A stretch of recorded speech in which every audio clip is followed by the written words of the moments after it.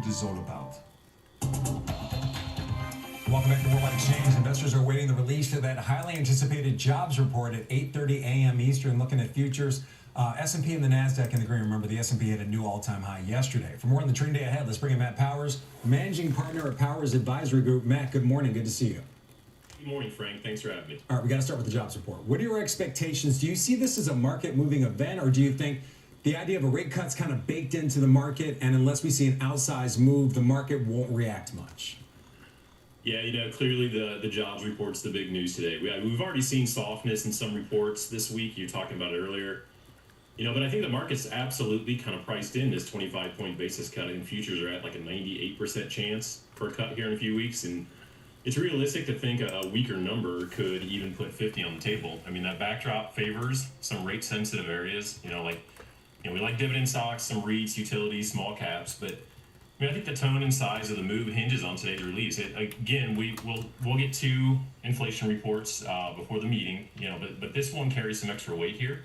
Investors are hoping for a report, I think, that shows basically the labor market cooling without a sharp spike in unemployment. But in this environment, quote unquote, however you want to say it, bad news is good news. I mean, for rates, which is weird to think. A softer job growth helps cement the case. All right. I want to get to your word of the day. It's breather. Who's taking the breather? I mean, it seems like everybody's really amped up for this jobs report. Yeah, breather's kind of a strange word to pick, but here's why. We've digested all these retail results over the past couple of weeks. Lulu yesterday, all the chaos there, and with retail now the focus shifts to the jobs report, and we needed that breather from earnings because the next 3 weeks we literally packing everything. We've got the jobs report today. We've got two more, like I said, two more inflation readings, and then the Fed's decision here in a few weeks. And, it's just time to take a deep breath from earnings and just refocus on the Fed's policy path. All right. A lot of people are trying to figure out what to do with their money. You and I actually spoke here in my CNBC Pro article that's published right now. I want to get to your pick. It's PNC. Why is PNC a good pick right now? Is this the idea that we're going to get that cut, and that's generally good for banks, or is there another angle to this? Yeah, great article, by the way, Frank. So higher rates have been tough on this group. I mean, you're looking at regional banks. The Fed follows through with cuts. It's one of the more direct beneficiaries because that kind of flows straight through to economics in the lending side of things. So you could get exposure here through an ETF like the KRE, which is the SPDR Regional Banking ETF. But under you lift the hood, that's equal weighted, leans towards mid and small cap names, and then the IAT, which is iShares, that's the other regional bank ETF. So it's cap weighted with PNC at the top. We want to extract that name and actually own it individual. So they're just simply a well-run super regional, and they are kind of the super regional, highly disciplined bank. Fed cuts, they'll benefit from lower funding costs, some more refi activity, and increased fees. But you're getting a cheaper valuation than it was a year ago. Great dividend payer. They do a lot with share buybacks. And they've grown their dividend 13% over the past decade per year. So you mentioned dividends. I know it's one of the areas you're looking at. Very quickly, why is now the time for dividend-paying stocks? Because I know you're focused on them.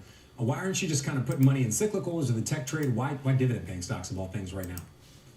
Simple. Rate-cutting cycle. The dividend payers tend to outperform in rate-cutting cycles. Investors are looking for yield. That's where some REITs, some utilities kind of fall in there. REITs get a double tailwind when rates fall. Borrowing's cheaper, property values tend to rise, and utilities, you can look at them as somewhat of a bond proxy, and there's some other tailwinds behind them. But that's why it's simply a transition into yield.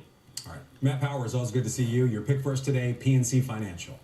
All right, before I let you guys all go for the weekend, one more look at the futures right now. Remember, the S&P hit a new record high yesterday.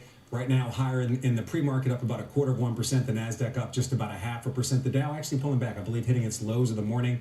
Looking like it'll open about 30 points lower. That does it for us. Squawk Box starts right now.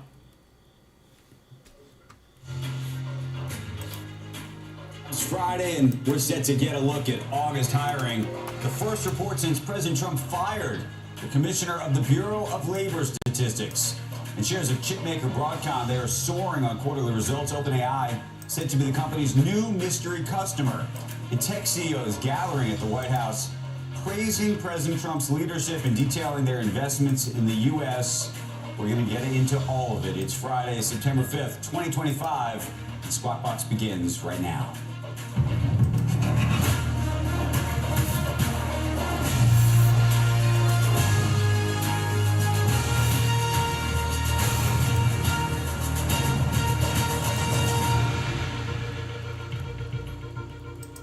Good morning, everybody. Welcome to Squawk Box right here on CNBC. We're live from the NASDAQ market site in Times Square. I'm Becky Quick along with Andrew Ross Sorkin. Joe is out today. Happy Friday. We made it.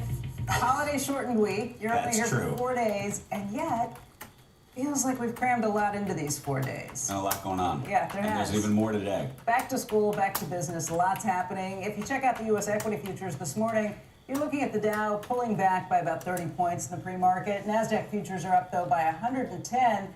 And the S&P 500 up by 12 points after the S&P 500 set a new record yesterday. You were looking at some pretty strong gains across the board yesterday. But again, the S&P 500, I think, closing above 6,500 for the first time ever, looking at record levels. And that has a lot of people thinking, okay, either hooray, here we go, or oh my gosh, what do you do when you get to these levels, depending on who you talk to and their risk assessment of things. Check out the Treasury market this morning. You'll see that yields continue to have a little bit of weakness. The 30 years now at 485, the 10 years at 416, and then the 2 years at 358, so it actually fell below 36.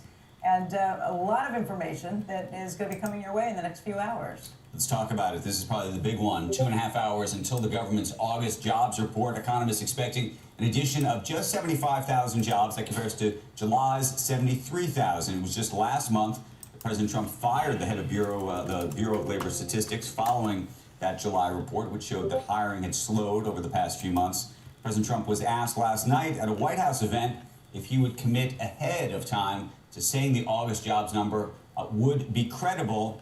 He didn't directly respond. Broadcom shares rising after the chipmaker beat fiscal third quarter earnings and revenue estimates, and the company gave solid fourth quarter sales guidance. The company said that it had secured $10 billion in orders from a new client for custom chips. The Financial Times reporting OpenAI is that new customer. The FT saying that OpenAI is getting ready to mass produce its own chip next year with Broadcom as a co-designer. And Broadcom shares are up by better than 9% after all of this news that you put together. Okay, and then we got this. President Trump putting some more pressure on Fed Governor Lisa Cook to resign over potential problems with multiple mortgages. Now it appears some of the highest members of the Trump administration may be in the same boat. And we're joined right now by Eamon Javers, who joins us with that story. Good morning. Yeah, good morning, Andrew. ProPublica taking a look at the mortgage records of key Trump administration officials given President Trump's allegations against Fed board member Lisa Cook. And the publication found that at least 3 of Trump's cabinet members call multiple homes their primary residences on mortgages. Now, Labor Secretary Lori Chavez DeRemer entered into 2 primary residence mortgages in quick succession, including for a second home near a country club in Arizona. Transportation Secretary Sean Duffy has primary residence mortgages in New Jersey and Washington, D.C. Lee Zeldin, the Environmental Protection Agency administrator, has 1 primary residence mortgage in Long Island and another in Washington, D.C. That's according to ProPublica, which is citing loan records. Now, all 3 cabinet members denied wrongdoing to ProPublica, and in a statement, a White House spokesperson said, "This is just another hit piece from a left-wing dark money group that constantly attempts to smear President Trump's incredible cabinet members. Unlike Fed Governor Lisa Corrupt Cook, who blatantly and intentionally committed mortgage fraud, Secretary DeRemer, Secretary Duffy, and Administrator Zeldin own multiple residences, and they have followed the law, and they are fully compliant with all ethical obligations." And in a statement to CNBC, a Department of Transportation spokesperson said, after being confirmed as the Secretary of Transportation, Sean purchased a home in Washington, D.C., where he works full-time. The home in D.C. is not a rental, investment, or vacation property. The same bank holds both mortgages and was fully informed of Secretary Duffy's new employment location and need for a D.C. residence. So guys, this is one of those where you're going to start to see this surface in D.C. now that this mortgage issue has been raised in the Lisa Cook case. You can expect that both sides will start doing oppo research on each other, and I expect this will filter out into the congressional campaigns going into next year as well. So just so I understand, and maybe you can explain the rules to us, when is it okay to have multiple mortgages listed as a primary residence, and when is it not? Well, that's the question. And the question is whether it's intentional and whether it's fraudulent against the bank that gave the mortgage to the person.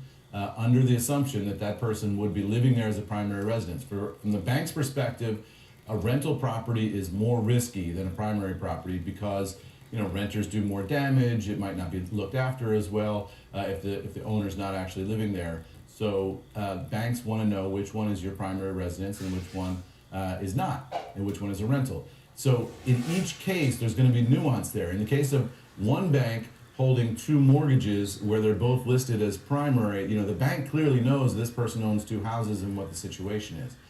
Is that fraud? Probably not.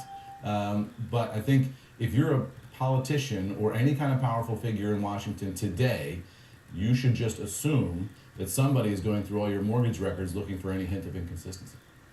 Okay, just looking some of this up, I looked this up last week or the week before, and just to go back over it, there are some exceptions where you can have multiple mortgages. I think primary is that the bank knows about it and the bank signs off about it, but relocation, if you're moving to a new city for a job and you're buying a new home before selling your old one, your lender may allow it.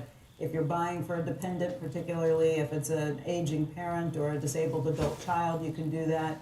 If you're co-signing for a primary residence mortgage to help a friend or family member purchase their own home while you also have a mortgage on your primary residence, or if you're an active duty service member of the military, you can have some of these. But I think the primary issue is going to be, did the bank know about it? Do the banks know about some of these issues?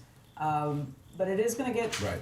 I think you're right, Eamon, to say that this is going to be the new witch hunt, for lack of a better term. They're going to be looking at everybody. A lot of people in D.C. do have multiple homes because they live back in their district with their family, live in the district. If they don't have a rental, if they own a property there, this is going to get interesting. I think this is going to be something that is on everybody's radar screen.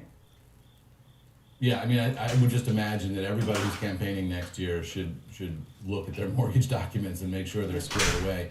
The question here is whether someone achieves some kind of improper benefit by lying intentionally on their mortgage forms, right? Did you get a discount on your mortgage that you didn't deserve because, lower interest rate, because you said this affirmatively and it's not true, right? So that's the question. And there's a lot of, as you say, Becky, there's a lot of officials in D.C. who are coming in from home districts, administration officials who just come in for a year or two, and so they've got a new residence here and they're switching homes, all that. So, Eamon, can we just call a spade then for a second? Because at least from the outside... No, this is Washington. No, at least from the outside, and maybe this is unfair to say, when you look at the Lisa Cook documentation, it raises a lot more questions, in truth, to me at least, than the three examples that were just put up in the past 24 hours, which of course are now being used by Democrats to try to suggest that this is some kind of government weaponization, which, by the way, I think we can all agree could still be a government weaponization, if you will, at the same time that she could have done something improper and possibly even illegal. And so the question is how we're supposed to look at this. And the reason I'm mentioning this is I don't want the viewer to look at these three examples and go, well, everybody's doing it, when maybe they're not doing it. And when you look at her situation, I think there are at least reasonable questions to ask. And by the way, no answers have been provided thus far. The difference, I think, in her situation is she was renting out at least one of those properties and saying that it was her primary residence. I mean, that's a huge distinction. Well, was that, and that they were done within weeks of each other. So you had to know what your primary residence was. The banks knew that was a separate issue, but you can't, for tax purposes, let alone for mortgage issues, for tax purposes, you can't claim two homes as a primary residence either. Right.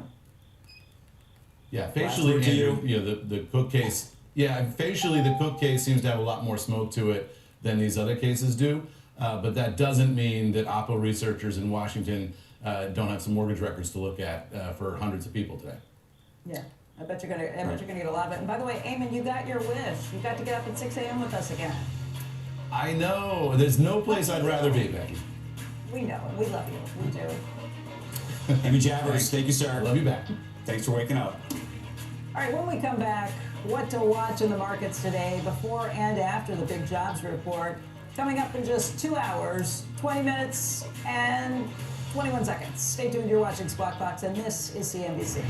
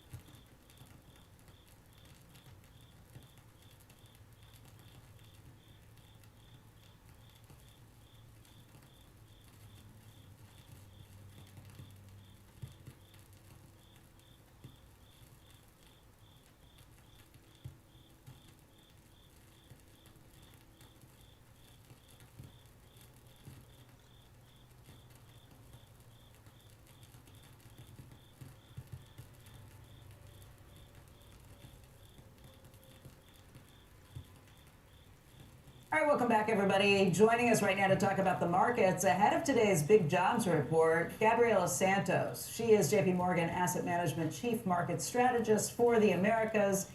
And this is a big number. We got some hints yesterday with ADP coming in. Did that foreshadow anything for you? What are you expecting, and what do you think it means for stocks? Yeah, so I think when we look at a whole mosaic of labor market data, it's really telling us that the labor market continues to cool. It's not cool. We're not seeing massive layoffs, no big spike in the unemployment rate to come, but very clearly there's been a cooling in the demand for labor. So tomorrow we expect about 85,000. Which would really bring the average over the last 3 months to about 54,000. Similar message from the ADP, the Conference Board labor market differential. You could look at a slight increase in things like continuing claims. So really suggesting cooling but not cool. I think the most interesting thing will be next week on Tuesday, we get the initial annual benchmark revision of hiring from March 2024 to 2025.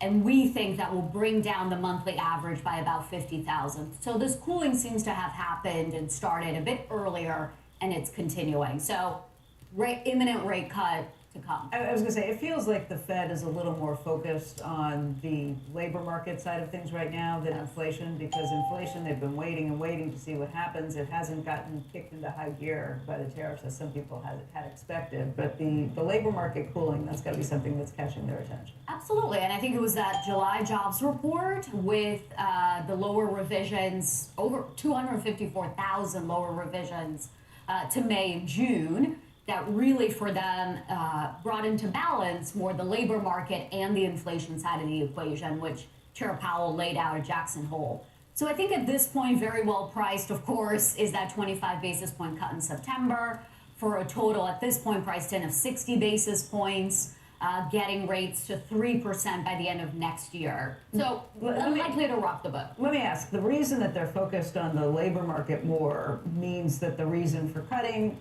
is not a great one. It's because we're worried about a slowing economy. How does the market read that? Because I don't think all rate cuts are delivered equally. If you're giving a rate cut because, hey, we just can, it feels like we're a little restrictive here, that's one thing. If it feels, and inflation's not out of control, if it feels like we're doing this because we're really worried that the economy is starting to slow down in a major way, that's a different story. I think for right now, we're still in that sweet spot for equity markets of we're still restrictive policy. We're talking about another 100 or so basis points to get back to neutral, a 3 handle. So far, so good. Really insurance cuts. I think if we start to see more rate cuts priced in, because of a bigger slowdown in the labor market, then that's not necessarily something good for equities. The one thing I'm worried about, though, is over the last couple of months, you've seen a big rally in cyclical stocks. Here, anything that's very tapped into and geared to economic growth, consumer discretionary, home builder, small caps, and that we think is just a sugar boost. Although the home builders, the retailers, the Home Depots of the world, they're going to get a boost from a rate cut, because that's going to bring down mortgage rates, and that's good news for all of them. One of the things we're thinking about is we really only expect cash-like rates to move lower. A big theme this year has been curve steepening, and especially the last month has been a term premium increase, and especially the 530s by 30 basis points in August. Meaning you think it's not going to bring down mortgage rates. That's right. It's only going to bring down the short end of the curve. That's exactly it. So 1 year and below still has to come down 100 basis points over the next 12 months, but not the rest. So that's where we think for equities, we should really focus on structural, not cyclical. Let's bring this back to the S&P 500 closing at a new high yesterday. Some people say, fantastic, this is momentum, you cannot fight this market. Other people who are really focused on risk assessment, wait a second, now it's a little riskier because prices are higher. So I think which camp are you in? I think broadly constructive still. Companies are still surprising on the upside with earnings nearly double digits. There's been a healthy broadening out of returns. The price increases are deserved. I think so. There's just that one area where we see a slight increase in cyclicals breaking out to new highs. That's the one area we think is short-lived. Otherwise, you've seen a broadening of the AI theme to other tech companies, industrials, utilities. That's healthy, that's sustainable. The other place I would put as structural is actually financials. it's not really a cyclical story. It's good enough for banks, Right. but it's much more that other side of the regulatory cycle that's really exciting there. So overall, a healthy rally in equities. It's just that it becomes more muted from here, and then really we start increasingly favoring Europe, Japan, and EM ex China. Gabriella, thank you. Thank you. It's nice to see you. Thank you. Nice to see you. Okay, coming up, fireworks at a high-profile hearing where senators questioned Health Secretary Robert F. Kennedy Jr. on vaccines. We're going to bring you the highlights after the break. Don't go anywhere.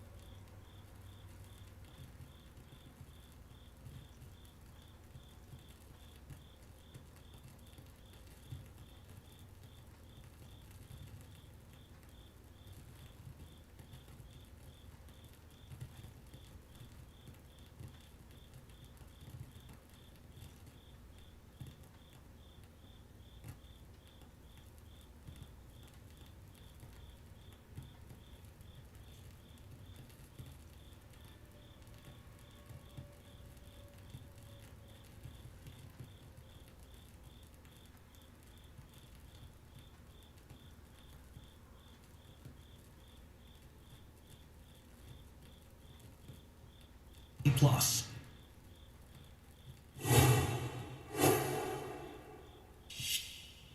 Things got heated at a Washington hearing where senators questioned Health and Human Services Secretary Robert F. Kennedy. Jellica Peoples joins us now with more on that story. Good morning.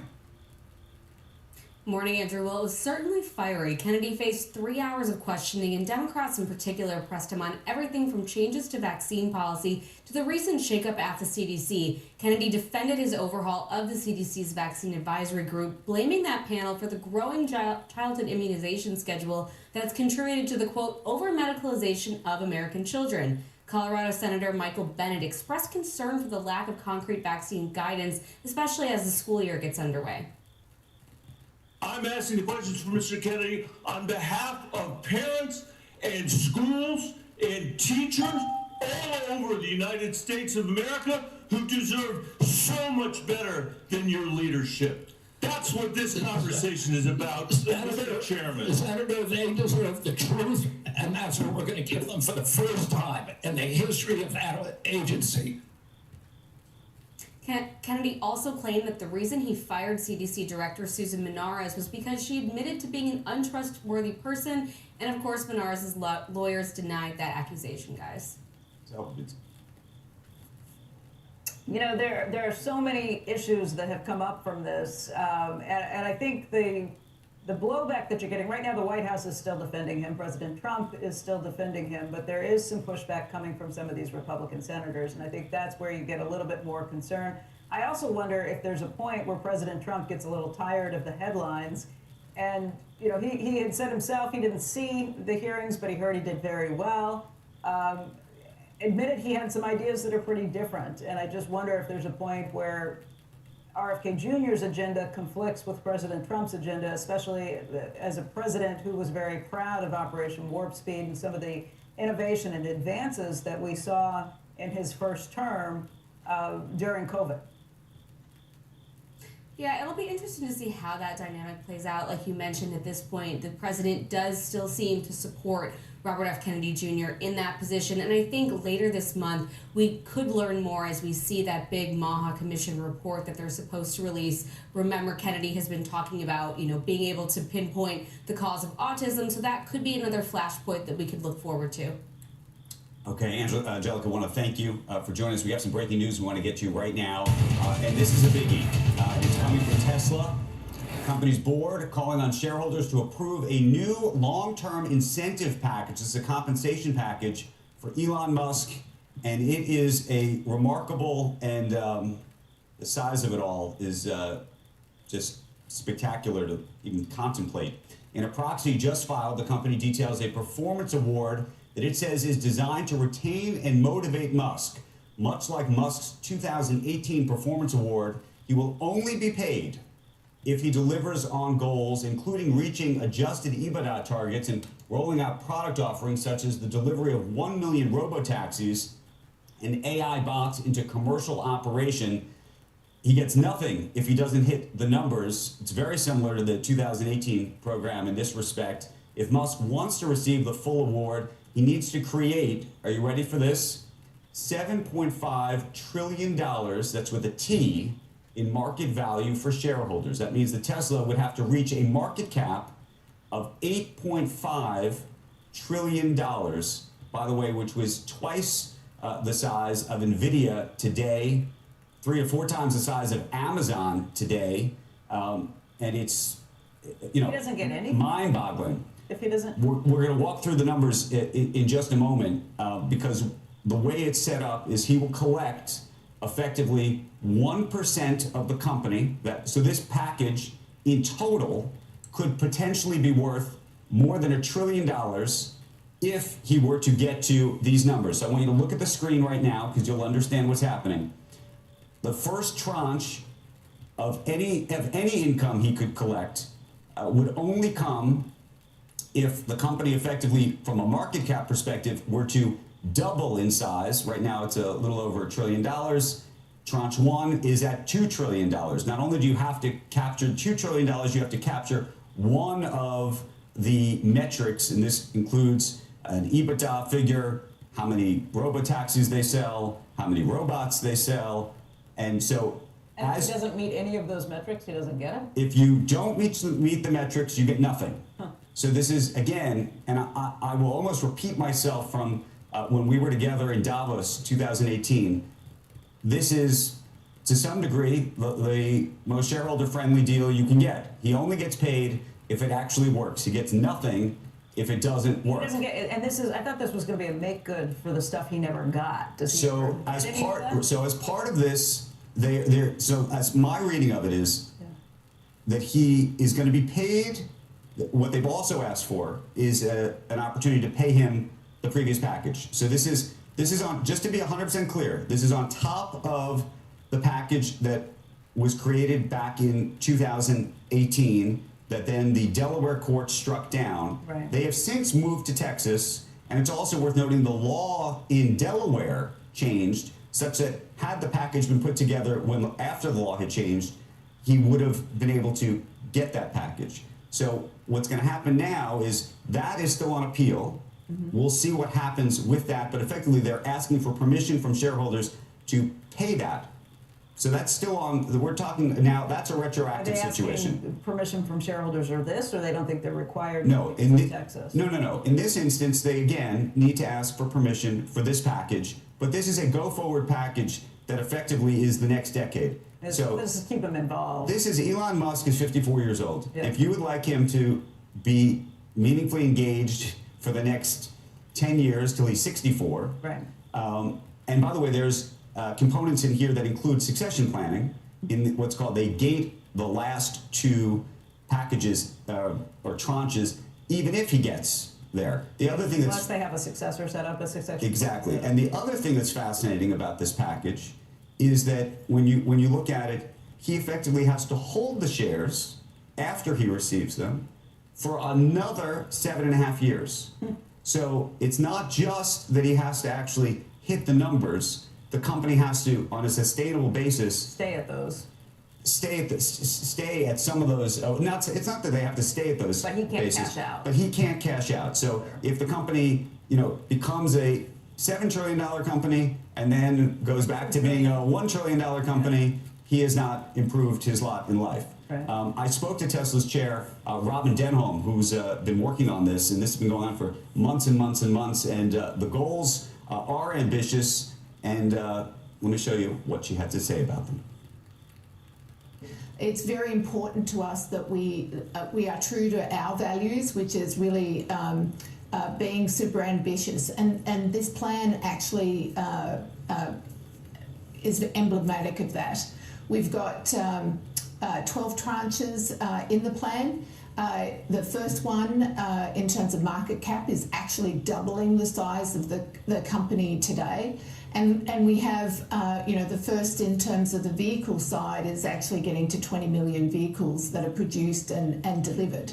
And we're only at just over 8. So to me, the plan is super ambitious. And that is what motivates Elon. So in coming up with a plan that will incent, motivate, have his time, focus and attention on Tesla, we needed to come up with a plan that was super ambitious.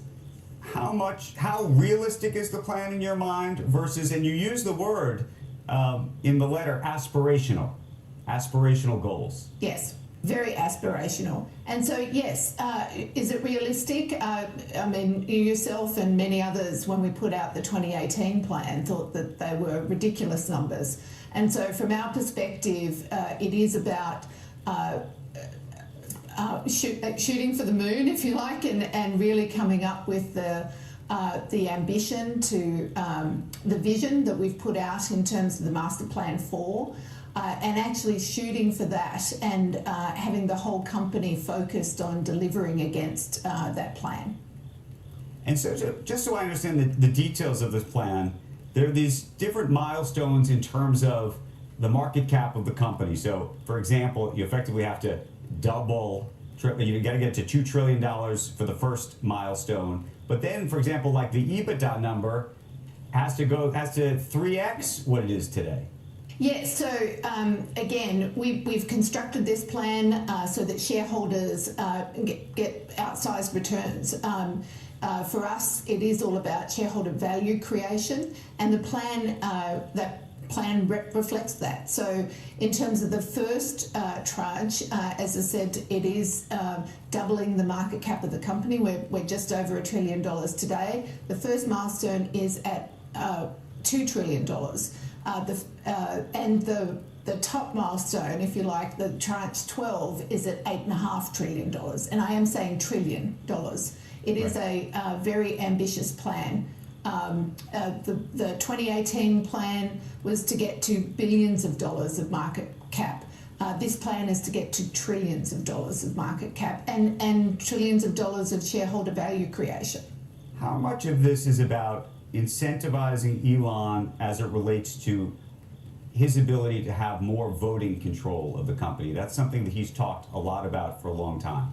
Yes, I mean, clearly as you're constructing a plan where you want to keep the the CEO motivated and focused on delivering for the company and for shareholders, you need to delve into what motivates him. And obviously he's been very public about getting additional voting powers so that as he develops the AI products and the AI deliverables and the Optimus robots and the robots to come after that he wants to make sure that evil can't be done with those things. And so having some sort of voting power in order to prevent that bad things happening is a motivator for him. So the special committee obviously took that into account as we were working through what were the right goals to be setting, what was the right balance between the motivation and shareholder value creation, and what were the right milestones to be putting in place in order to actually create the right plan to lift the company and to create the most valuable company in history. And just so we understand the details, these shares are restricted for 5 years, but then they have to be held for 7.5 years. And he's only capturing the upside from where the shares trade as opposed to the way an option would work, correct? Yes, the way we term this plan, we looked at many different options and alternatives in terms of the types of tools we would use in terms of the plan itself. And we landed on the best plan possible, which is a performance-based restricted stock award. And so how that works is that it is restricted stock, but he only gets the voting power as he hits the milestones. And then he vests in those for the first 5 tranches, whatever he's achieved in the 5-year period of time. He will vest those at the 7.5-year mark. There's a sentence which I think some people may focus on, which is the word succession, that you hope over time that you can come up with a succession plan and incent Elon for a succession plan. What does that look like in your mind?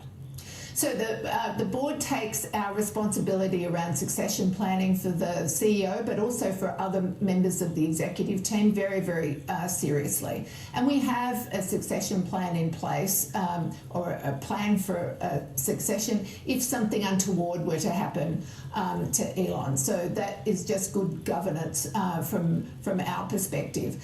But also, when I speak to shareholders regularly, succession planning does come up. And so from our perspective, putting a gate, if you like, to the last 2 tranches of the compensation plan, the 2025 compensation plan, was good governance, but also telling shareholders that we are focused on it, that Elon's focused on it. We're going to have a lot more from that interview still to come over the next 2 hours. It's worth mentioning, though, and it's something that I discussed with Robin. You know, there are lots of CEOs, and I remember talking to Jeff Bezos last year about this. You could reference a Warren Buffett if you like, too. There are a lot of CEOs who have, you know, gotten early shares in their company. They own the stake in their company. They hardly paid themselves anything, and that was it. And the incentive was that their stake in the company would continue to grow, that they didn't need to have additional incentive in this kind of way. And by the way, that's what a critic would say, what does he need to be paid anything for? He has a huge stake in Tesla already, and he should be continuing to work because that unto itself should be the incentive. The challenge, and I'm going to be sympathetic to Elon in this case, is he has these sort of multiple interests, which we're seeing, right? So he's got SpaceX, and he's got Neuralink, and he's got the Boring. And so the board has sort of a different situation on its hands, which is, and I asked her directly, was there ever a moment at which they thought that he would leave? And I would tease you a little bit to stick with us throughout the broadcast, because I think you're going to want to hear her answer. But part of what the issue here is, they're trying to figure out a way to how do you make sure this guy is focused squarely on Tesla, and they're trying to do it in a almost incentive way as opposed to some kind of contractual way or something else. There's also one other piece in it feels contractual. You're not going to get paid these big payouts unless you stick around. This is as we said, this is as pay for performance in my mind as it comes. Having said that, obviously a judge didn't like the way this was set up back in 2018, The law in Delaware has since changed. Texas, obviously, I think would be more favorable towards this anyway. I'm not sympathetic to the judge in Delaware. So- I think shareholders have spoken pretty clearly that they want Elon around. They want him Right. paid in this manner. And I think the Delaware court has done a disservice to those shareholders. However, what you just brought up is making me think about something, and I'm kind of thinking this through as you're saying it. I mean, what if Jeff Bezos had gone off and started Amazon Web Services as a separate company and not built that into Amazon? Well, What if, right. you think about what if Warren Buffett had taken every major acquisition he purchased and turned it into a separate company? Which is It's a right. different thing to try and keep the attention of someone who's basically like ADD, who goes off and does different things. And everything Elon does, I'm a fan of all these businesses that he's built. I think the stuff that he's done is beyond unbelievable. That's a nice segue to the other piece of breaking news this morning, which is that if you look in the proxy, there's a shareholder proposal this morning that has been included in the proxy this year, so shareholders will actually vote on it, effectively for Tesla to take an investment stake in XAI. So this goes to the question that you just asked about his various interests and also his various ability to get compensated for this. So XAI, which of course also now owns X, those two were merged. Effectively, shareholders are going to be asked whether the board of Tesla should invest money in XAI. XAI, by the way, is now inside of and Grok is being used not just there inside the cars. So Tesla is already using some of these services. I mean, that's the only thing that's a little weird is the way these things have been spun off and done differently. Like, I don't know that Tesla shareholders would have wanted to have been involved in X or Twitter when he bought it. I think there were a lot of questions from Tesla shareholders when he brought that solar-powered company into Tesla without their approval on doing some of those things. But the biggest Tesla shareholders are saying they're there because of Elon Musk. He's the key man. And interestingly, a lot of them believe that this ecosystem he's created actually benefits them. Yeah. And that's the interesting part. And I would recommend people read through this proxy because there's a whole sort of set of issues around this.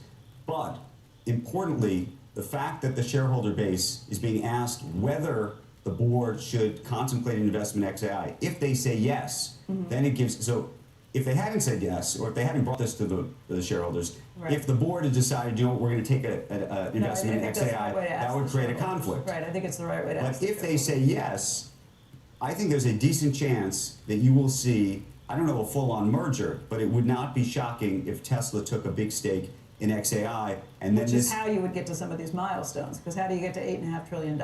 Potentially, that would also help. So we'll see. But a lot of news this morning. Well, wait a second. When you put it that way, it's kind of getting back to what he had originally said, that I would not want to be working on AI issues unless I had, let's say, a 25% stake or something in control in the company because of the concerns he would have about what could be done with that AI. Which therefore would then give him ostensibly the incentive to do all of this. So the numbers seem crazy, but if you talk about doing something like that, the numbers don't seem so crazy. If you can blend them back in and put them back together.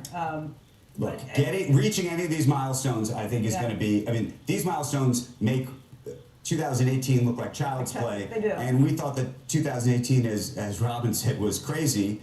These still seem somewhat crazy, but if you we'll start, see if where you're it really goes. a tech company and then an AI company, it seems less crazy to get to some of these valuations. However, it is shareholder friendly. Right. You know, he's not making money unless the shareholders make it, and then he still can't cash out for a long time. That's a lot to think about. Well, we're going to think a lot more about it, and we're going to bring you a lot more of that interview with the chair of Tesla, responsible for this new pay package that could be worth more than $1 trillion, and that's with the team. All right, when we come back, we have much more on the markets on this Jobs Friday. We are just about 2 hours away from the big number. Squawk Box will be right back.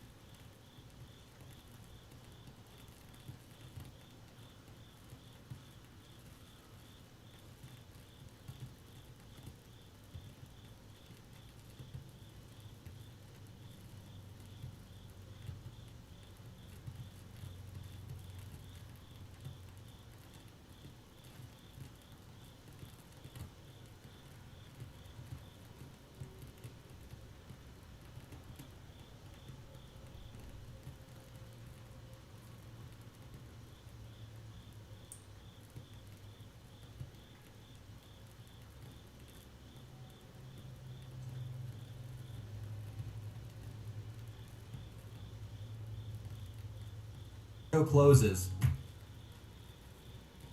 Coming up, we've got more of today's top corporate stories, including AI player Anthropic saying that it will stop serving some big Chinese companies.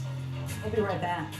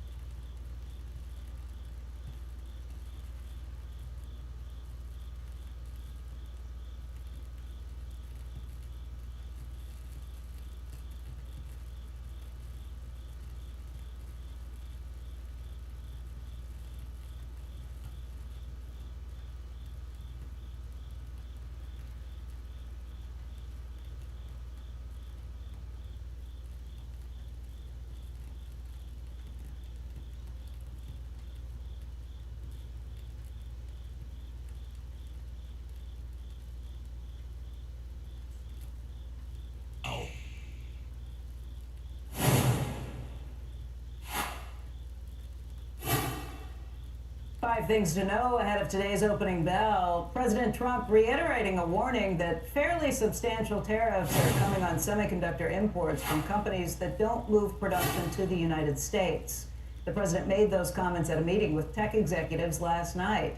Speaking about Apple specifically, Trump said Tim Cook would be in pretty good shape. Bidders for a portion of Starbucks' China operations have submitted offers valuing that business at up to $5 billion. That's according to a Reuters report. It says that most of the offers valued Starbucks China at 10 times its expected 2025 EBITDA. AI startup Anthropic will stop doing business with companies that are majority owned by Chinese firms. An Anthropic executive who spoke to the Financial Times says that the company is trying to limit the ability of China's military and intelligence services to use its technology. That FT report says that the move will have an impact in the low hundreds of millions of dollars on Anthropic's revenue, but the big question is, will the other AI components and large language models follow along? The Trump administration abandoning a plan that could have put airlines on the hook to compensate stranded passengers if flight cancellations were caused by the carriers themselves. The rule was proposed in the final weeks of President Joe Biden's administration. In a statement, a key airline industry trade group applauded this latest move from the White House. And PBS says that it has eliminated about 100 staff positions over the last several months because of the loss of federal funding. Congress cut $1.1 billion in funding for PBS and NPR back in July. The network had already implemented travel restrictions and hiring freezes and paused pay increases. Coming up, we're going to get into one of our top stock movers this morning, Lululemon shares plunging on quarterly results, and then take another look at Tesla right now. The company's board calling on shareholders to approve a long-term incentive package for Elon Musk this morning. Stock moving higher on the back of that news, up about 2%. We're going to talk a lot more about that, and we've got that interview with the chair of Tesla this morning, Robin Denholm. Squawk Box, we'll be right back.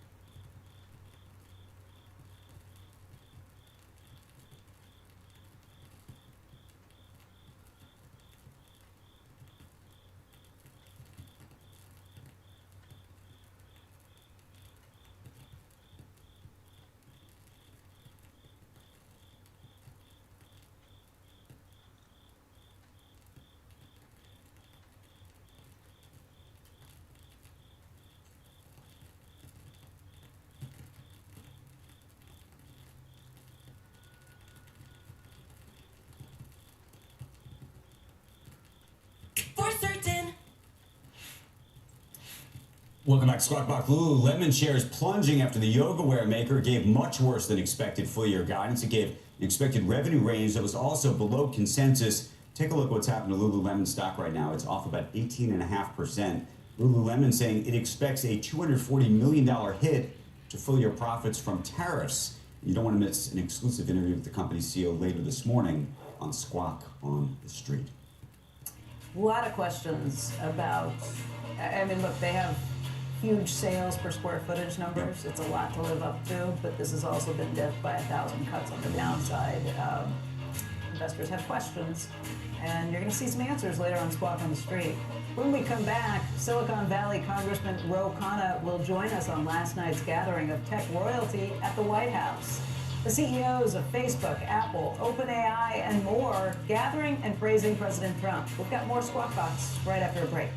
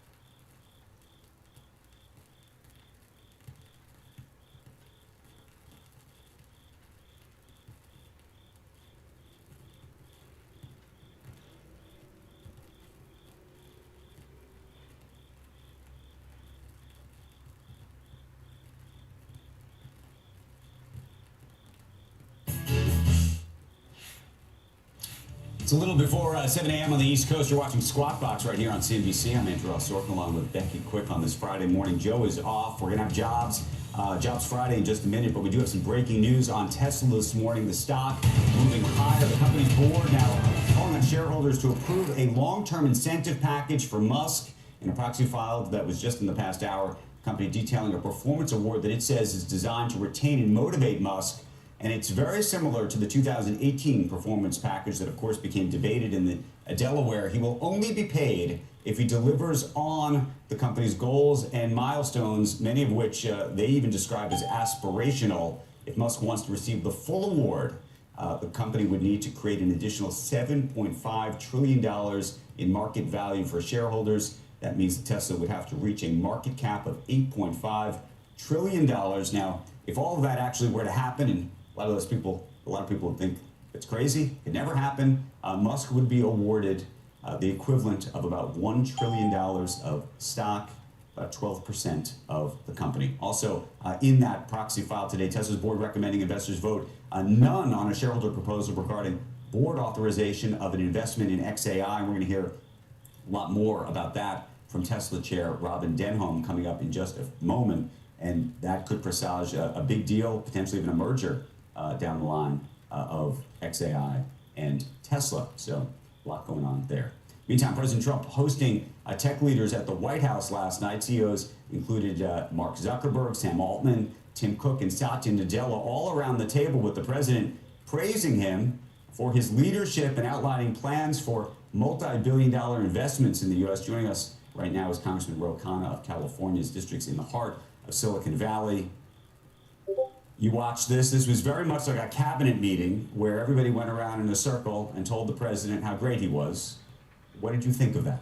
I was going to say the same thing. I couldn't tell if it was a cabinet meeting or if this was a tech CEO meeting. I mean, the flattery was over the top. They're scared. They don't want to be targeted with the tariffs. They don't want him to tweet something out about a DEI program. But here's the problem. They weren't honest with him. In private, they'll tell you they really have a problem with the tariffs that are on India and on Japan. They'll tell you they have a problem, as Bill Gates has said, about USAID being gutted.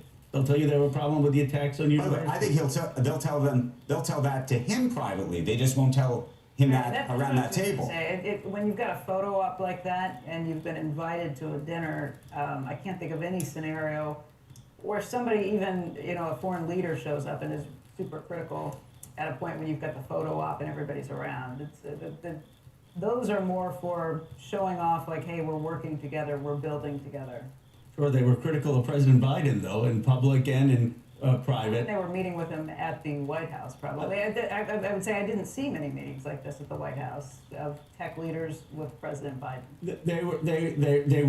He did meet with them. He met with them more in Silicon Valley than in the White House. But they would speak out to the press. I mean, they were critical of Lina Khan. They were critical of Gensler. They were critical of what they thought was regulation. Yeah, but the only thing I would say is the setting last night, when you're in that setting, it's probably not one where you're going to be super critical. But I hear your point about being willing to speak out publicly about things when you're not actually sitting next to the president at the White House. That's fair. I mean, look, if they wanted to be diplomatic at the White House, not go overboard, and then afterwards say, but we have a problem with the tariffs on India, we have a problem with the immigration crackdown, we have a problem with the attacks on universities, we have a problem with what he's doing to the NIH. And well, some of them don't have a problem with the attacks on universities.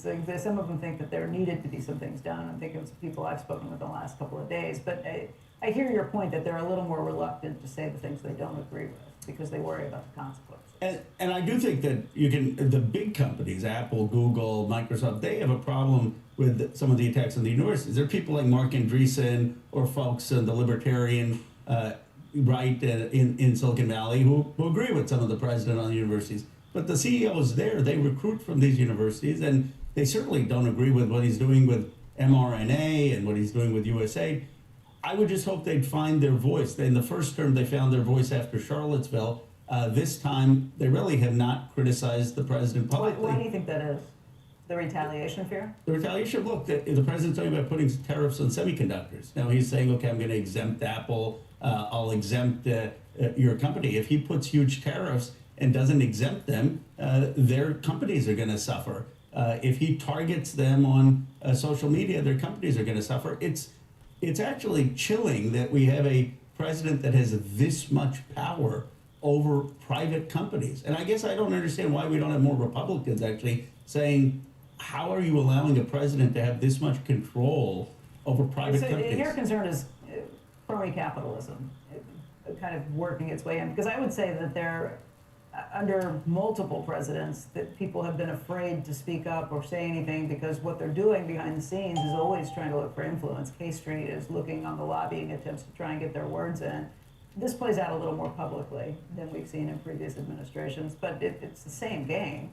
I think this president is less hesitant, he'd probably say the Republican, to go after people that defy him. And there's a difference between trying to influence the executive branch, which I agree with you, they all try to do. They tried to do that under President Biden. Every president in history that you can think of, since there have been business. Yeah, but this is, look, the truth is. I hear your point. Look, I think you can look, I think that most of these CEOs, some of whom I've spoken to, not in the past 24 hours, but over the past couple of months, they would point to privately what happened to the law firms. They would point to privately what happened to the universities. They would point to now what happened to Intel. They would point to what's happening with NVIDIA and AMD.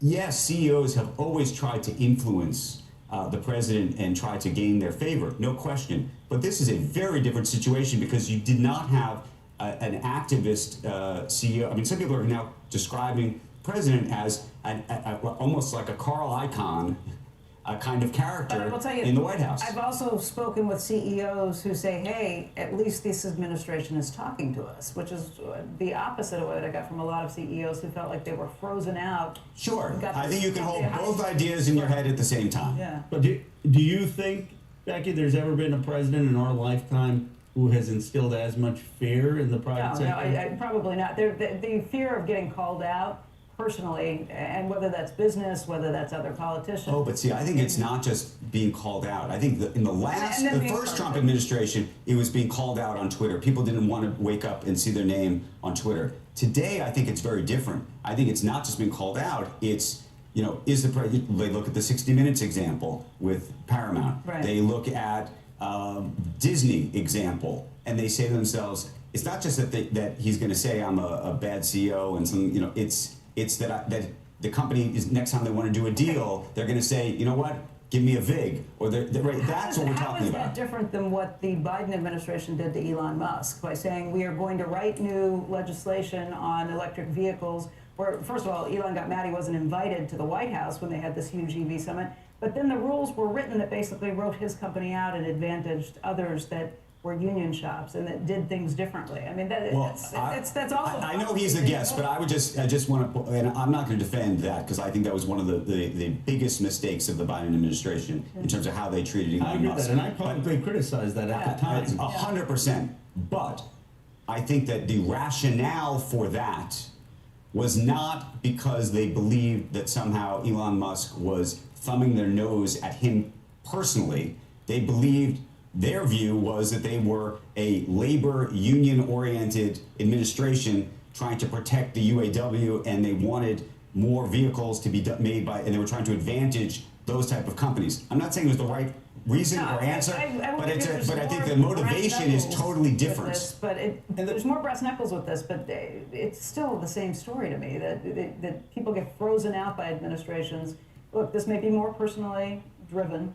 And there's a risk that their company's stock could tank, that their shareholder value could tank if the tariffs are put in a certain way. If the president says, "Look, fire the CEO," as he did on Intel. I mean, he really wanted to fire the CEO. We've never had that kind of interference. And I guess the question for business leaders is, what many of them say is, we're just going to duck under the table. The pendulum swings. Eventually, the Democrats will come back. You know. But Ro, don't you think that actually? I mean, from a very just practical perspective, because people say to me, as I'm sure they say to everybody at this table, you know, if they believe that this is a problem, why aren't they standing up and raising their hand?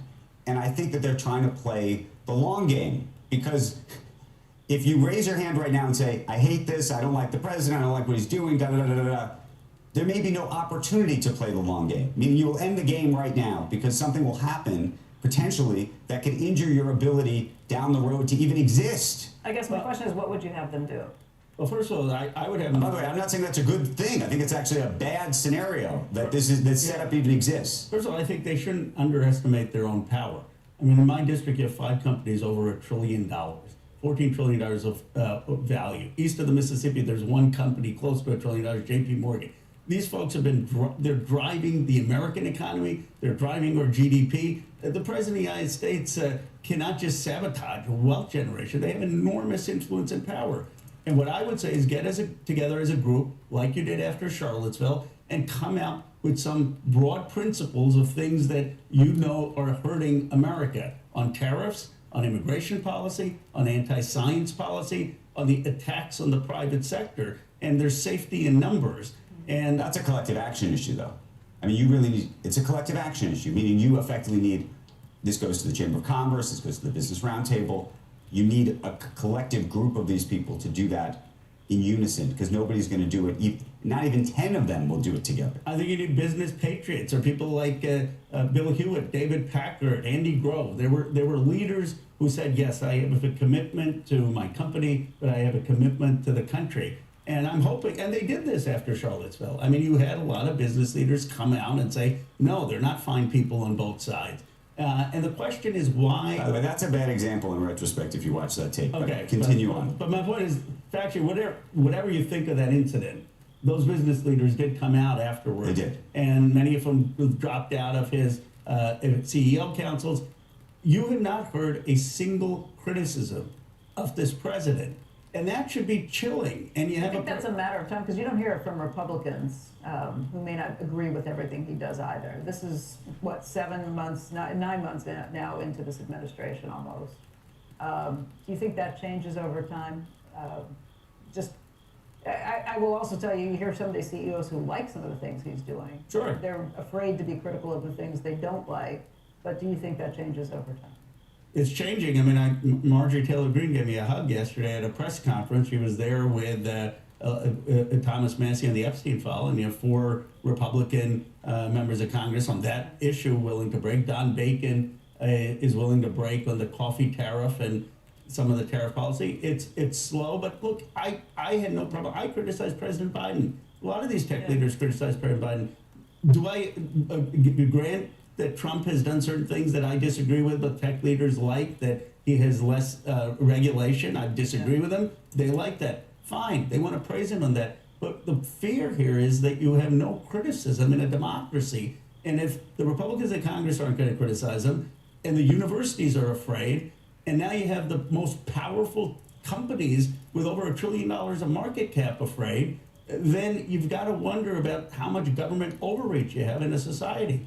And yeah, they're saying, okay, well, we'll just let this pass after 3.5 years. But if everyone takes that attitude, you're really eroding our democracy and the free markets. Congressman, we could go on. You should stay for like 3 hours. We could just do it all. Appreciate it. It's great Thanks to see for you. having me. Appreciate it. All right, let's run down this morning's market action ahead of the jobs report that is due at 8:30 a.m. Eastern time. Right now, it looks like the futures a little weaker for the Dow, down by 33 points, but this comes after a big day yesterday. S&P futures up by 12 points. That comes after the S&P set a new record yesterday. And then you've got the NASDAQ indicated up by about 112 points this morning. Take a look at what's been happening in the Treasury market right now. It looks like the 10-year is yielding 4.15. The 2 years at 3.58. We have seen a little bit of weakness in yields over the last couple of days, especially after we got the ADP numbers that were a little weaker than had been anticipated. People wondering if that's a harbinger of what to expect today. Oil prices. Take a look right now at where crude oil stands, down by about 0.8% to 62.96, so just below $63 a barrel. And right now we want to get to our senior economics reporter, Steve Leisman. He's got a preview of that August jobs report. Hey, Steve. Good morning, Becky. Markets gearing up for an August jobs report that's going to be scrutinized carefully for what it says about the economy, the outlook for the Fed, and for its accuracy or not. Non-farm payrolls up 75,000. That's the expectation after 73 last time. Tick up in the unemployment rate. We'll watch and talk about that quite a bit. Average hourly wage is expected to be okay, 0.3%. Pretty modest trend-like growth for a 3.8% year-over-year gain, just down a tick from last month. When it comes to the Fed, there may be pretty wide tolerance in this report for a miss, even to the upside. Futures markets trading dovishly. You had commentary from Fed officials like New York President John Williams, and you have this growing recognition, I think, on that President Trump is going to get his people on the Fed. Fed funds futures trading a 98% probability of a rate cut in September. Some chatter, some trade for a cut for a second cut coming in October, and then pretty good confidence that you get another one or a second cut in December. Down the road, the December 26th Fed funds contract trading below 3%. More interesting, what does the number say about the economy? And here there's a big debate. A decline in immigration, maybe even deportations, has Fed officials wondering what the new break-even rate is for payrolls, the level of growth needed to keep the unemployment rate stable. We used to think it was 80 to 120,000. It may now be more in a range of 40 to 80,000. I'll talk about more about that in a second. In addition, federal government layoffs beginning this month and next may start to more seriously drag down the overall numbers. They've been down every month this year, with cuts totaling 77,000 so far, but they could be headed much higher or lower in this case. As for accuracy, August is not a good month for any BLS commissioner to try to keep his or her job. According to Goldman Sachs, it has been revised higher every year since 2010.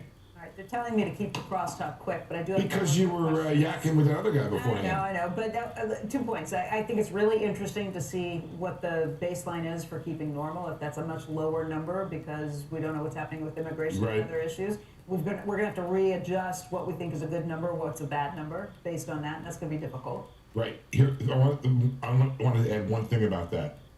Average 3-month job growth, 35,000. Change in the unemployment rate, plus 0.1%. Okay, so that's a new world. You could be in a world where you do zero on the payrolls and no change in the unemployment rate. However, I must caution, there is a ton of volatility in the household survey.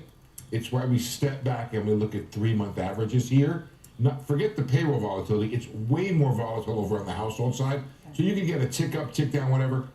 Just, you got to take it over time. But we're going to be watching that number. And very quickly, we had Gabriela Santos on this morning. She mentioned, because I said, look, maybe Home Depots of the world, maybe the home builders, she was worried about cyclical stocks, but if you get a rate cut, that's generally good for them because mortgage rates come down and that it increases purchases of homes, purchase of remodeling.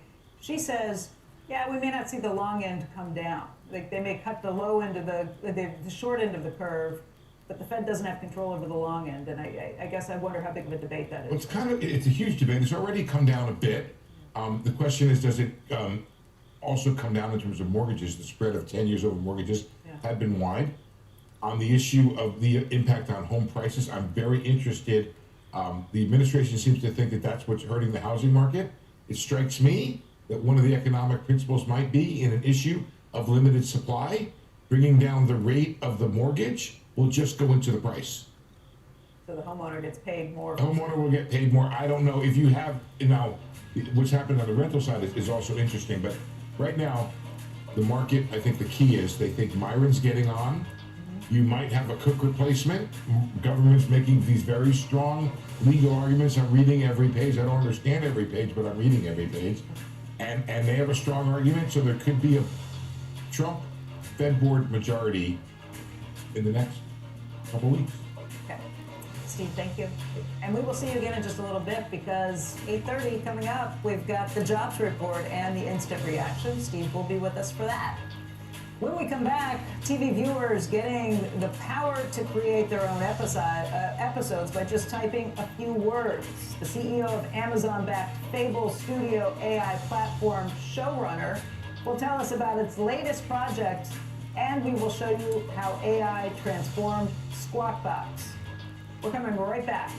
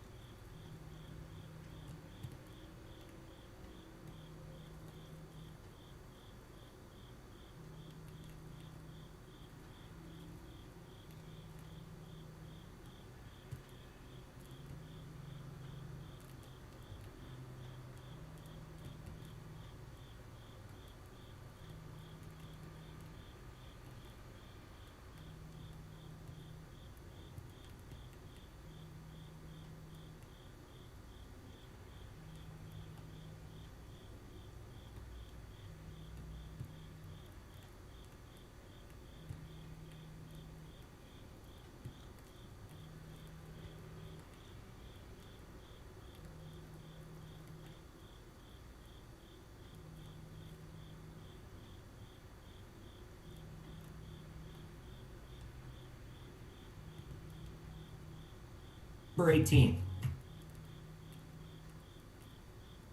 All right, welcome back, everybody. It is being lauded as the Netflix of AI. Amazon-backed Fable Studio AI platform Showrunner allows users to generate entire TV episodes or scenes. They can even insert themselves into stories by typing just a few words.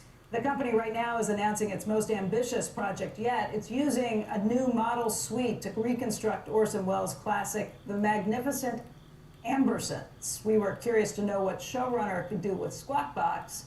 So without giving them any help or content, they came up with something all on their own, and we're all going to see this right now for the first time.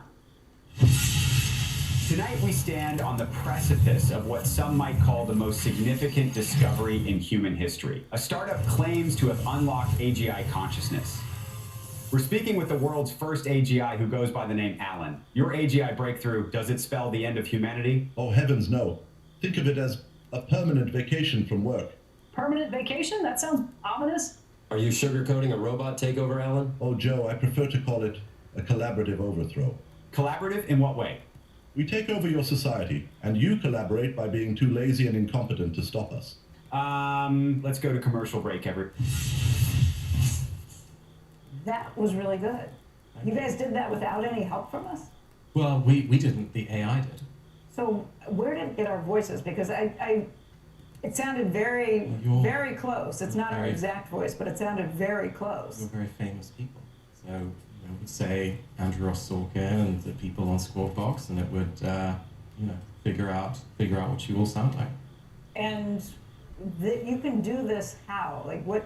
How So does the AI work behind the scenes? So we had an idea, and we said, why don't we have AGI on Squawk Box?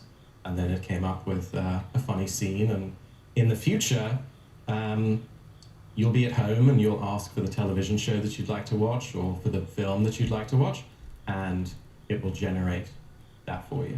And you can put your own script lines in? Your favorite show saying, I want them to do this? You could say, I'd love another episode of Friends, and I'd love this to happen on the show, or I'd love another. We created episodes of South Park to kind of illustrate how it would work, full episodes, and you can ask for what you want, and you can cast yourself, you could put your family in it, or you could say, I'd like a film to be generated like these movies that I love. Is it always going to be cartoonish in nature? No, so the Magnificent Ambersons unlocks for us live action. So we wanted to choose a lighthouse project. So Orson Welles' Magnificent Ambersons is a ruined masterpiece. 43 minutes were cut out of it, melted down for silver nitrate, and it destroyed his career. So using AI to reconstruct it is a way to kind of bring that back to life. Currently, I'm imagining, but you tell me, that minute or 30 seconds took how long to actually generate in terms of processing power? It's the same amount of time as the clip. So it was 30 seconds to 30 seconds. 40-second clip and 40 seconds to generate. Wow. Okay, that's remarkable because in truth, even when I try to generate an image using ChatGPT or something, you can wait a minute or two or three. That are a lot faster. So yeah, for a VO, it might take many minutes to give you 15 seconds, and here you get 2 minutes. And VO, like Google VO is another video. Oh, okay. Yeah, so it's a lot faster, but really the big vision is that you would actually get a 90-minute movie, and it's generating it as you watch it. Who does this put out of work? I mean, well, it's potentially the end of human creativity. You believe that? You think it's just as good? I think that what's coming is a world where we're not the only creative species, and that we will enjoy entertainment created by AIs. And so we wanted to train our AI on the greatest storyteller of the last 200 years, Orson Welles. He said, I learned from the master, John Ford, and John Ford.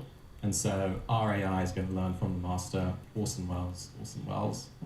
You're out there taking information that I guess is public at this point, but what right do the owners of that content have to saying, I don't want you taking this and making your own? So this is an original show, Exit Valley, so we created the art for it. It's actually, I saw your Tech CEO Summit, it's a satire of Silicon Valley, so it's called Exit Valley. And, it stars characters like Elon Musk and Sam Altman and Mark Zuckerberg. And the idea is that if these people are going to become the richest people to ever live, why don't we use AI against them to satirize them a little bit? But what about the idea of taking content, like Squawk Box is owned by CNBC. What about the idea of taking content like Friends, the studio that owns that? Yeah, You know, so this how is a does huge, that happen? this is a huge potential revenue generator for studios. So you would pay the studios. Well, they could create models with us, and we would not allow someone to create Friends without the right Without to do the that. rights, right. Yeah, but you could imagine a world where a movie would come out on a Friday with a model alongside it, day and date release of a model. So a film comes out on Friday, John Wick 5, let's say, and by Sunday, using the model, there are millions of new scenes, there are thousands of new episodes, there are hundreds of new movies. And when I explained this to the former head of one of the studios, they said, Edward, if you try to do this, not only will I not help you, but I'll do everything in my power to stop you. That was a year ago, but now I think Hollywood is getting much more excited about the idea that they could monetize all of that. Instead of going to Google VO and for free. Working with them instead of taking Right, it. exactly. They and could make using that. enormous amounts of money. Every time you generate a movie in the story world of a Star Wars, you're paying them. How long do you think we are, or how far away do you think we are from that? Well, we can already generate full animated episodes from a prompt, but it's a pretty much real time. So real time meaning to get 20 minutes would take 20 minutes. To get to the day and date release, I think we're looking at 2 years, 3 years, something like that. And partnerships that are in play at this point. I've heard Disney might be a potential partner. Yeah, we're talking to Disney about how a Star Wars might work or how other IPs might work. It works really well for story worlds. So this is a story world that I love. Maybe it's Tolkien, and I'd love to create my own stories with it, and then all that money flows back to the IP holder. Who likes it? The bean counters in Hollywood? Do directors look at this and say, hey, I can get creative with this and use this as a tool or the not? artists that we're talking to feel that it's not just a tool, it's a new medium. It's an art form. But don't you think that the writers, the actors, unless there's a true compensation scheme that directly flows back to them, and I imagine there will not be, or at least directly, that the companies will receive the lion's share of the profits, that you're going to have, you tell me, I would think that there are going to be actors and famed directors who are going to say, Disney, you go work with this guy, we're not working with you, right? Like that's going to happen. I mean, that's what the entire union fight with WGA and the directors were a couple years ago, all about AI and what was going to happen and who was actually going to collect. Yeah, so when, we sort of released these South Park episodes as an example during the strike to give people a feel for what was coming. Because some of the heads of the studios were trying to underplay it and say nothing's going to change, it's all going to be the same. And I think the truth is that things are going to change, but the only thing I disagree with you is that there isn't a way to make the money work.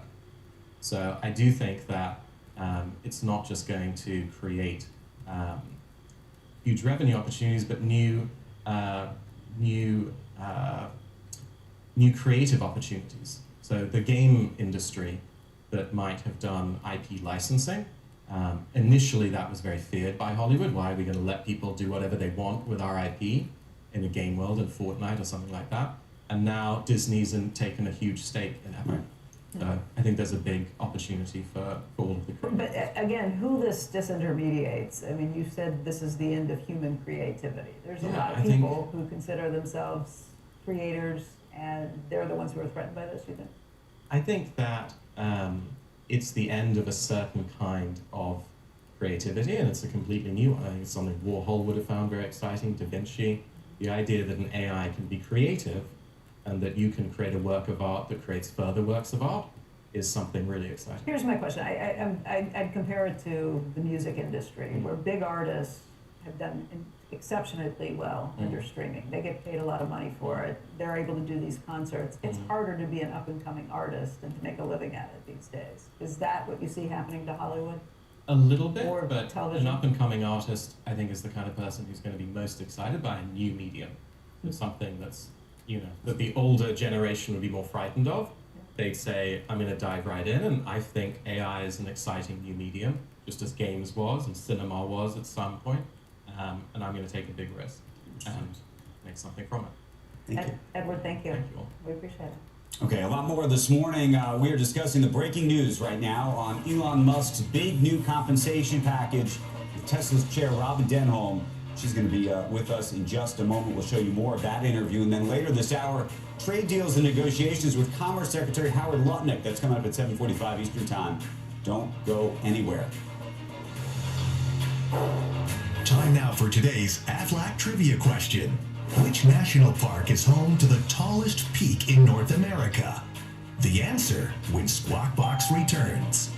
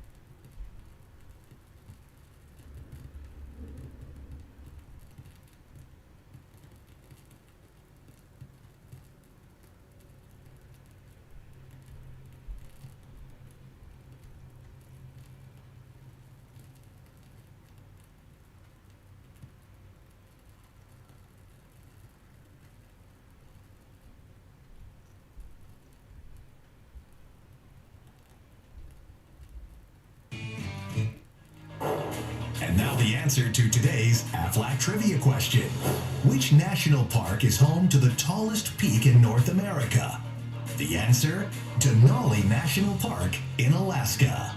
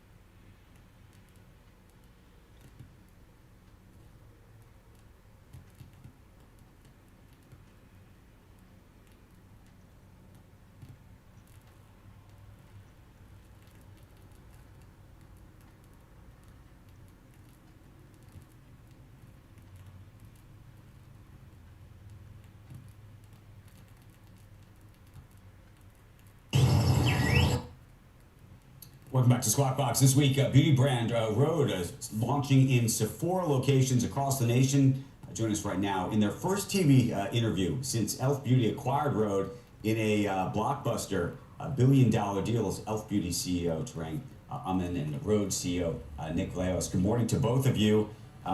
It was a huge deal. Obviously, Hailey Bieber, a huge part of that transaction, and you made a big deal of it here at Times Square just yesterday at Sephora, so congratulations.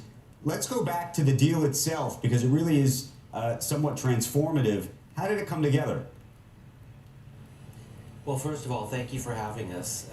Really pleased to be here. Really pleased to invite and welcome Rhode to the e.l.f. Beauty family.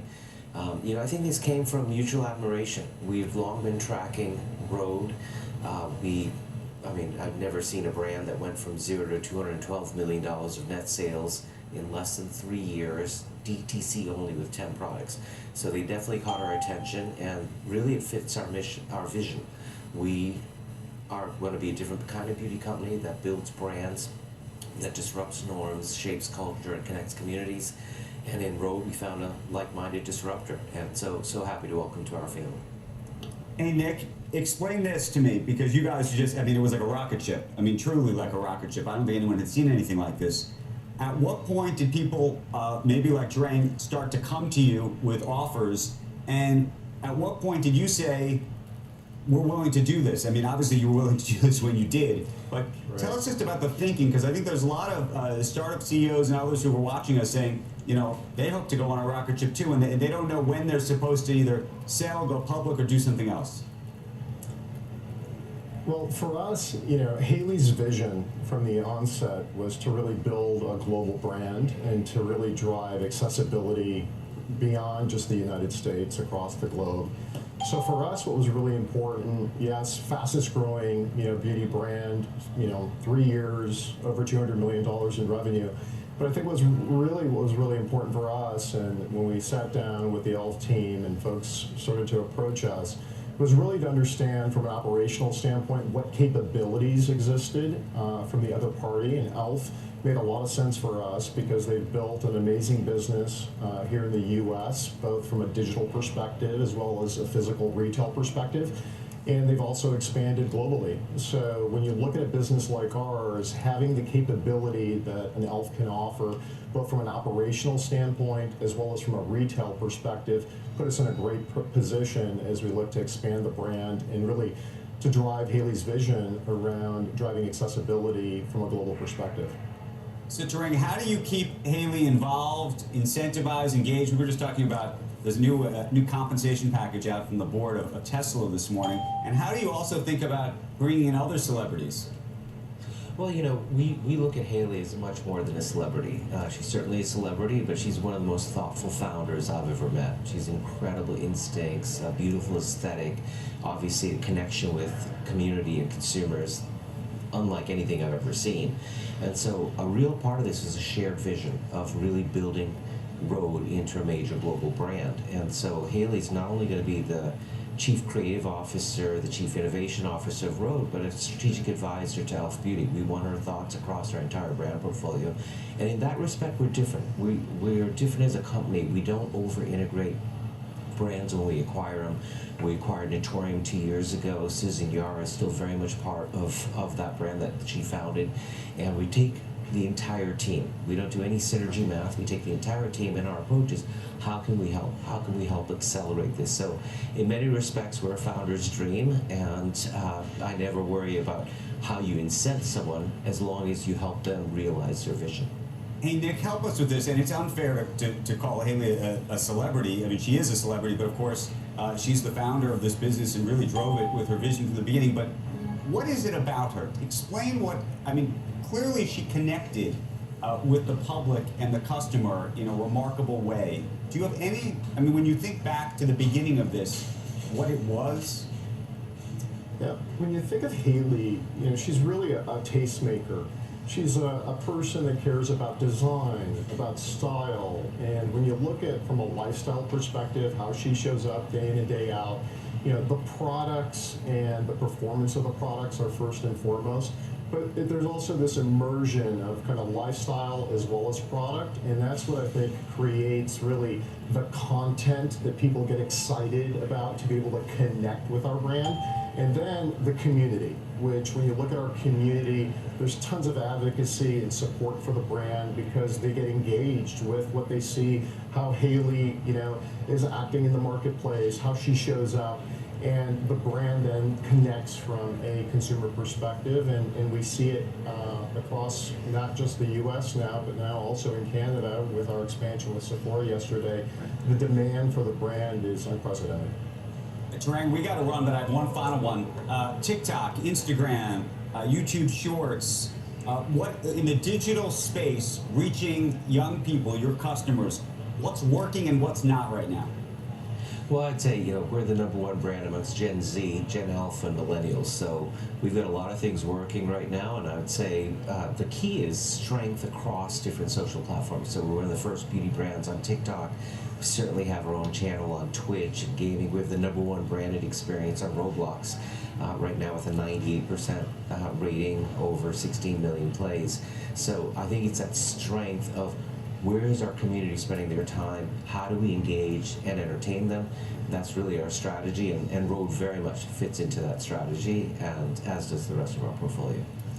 Tarang, Nick, congratulations. Congratulate Haley for us, and good luck ringing the bell this morning. Thank you. Thank you. Thank you. Great to see you. Coming up on the other side of this, we're going to continue our conversation about this breaking news this morning. Tesla's board calling on shareholders to approve a long-term incentive package for Elon Musk that if he hits some numbers that some are describing as wild, could mean he could be paid over $1 trillion. We're going to hear from Tesla chair Robin Denholm about the company's talent pipeline and the likelihood of Tesla taking a stake in Musk's xAI. Also, we've got Commerce Secretary Howard Lutnick. He's going to be our special guest. That's all coming up in just a couple of minutes. Don't go anywhere.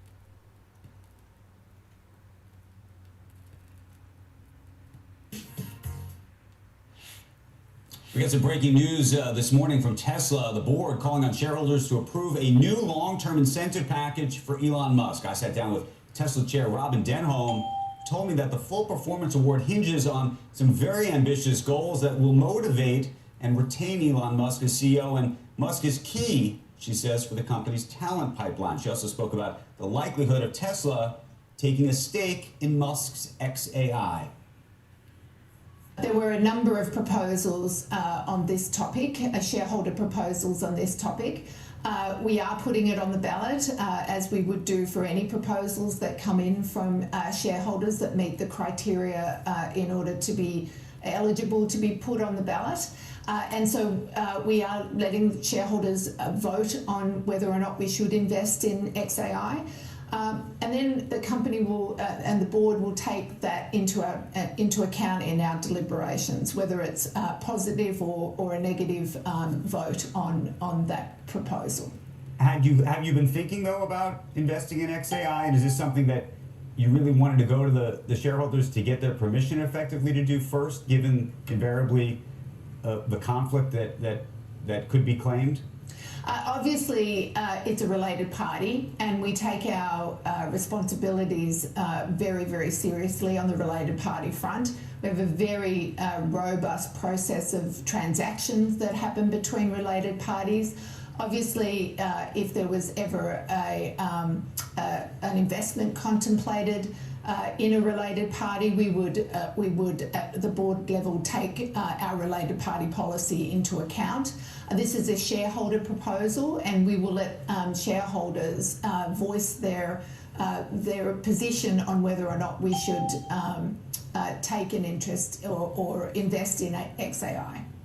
We're going to have a lot more of that interview in the 8 o'clock hour as well. We get into a whole number of other questions, and as we mentioned earlier, this deal could be worth $1 trillion for Elon Musk if he reaches what are some consider wild goals. It's a pay-for-performance deal where he only gets paid if it works. If it doesn't work, he gets nothing. He holds on to that stock for 7.5 years, and we'll see where it all goes. With the shareholders, he's not going to get paid unless they do, and then he can't even cash out. Interesting, though, that they're going to take this to the shareholders and consider it. It didn't say they'll do what the shareholders say. Right. They will put it into their considerations. It probably depends on if it's a closed I think vote if or it's a not. yes, If it's an overwhelming yes. I think there'd be a likelihood that they make some form of an investment. Yeah. I think if it's a no, I think it actually makes it hard for the board to actually make an investment Especially without getting, because of the breakdown of related flow. party issue. Right.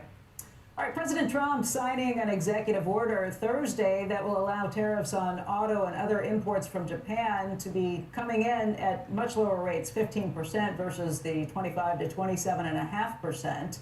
Joining us right now to talk about this is Commerce Secretary Howard Lutnick. And Secretary Lutnick, thank you for being with us today. Let's walk through how this kind of played out and what the specific details are in this agreement.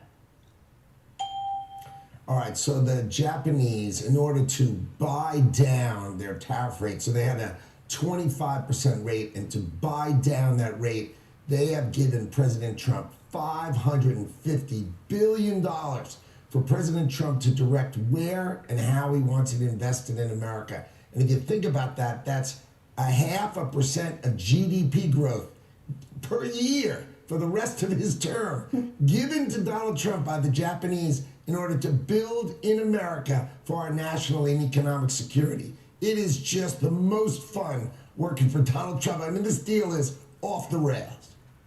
Hey, Howard, let's focus just on that piece of it, because you guys have been pretty clear about how you see this $550 billion. The latest I've read on this is that the Japanese are describing it slightly differently. They're calling this a combination of investments, loans, and loan guarantees. They're characterizing it as a way to back up Japanese firms' U.S. projects. Where's the funding come from? And in terms of the leeway that the president has in determining where those investments go?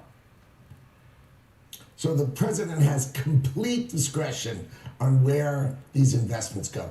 The Japanese, it's classic. They are going to meet capital calls in America. They are going to give America money when we ask for it to build the projects. How do they plan to fund it? You know, that's their business, of course. That's up to them on how they plan to get the $550 billion. But what we will see is just that the president says, look, I want to build, as an example, the Alaska pipeline. I am going to finally utilize all those assets that we have in Alaska. We're going to build a giant Alaska pipeline, make capital calls to the Japanese. We build that. I mean, think of the employment. You look at next year's employment, it is going to explode. All these factories we're building, all the plants that are coming into America. You know, you look at the unemployment rate numbers today, wait till a year from today. Wow, it will be amazing numbers. Well, let's talk about that. We do have a jobs report that's coming out in, just over 30 minutes time. 8:30, we're going to get the jobs report. There have been some questions about some weakness kind of popping up in the labor market at this point. What do you see? Well, the fact is the Donald Trump economy is just beginning, right? I mean, he's convinced all these companies to come in using his tariff policy to just come on in and build here. Way over $10 trillion of investment. So look a year from today, the end of this year starting, and look a year from today, you're going to see employment numbers that you never imagined. Because what it's going to do is it's going to take the 6.9 million Americans who are capable of working, who are sitting on the sidelines now because they just haven't had the jobs they were looking for. They're all going to come into the workplace because we're going to train them. These are tech jobs. These are building these factories and operating these factories. These are great technician jobs, fixing factories, building the HVAC systems. I mean, these jobs are coming, and we're going to train over 5 million Americans for these jobs. And you're going to see unemployment numbers that you've never imagined. If only, and what will help it is if finally Jerome Powell does his job and lowers rates. It is outrageous that he keeps these rates this high. It is absurd, actually. Well, the Fed's going to be meeting, and they'll make a decision on that coming up a little later this month. In the meantime, all of this rests on the president's tariff strategy, and that has been brought into question by the courts. The president himself said this week that if the Supreme Court doesn't rule in his favor, it would be very, very bad for America. If the Supreme Court doesn't rule that these tariffs are valid, it questions the entire strategy the administration has put out. So what plans are there to deal with it if the Supreme Court rules against you? Well, let's take a look at the decision that was 7-4 against us in the district court. The lead, right, the lead judge on the bench sided with Donald Trump.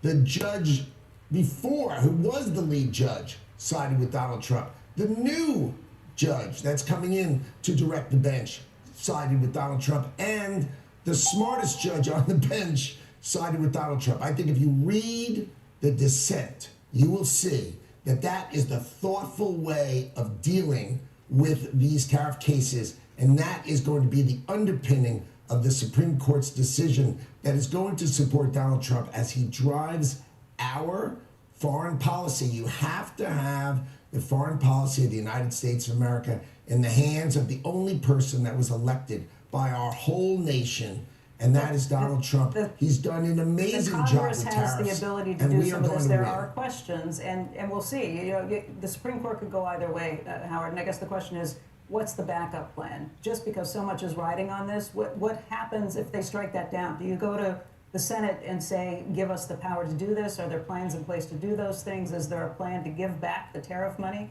to the companies that have been paying it to this point? How does it work? All right.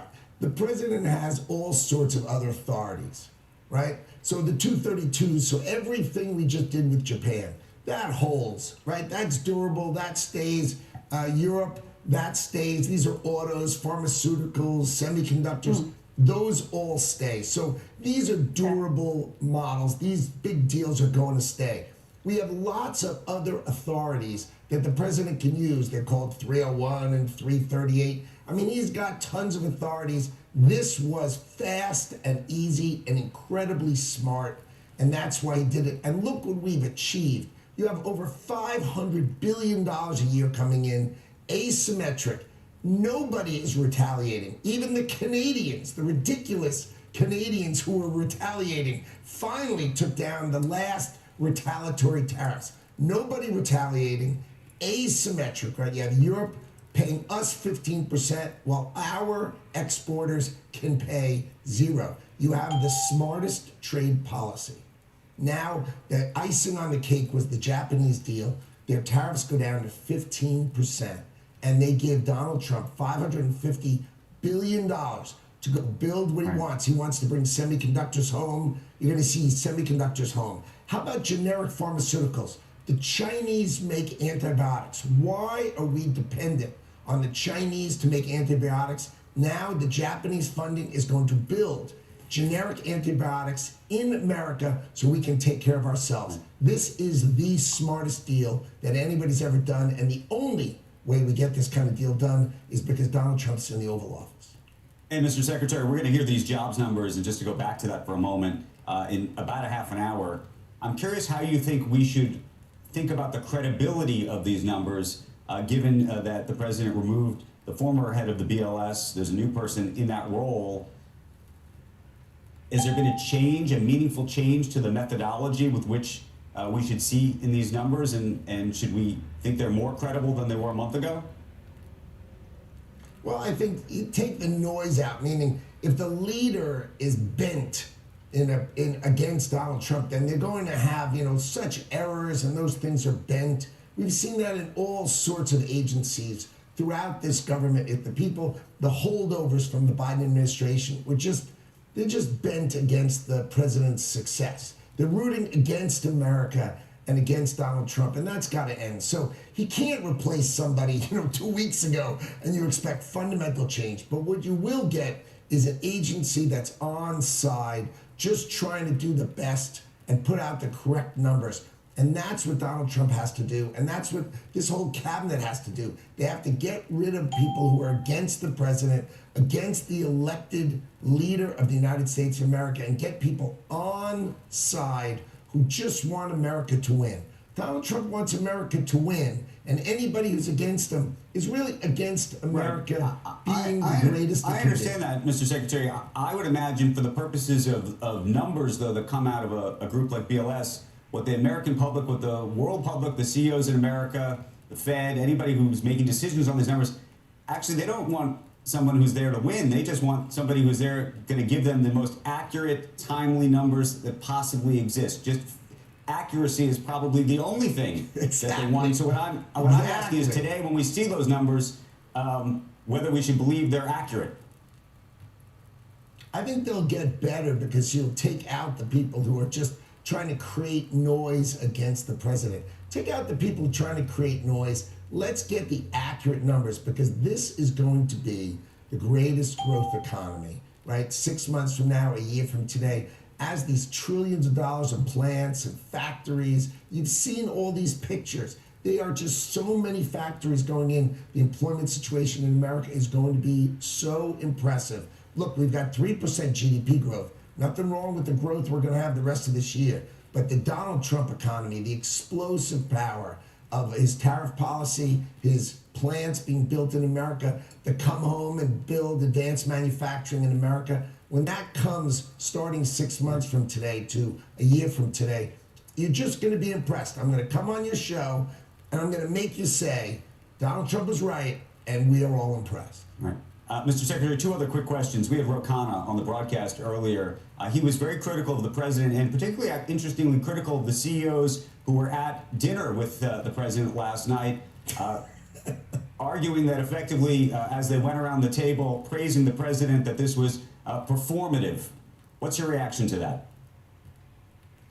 When you go around the table and you see these CEOs and they articulate that they are committing $600 billion more of investment in America, and you say that's performative, you are telling a joke. They are articulating to the president that they would not have been building these kind of factories, these kind of plant, this kind of massive investment that we together, I'm 64, I've never heard this kind of investment ever. You see it one by one by one. Imagine 3 people spoke and he equaled 1.5 trillion in investment at one dinner.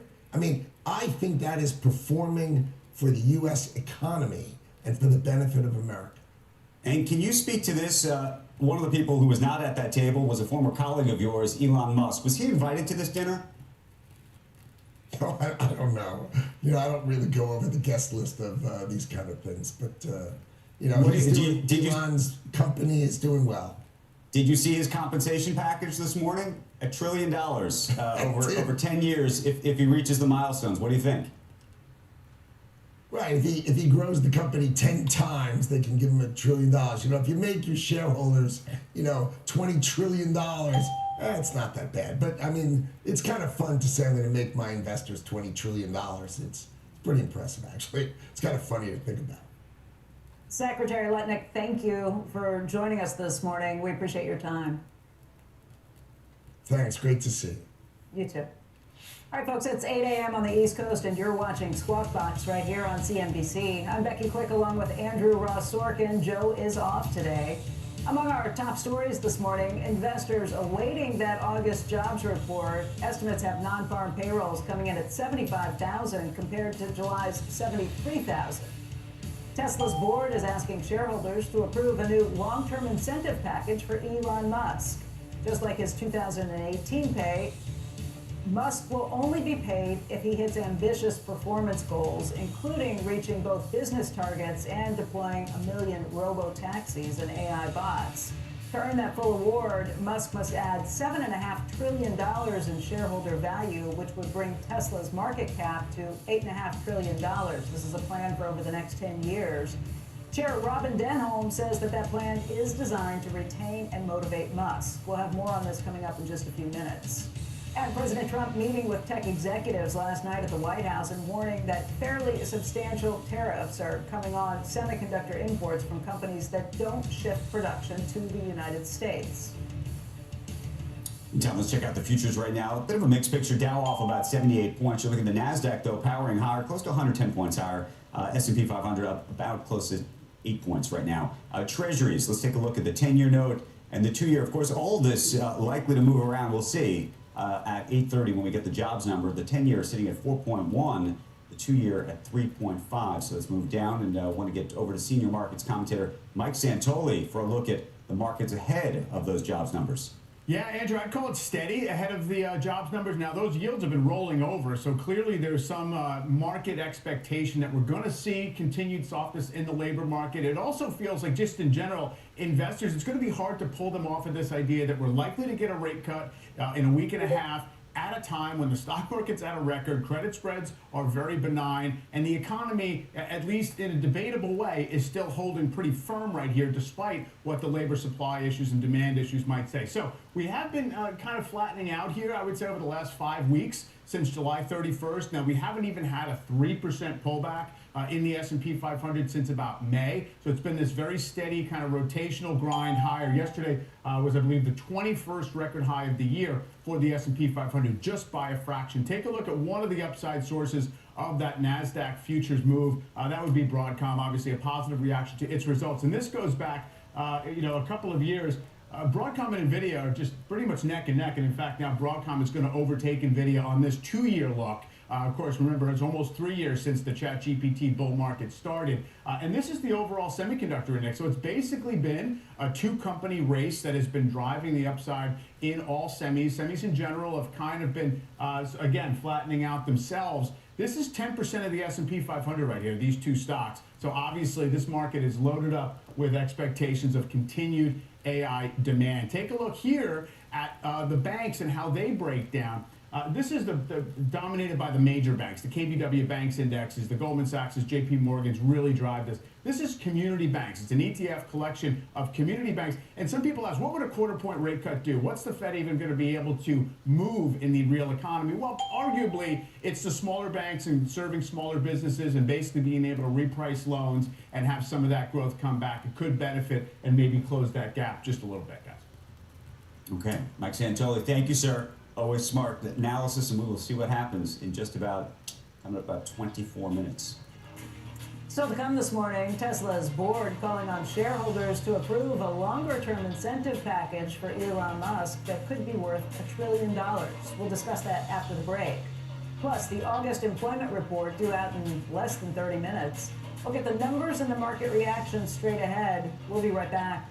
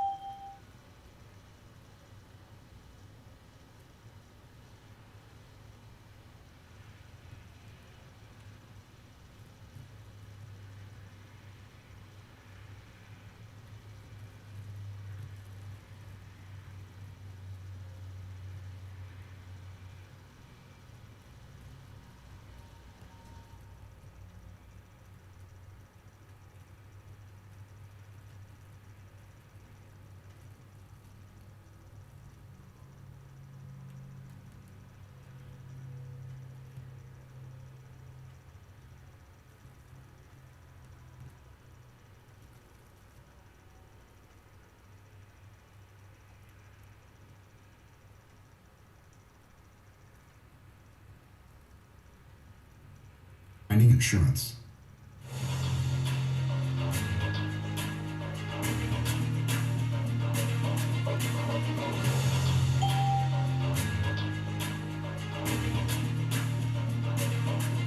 We looked at many different options and alternatives in terms of the types of tools we would use, in terms of the plan itself. And we landed on the best plan possible, which is a performance-based restricted stock award.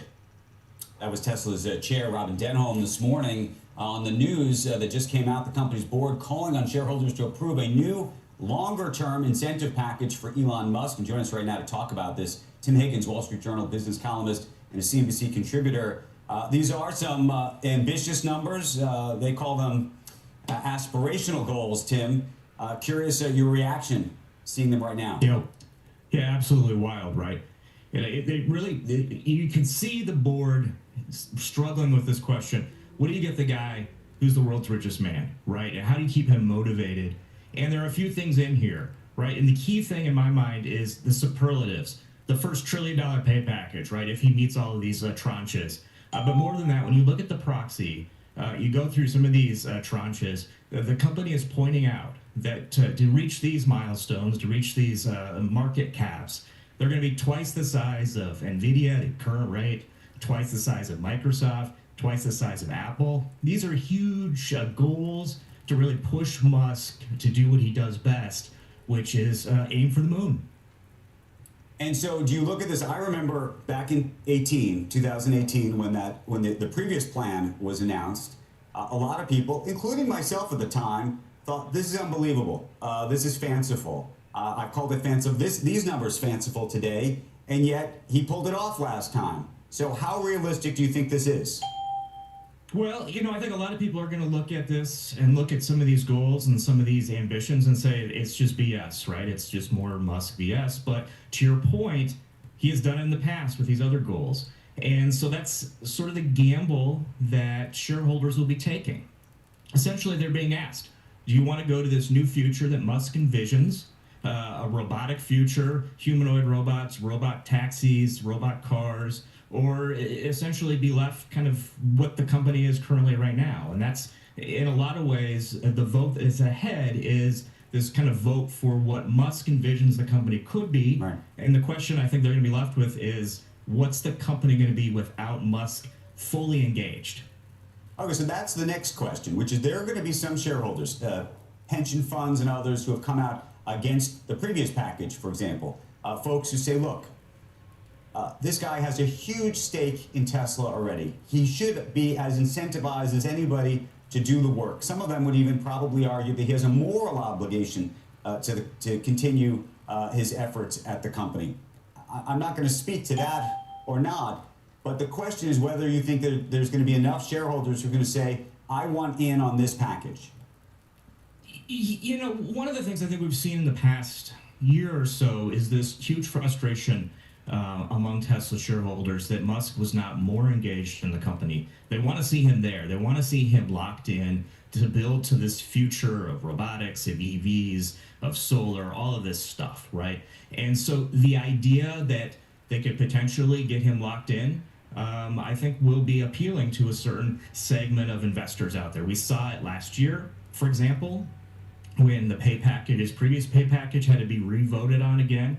People turned out to support it again. And when he was on stage, super excited about that future, you could see the excitement in investors. They were so optimistic that he was finally going to be back and locked in. And then we kind of, saw things go the other way last year as he got more into politics and that frustration returned. So the idea that he could be back, I think would get a lot of people excited. Related question. One of the very interesting proposals that shareholders have put on the table and that Tesla has now put to shareholders is this idea of the company, Tesla that is, making an investment in XAI, his other business. And if they give the go-ahead, I think it's very plausible you could see them do a deal like this. It sounds like if they don't give the go-ahead, meaning shareholders say no, because of the related party situation and inherent conflict, maybe something like that doesn't happen. How do you think about that? Yeah, it's one of these challenges. When he came out with XAI, I think some investors that at least I heard from were confused because Tesla had been sold by Musk for so long as kind of his AI bet, that this was an AI company. And when you look at this pay package and kind of the path forward that the company is putting out there, it really is the physical manifestation of AI. It's the real world interaction of the robot brain in the actual robot, right? And so it's still a huge AI play. This XAI company, in some ways, Musk has said, was created to do different forms of AI, different kinds of AI, and also appeal to the needed talent that he needs to create this AI who maybe were not interested in going to work for Tesla, but wanted to be at a startup and wanted to be working on different kinds of projects. So in some ways, it allows supporters of Musk to get in onto one of his other great ideas, right? And it also ties these companies a little bit closer together. Tim, do you buy that argument? Becky made a very smart and interesting point in the 6 o'clock hour. We were talking about how, you know, folks like Warren Buffett or Jeff Bezos actually never took additional stock in the company. They had stock, and that was what they would argue was their incentive. They didn't need additional stock to decide to stay at the company or continue working. And not to put words in Becky's mouth, she said... You made that point, the first part. Well, but this is the second part. You know, what would have happened if Jeff Bezos had decided to start AWS, for example, Amazon Web Services, outside of Amazon? And wouldn't Amazon shareholders would have had a right to say, that's crazy, you shouldn't be doing that? In this case, he's done this now. This is Elon. And in this case, they're saying not only has he done this, we actually may buy him out potentially at a premium to control it. Can I just add, Please, Denim, because I've thought a little more about since I said that. I guess the difference is every one of these is kind of Elon's brainchild that he initiates and goes and does with it. I guess the question is, if you're the CEO of a major company, do we get and deserve all of your time? It would raise questions about whether he's allowed to go back to Washington and do things like Doge, some of those other interests. How much of Elon Musk do you get to control as a shareholder? And maybe it's different in this case. I don't know. Well, I think you're getting at the challenge that the board had, is how do they keep him engaged in a company that clearly wouldn't be where it's at without him, good and bad, right? But you know, how do they keep him engaged going forward over the next 10 years, right? How to make it essentially... What this compensation plan is laying out is a totally different Tesla than we have currently right now. The previous compensation plan was all about making Tesla a mainstream electric car maker. This next comp plan is really turning it into a robotics company, a company that is focused in developing and delivering robotics in a way that we really haven't seen out there. And that's and by the way, that's what he's going to do in one way or another. Is he going to do it for Tesla, or is he going to do it individually with XAI? That's the question. Right, exactly. Now I hear your point in what you're saying, and I think a lot of people would probably agree with you. Why aren't you getting Musk 100% of the time? And that is the challenge that Tesla has had from almost the get-go. You remember, he was originally at SpaceX when he became CEO of Tesla. And so from the get-go, investors have bought into this idea that they don't get 100% of Elon Musk. The question, I think, really in the last year or two that's been driven home is, well, how much time do you get of Elon Musk? What is fair? And I think that's still kind of being decided and debated. And look, the one thing I will say, tying this to shareholder performance along with other metrics, you know, the shareholder may not love everything he does, they may not love the other projects he has, but he's not going to do well unless the shareholder base does very well. And he gets nothing otherwise. Right. I get that. It's just, I guess it becomes a question of, is there any financial engineering that goes in by pulling in these other companies? I will also say, all the longtime Tesla shareholders, starting with Ron Barron, will say he's the key man, and that's the biggest threat to the company is if they lose him. So there's huge incentive to incentivize him to stay. Yeah, absolutely. One of the interesting things I think about the plan this time versus last time is you really have some actual kind of product goals. This reminds me of the 2012 plan where you were talking about the Model S and 3 and whatnot. This time we're talking about milestones of how many vehicles they've built in total, the number of robots they're going to make, It's interesting. It's a little bit more granular. It feels a little bit more granular than the financial metrics of before. Tim, we got to run. We appreciate you joining us and hopping on in the middle of this breaking news. I think we should hopefully try to show you a little bit more of that interview with Robert Denholm, including the question I asked her about whether they were worried that Elon Musk would leave Tesla. So there's a little bit of a tease for you. Good tease. I want to know the answer.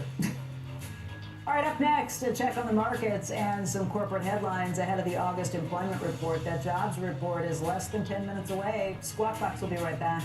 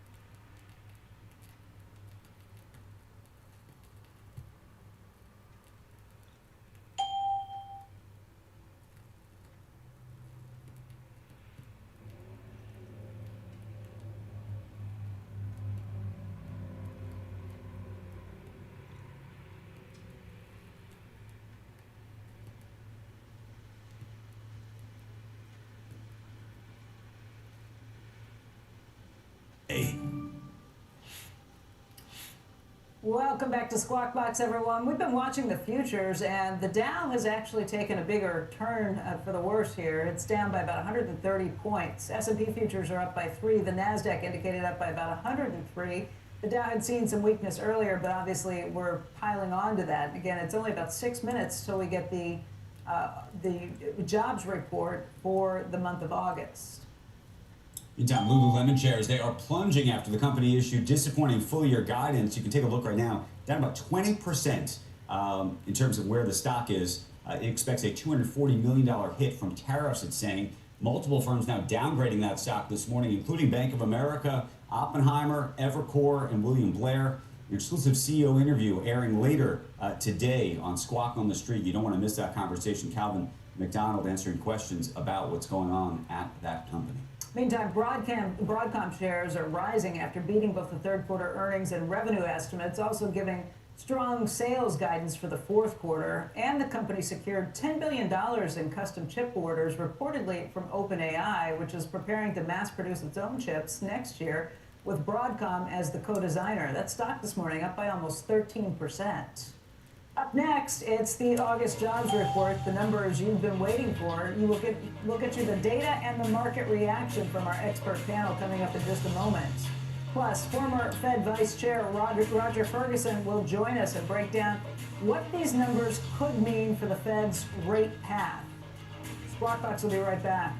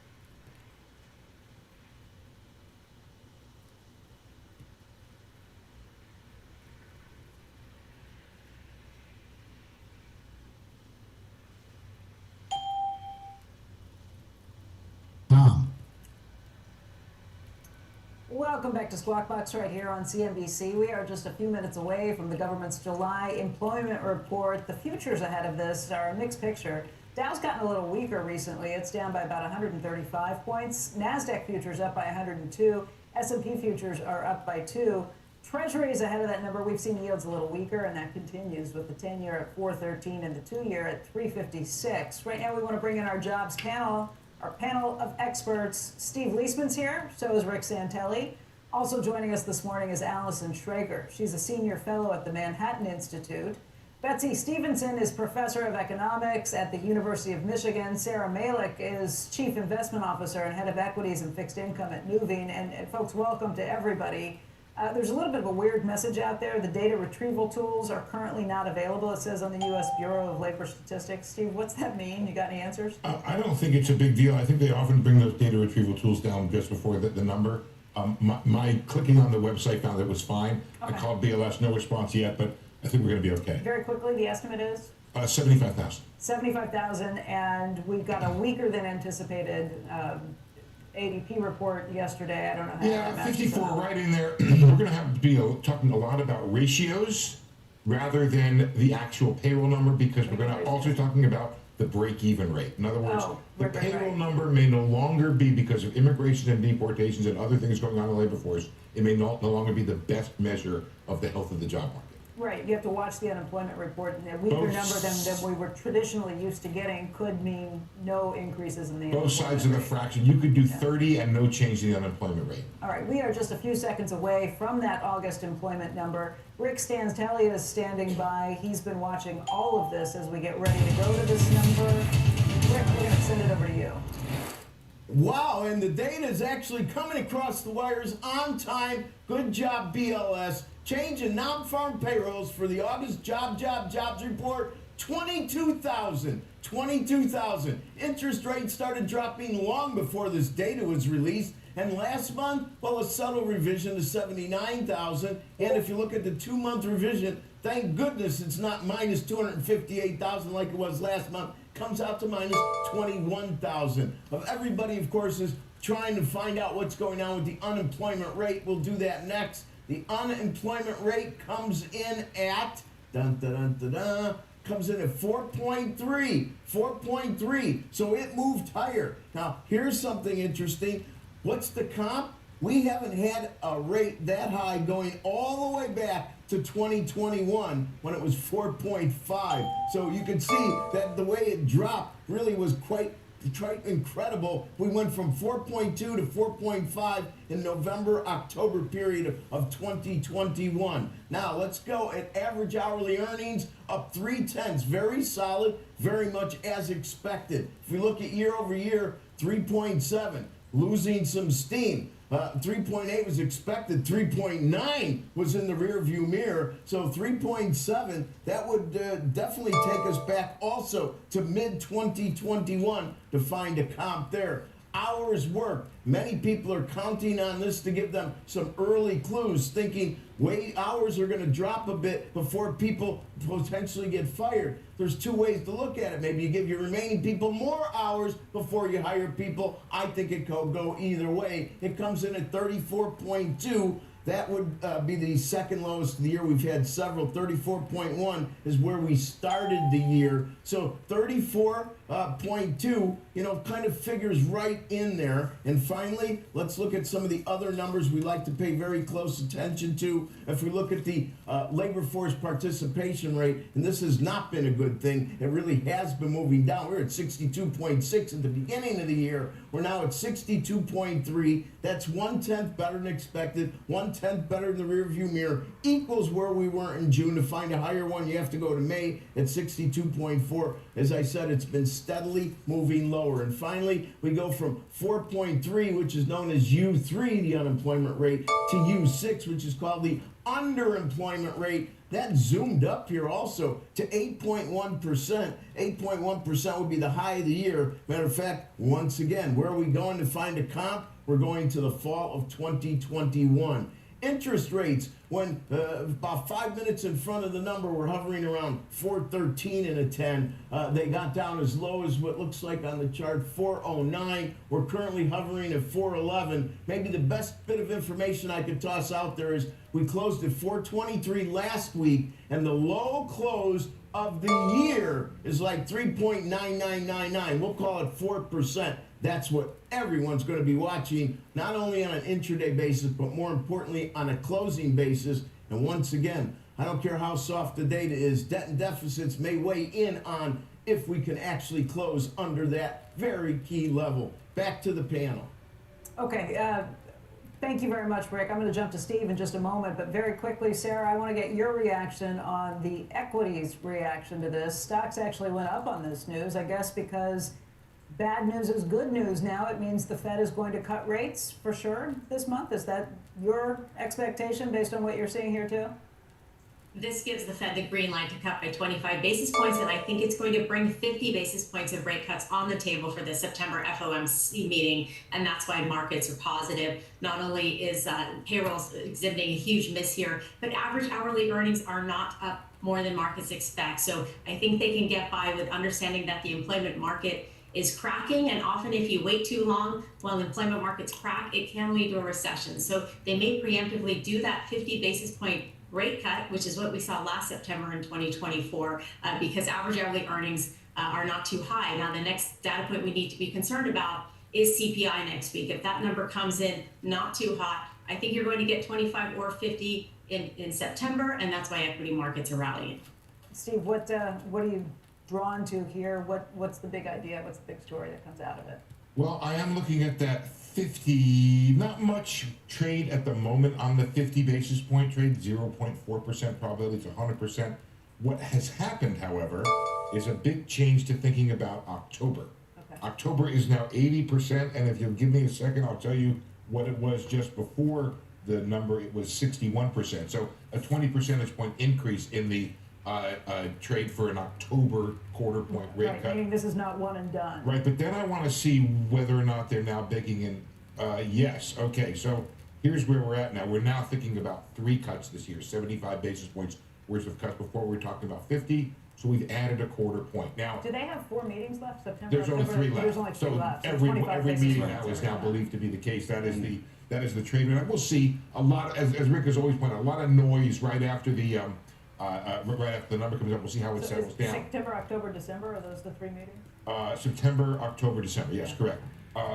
Okay, so private 38. Okay, because here's what's happening: a steady drumbeat of job losses at the federal government level. You can say this is extreme, or you can say the data kind of supports this. We're getting back to a place we were before the pandemic, right? There was a pretty good surge under the Biden administration, so we're bringing that back down, at least the federal government level. It's, I have that number now, I just calculated it, 88,000 jobs lost in the federal government ex-postal service since the beginning of the year, 88,000, okay? What other numbers are interesting to me? Manufacturing minus 12, and there's been a steady drumbeat of losses in the manufacturing sector. I think one of the warning signs here is these tariffs, which are sort of designed to help manufacturing, could be hurting manufacturing because of a rise in input prices in the manufacturing sector, as well as a potential slowdown in the economy. Goods sector overall minus 25. Private education, healthcare 46. And then one other number here, goods overall. I wanted to just check one other thing, which was the professional business services minus 17. A lot of minus signs here is all I can tell you. I did want to check health and leisure and hospitality up 28. So that's okay. The big story, I think, is this debate, and I'm fascinated with what Allison and Betsy have to say about this. You're now down to, and I'll give you this number here, a 3-month moving average of something like 23,000 average payroll growth over the last 3 months. Over that time period, you've ticked up the unemployment rate by 0.2. That 20,000, or call it 38,000 right now, could be close to the right run rate if you include the decline of immigration, an increase of deportation, the break-even rate, the state unemployment rate. Maybe it's 50, maybe it's 60, but it's not far off where we are right now. If this is the policy you want, then that's the policy you get. The big caveat to everything I've said here: August is a terribly noisy number. We keep revising it. I don't know exactly why. It may be because it's a shoulder month on the education side. Got to get to the panel, but it's just a number that is often revised higher.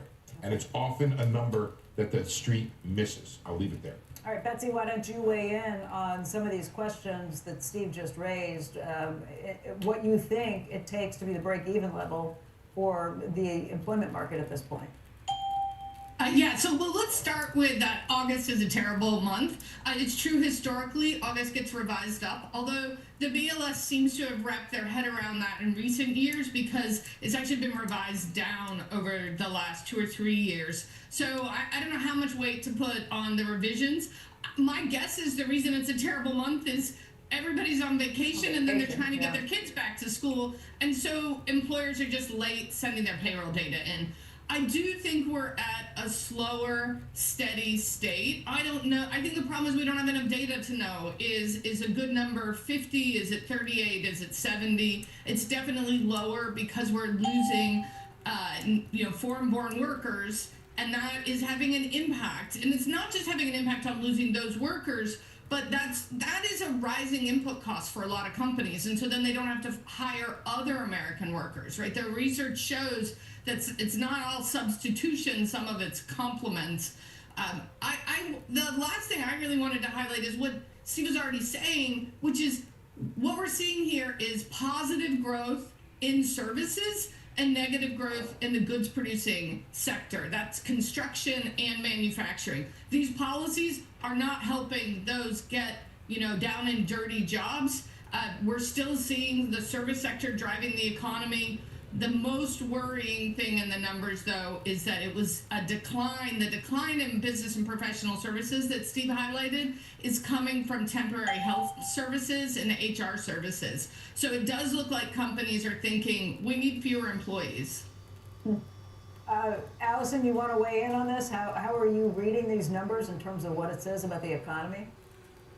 I mean, there's no doubt the labor market is weakening, but I still don't think this is a bad labor market. I mean, Steve made a good point that we can rely less on the payroll number and more on the ratios. And 4.3 unemployment, pretty steady labor force participation. This isn't bad. It does really look more like the labor market pre-COVID.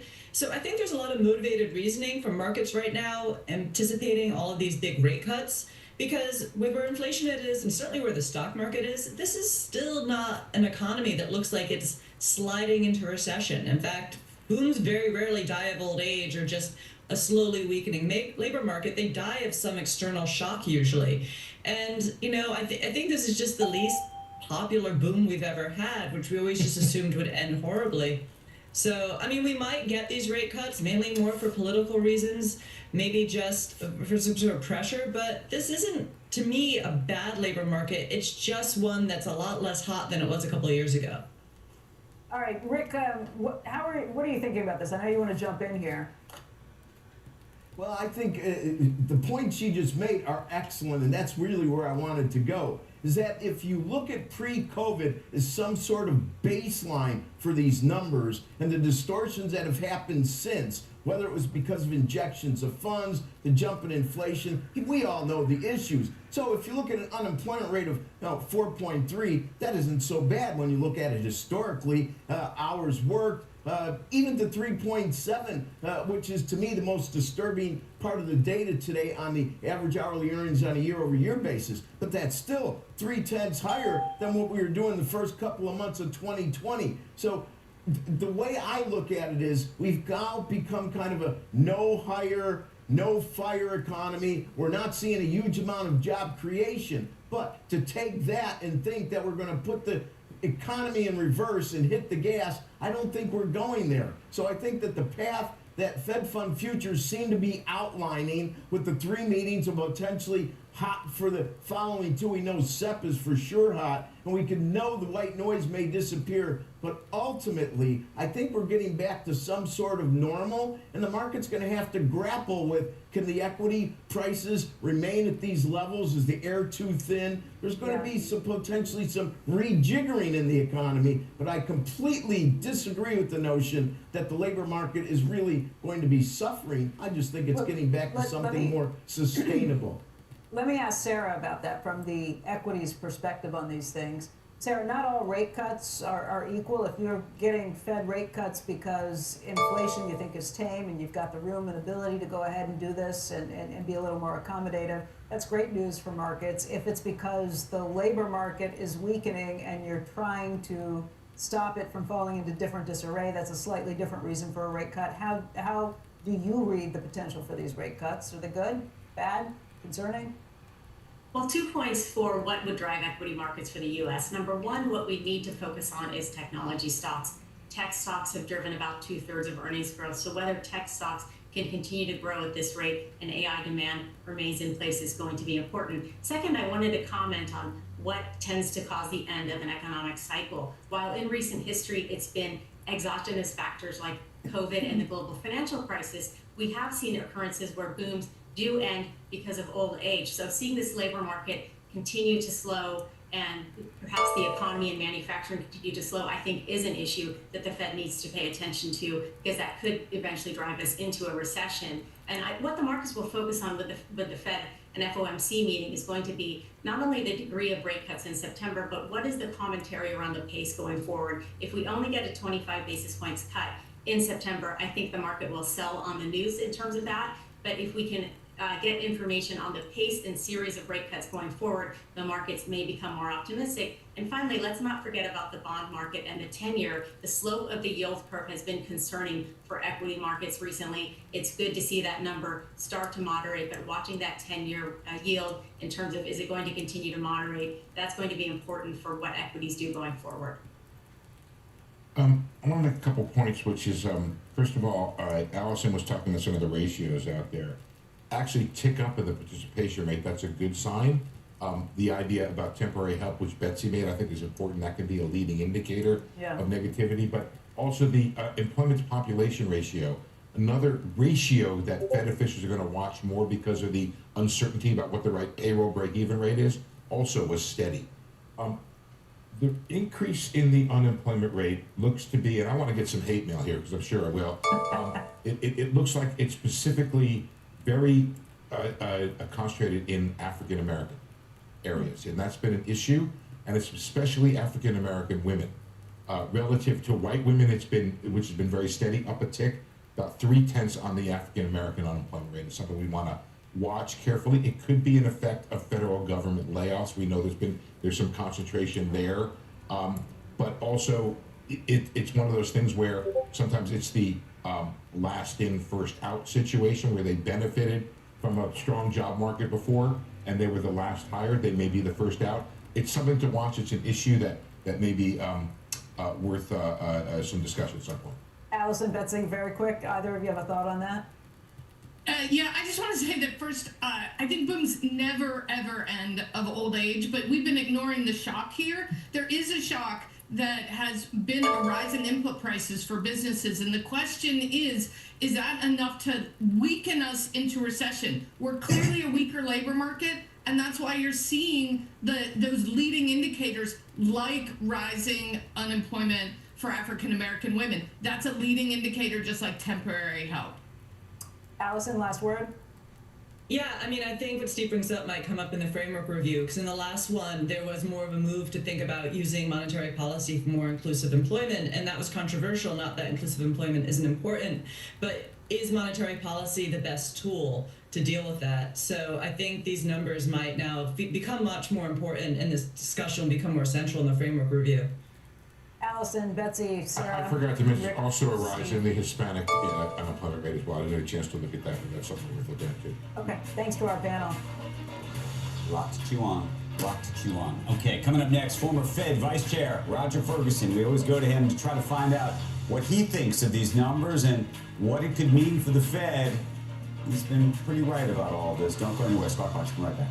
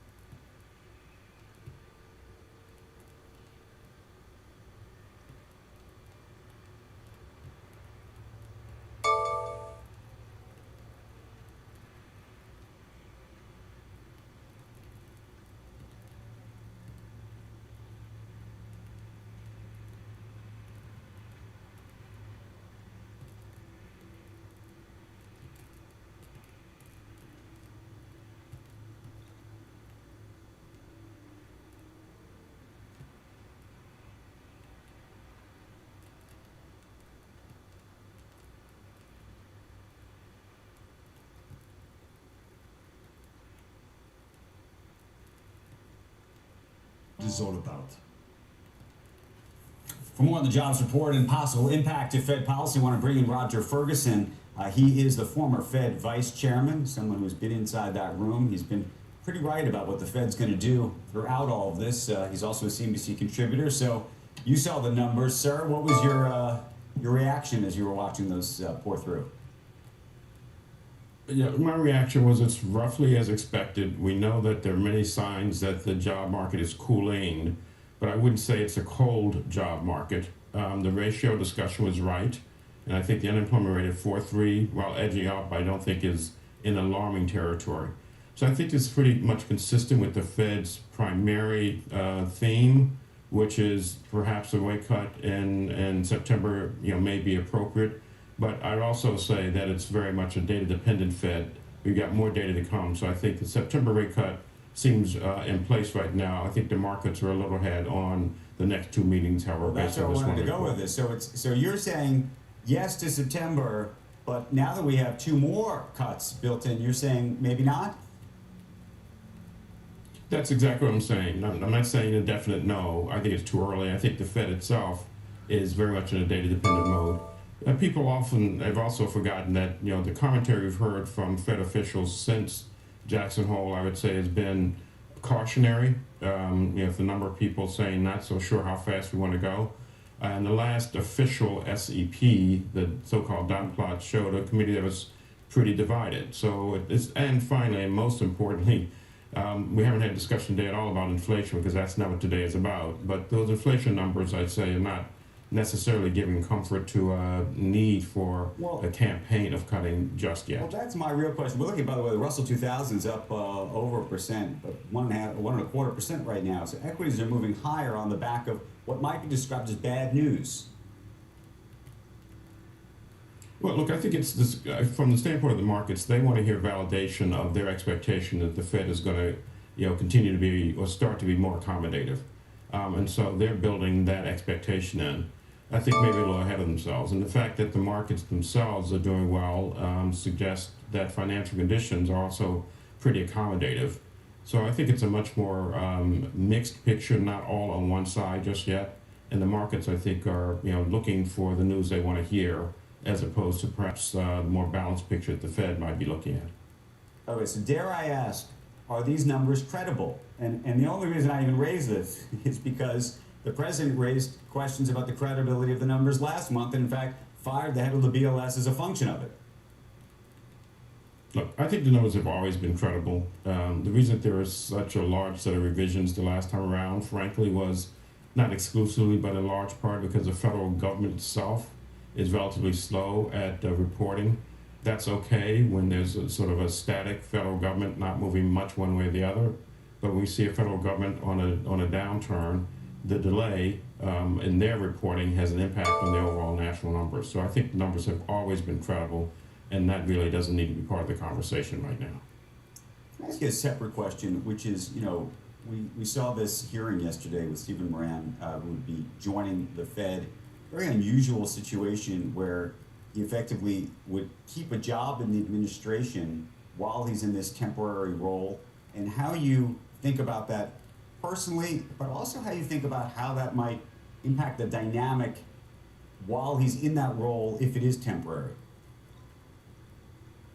Look, I think it's an unfortunate situation. The Fed's independence is now very much on the table with the questions around Lisa Cook, and now the new governor nominee suggesting or saying clearly he's going to be only on a temporary leave of absence from the White House. Look, I think this puts the independence question squarely in front of everybody in a very unfortunate way. And I think you heard a number of senators raise that question. And I think the market should also be paying attention to this. This is, yet another perhaps chip or move against the independence of the Fed that I think is a very disturbing long-term trend. Roger, you just said the market should be paying more attention. The markets thus far have shrugged at all of this in terms of the way equities and arguably the bond market has moved. Does that surprise you? And what should the reaction be from an economic perspective? Well, the market has moved ever so slightly, to be clear. We saw some tick up in the 30-year rate. it doesn't surprise me fully, because I think the market has gotten itself used to the fact that at the end of the day, after ups and downs and back and forth, perhaps things won't change as much as we fear. And I think there are a number of institutional strengths around the Fed that the market is still counting on. So I think the market is a little bit in a wait and see mode right now. I would just encourage not just the market, but all citizens to be attuned to this. But it is certainly the early days of this drama for sure. Roger, thank you for helping us through what is turning out to be one economic soap opera. We appreciate it. Thank you very much. You called it a drama. Squawk Box after this.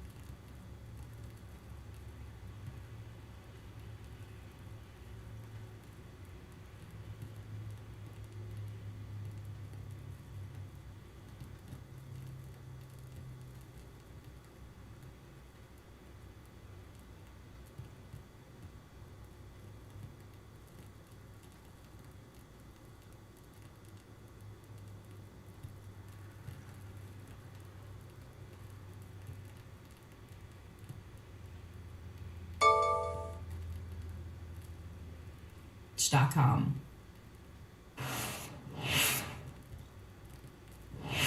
Breaking news on Squawk Box this morning, the jobs report. That number came in at 22,000 jobs created versus an expectation of 75,000.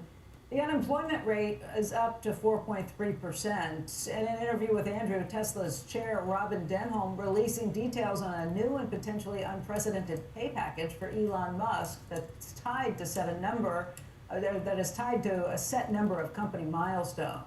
And shares of Broadcom rising 14% this morning after beating earnings estimates. Broadcom also revealing that it has a new customer making a $10 billion order, and CEO Hock Tan pledging to stay on that job for 5 more years. Okay, folks, that does it for us today. Watching the futures, they've all turned into positive territory at this point. We'll see you right back here on Monday. Right now, it's time for Squawk on the Street.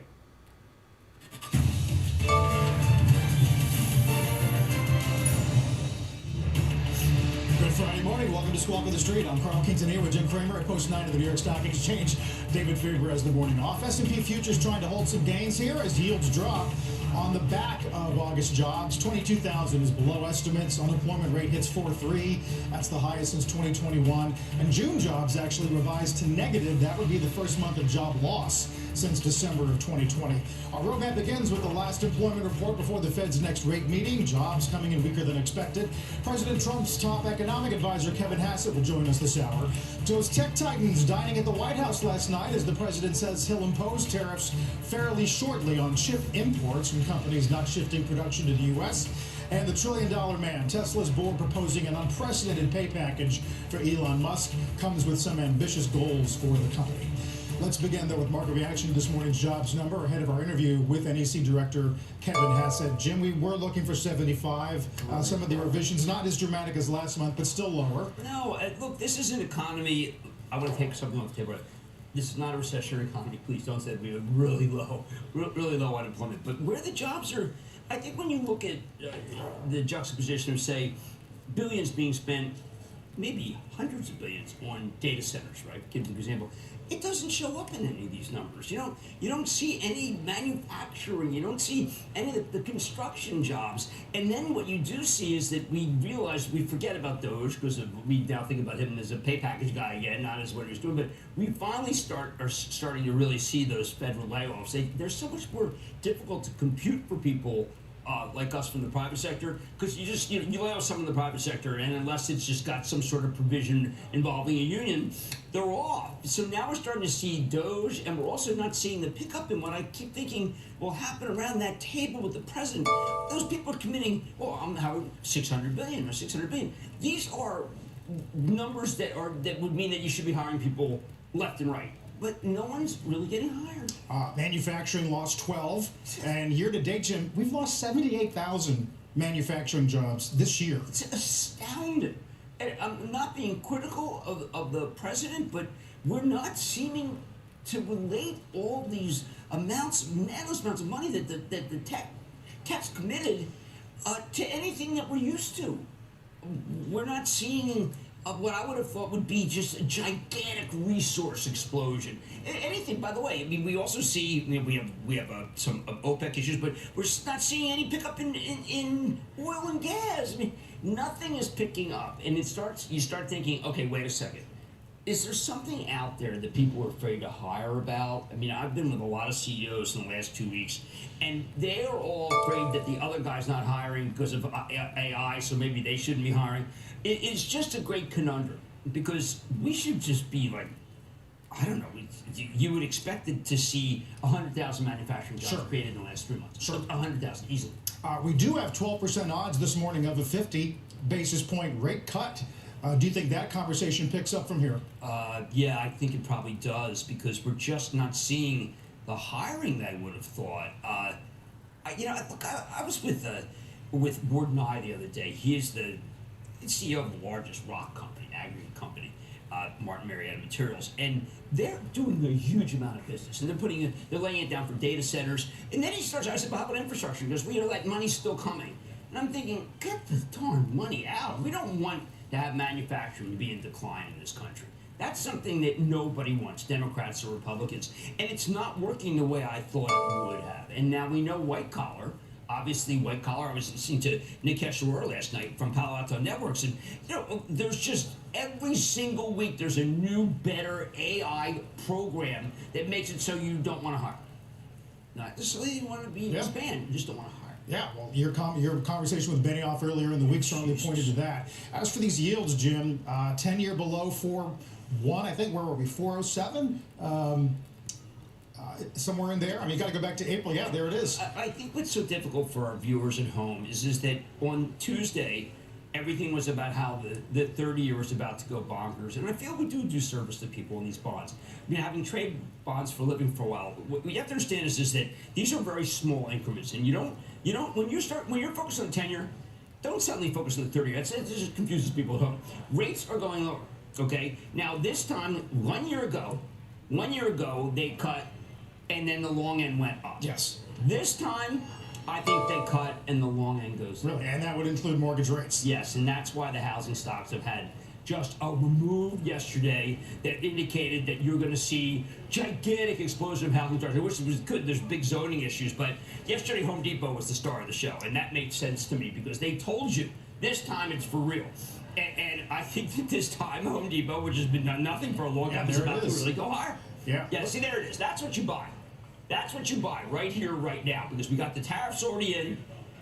We think. Yeah, well, that's true. That's true. We got to do the semis. Semis.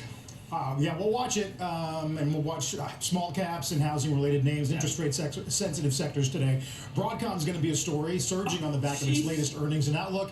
And this on this mystery $10 billion AI customer, some reports, Jim, say it is OpenAI, and I guess would be a run at trying to rely less on NVIDIA. Yeah, look, I don't want to be contrarian about too many things after a big win last night, but I would say that the reason I even knew about OpenAI was that Jensen Huang, the CEO of NVIDIA, told me that really they were the first company to really understand what Jensen had. And their partnership dates back the longest of any one of these hyperscalers. So I know I read this stuff and it says, okay, well, this is a threat, the next essential threat to NVIDIA, and NVIDIA stock is down. And then I read Ben Reitzes, who's been the most right about this, particularly with Hock, with the CEO of Broadcom. He says, no time to hit the panic button. There's so much business. There is a huge amount of business. And my question would be, is like, are we at, if you go back over what happened with the decline in Salesforce the other day, I mean, a lot of that is the recognition that we're going to have a lot of non-real workers. We're going to have these bogus workers, and they're taking real workers' jobs. And that is happening much faster than we realize, meaning that you have agentics, and the agentics are here. And if you're going to have agentics, you need more and more power. Although, was it Nikesh with you last night who said that the enterprise might be a little bit nervous about agentics? Well, it is true that they're very easy to program the way you want them to. Right. They can be hacked. And people are pretending that they can't be hacked, and instead they can be runaway freight trains. Nikesh Arora is, I think, the guy who's thought more about this. Well, that's his business. Yes, right. And George Kurtz of CrowdStrike too. And they recognize that these things are just kind of bots that you can program the way you want them. And that there's whole countries that want to crash the bots. Sure. Our bots. I mean, by the way, North Korea. Oh, there were some other reports yesterday about Chinese attempts to hack over many years in this country. Yeah, and it's just all real. And one thing that is we're not hearing about the broad hacks of retailers anymore, or anything like that. But it's just, Nikesh said, listen, don't be a nerd. It happens every day. But there is, I think that there's a sense that this whole idea of the safety of your you bring in guys like Palo Alto, bring them to CrowdStrike, and we're fine. I mean, I think that there's still so many places that are not even taking it seriously, even at this moment. And it's just the government's just now getting better at it. Right. Hock-Tan did talk about the growth outlook for 26, which got reflected in the guidance. Take a listen to this. We're seeing the growth rate accelerate as opposed to just remain steady at that 50-60%. We are expecting and seeing 2026 to accelerate more than the growth rate we see in 25. So that's coming off of AI growth of in the mid-60s, Jim. Yeah. Hock-Tan has known him for a long time. He's not given to any superlatives and no hyperbole. The numbers that he is talking about indicate that we are in a gold rush that you thought was, we thought we were at 1849, we're like maybe 1847, about to go to 4. This is an incredible man who has put together an amazing company, but the tentacles are bigger than this. It's not just, it's also VMware's really hitting storms from networking, but there's just an incredible demand. We're right at the cusp of reasoning, and you need high performance computers to reason. When I say reason, it means that that's the beginning of not prompting. Right now it's a prompt economy. You know, like, well, tell me how many times, how many hammers did Home Depot sell last week versus Lowe's. Next, it's going to be like, how many hammers should I sell? And using the numbers that you have. And the numbers will be much better than anything we can calculate. Right. But it also is going to be like, you know, it's angels on head of a pin. I mean, you're going to see things out of reasoning AI that I think are going to make it so it's not going to be a threat. It's just going to be very exciting. And to tie it back to the jobs discussion we just had, what is the role of a mid-level executive whose job right now is to help run a business unit and plan and purchase. That's who you got to worry about. That's who you don't. They won't do as good a job as the machines, because the machines can handle. Well, look at what Arvind Krishnan told me yesterday from IBM. 36 billion pieces of data to do your fantasy football. And that's how they could, when you pick a guy and the next guy shows up, that's 30 billion. We can't do that. Humans can't do anything versus what these machines can do. I just feel like, a year from now, we're going to be sitting here and we're going to say, during the commercial, you'll like say to me, Jim, what do you think is going to, what can happen in the industry of travel? And it will have a better answer than all the people at the labor. Oh, I don't want to pick. Don't be careful. It will have better answers than we can come up with. Jim, it actually was a really nice exchange between Arvind Krishna and Jim about football. Listen to this. Look, it's using artificial intelligence to really help you construct the best team. When you think about it, based on the players you got, who should you trade for? Who should you get? How do you really construct a team? It can pass through 36 billion data points. That's probably a bit more than you would look at, and really help you have a great season. Sort of daily fantasy for a while there was the purview of maybe ex-traders from the street who could process large amounts of information. They can't do this. They can't do it. Now, I had for the longest time 20 years of Adam Schefter from ESPN, but now I have Arvind Krishna, and I'll take Krishna over Schefter any day, because this stuff is so incredible, because it's predicting what all collective minds are about to do, and that's what's so incredible. This is about predicting what 55 million people are going to do next, and be more right than just kind of you ever thought possible. By the way, some of our viewers were wondering if we'd see you this morning, given that you were at last night's game till the end. I've come to play for our viewers. It's me and my daughter Emma. She's Barkley. I'm Devontae Smith. What an emotional game. It was from the get-go. It's the NFL is just incredible. It really is incredible. And we had an hour-long delay there. No one really left, and I managed to grab a couple hours. But my daughter did say that my life has just become a continuous loop of misery. Congratulations on at least win number one. Yes. And we'll talk a lot more about what the season portends this weekend and beyond. When we come back, NEC Director Kevin Hassett, White House reaction to this morning's jobs number, and we'll discuss last night's meeting between the president and those tech CEOs as futures holding in there and as yields drop on this jobs number. Stay with us.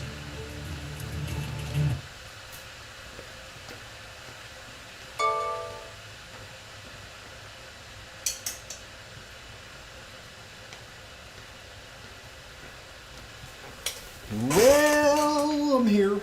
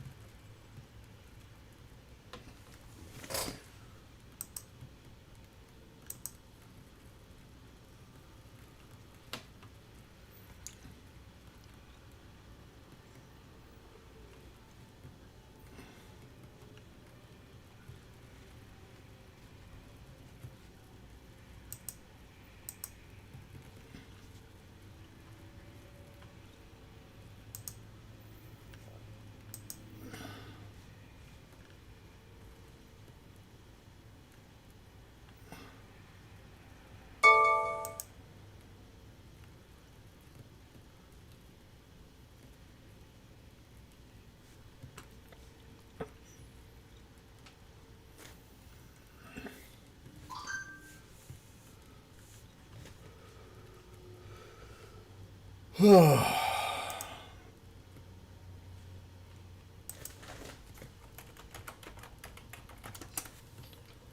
now 9:16.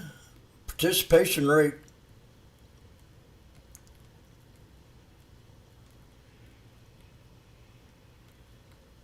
has increased.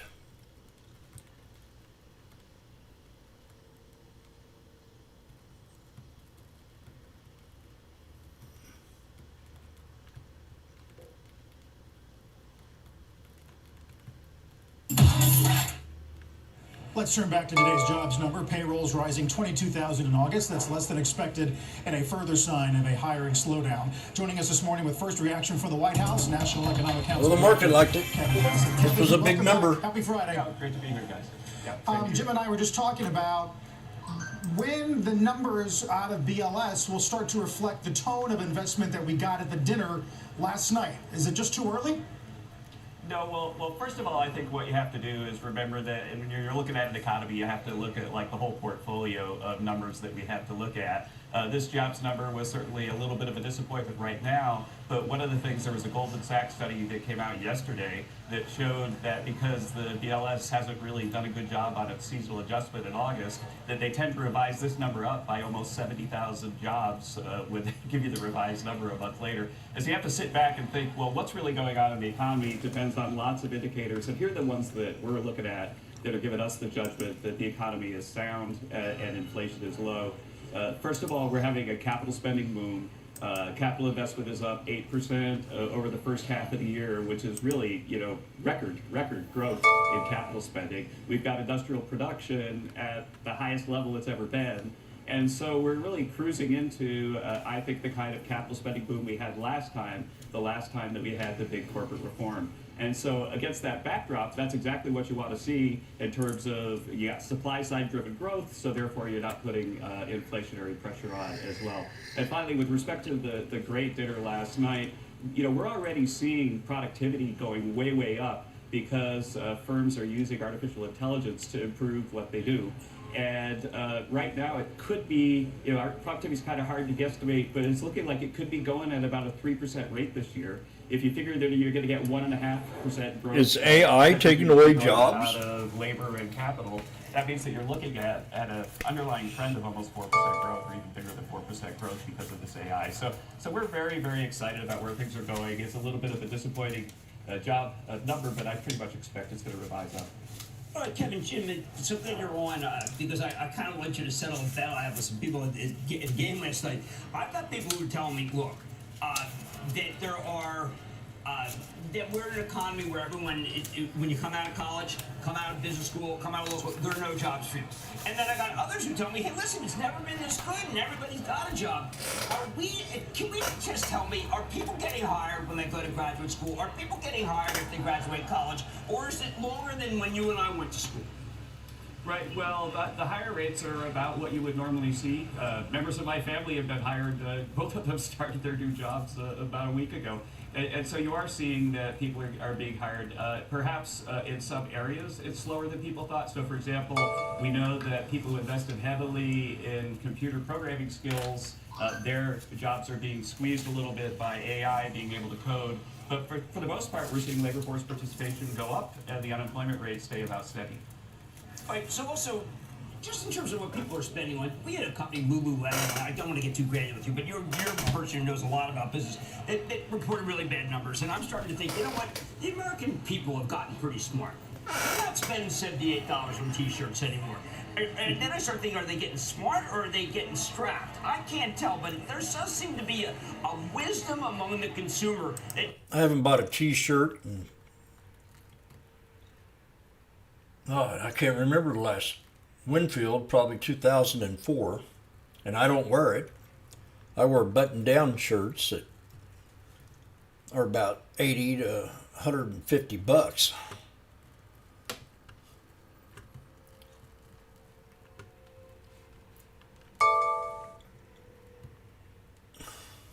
On average, so far this year, the typical worker is making $500 more than he was in January. So that $500 it could be spent. $17 t-shirt? I don't think I bought a shirt doing better things that cheap. but they do have more money in their pockets.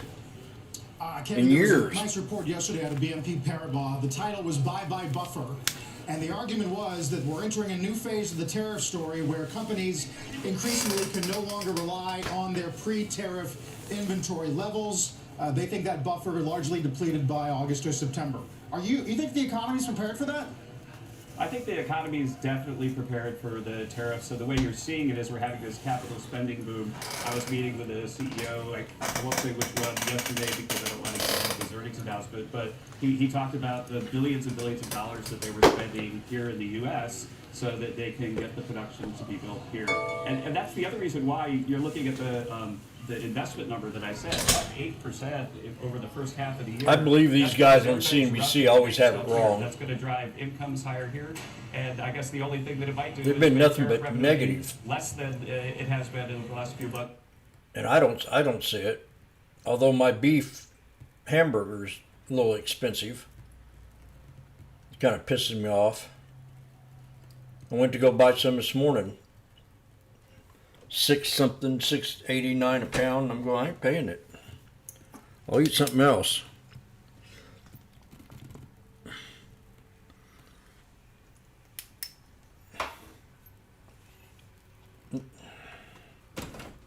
I'm just not going to pay it. Plus, the store that bought this store out were very high priced to begin with, and price cutter is not the same price cutter unless you go to a different one.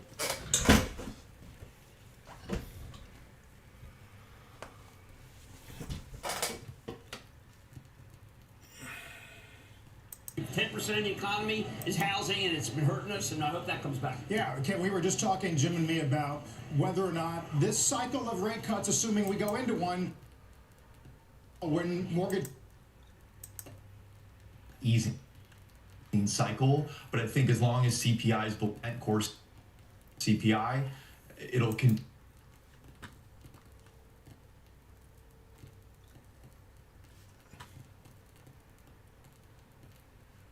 We hit my first support right to the penny. 649.14 this morning before the job numbers came out.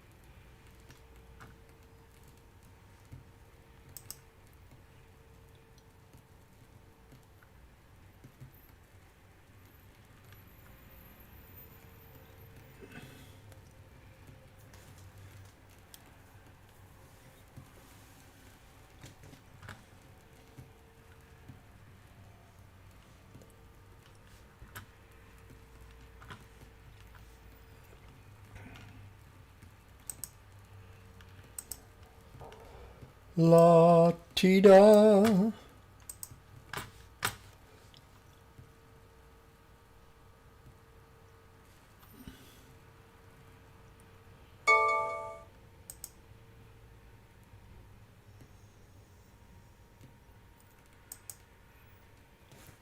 Big pop on AVGO, $50.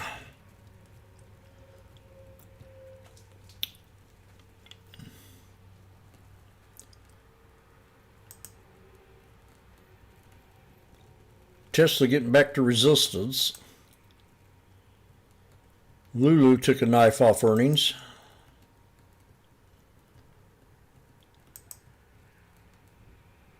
AMD double bottom.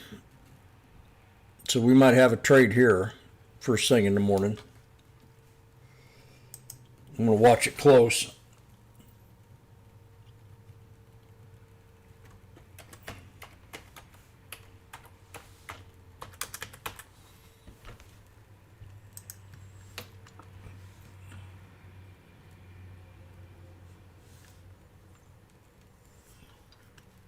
That might be my first trade of the day. Well, here, New Street adjusts price target advanced micro devices to 150 from 230.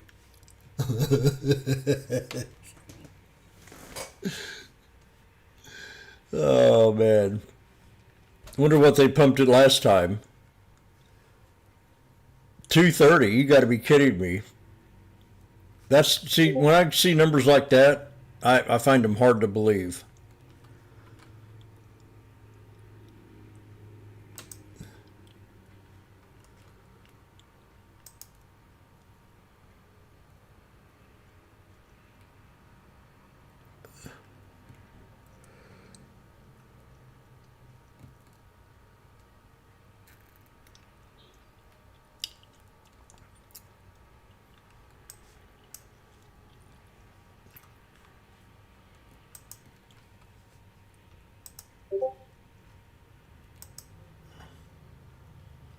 But then I look at the chart and I go, well, it's had such a wonderful run with a double top.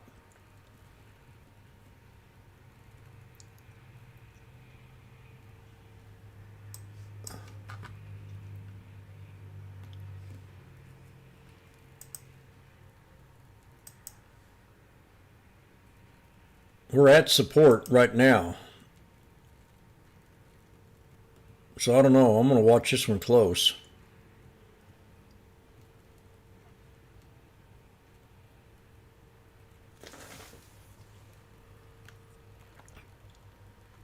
What's their ratification for saying that? Micro device AMD's average rating of overweight, meaning the price target of 192.90.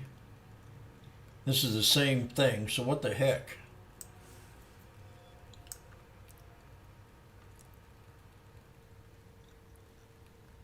There's no data, nothing to say why, so they're full of crap.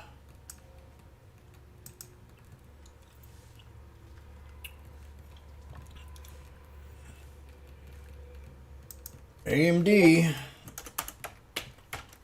looks like the one I'm going to do the first thing next week. The 160 strike if it dips. Right now we're one notch above the money. So we'll see what this opens up at. Right now it's 480. There's 233. So I'm going to get 5.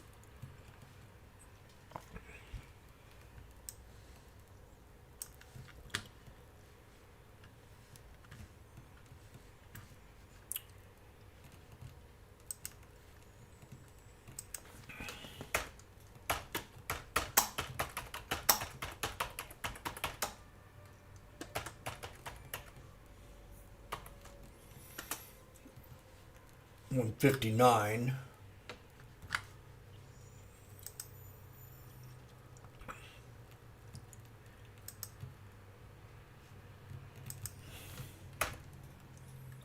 $160.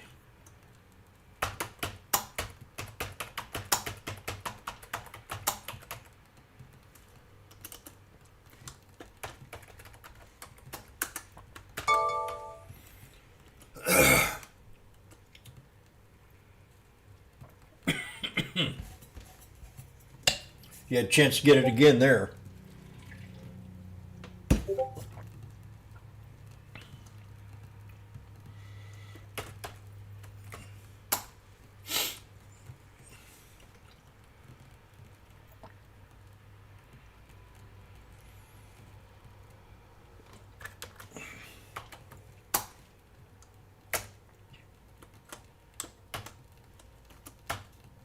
Gosh.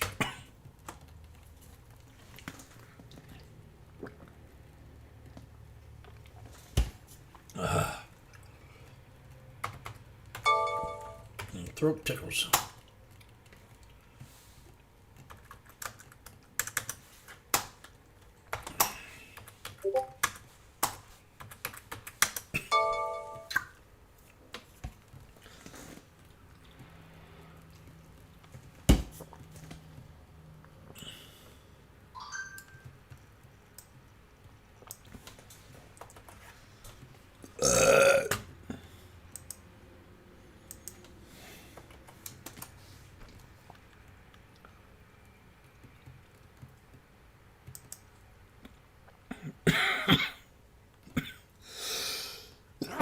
Excuse me.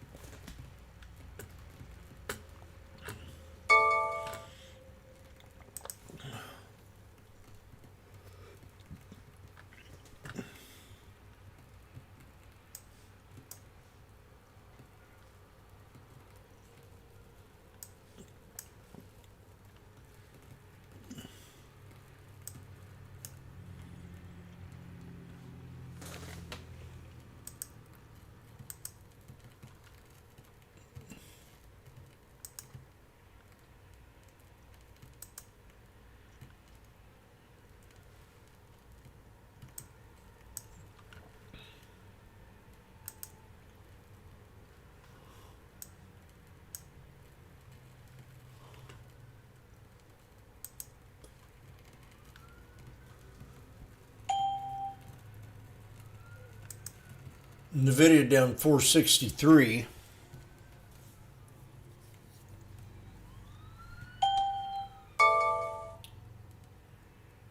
AVGO up 44 bucks.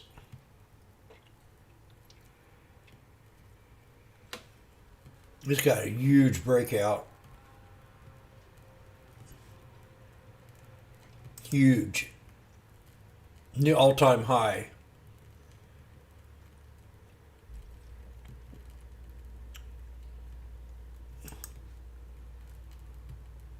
So this one could probably hit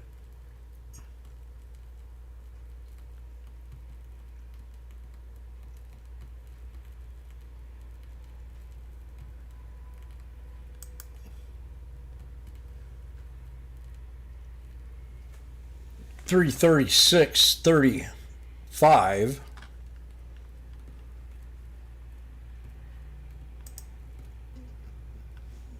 I've always maintained 350 for NVIDIA. I mean Tesla. Lulu's down 38.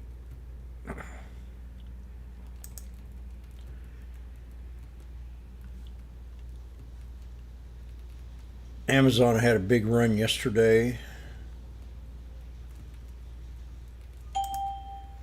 Cisco got way overbought.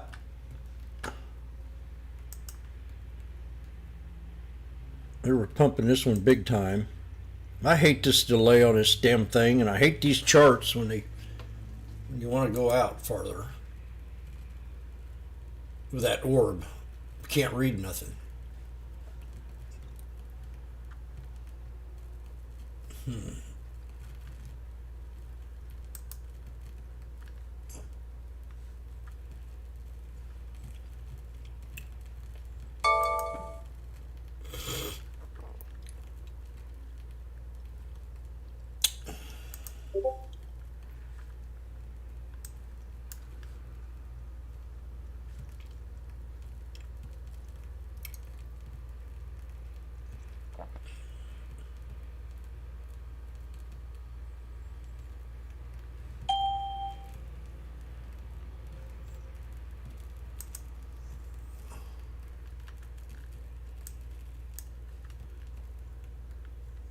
We got tweezer bottom on NVIDIA.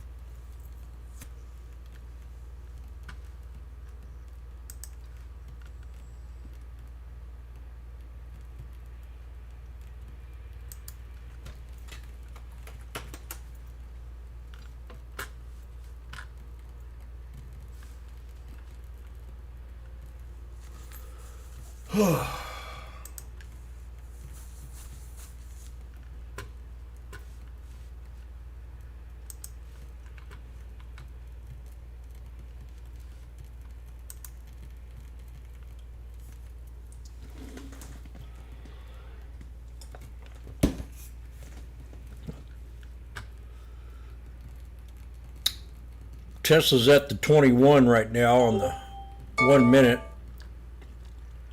We have four black crows with a doji on NVIDIA right now.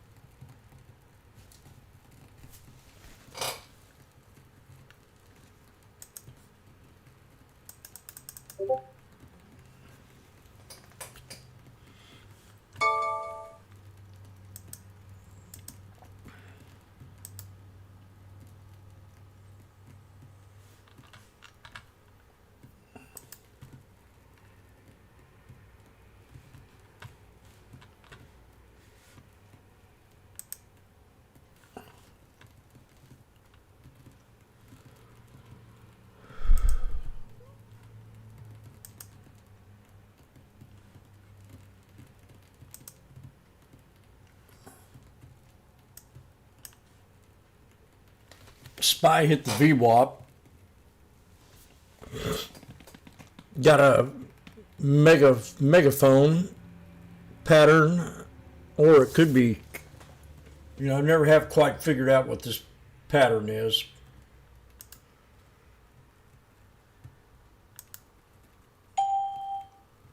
If you go straight across with it and then down, it just seems bearish to me, but I don't know. I've never seen anybody talk about what kind of pattern it is.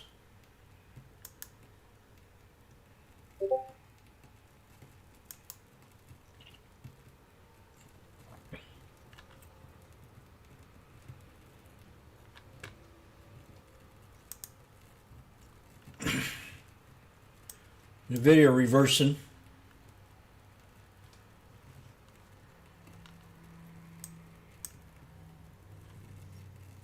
AMD's trying to break the 9.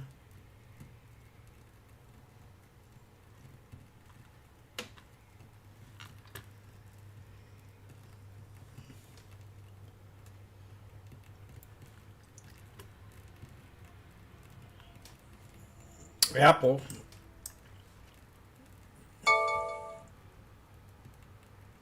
got a diamond shaped pattern.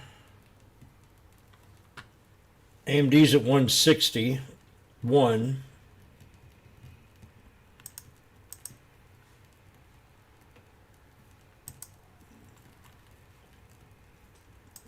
So I don't know if I should take profit.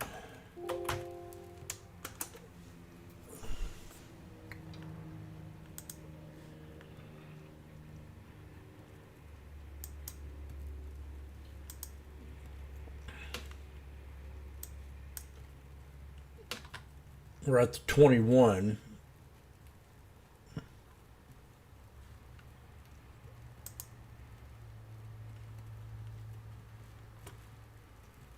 Tesla coming up to a double top. We had a tweezer top and it pulled back and hit the 21. 352.82 right now. Resistance. Mister I called out yesterday and it hit 336.74, my resistance level on Mister. And if we break that, we go higher. If not, we play around in that zone. I'm not going to trust the market much this morning until I start seeing some good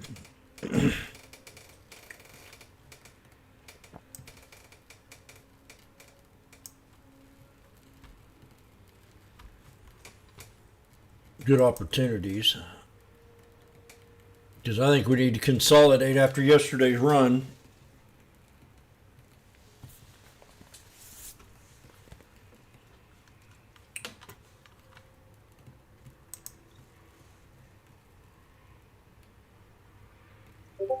We could be in for a heyday today, but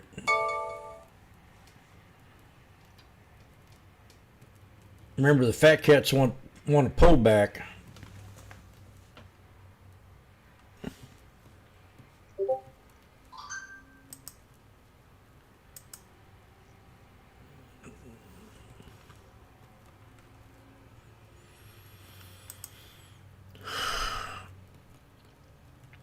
Tesla broke resistance.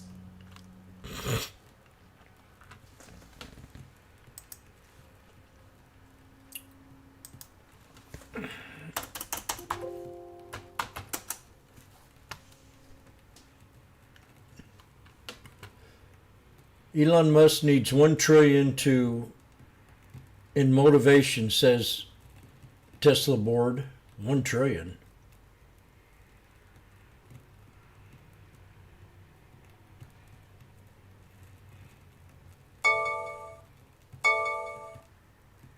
Tesla board proposes Musk pay package worth as much as $1 trillion over a decade.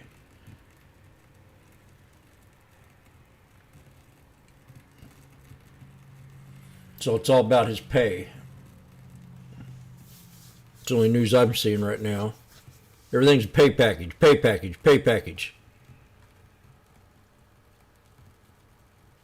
The board reveals $900 billion.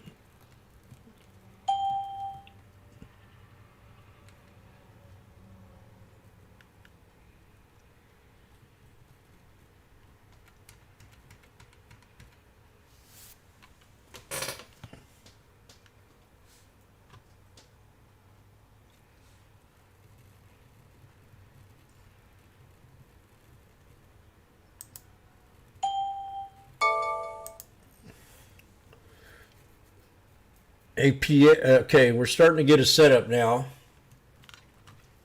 SPX. We'll see if we hold this support. We got an inverted head and shoulders.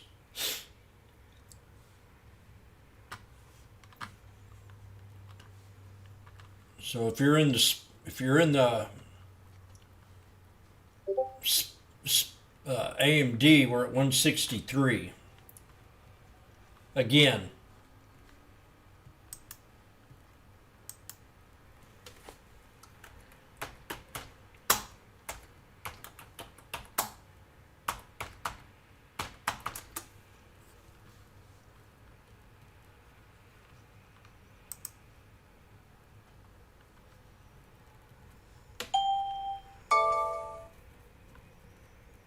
We're squeezing. We're going to know something here in a second. If it wants to break up and hit the 50, then I'm going to get out.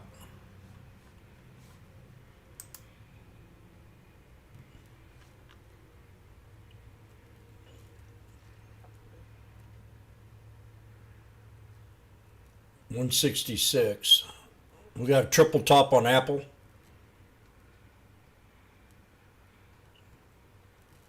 Nvidia snake breakout, pull back off three white soldiers.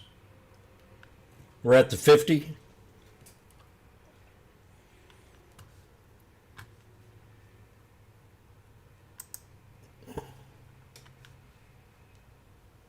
Tesla's got a double top up here, a triple top break, resistance. The new, I have 352.82, and the new resistance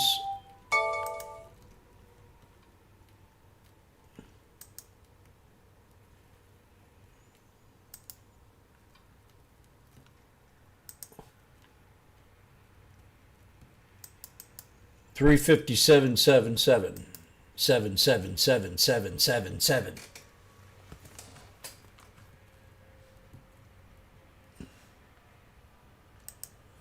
AMD's at 165. If this thing breaks out, we'll get about 180, 190 out of it. Right now, we're breaking above a double top.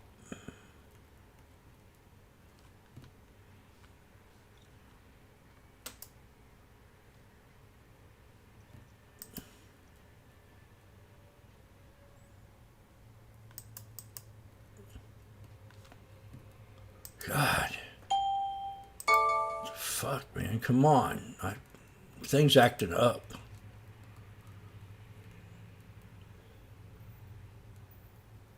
Takes me 20 seconds to put a frickin' trend line in here.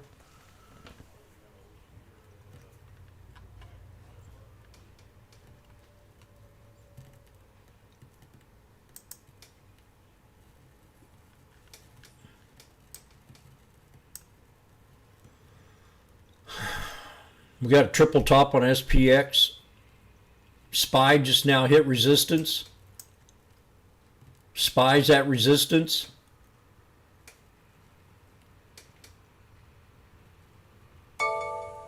We just broke it.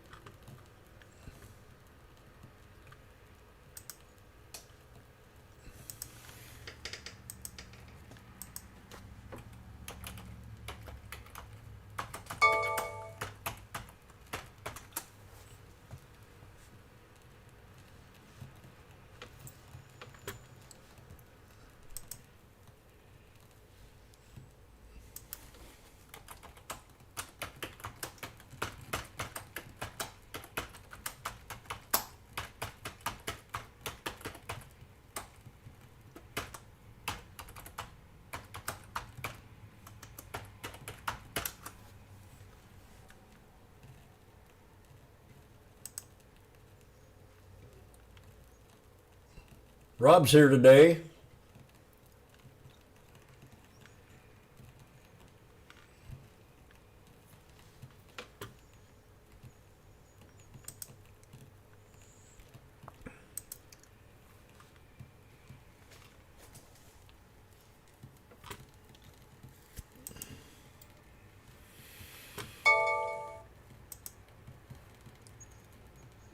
We got a megaphone on /ES, not by much. That's a big knife to VWAP right there. Got to be careful here, I'm telling you. I'm not feeling it.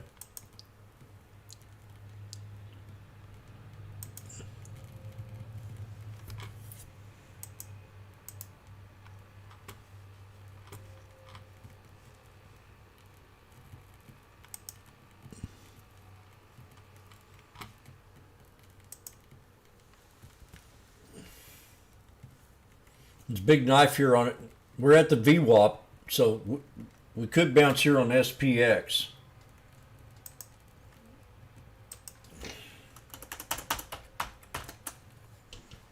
We'll know here in a second.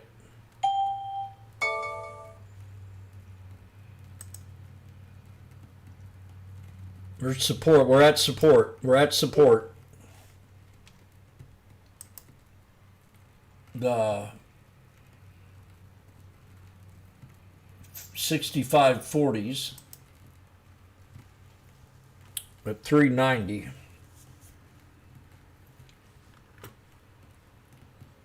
$65.40s at 390.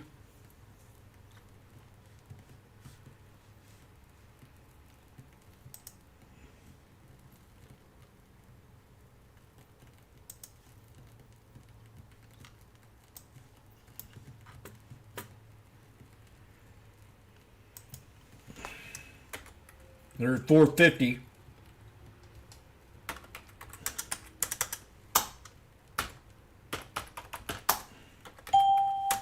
$470.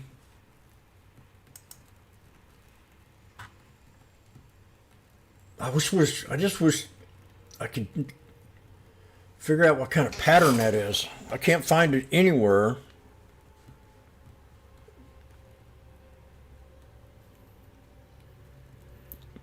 It's almost a wedge now, but just not by much. If it goes straight across,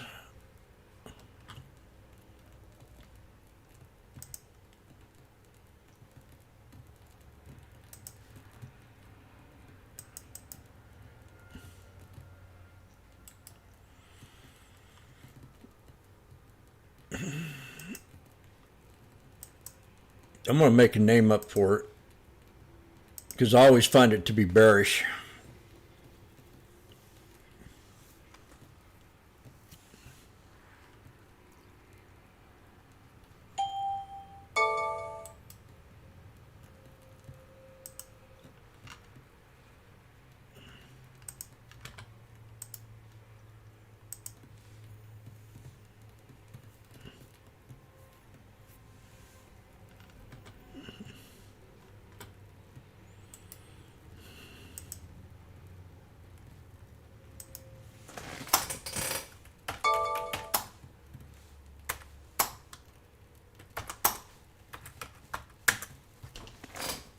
I still got one of these left. I sold two of them at 460.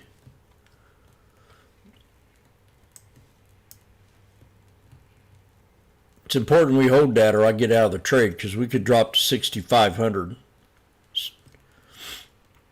6505.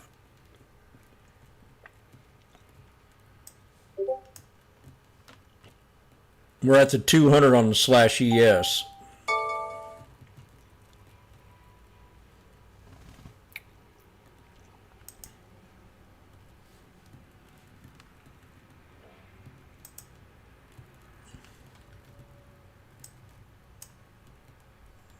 SPY's at the 200.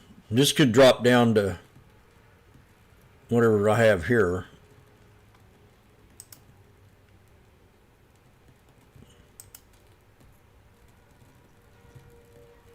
$650.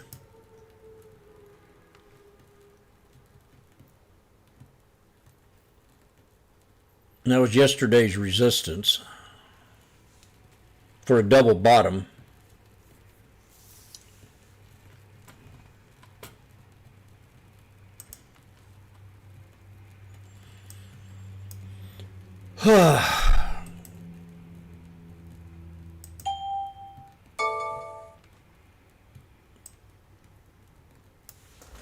After yesterday's run, you just got to think consolidation.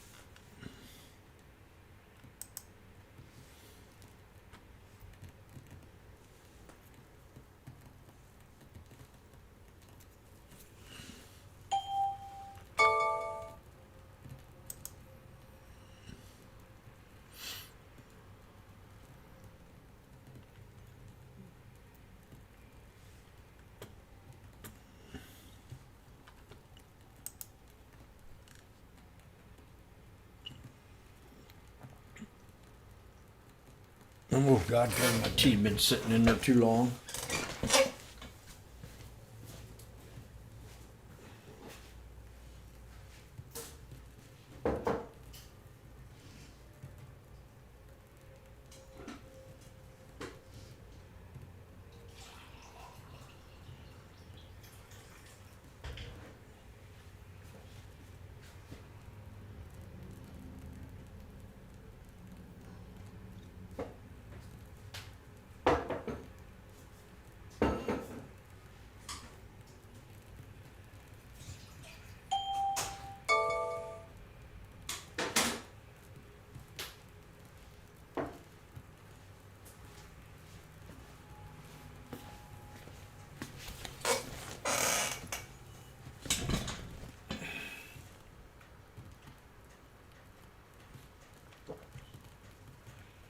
It's not that strong. It's cold, but it's not that strong. It's my third time, so if this was my first time, I couldn't drink it.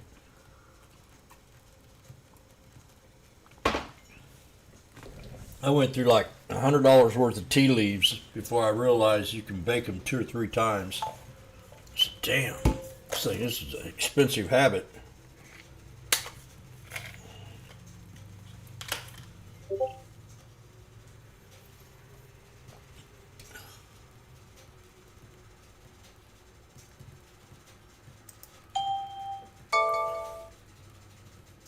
I went through more than that, probably a couple hundred, 250, before I started really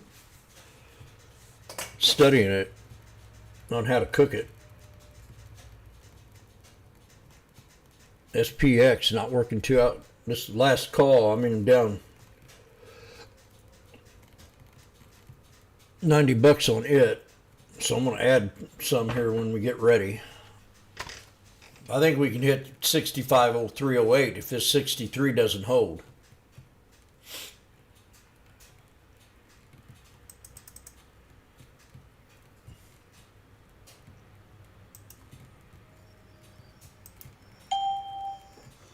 It can drop a lot more. I mean, we had one heck of a run here in the past 3 days. And after every big run, you consolidate.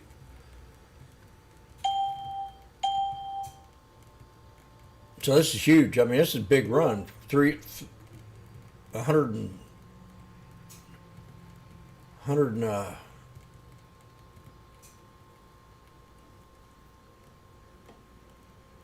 and some points. 100.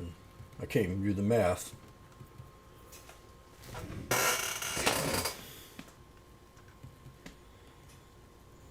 Yesterday's run was crazy. And then we had a breakout this morning. So we're sitting at, and we're looking at the 21 on the 5 minute.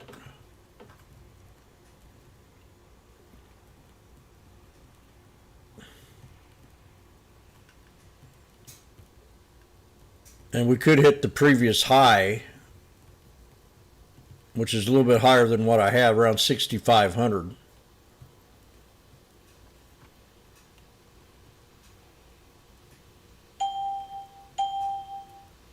I mean, yesterday's run was just I don't know. It's scary.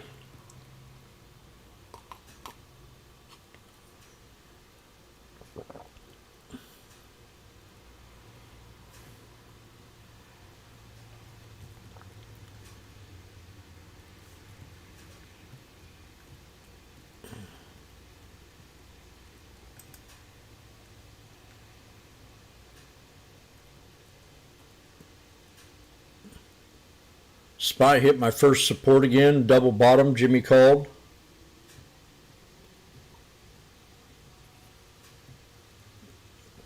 SPX can drop to 5503.81.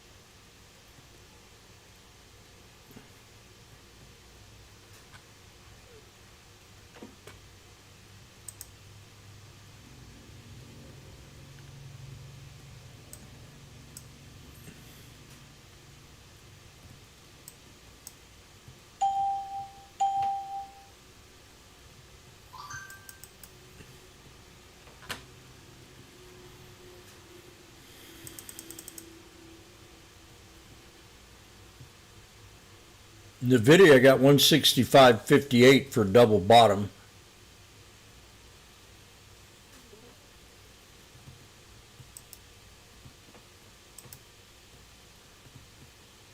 And we hit 99 on a wick.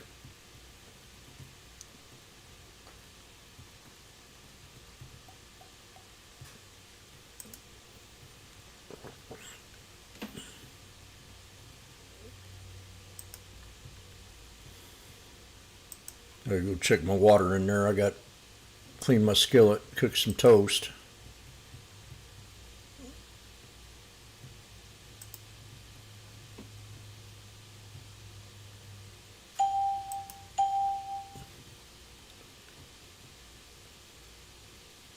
We got a huge pullback coming, I think.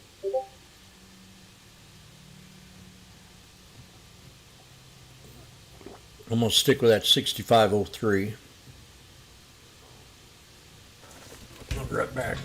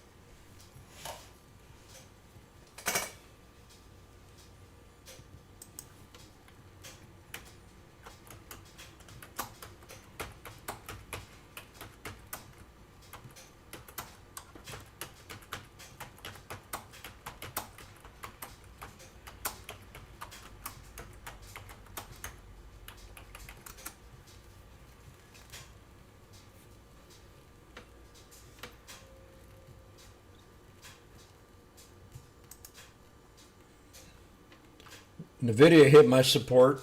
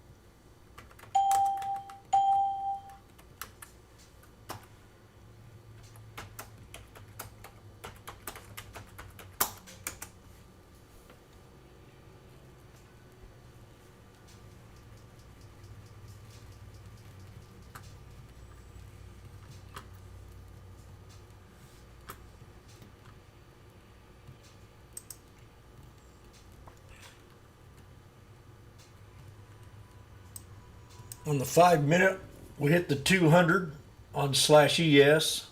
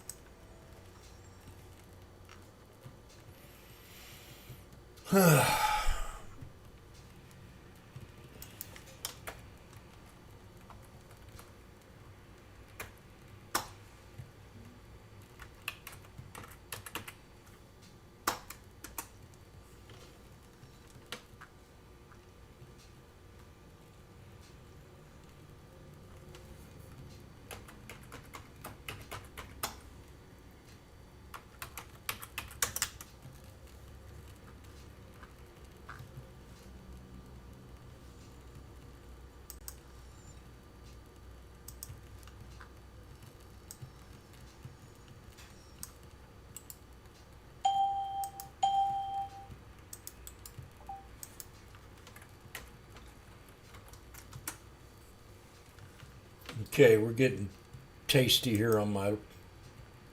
I'm down 140 on that first one, so I'm about even. Watch SPX here.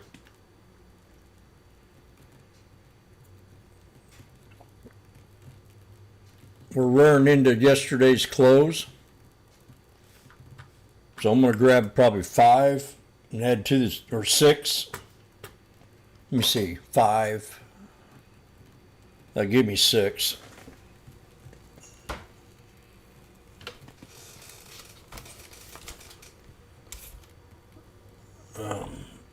I got to find something out here also.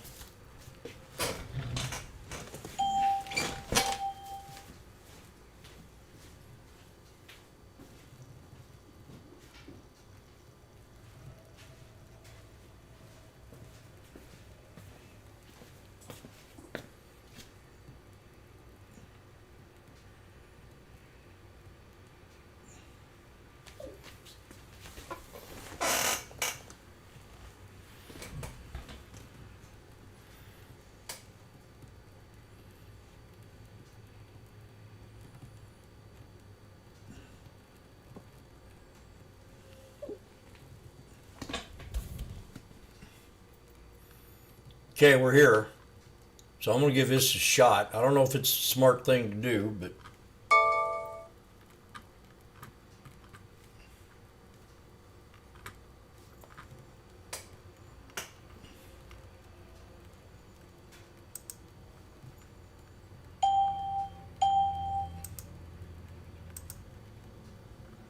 NVIDIA hit my support.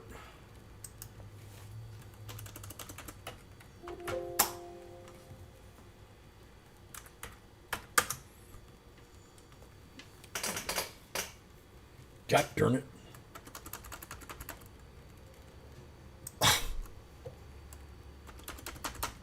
Fuck.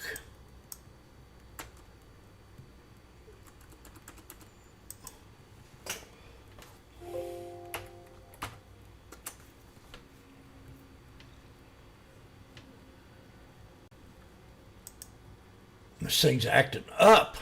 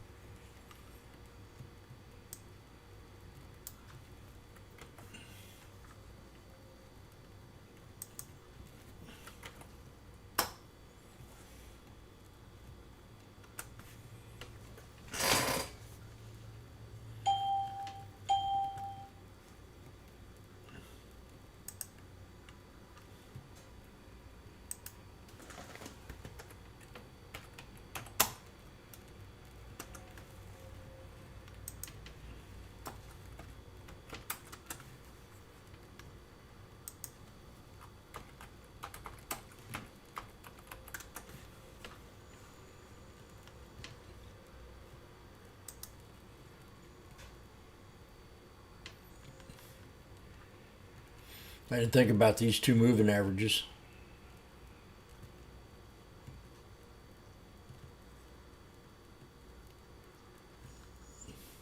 I just thought about this here.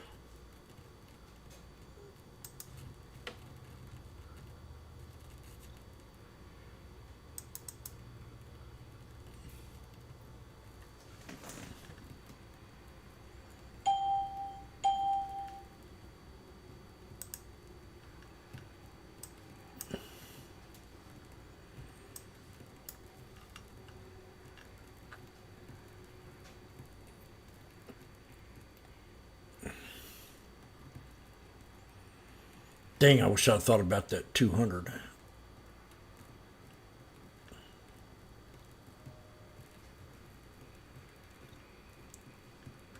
I think I would have waited for that. Mister's got a big knife. Down 15 points.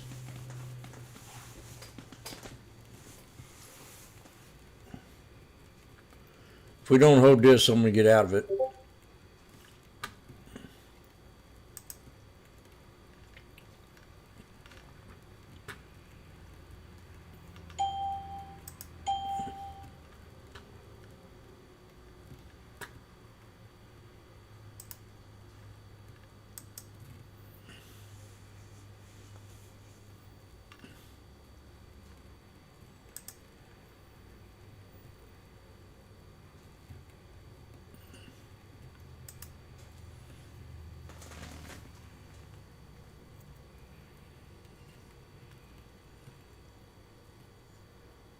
Okay, we're at support here. This got a hold or we drop more.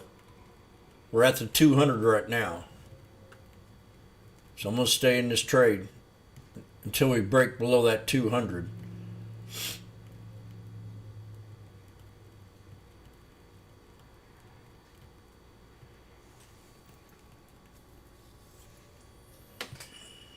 There we go.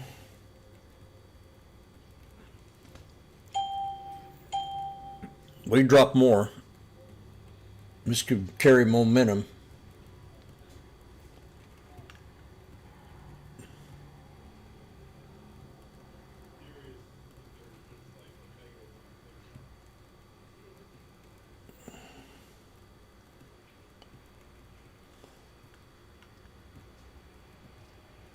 And I'm going to go have lunch.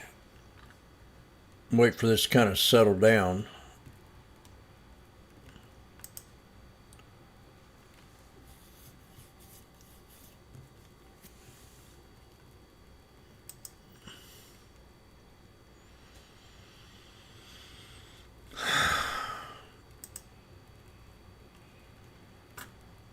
I can get rid of that. That was just showing off what yesterday's run was.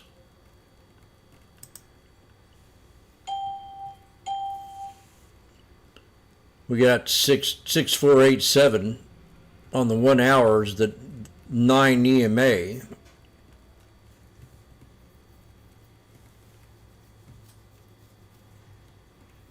And that's right at pullback of 38.2% on the Fibonacci from yesterday's breakout,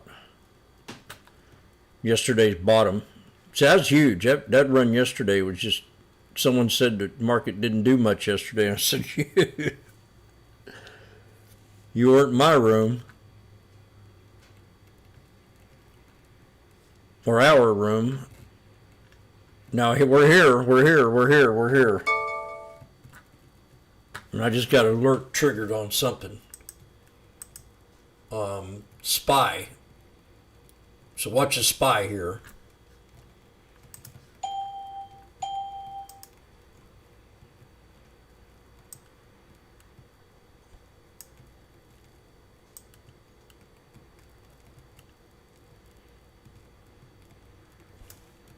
This should reverse.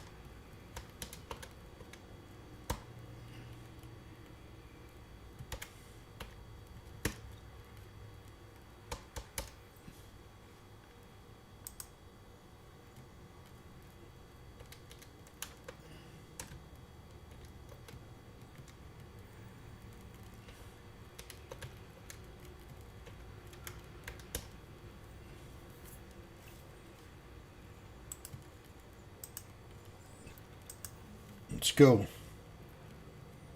I need 89 cents.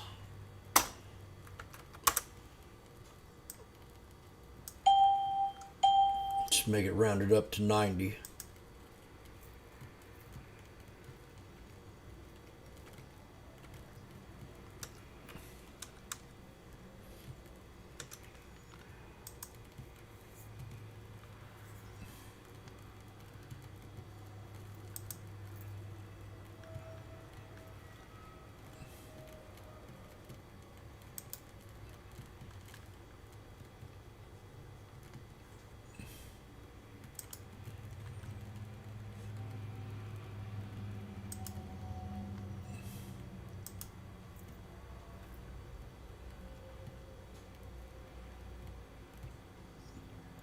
I got 645.67 for a low support.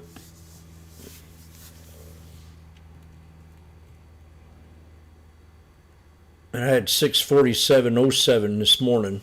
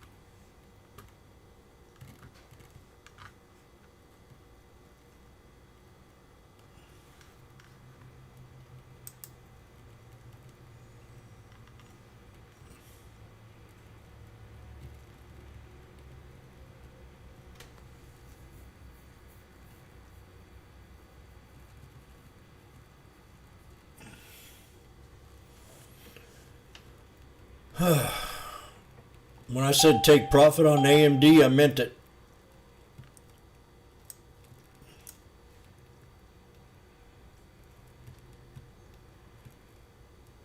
And that I wasn't feeling it today, I meant it too.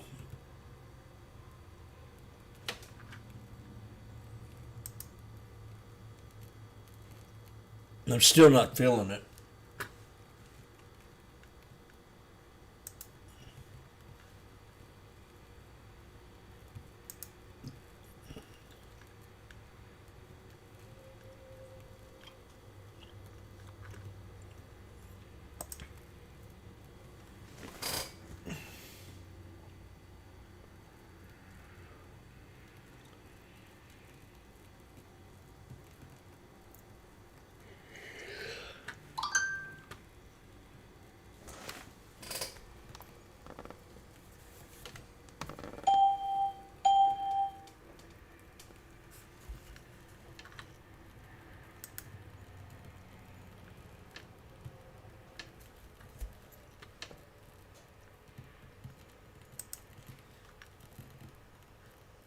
We're about to the 50% pullback on SPX. And that's where we could stop.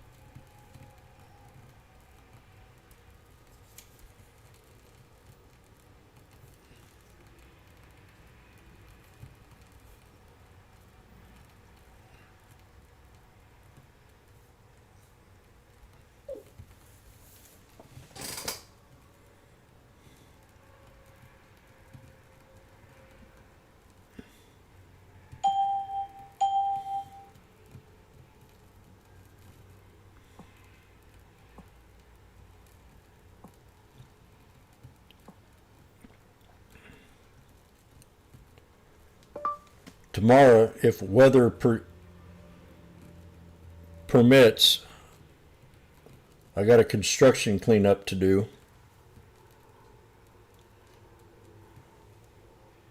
Both of us shouldn't take more than an hour. I'll give you $40.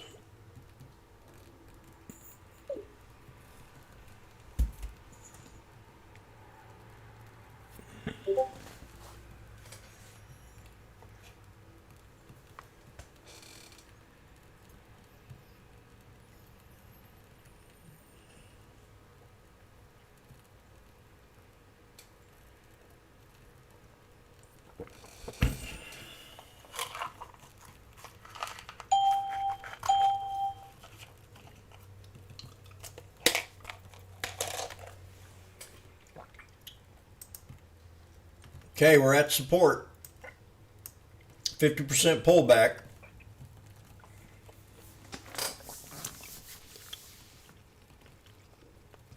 I've called this trade out thousands of times.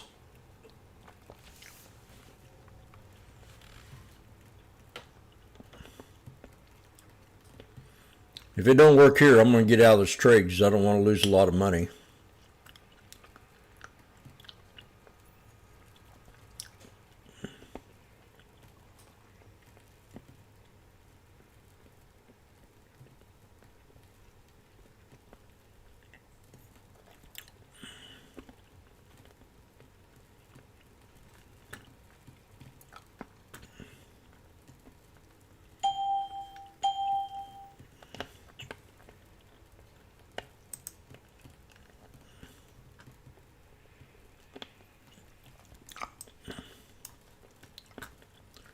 Got a big long snake on /ES.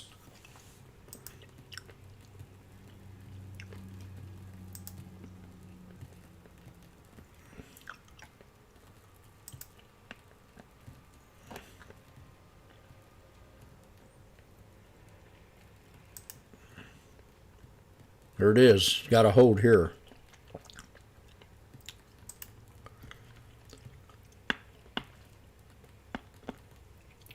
Damn it.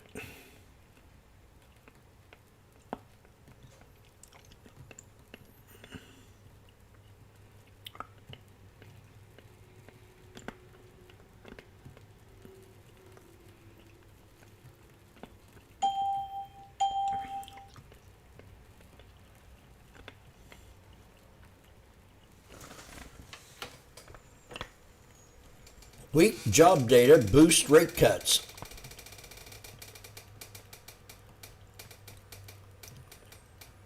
S&P 500 is climbing the wall of worry. But NVIDIA is now a real concern.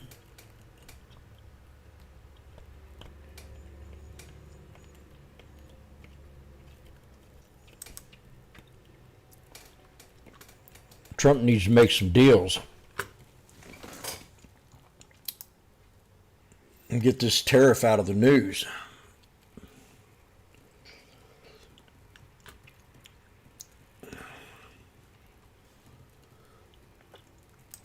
If I was advising him, I'd be telling him, shut up.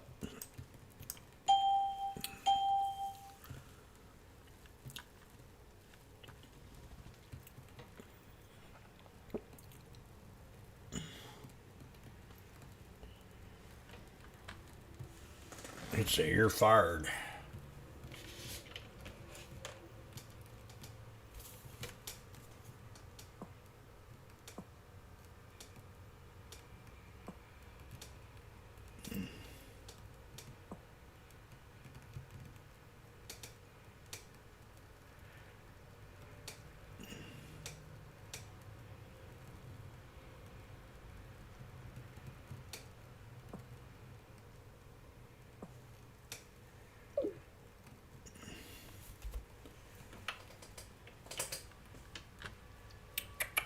Okay, come on now, do something.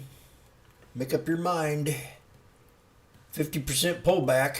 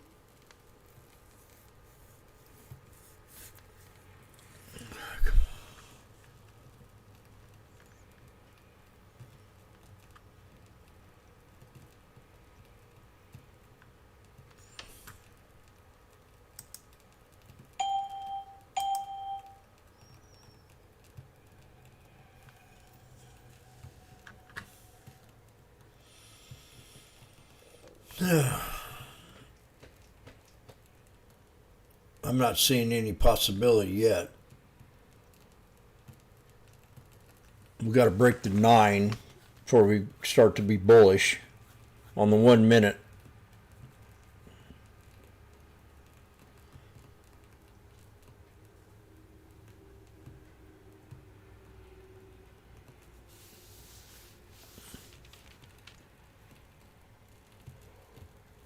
I'm just too far out of the money at 9.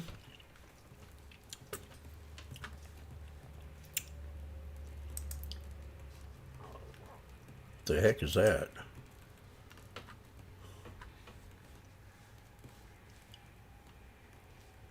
How'd that get on my freaking page?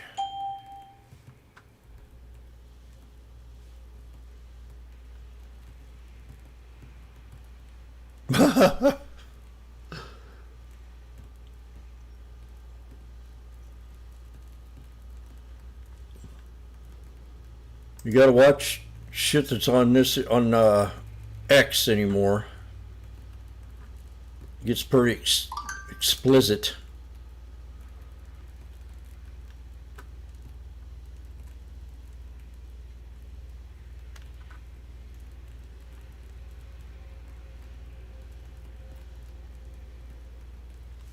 I flipped on a page yesterday into clothes of this girl, and she friended me, and I was like, okay, I'll check her out. And it was porn.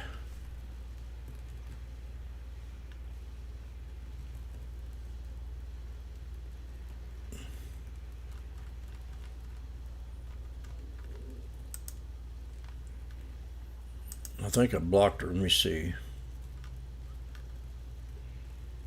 Yeah. This girl right here. I think. No.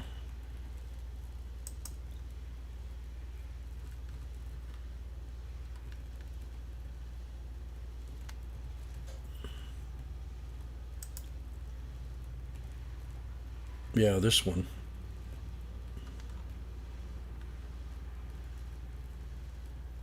Very explicit.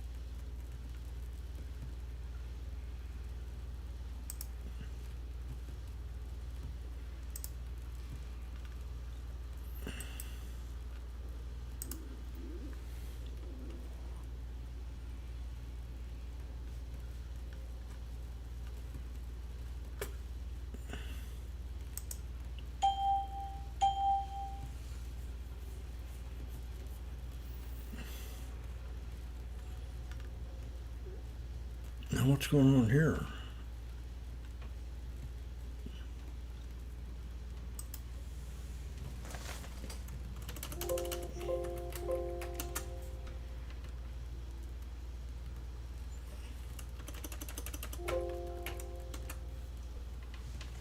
AMD hit that 150 mark.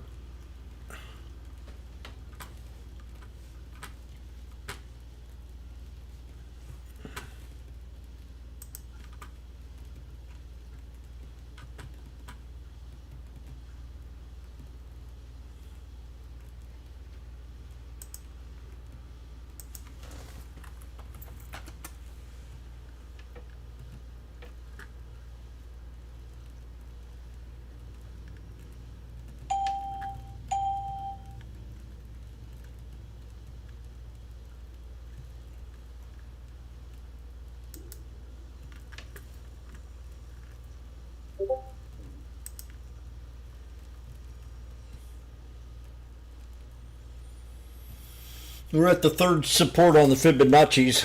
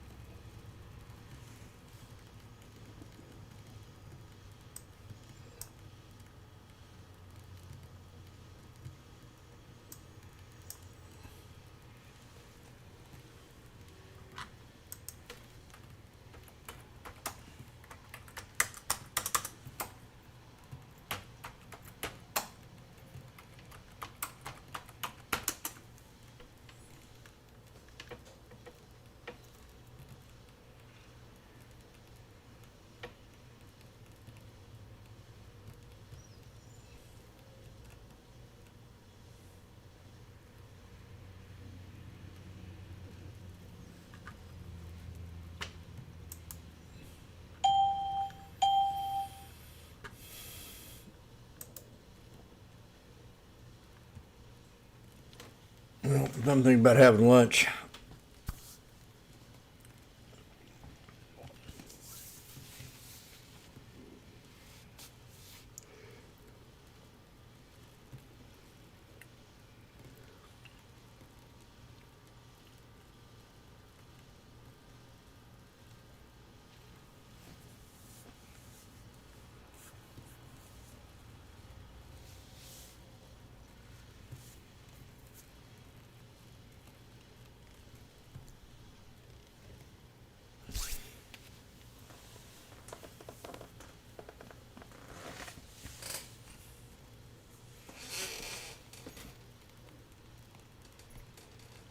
Lunch and a coffee.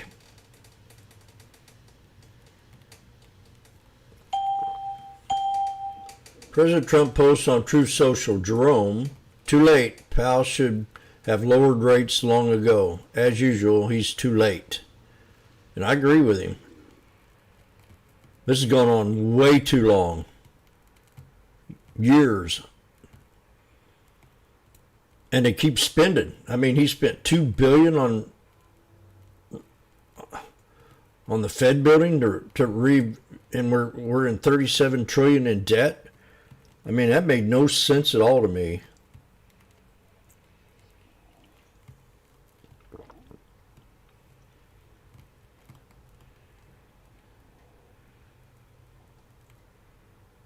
How can you spend money, be the Fed advisor, and spend money you don't have?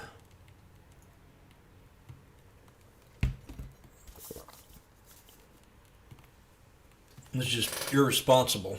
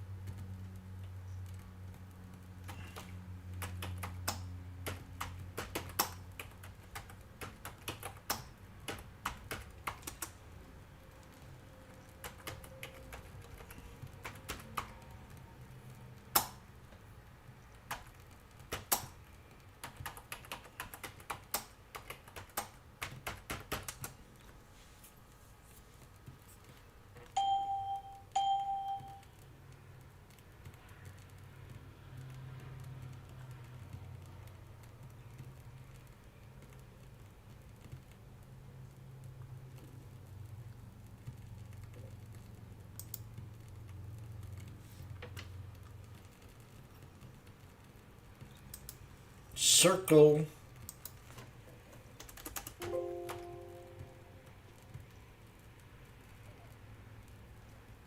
CRCL. God.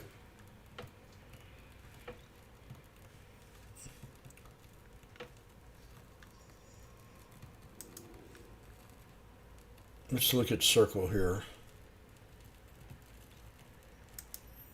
I'm going to load up a boat when we get a chance on something.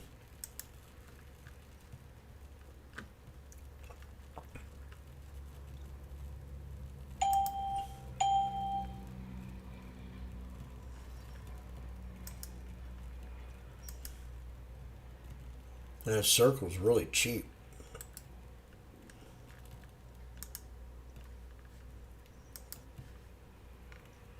Here's another one that had a huge spike in less than 2 weeks. From 100 all the way to 300. Are you kidding me? In 2 weeks?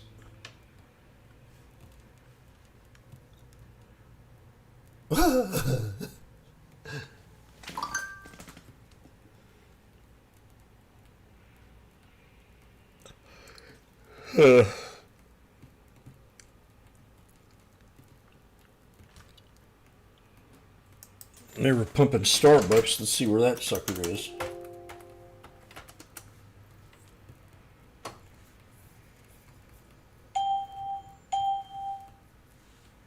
Some of these are starting to look reasonable. Disney's way overbought.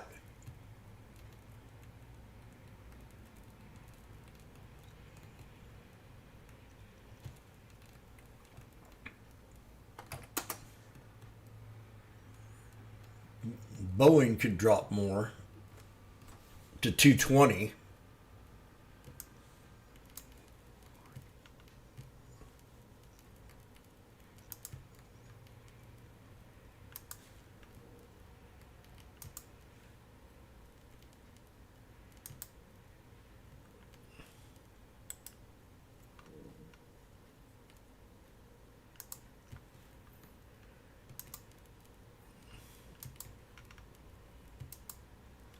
Head and shoulders alert, inverted head and shoulders.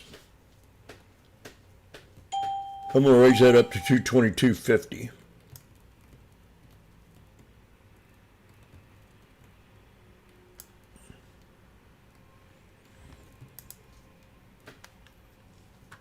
Actually, should raise it right there.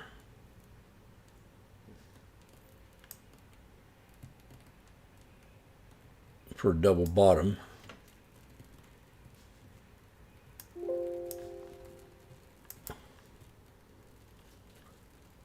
At 223.35.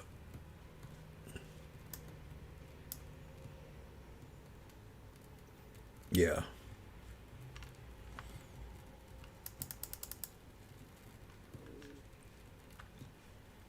That'd be a good spot.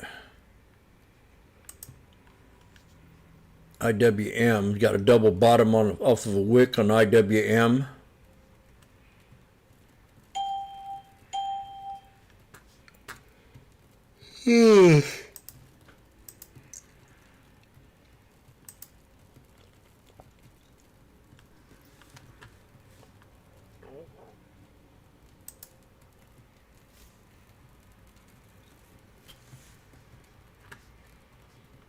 Well, the market doesn't like the jobs numbers. We're at the 200 on the 5-minute on SPX.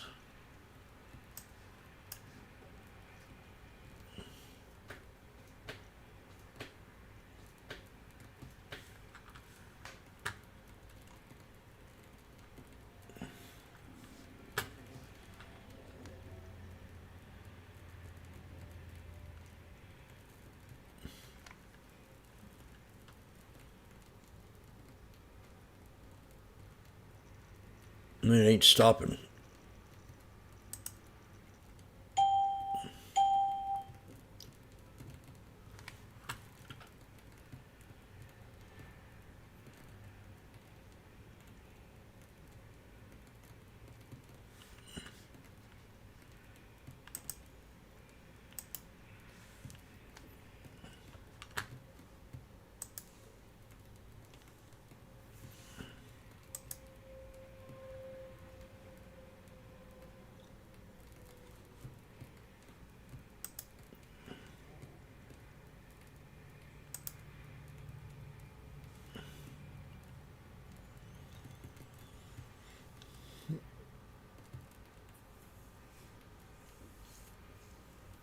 Okay.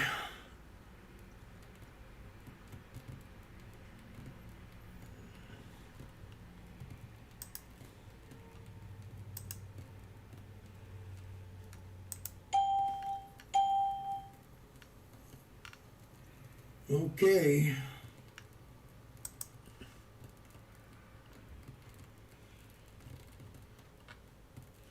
All right, Ringa's going to make chicken barley soup.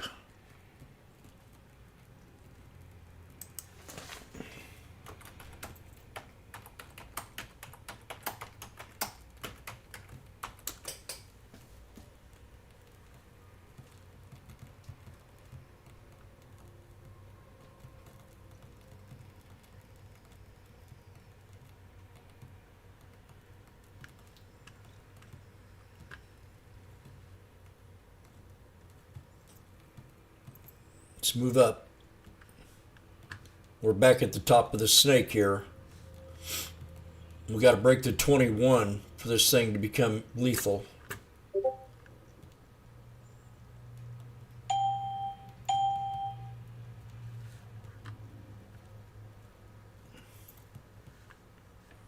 First green action we've had here. It's time to have soup. So I'm holding on to my calls because I got a ton of them.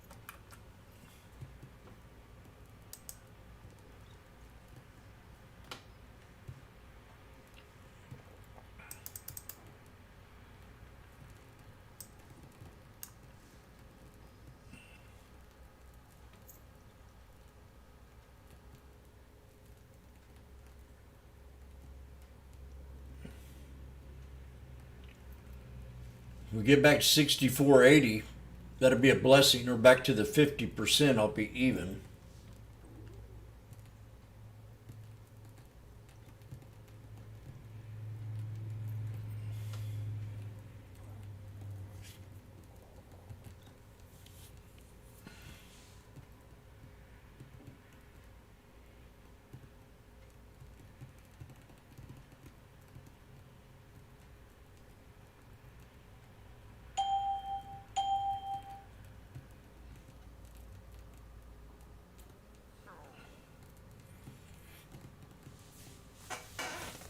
I'll be back.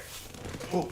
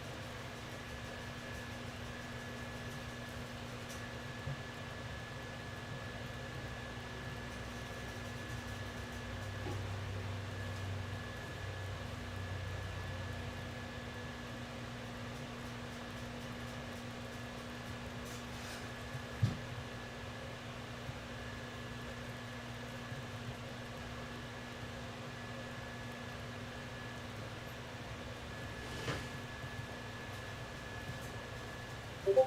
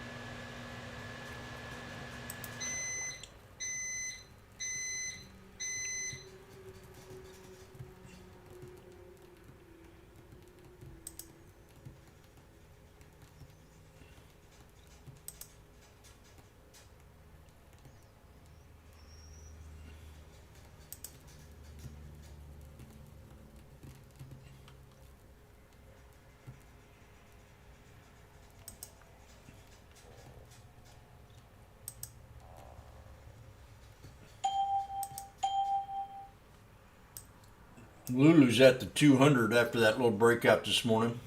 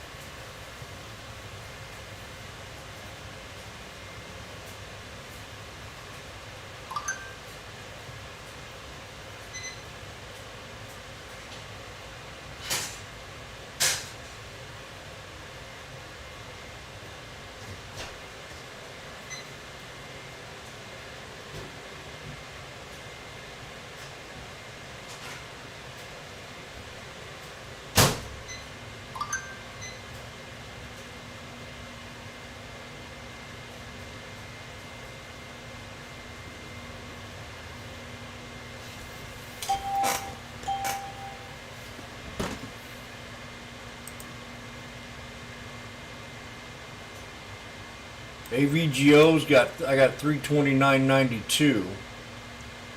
I thought this was way overbought.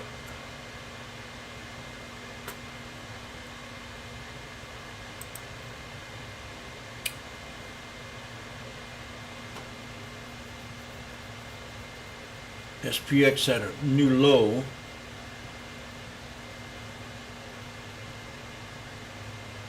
Weak jobs data boost rate cut bets.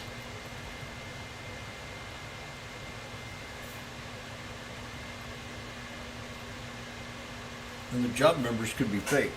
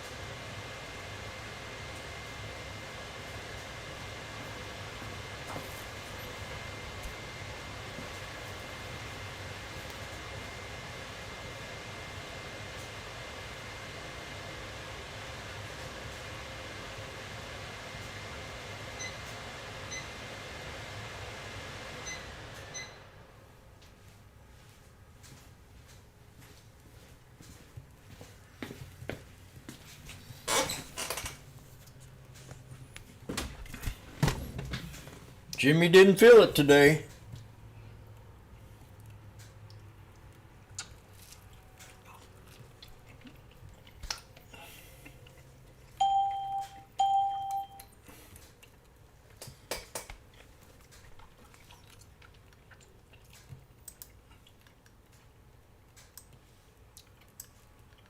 Chicken barley soup with Texas toast,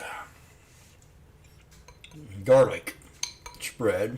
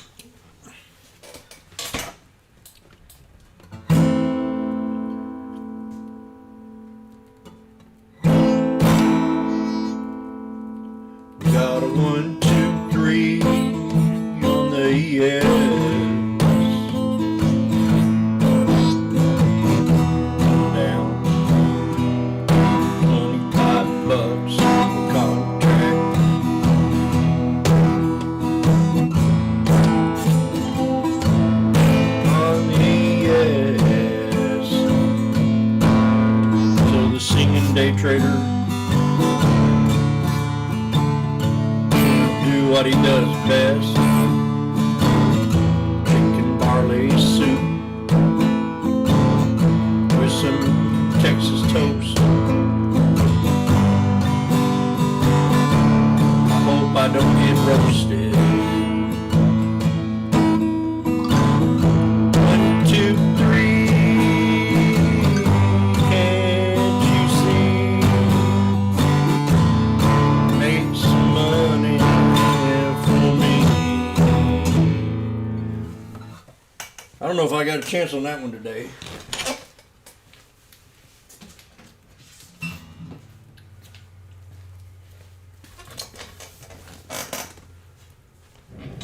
Because I'm getting way out of the money.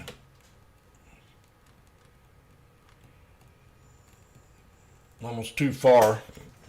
You just cut it, take the loss.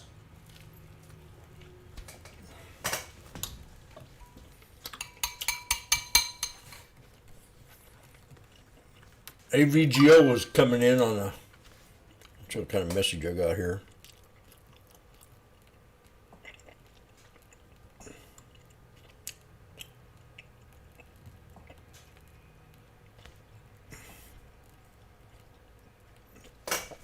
That's pretty, she says.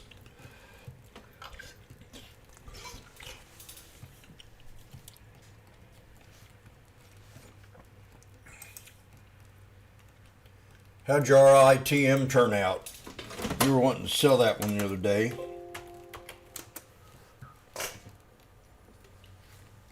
Hitting that resistance again. Looks like it popped a little bit today.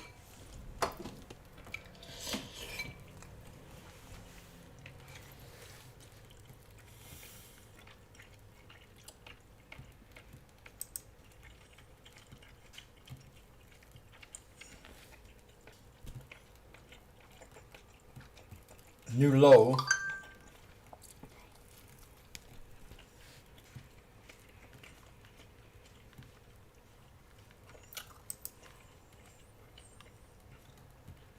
Sorry, honey, I had to let you go.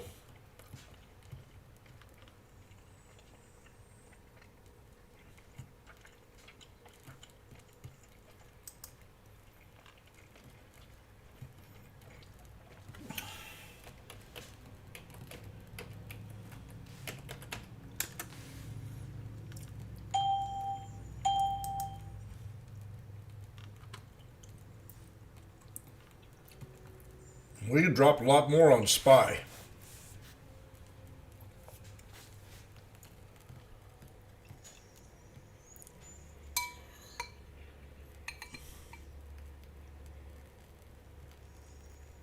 We could drop all the way down to 641.80.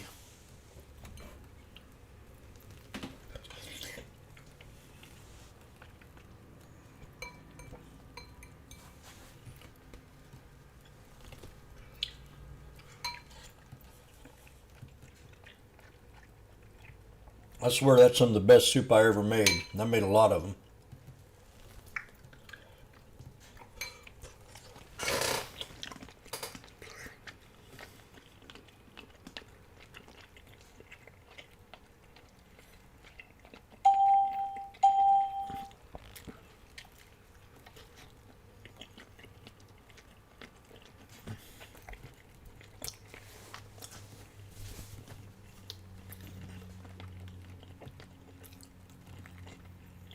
$643.88 has a pivot point.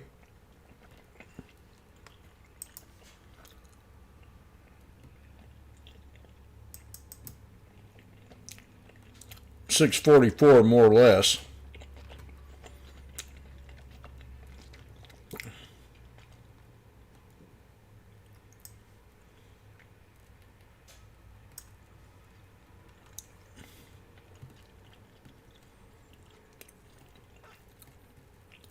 And the bottom support 641.50,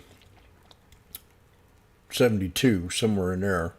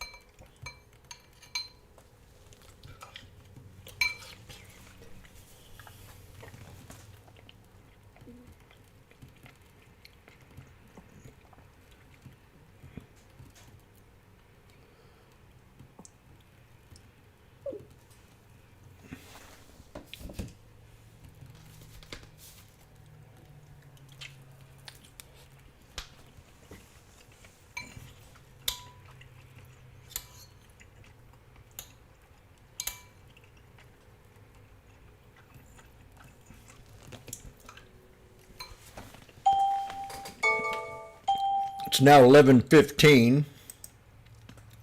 We've had the shakeout. Now we've had 2 breakouts. So we'll get back up to resistance again, see if we break that. I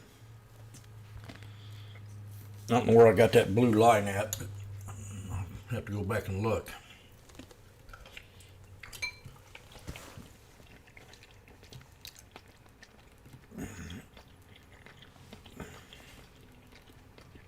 That's on the SPY.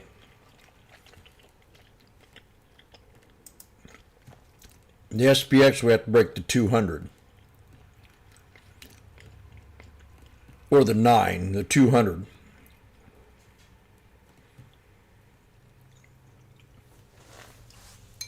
Come on. Ain't got all day.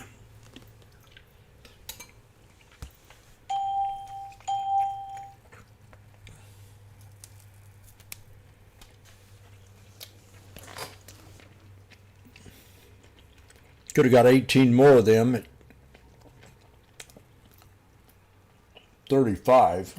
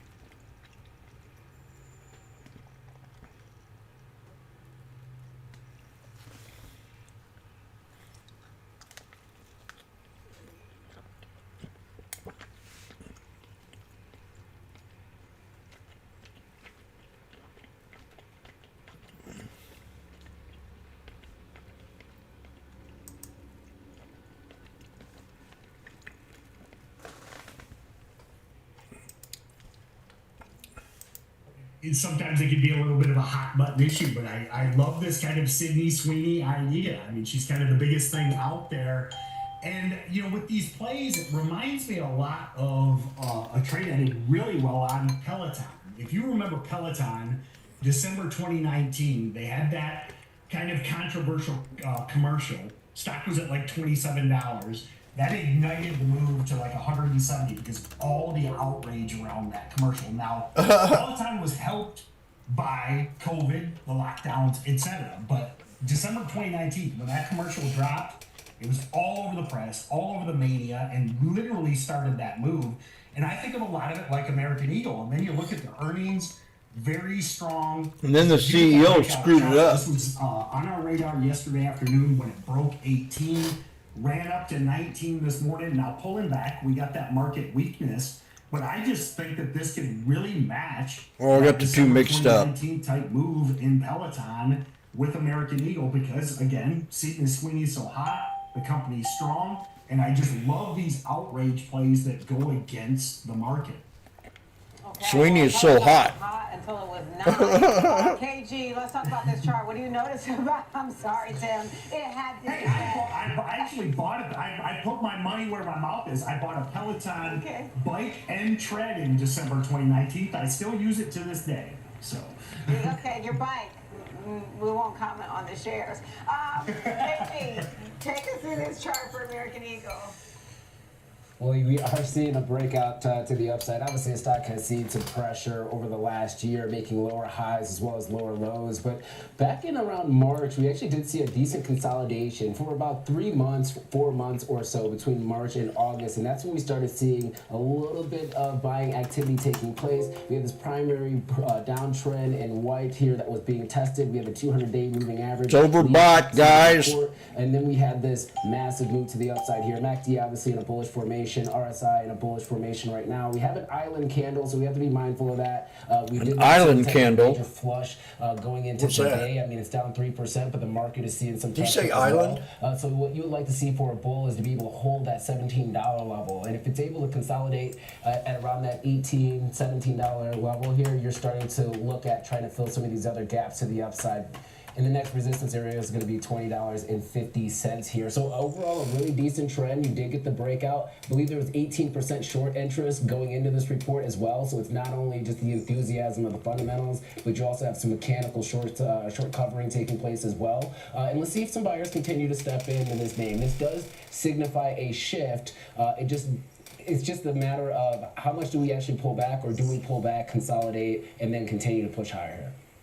I've never heard of island Tim, you want to leave candle. us with a final thought before we move on to your next trade? I love that breakdown. It's funny. Basically, looking at the very similar levels, basically that 17 lower level, I think is a great stop loss area. If this does fail through, I think that would be a great place to move on. And then I was looking for mid-20s for a target price on this trade. So love his breakdown. 100% agree. Okay, Tim, let's talk about your next trade. This is Broadcom. Many say this should be a member of the Mag 7, or we'll call it the Mag 7 Plus. It's making a big move today. It's up 8% right now. It's been a big outperformer year to date. Where do you see this now?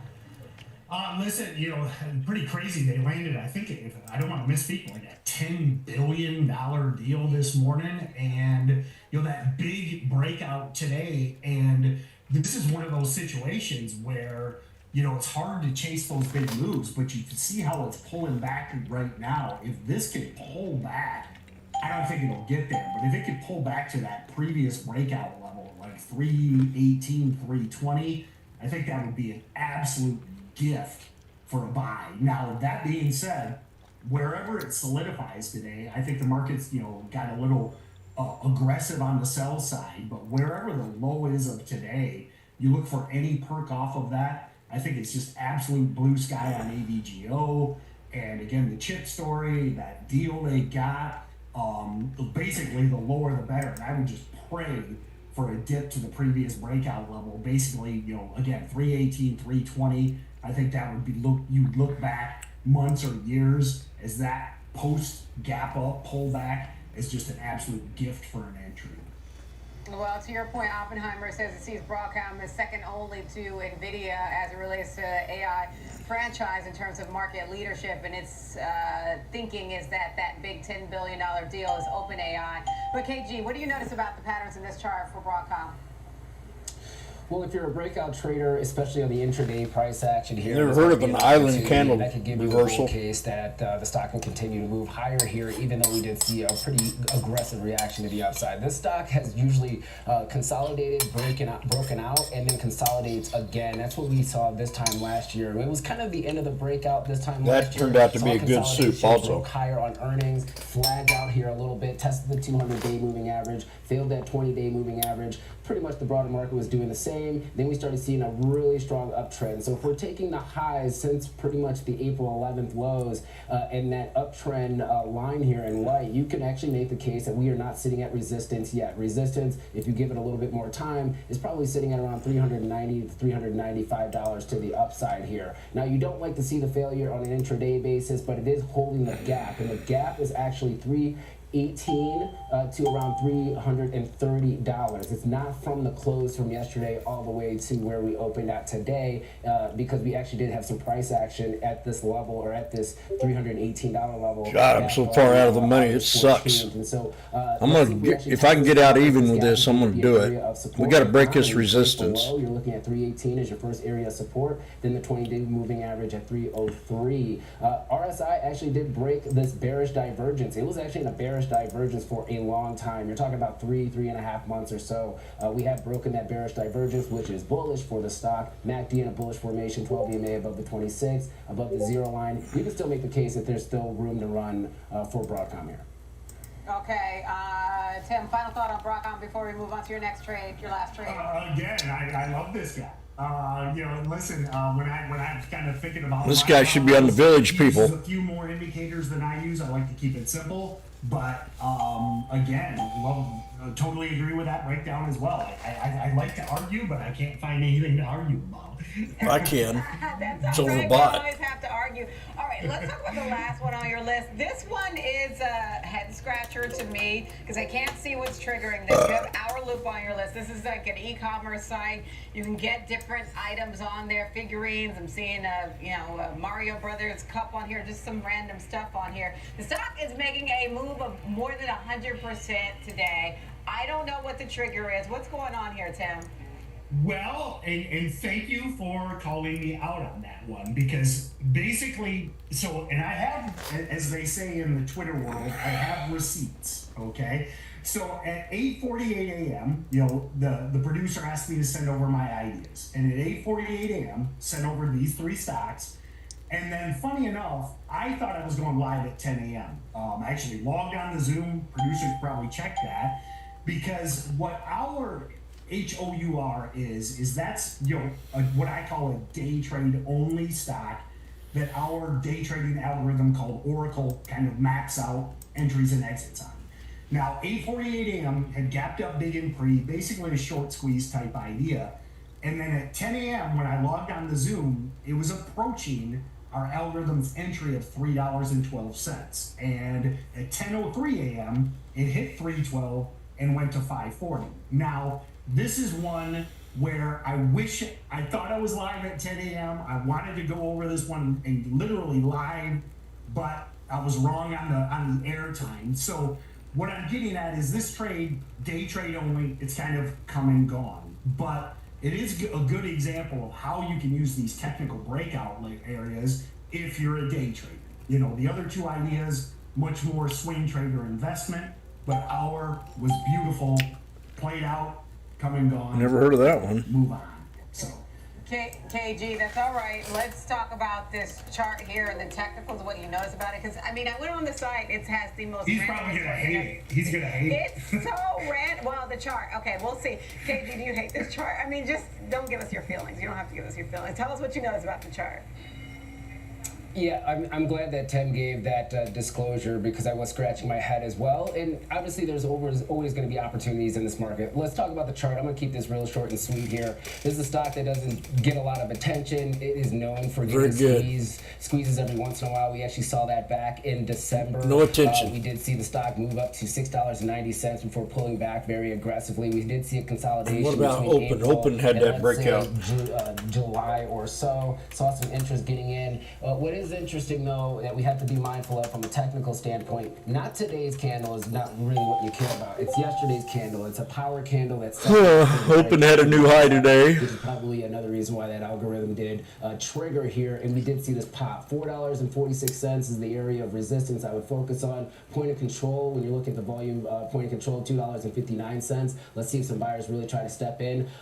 Short interest, if you're looking at retail traders, only sitting at about 2.5%. Dark pool money is around 54%, so there's a large institution that holds significant short in this name. So when you do get some retail traders to buy into it, you could squeeze that 1 or 2 institutions that really hold the blocks.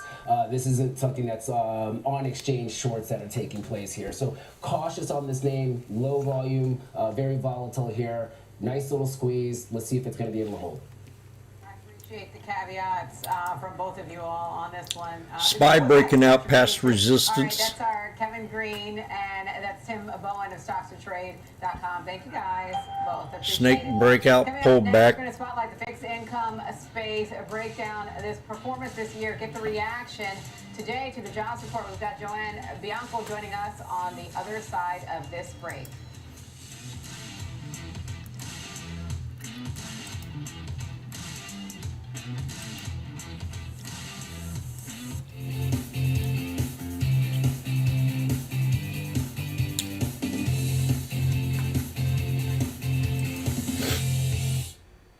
Morning Movers brings traders the biggest headlines to start the day, from volatile overnight swings to the earliest analyst calls. Get your watch list ready. 8 a.m. Eastern, Morning Movers, only on Schwab Network.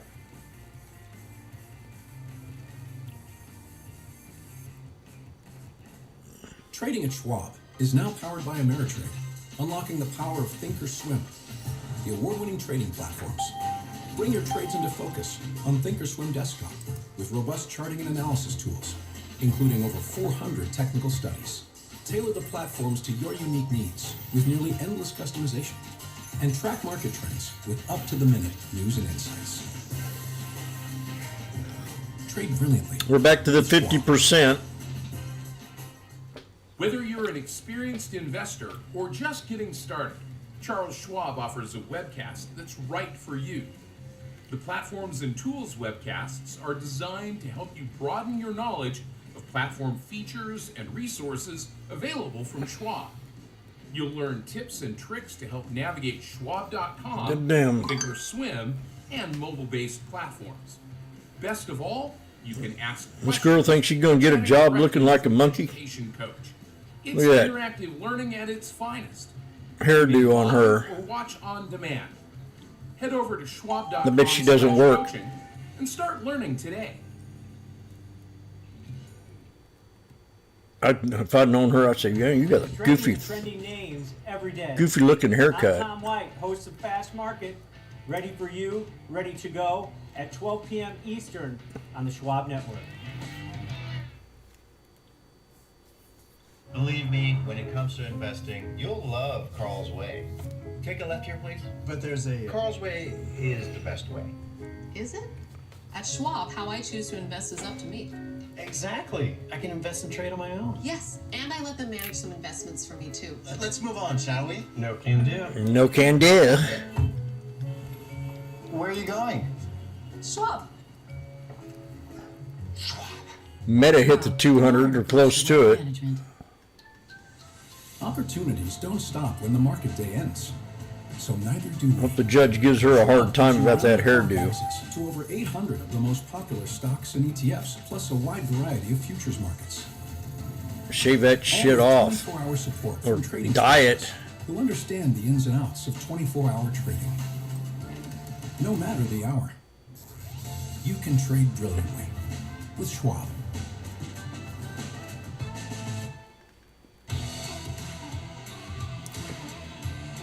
Welcome back to Trade 360. I'm Diane King Hall, live from the floor of the New York Stock Exchange. Time now to spotlight fixed income. Joining us for perspective is Joanne Bianco, investment strategist and client portfolio manager. Well, we hit the 50% and pulled Joanne, back. Thank you so much for joining us here at the Stock Exchange today. So let's talk a little bit about your reaction first to the jobs report. We got data showing that the economy grew by Clothes are 22,000 expensive. jobs in August. That was much weaker than expected. The unemployment rate ticking up to 4.3%, in line with expectations. What's your reaction to that? So, yeah, my reaction to that is it's slower than expected, but What that's is your not reaction? unexpected. And we're actually now experiencing the weakest summer for the labor market since the pandemic. What cues does that give the bond market? For instance, I can see the 10-year from here. It's off 9 basis points. What does that tell you about, what does that reaction tell you? That tells you that, you know, we're probably going to see a rate You cut added starting in September. 12 million illegal immigrants. And we could additionally You're gonna see tell me the rate job cuts market's for weak? the remaining meetings in November and December as well. Do you think that's warranted? Well, the Fed does have a dual mandate to focus on prices, stable prices, and full employment. And at this point, I'm sure they would want to see the labor market weaken much further. How much of a role do you expect fixed income to play in portfolios through the balance of this year, and especially as you think about the setup into 2026? Yeah, fixed income has been great for portfolios this year. We've seen a lot, so many asset classes within fixed income, selected asset classes, have done very well. They've had returns in the 7, 8, almost 9% range with lower volatility in stocks. So they've just been a great place for investors with the income that they provide, also the price appreciation. appreciation as well. So less nerve-wracking, as you mentioned, in terms of the volatility, and you certainly get some return there. But when you think about the path forward as it relates to the Fed, do you think there is still the opportunity for that level of returns, and if so, where in fixed income? So yeah, what we like the best right now, we like credit sectors. So we have a variety of ETFs that we provide at Bond Blocks, all in fixed income. And our top recommendations right now are in public and private corporate bonds. Okay. We think that still, even despite the weakness in the labor market, there's still, corporations are still doing very well. Balance sheets are strong, earnings have been good. So we're seeing that, it's a good place to continue to be in credit, both investment grade and high yield and private credit. Are there any risks that you worry about affecting that? And what are they, if so? Well, sure, there's risks, but you have to understand that we're still at this fundamentally stronger point than we've seen prior to previous cycles. So we would have to, we're not seeing excesses in the market, especially in corporate bonds or other areas of fixed income that we've seen that How Todd's doing today. A downturn. So that's why ETF that doesn't pay any it's still dividends. just a great place to get the carry and the additional income. What's your thought on the 60-40 portfolio? At times during this year, I'd heard that it's dead. The 60-40 No volume. portfolio is dead. What's your And she thought won't on get that? no volume on it. We think that so many investors have been so focused on equities. Who would buy an ETF that doesn't give no dividends?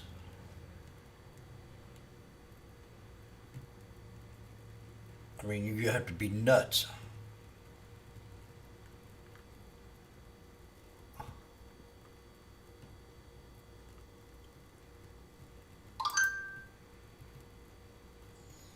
Meta broke the 200. We got J-Hook on AMD. NVIDIA, we got 167.13 by the end of the day.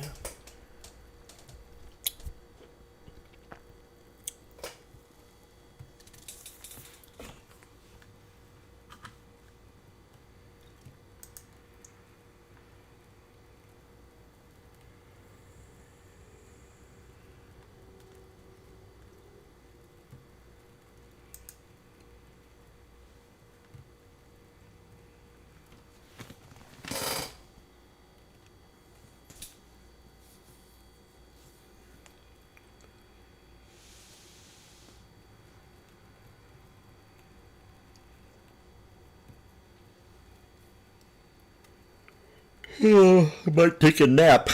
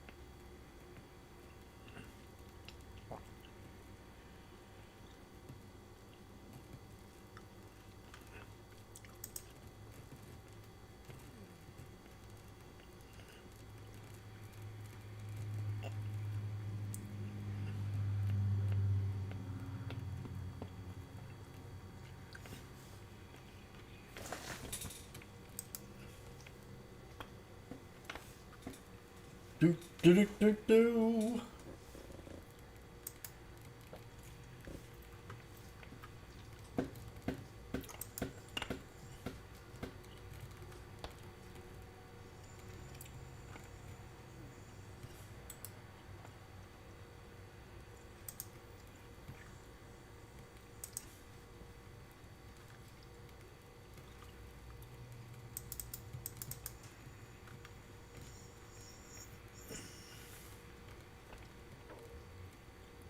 That's kind of like a pivot point area.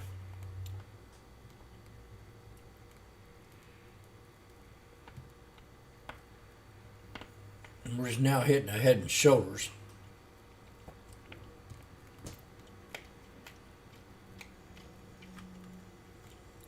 So I'd say it's already fought back what it wants. I might run to the bank and deposit a check. And come back. Anybody get their Powerball ticket?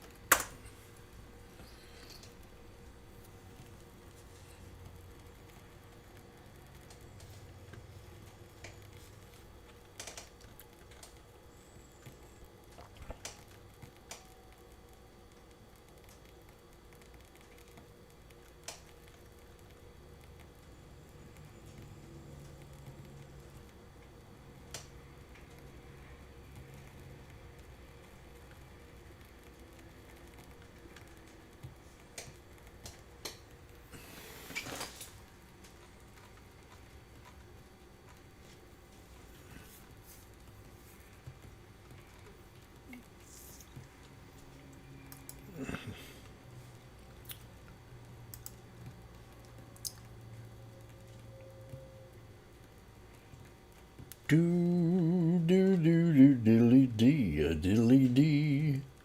Oh, living life for me. SPX is about to hit the 200 EMA.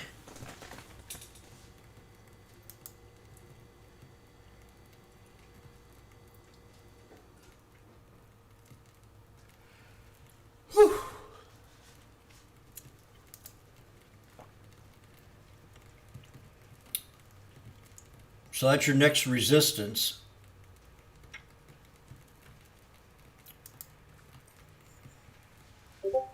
Tot hasn't moved a single digit, and it won't. The woman probably made a ton of money just by opening it up the ticker.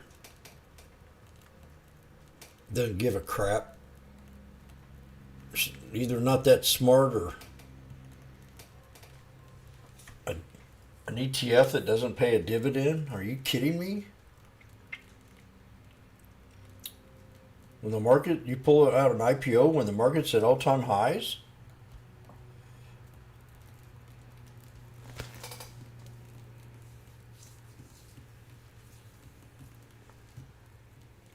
Something just don't sound right to me there.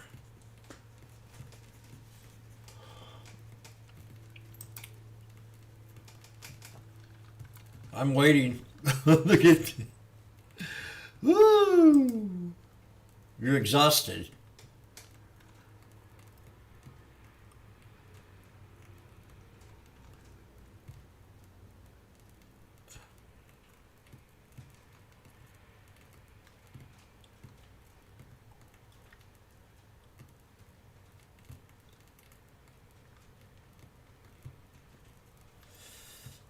Well, Tesla loves Fridays.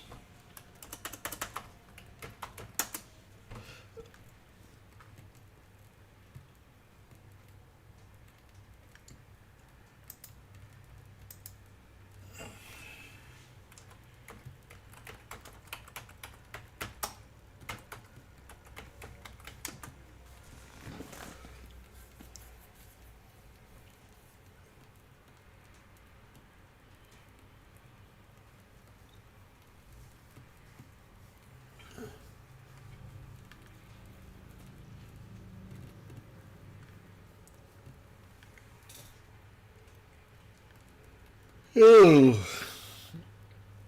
gone.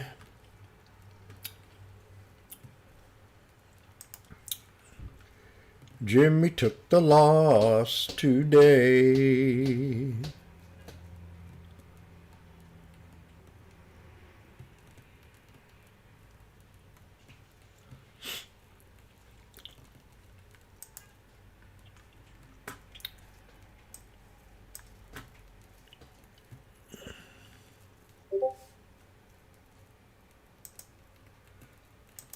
Break even is at 81.50. You're synthesizing a long stock position. George.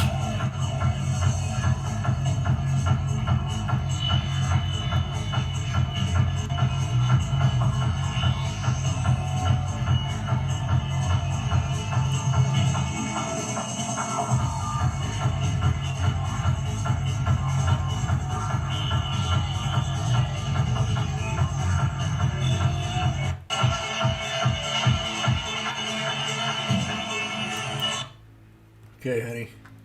Can only take so much.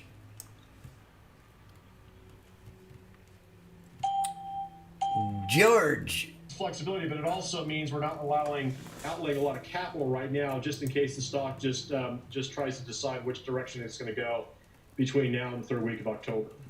Okay, that sounds like a pretty smart example trade there. Long synthetic trade is the approach there. All right, thank you, George. That's George Silla, Senior Markets Correspondent. Appreciate it. Have a great weekend, George. Coming up next time for our 360. Don't leave, George. We'll break down Broadcom's latest earnings report and that massive chip order from apparently one of the biggest names in AI. That's next on Train 360. Okay, we hit the 200 and we pulled back and hit the 63.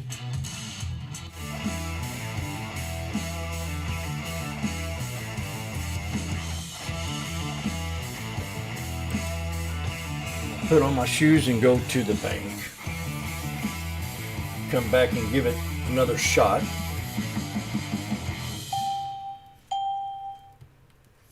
Trading at Schwab is now powered by Ameritrade, giving you even more specialized trading support. Connect with the Schwab Trade Desk, our team of passionate traders ready to tackle your trading questions, no matter how complex. Plus, get 24/7 live help and access support by phone, email, and in-platform chat.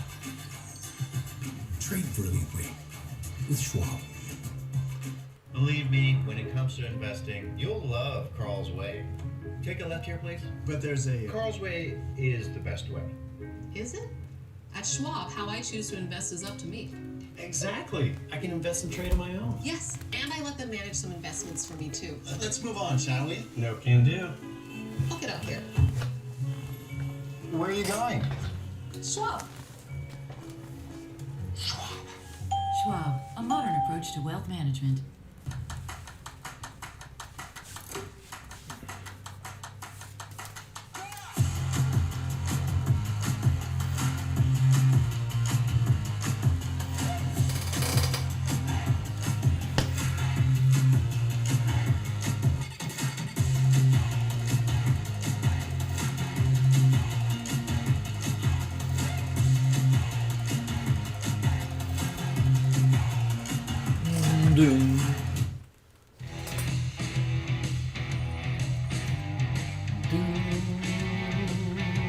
Or you can come back down and hit it head and shoulders, or stop at 64.60.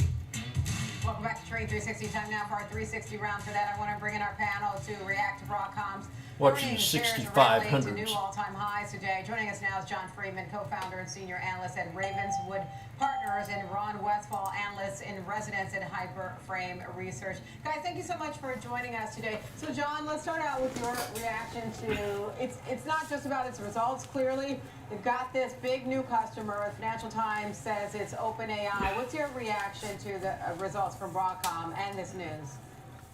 Well, Broadcom, wow, it is definitely impressive right off the bat. There's no doubt about it. Definitely a winner from generative AI. Definitely overbought. The way I view it, though, right now we don't own it in our portfolios. primarily because we are tilted more toward memory and compute. So that would advantage NVIDIA and Micron. But certainly this win by Broadcom, ostensible win with OpenAI, kind of may change that. It definitely poses a risk. There's no doubt about it. But that win is primarily what they call an XPU, which is more fixed function. And so we believe that, the GPU ultimately, as long as NVIDIA can keep the developer community, which it has locked down, there are over 4 million CUDA developers now. So the gravity of the market continues to go with NVIDIA and GPUs, but this is definitely something to keep an eye on, no doubt about it. And then Ron, what's your take? What's not to like? I mean, we see the results, and I think they pretty much speak for themselves. Record revenue of $16 billion in the quarter, representing a 22% year-over-year increase. And I agree with John, that the OpenAI win, which is not official, underlines why they are experiencing so much success, not just, in the current most recent quarter, but also looking forward. For example, they are reporting record backlog of $110 billion. And so that is certainly a positive indicator that there is a bright future for Broadcom's prospects in the AI accelerator market and the ASIC market segment. And I think other indicators that are very important to know is that there is a total addressable market of $90 billion by 2027 just in AI chips. And certainly Broadcom will be winning, I think, a huge portion of that addressable market. And also, not to go unmentioned, is the VMware side of the business, the infrastructure software side of the business. And clearly the results there are positive. In fact, what we're seeing is that there has been no mass defection of VMware customers over the last few quarters. I think those perspectives were highly exaggerated, and that Broadcom is really just firing on all cylinders in all its major areas. John, talk to us a little bit about what you think this deal, this reported OpenAI chip deal means for the broader chip space. So yeah, I mean, it is definitely a shot over the bow. There's no doubt about it.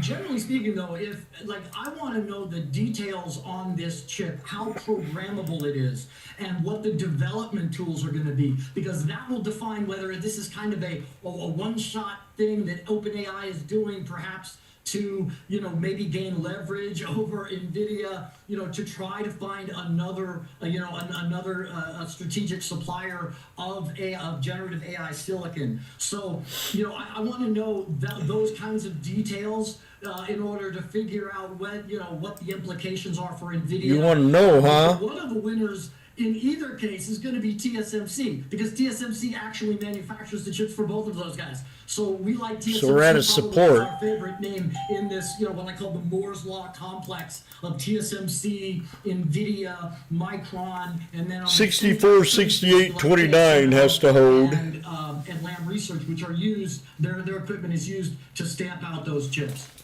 Yeah, ASML actually got an upgrade today. I'm going to go to the bank and I'll be right back. Ron, really quickly, I want to ask you this. So there are those who argue that Broadcom should be considered a part of the Mag 7. You move somebody out and you move them in. Or the Mag 7 Plus, and they should be added. What's your view on that, especially as, I'm glad that John brought up the point about NVIDIA. I mean, you can't ignore the move besides today that Broadcom has had this year. What's your thought, Ron? It's really vectoring and trending in that direction. I think Broadcom can join the Mag 7 unless, there's an expansion to, say, Mag 8. Otherwise, in terms of who could Broadcom potentially supplant, I would say Tesla is a likely candidate because of things that are going on specific to the EV market that don't impact Broadcom directly and some of the other Mag 7 players. And as a result, Tesla is relatively more vulnerable to geopolitical considerations, tariffs, and so forth. And I think what we have to really pay attention to is the AI revenue. Broadcom reported an increase of 63% on AI AI revenue year over year. And so what that is indicating is that there's not going to be a let up in the AI market, certainly when it comes to AI infrastructure as well as AI data centers, that factors such as energy considerations and so forth are not going to be impacting the Broadcoms and the other key AI players, certainly not through the rest of 25, and that those factors won't really kick in until, say, after 2025. So yes, I would say Broadcom is a very viable candidate to becoming part of the Mag 7. Look, as we're speaking, we got another price target increase. This one's from Truist on Broadcom. We held support. 365. We've seen, We might be squeezing here. After adjustment today.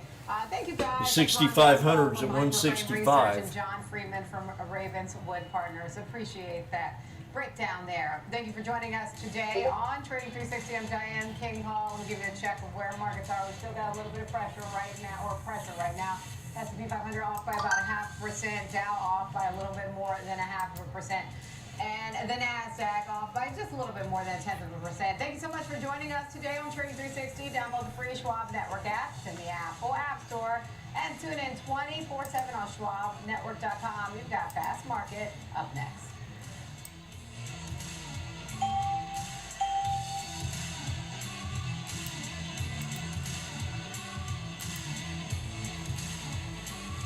Schwab Bank Investor Checking, the checking account built for investors. Named highest in client satisfaction by J.D. Power for 7 years in a row. With Investor Checking, you get the award-winning features of our checking account, plus cash management solutions, all designed for investors like you. With unlimited ATM fee rebates for cash withdrawals worldwide, no overdraft fees, and enhanced security features to keep your money safe. Also, because your investor checking account is linked to your Schwab One brokerage account, you can manage your checking and investing in one convenient location. Moving funds between your accounts is easy. Cash moved to your brokerage account is available in seconds. That means you can stop waiting and start investing in stocks, bonds, money market funds, and more.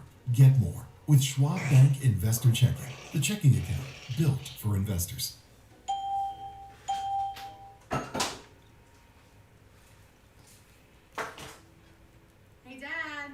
I have a question for you. Sure. When did Granddad first start investing? Granddad had an account with Schwab before there were branches in the area. He really started with nothing. He worked hard, and after he passed away, the torch has been passed to me, and my advisor, Jennifer, she was with me with the journey, helping with the estate distribution. The 2 grandchildren planning for their college exit lights educations. take batteries? Someday it'll be their turn. Question? Opportunities don't stop when the market day ends. So neither do we. Schwab gives you round-the-clock access to over 800 of the most popular stocks and ETFs, plus a wide variety of futures markets. All with 24-hour support from trading specialists who understand the ins and outs of 24-hour trading. No matter the hour, you can trade brilliantly with Schwab.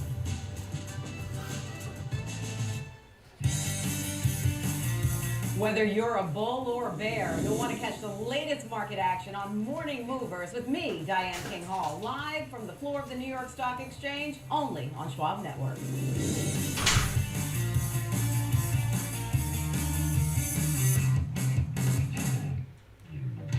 Accelerate your market knowledge and shift your perspective into full gear. Real-time example trades, a full hour of trading insights. I'm Tom White. I'm Kevin Hicks. Catch me on Fast Market, weekdays at noon on the Schwab Network. Fast Market, ready for you, ready to go at 12 p.m. Eastern on the Schwab Network.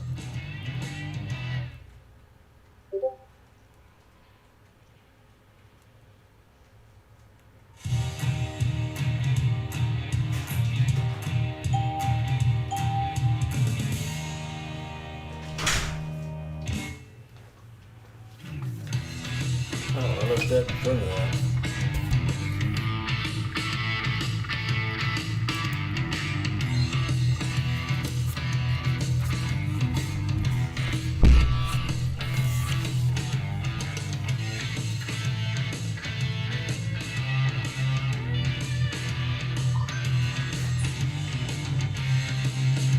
afternoon, traders, and welcome to Fast Market here on the Schwab Network. I'm Tom White. We got a great lineup for you today. We'll discuss markets, which reversed from those earlier session highs, and then we'll cover some option strategies. We're going to take a look at Tesla, which is higher after their board outlined an outsized pay package for its CEO, Elon Musk. And then we'll discuss Micron, which is up about 6% so far this week on optimism for its memory chips. And Likefolio has sentiment data in Netflix. The streaming stock is up about 40% in 2025 and is just below its all-time highs. Now let's take a look at those major indices, which are weak as we speak. The benchmark S&P 500 down 0.5%. Dow Jones Industrial Average down 0.6%, 270 points. NASDAQ 100 off about 0.2%, and the Russell 2000 small caps. Hey, they like these rates going down because it's up 0.1%, pushing back against the red across the screen. To help me break down all this market action, let's bring in my co-host, and that's Kevin Hanks. Kevin, give me your take here on the market moves, because initially that jobs report comes out below expectations, 22,000 jobs added versus 73,000 expected. Initially, stocks popped. The S&P 500 was up nearly 0.5%. The futures were. Yeah, this is why non-farm payroll day is the #1 data point of the month, because you get so much information. And originally, the market really liked the fact that yields plummeted to 4.07%. Now, why did it plummet? And then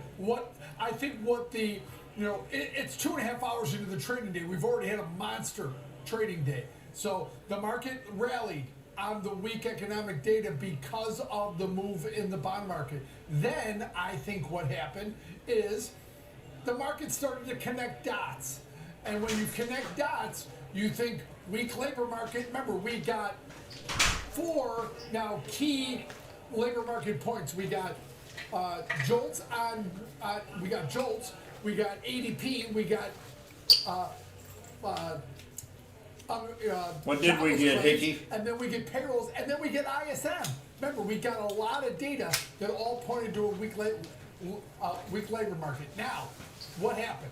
I think the market started to connect dots between the labor market and the U.S. consumer, Tom. And that's where I think a little bit of uncertainty crept into the market. And then despite bonds are down, or bond yields are lower and staying there, I think a little bit of uncertainty crept in up at these levels for the overall market. Yeah, we got to remember the S&P 500 settled at a record high in yesterday's close. But you mentioned those yields. I mean, the 10-year hitting levels that we haven't seen since that panic in early April on the 7th. So getting to low levels. Let's expand this conversation. Bring in our next guest. That's Joe Mazzola, head trading and derivative strategist at Charles Schwab. Joe, give me your take here, because it seems like, while the data is bad across the housing jobs numbers, that data is bad, but at the same time, it's almost, reflective that, hey, there are going to cut rates in September, and maybe it's going to be 50 basis points, and that would probably be good for equities. Was that the initial euphoria that we saw after the number was released? Yeah, I mean, that's possible, guys. I'm kind of in the camp where I'm not sure that bad news is good for equities at this point, because I think we've kind of made a narrative shift, a bit of a transition, in that when we were, in the spring and summer, a lot of the economic data was still very favorable. And there were concerns around tariffs and trade policy and what that might do. And so we were really keying in on inflation data. And if we got, weak jobs or slowdown, that would maybe hopefully have the Fed look a little bit more at the jobs data and maybe not be as keen in inflation. Well, here's the deal. We've gotten a couple bad jobs reports in a row. I mean, Kevin mentioned what we had earlier in the week with ADP, job openings, layoffs, and even the ISM, and the jobless claims came in a little bit higher than expected. But, if you go back and look at the revisions to July, revisions to June, I mean, we're basically looking at levels that we haven't really seen since 2021 in terms of job weakness in the unemployment data here. So, it's kind of the markets.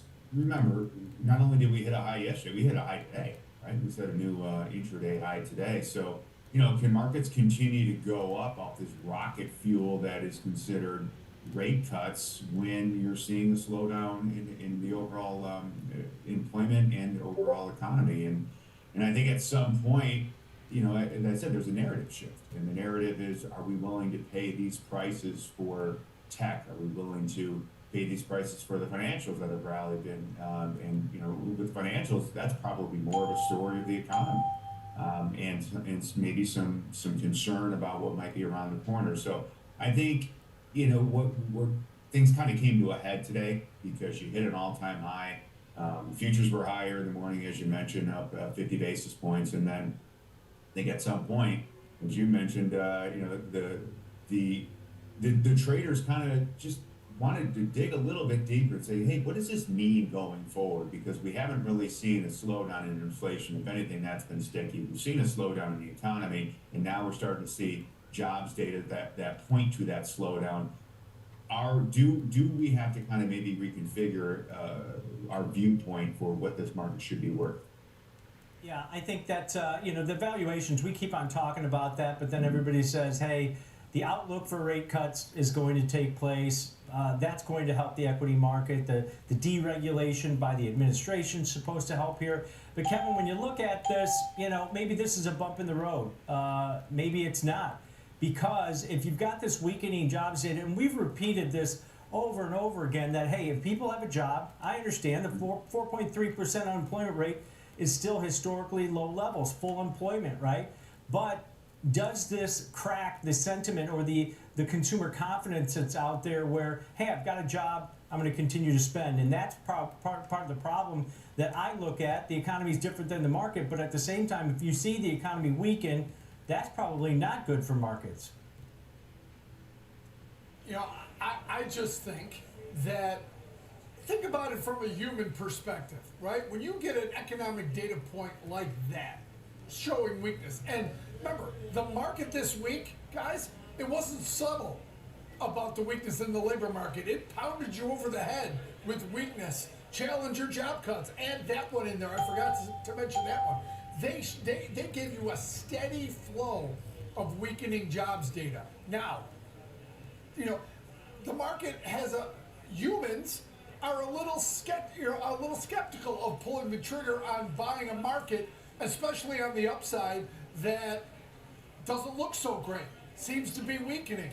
Now, you're right, 4.3% isn't scary, but how many months can we go through a labor market like this before that unemployment starts to go on the upside, right?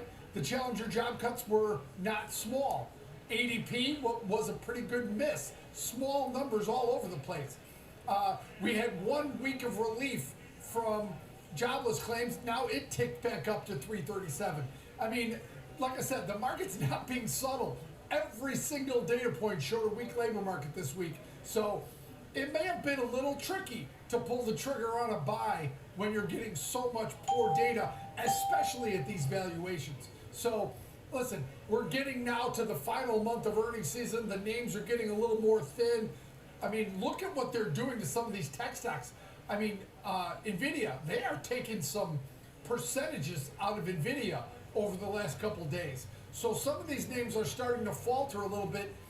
And of course, Tom, we have to mention, it wouldn't be a Friday if the EU didn't find one of our large cap tech names. EU finds Google Alphabet $3 billion. Why? Who knows why? Because it's Friday, right? So another headline like that. So I just think that the stocks are not cheap, and the data's getting a little dicey. Why wouldn't you take money off the table? NVIDIA down 4.5% this week, but we have Alphabet up there. It's up 10% so far this week on the back of that win for them. Joe, when you look at this, if you look at the yields, right? I think that's the steepening that we've seen recently. The 2-year kind of fallen off the cliff here. We've seen stability in the 10-year, right? It's still in that range that we've been trading, but now we're at, basically 5-month lows here in the 10-year. Is that maybe a signal that we could see some additional volatility in the Treasury market? Because I think that might be what breaks this markets back, if anything does. I think that's a good point. I would look at kind of the low end of the range where we're at right now. Maybe we do come down to 4%. I would assume that there'd be some bond sellers at that point, even pushing the yields back up, just because the way that we've traded over the last year or so. Outside of that April swoon that we had, I mean, that we really haven't kind of pushed those levels. But yeah, you get a few more poor labor prints like we've seen, or more slowdown in economic data, then yeah, you could see that move down. And I think it's important to think about it from the perspective of the economy, guys, because we can look at the markets and first of all, when you are looking at the markets, remember we hit an all-time high today before the reversal, so it doesn't things aren't dour by any means. We're still kind of holding that 20-day moving average with the S&P 500, which is something that I'm kind of keying in on as well. But if the economy starts to slow down, then we do really need to kind of accelerate the rate cuts. Sometimes it's you have to be careful what you wish for, right? I think we as sometimes market participants, we want a lot of cuts to the interest rates, but think about what that means. That means that you're seeing an economic slowdown, and what are the effects of that? The steepening of the yield curve, as you mentioned, that's been really good for the financial sector. I think the only reason the financial sector is getting the pullback today is just because, looking at the data, are we concerned about leveraged loans? Are we concerned about kind of what that could mean, kind of going forward for the U.S. consumer and the overall economy? These are things that the markets are having to decide on a daily basis. And we see the reversal today, but I'm not positive that the bull's over. I just think that at this point, when you look at valuations and you get a catalyst like you did today, we always talk about the catalyst, right? The catalyst today is that you had a pretty awful job print, and the market's kind of reconsidered valuations. Yep. And I am calling it 50 basis points in September in about a week and a half. That's my opinion only. Kevin, you look at some of the earnings that were released. Broadcom getting a nice pop after they founded the fourth customer. Sales are supposed to be $10 billion for this upcoming quarter for them, because initially the stock fell a little bit post earnings, but then Hock Tan started talking, and everything was peaches and roses for this company. Yeah, he gave us an oh by the way moment. Oh, by the way, I've got a new customer, right? So listen, more good news from semiconductors, more bad news for Lululemon. I mean, what they've done to that stock, it's frankly gone further. I mean, the move was supposed to be $20. It's so much more than that. It was below $170 for a while there. It was, Lululemon is having a rough go of it right now, because it's not as cool as it was. The perception is reality, Tom, and people like Aloe, people like Viore, and they're hedging on their Lululemon bets. So rough day for Lululemon. Pretty solid news out of Broadcom. So yeah, kind of a mixed bag when it comes to earnings, but man, there's news. Despite all the data that we've gotten today, and like I said, today's the #1 data point of the month. There's news everywhere, Tom. There are market-moving news all over the place. Some we're going to talk about, like in Tesla, but man, there's a lot of headlines out today. And Joe, heading into next week, you look at earnings, they're kind of drying up. We got Oracle and Adobe, but if you look at the data, does the PPI and CPI that comes out next week, does it even matter? Because this feels like, Fed Chair Powell stated it, and a lot of Fed governors they're watching for cracks in the labor market. These numbers over the past 3 months, 4 months, have been worse than last summer. They cut 50 basis points last September. So do these numbers even matter? Because it's all about the jobs data, and it's weakening. I think they matter in that you might start hearing grumblings around stagflation, not with a capital S, right, but with a lowercase s, right, where you've got the slowdown in the economy and prices are holding firm. Right? We're not talking 70s level stagflation or early 80s levels, but you might start hearing something around, that kind of that connecting the dots between the two. if we do get pretty high inflation print. So that'd be something. But yeah, I think you're right. I think we're on the path for cutting rates in September, and we're probably pricing in at least 1 or 2 more cuts. I mean, that's kind of what the market's showing you today. We're pricing in 3 cuts by the end of the year. So is that 50 in September and 25 in December, or is it vice versa? I don't know.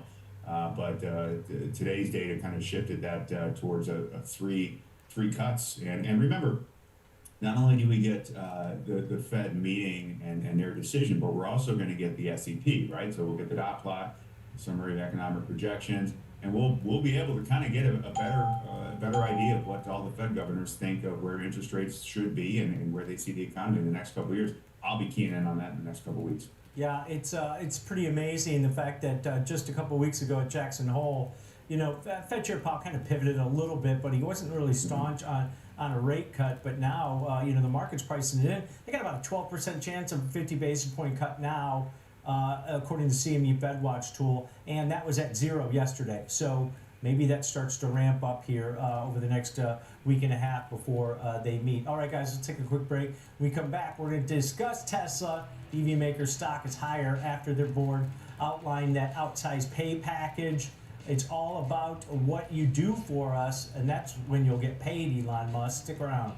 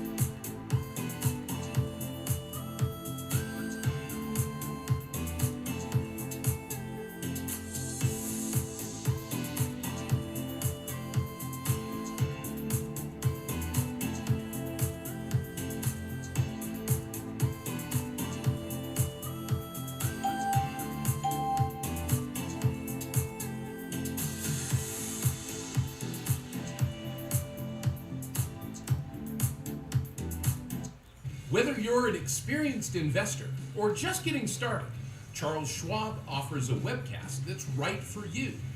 Are you an active trader? Our active trading webcasts are designed to help you develop a deeper understanding of technical analysis, options, futures, and more. Best of all, you can ask questions by chatting directly with an education coach. It's interactive learning at its finest. Tune in live or watch on demand. Head over to schwab.com/coaching and start learning today.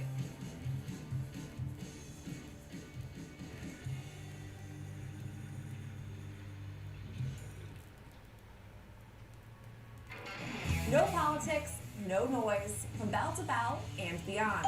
Available anytime, anywhere, on any device for free.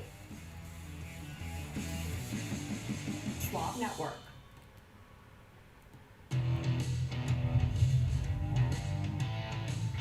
Welcome back to Fast Market here on the Schwab Network. We're talking Tesla. Shares are up a modest 2.5%, but it's down about $10 from session highs after this pay package was announced from the board. Kevin Hinks, when you look at it, you know what? They doubted him in 2018. He met all those metrics, and everybody was talking about how outsized they were. He's never going to be able to accomplish that. He doesn't need the money, but they said, hey, this is performance-based pay package that we're laying out in 12 tranches.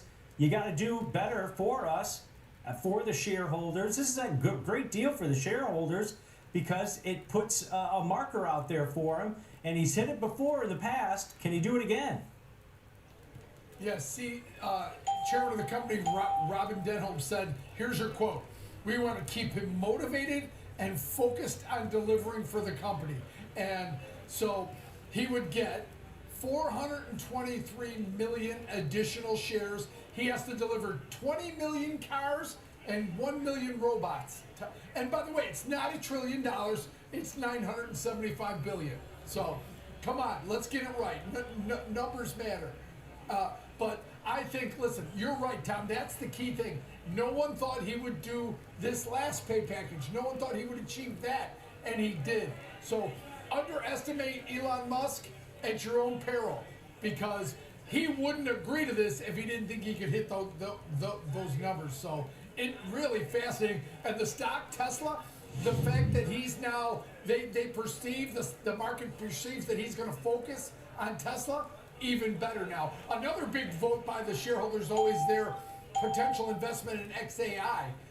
That's another key thing for Tesla stock. Yeah, that's in early November at their shareholder meeting. Well, they're going to vote on that particular combination there. Joe, when you look at this company, I mentioned the fact that he's done this before in the past. Say EV sales are down, but now he's starting to talk more about the humanoid robots, right? He's actually pushed back against the FSD and the autonomous vehicles a little bit, focused more on that. But at the same time, Joe, it's still an EV maker at this point, and their sales have been declining.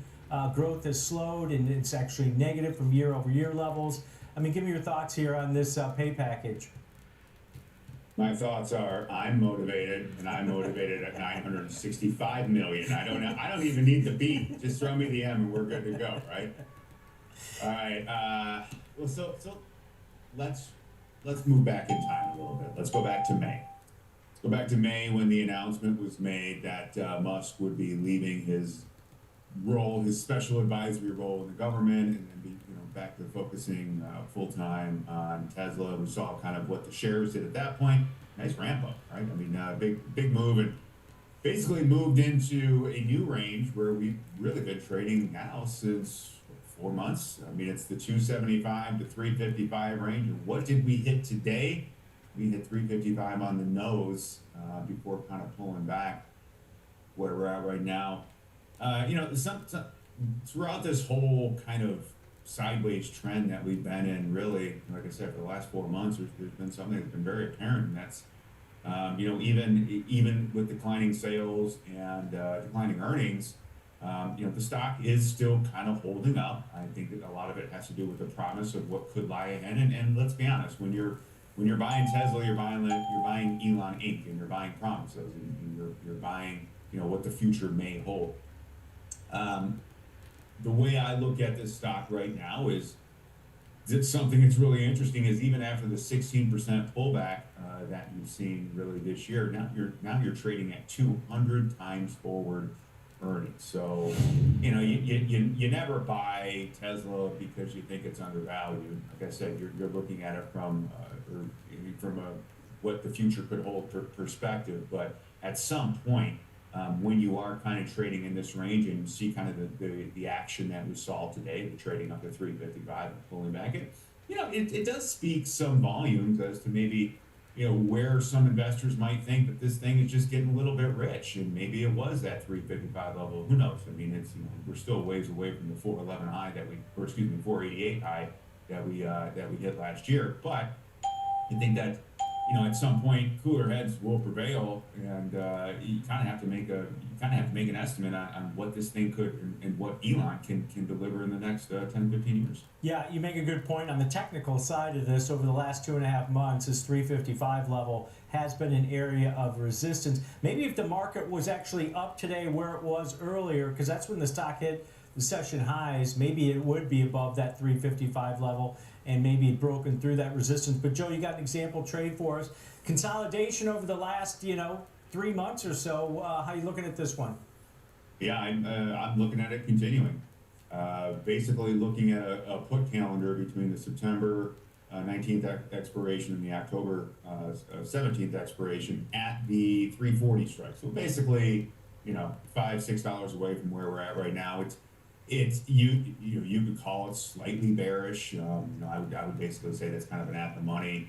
And the idea is that part of it was just kind of watching the action today. So when I started to see the overall market pull back, and I noticed that what were they selling? They were selling They were selling tech, they were selling high beta, and they started to sell Tesla. Now it doesn't mean Tesla's down, right? It's just it's down from where it was trading.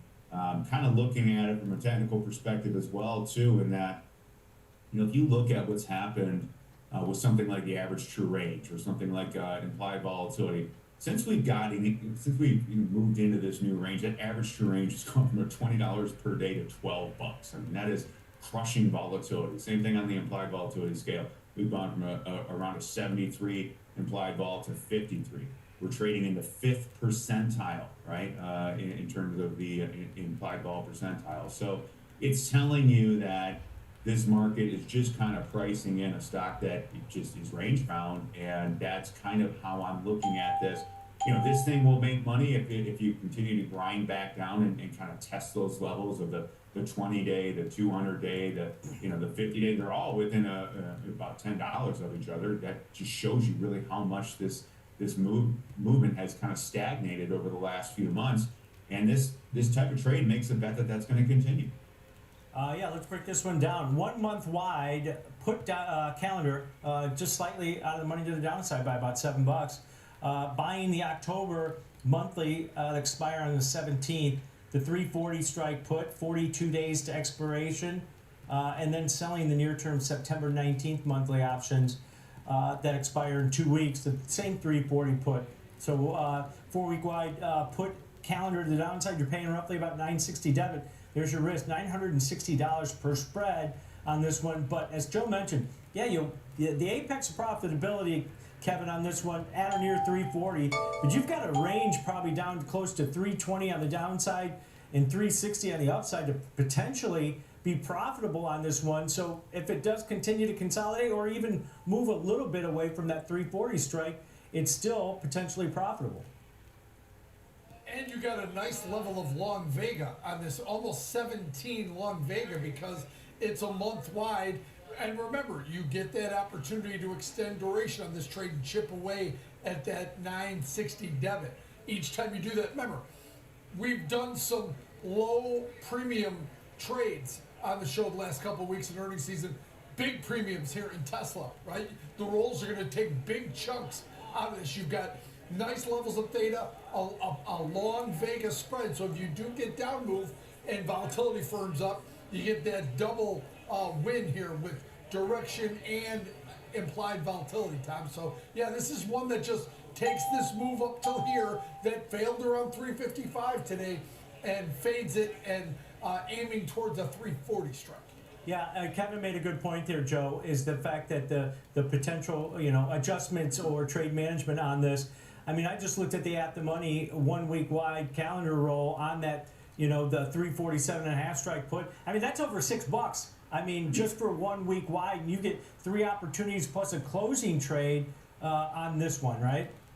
Yeah. I mean, they're not all going to be that rich, right? Yeah. So depending upon where the stock is at that point, but that's the whole idea. If you can roll this a few times, keep chipping away at that debit, that 960 debit, and at some point, you're in this, you're potentially in this trade for a much cheaper price. All right, good look at the basically, I'll call it a neutral put calendar here. About 42 days to expiration on that. Got some assignment risk on that short option over the next couple weeks too. Keep that in mind. All right, thanks to Joe Mazzola, head trading and derivatives strategist at Charles Schwab. But coming up after the break, we're going to be joined by Megan Brantley once again from Mike Folio to take a look at sentiment data in Netflix. Streaming stock has rallied 40% so far this year, only about 6% off of those all-time highs that we hit earlier this year. Stick around.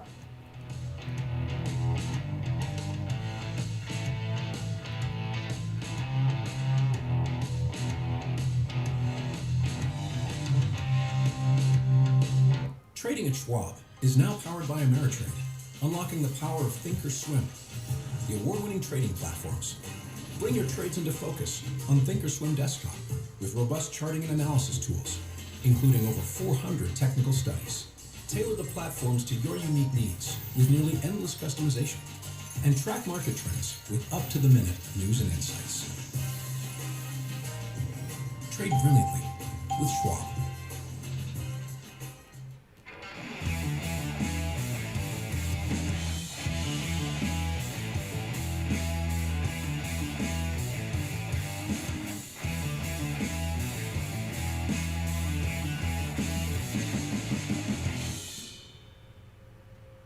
What's up, Carl Nation? It's your #1 broker with the best full-service wealth management skills in the biz. Actually, I'm seeing something from Schwab.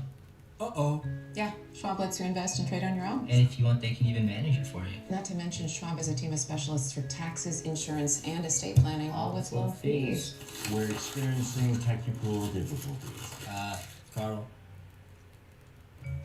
Schwab, a modern approach to wealth management. Whether you're an experienced investor or just getting started, Charles Schwab offers a webcast that's right for you.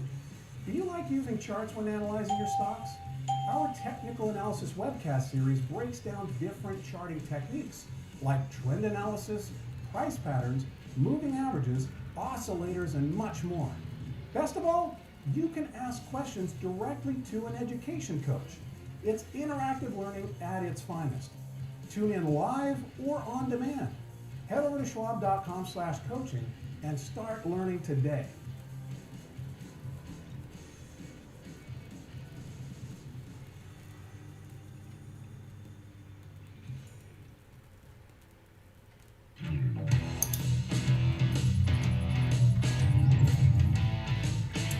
Welcome back to Fast Market here on the Schwab Network. It's time for our cash tag segment. For that, let's bring in our next guest. That's going to be Megan Brantley. She's the VP of Research at Lightfolio. Welcome back to the show, Megan. Thanks for having me, guys. Happy Friday. Happy Friday to you. We're talking Netflix. Happy Investor Day here for Netflix. I mean, the stock's up 40% so far this year. It continues to perform well. Their earnings have been great over the last couple of years here, Megan. What kind of data? Do you have the data that supports the moves we've seen? Yeah, I think whenever you look at the macro environment, streaming right now is just like a snowball rolling down a hill that keeps grabbing more and more users. When we look at how consumers are spending their time watching TV, in Nielsen's most recent report, which was from July, they spent 47% of their time watching TV via streaming. That was 7 points more than cable and broadcast combined. So this is clearly the preferred and easy access point for consumers, which bodes well for Netflix.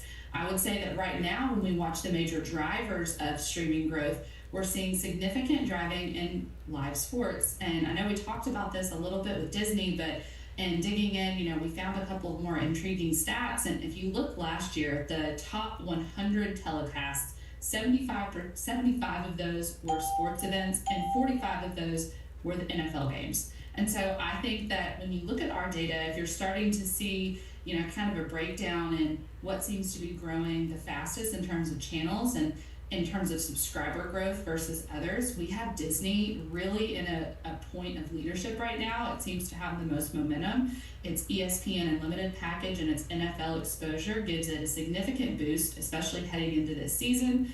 On the flip side, we do see Netflix with a little piece of this sports pie. It dabbled on Christmas Day game, and it'll have that again this year, but definitely a significant opportunity for potential growth there, because we saw what that provided in our data, at least. We really see this live sports as a big driver. But when we do look at Netflix, it still is excellent at putting out good content. It just had I think it announced that its K-pop Demon Hunters movie is now the top watched movie on Netflix, and that was at the end of June. So it's obviously got a lot of traction. We saw a spike in new signups around then. And so, Netflix is still the king of content. It's really good at producing original content. The king of content. I'm back. back. The only red flag that we see, and I think it's evident whenever the company reports, is that Did I miss no longer anything? giving those subscriber counts. And so our data is really sensitive to that. That was really predictive for investors for several years, and now Netflix isn't really reporting that because we see it slowing down a lot. This makes sense. It's a massive service. I think it has over 277 million subscribers the last time it actually reported numbers. So it would make sense that we would see a bit of a slowdown here, but you can see that on the chart when you see Netflix on the bottom here. It's just lost a bit of momentum on that front. So I would say it's doing really well on the monetization side, and even in being able to leverage some AI to cut some of those production costs. However, on the subscriber front, we do continue to see a little bit of a loss of momentum there in terms of bringing new people to the service. Megan, this stock is $100 off its highs and really flat since its last earnings report. But if you look at the scale, what they're doing, the ad platform continues to grow.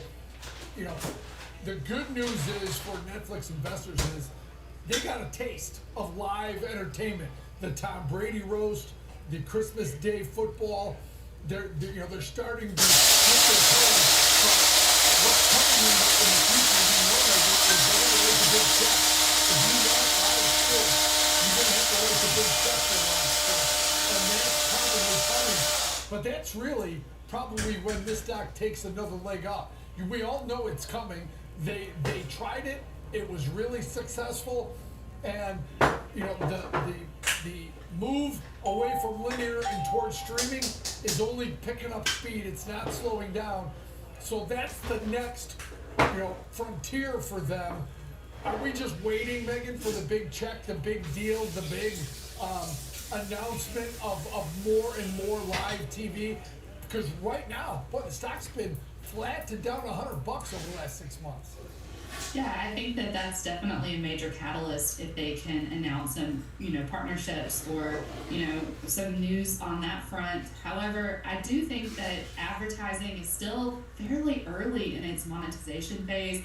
The company is really just kind of getting its ad tech how it wants it to be and expanding globally. So I think that that's still a pretty major growth lever that investors can watch for moving forward. And we do see a continued lag in the amount of ad dollars that are being spent on, traditional TV like cable versus the streaming. And so I think that will continue to be a tailwind. And Netflix, the more eyeballs it commands, the more, the larger piece of the pie it's going to get there. And so I think that's a major tailwind that we're watching on our end, and Netflix is certainly a major winner there.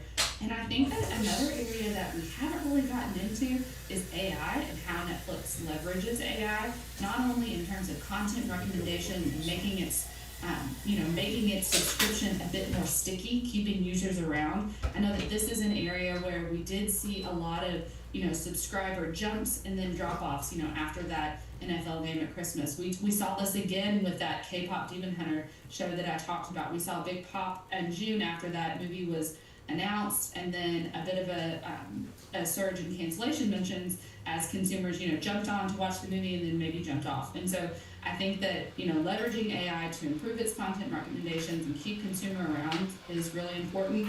And the company gave a little bit of a tease on how, AI could come with cost savings on its last earnings report. It talked about, leveraging AI to create, in the production of a building collapse in movie, and it was 10 times faster than their traditional production. So I think that there will be a lot more of that. So that's another potential avenue and another potential growth lever for Netflix that we're certainly watching. Again, the only red flag that we see on our end when we look at Netflix and that really shows up in our data is just that slowdown in the subscriber growth momentum. But right now, it seems like all here's that flag again. It's monetized and its pricing power and its we got a Darvis box. Yeah, that was the one chart I was kind of a falling wedge almost. Web visits versus a stock price. I mean, that gap that you're seeing. I mean, typically we don't see that. It seems like it's been deteriorating over the last several months. Megan, Yeah. is that the outlier here going into earnings on the 16th of next month? We don't appreciate liars. Hey, yeah, AI might be helping them on the margin side. The ad business is picking up, but they still rely on subscribers, and we don't get those numbers anymore. Yeah, I think that for us, that's the biggest kind of sign of caution and point of caution whenever we look at Netflix, and that's something that we watched last quarter. You can see that big drop off right after that NFL, New Year's, really strong holiday season. And I think you can look at this at two ways. In one sense, you could say, okay, Netflix is doing a really good job because people go to, Netflix.com to sign up or to cancel. So you could say I don't go there. It's really low right now. But Megan. you might also be able to say, we're also not seeing a huge pickup in those subscriber growth. So only warning sign there, subscriber growth is likely slowing. It makes sense as to why Netflix isn't going to report those numbers. But, we'd like to see that uptick. We'd like to see that catalyst. And we'll be watching for that, especially ahead of earnings. I'm sure we'll talk to you again in earnings next time on Netflix. All right, Megan, have a great weekend. Thanks, guys. You too. All right, that's Megan Brantley, VP of Research at Lightfolio, helping us break this down. Kevin, as I mentioned, stock's about 7% off of those all-time highs that we saw from about a month and a half ago. How do you want to look at this one from an example trade? Because it seems like they've got good data, and they typically do have good data, but at the same time, there's some crack showing here. Yes, there is. Yeah, I mean, the valuation is still considered premium. The whole market could sell off. That could affect Netflix. I kept it pretty tight in terms of duration. I went out 2 weeks to the September 19th, the September monthly. I looked at the expected move around $51, and I went a little on the aggressive side, Tom. I sold the 1200 1190 put vertical. Now, high probability, collecting theta, risk defined. If I sold it for about 150, it's trading about 170 now, Tom. The stock has sold off a little bit with the rest of the market. So this is one time, even if the market, like I said, 3 of the 4 scenarios, this is profitable.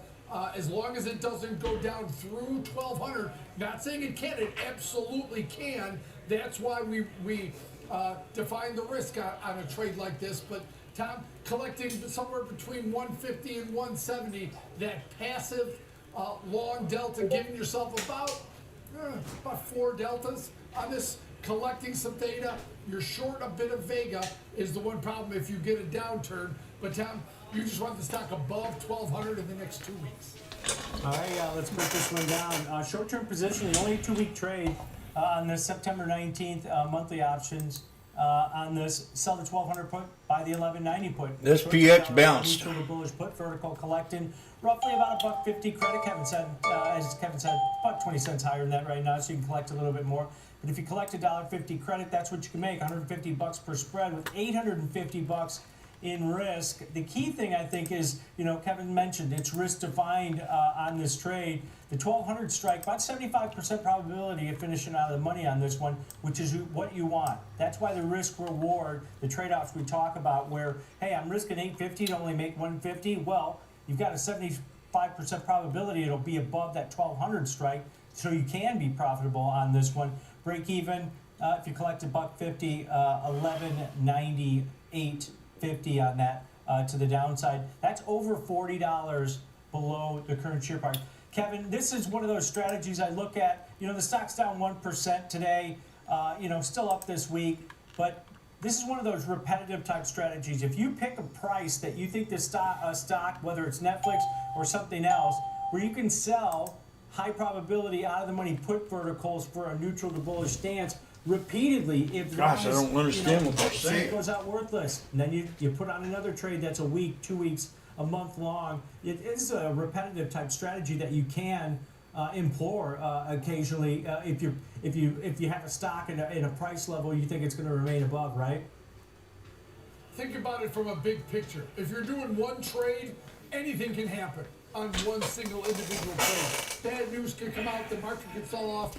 But if you're making trade after trade after trade with a 75% probability of success, over time, over a larger sample size, more time and more trades, that's going to work to your benefit, Tom. And that's what playing probabilities from the right side does. All right, great breakdown here. Short put vertical as an example trade there in Netflix if you think it's going to remain above 1200 over the next 2 weeks. All right, let's take another quick break. When we come back, let's take a look at Micron. The memory chip maker stock is up about 6% so far this week alone, up over 50% in 2025. Stick around.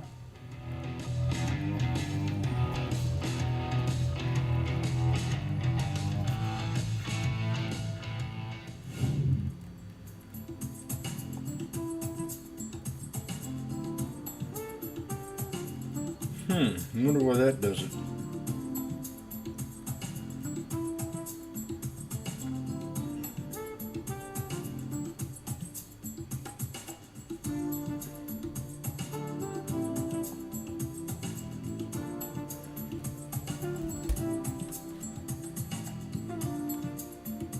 Do-do-do-do.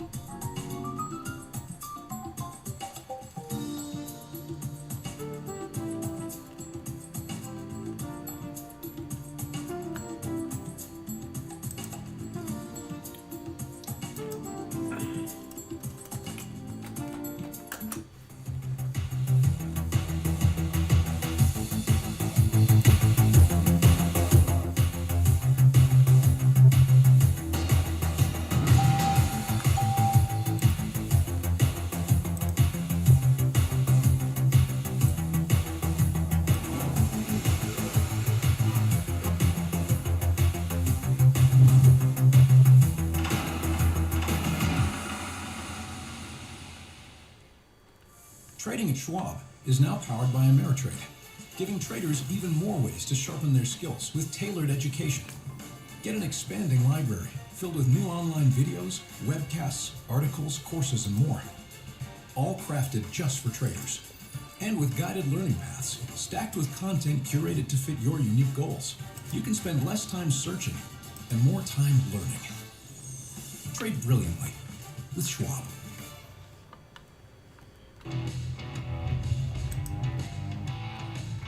Welcome back to Fast Market here on the Schwab Network. We're going to talk Micron. This stock's popped over 7% so far just this week, up 52% so far this year. Let's bring in George Tillis, Senior Markets Correspondent on the network. George, talking Micron, it's had a great run from those April lows. The stock was trading about 61 bucks at that point, so we've rallied back about 108% from those levels. But I think the bottom line here, George, is everybody in AI needs high bandwidth memory, right? Yeah, that's the thing. I mean, if you think about Micron, I mean, first off, I'll just talk about the context. I mean, the business is based out of the United States. From the DRAM space, which are more commoditized chips in nature, typically speaking, we know that PC and servers use these types of technologies, but the high bandwidth component of the memory stack is where I think the growth is for Micron. And if you look at the stock, I mean, it's done extremely well since the April lows. Getting closer towards 52-week highs, still to the downside relative to the 3-year highs. If you go back to look at the mid part of 2014, okay, we got a head and shoulders here. Forgive me, around $155. Obviously, there's huge amounts of demand for the high bandwidth memory markets for the data center space, and that's where Micron really fits the bill. The other thing is, if you look at other competitors, smaller competitors in the DRAM space include Seagate Technologies, Western Digital. Those two stocks, if you look at them, since the April lows have just not stopped. I mean, they're just continuing to move to the upside. I think if you consider Micron's business, it's more in the commoditized chip space, which once the cycle starts to move higher, and typically the cycles for these types of chips are about 6 quarters long, you do see significant improvements in earnings, free cash flow, and of course price action, which we're seeing in Micron. And I think if you look at the competition for the DRAM space, we're talking about SK Hynix and Samsung. Those are two international Korean manufacturers. But Micron, I think, is really important because it's actually politically tied to the Trump administration's objectives to increase production in the United States. It's a Boise, Idaho company. They have manufacturing in the United States. The administration supports this company alongside other domestic manufacturers like Texas Instruments and even international manufacturers like Taiwan Semiconductor, which is deploying $40 billion in investment in Arizona for manufacturing facilities. But nonetheless, the end demand for this market in high bandwidth memory is very strong. And these are complementary chips that go alongside the GPU technologies. And interesting enough, when you look at Broadcom today, which is more in the application-specific integrated circuit space, we are starting to see AVGO approach on the GPU market. This thing's really popping in customized price. chips, and that's why we're seeing NVIDIA and Up and AMD down. today quite a bit. Broadcom is higher, but Micron seems to continue to move higher because they fit in the middle of all this. I'm going to start off with 5 data center contracts here in a infrastructure second. With the high bandwidth memory market still in high demand for their technologies. George, they seem to do well. This commoditized part of chips, they're doing extremely well. Why do you think this stock has such incredible volatility?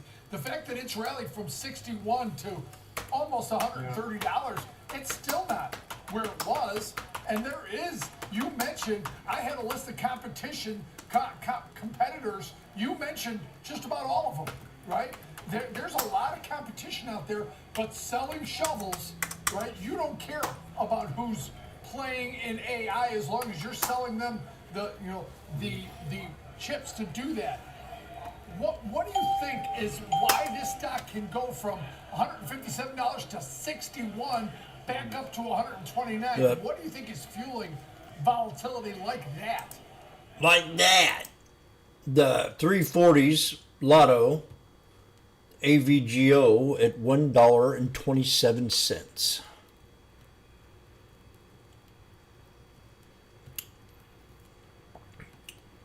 $3.40 strike.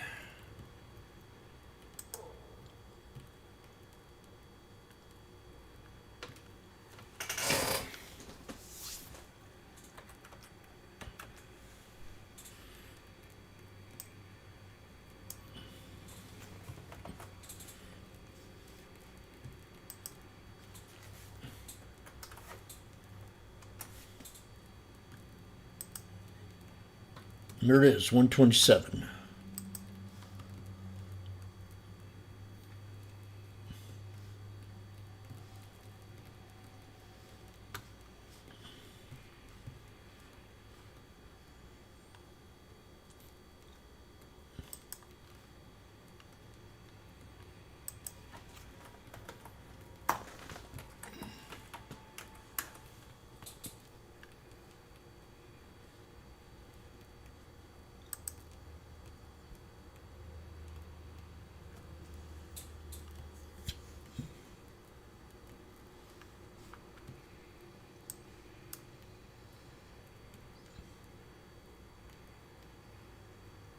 No.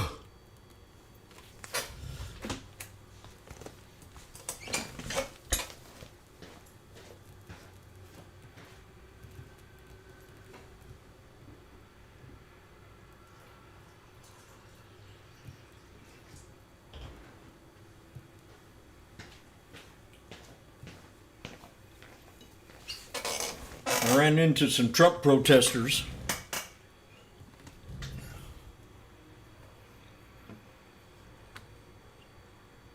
There are about 8 or 9 of them. It's Project 25, whatever that is.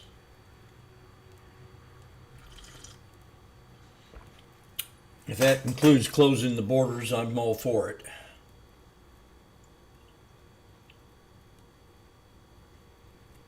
If that includes lower crime rate, I'm all for it.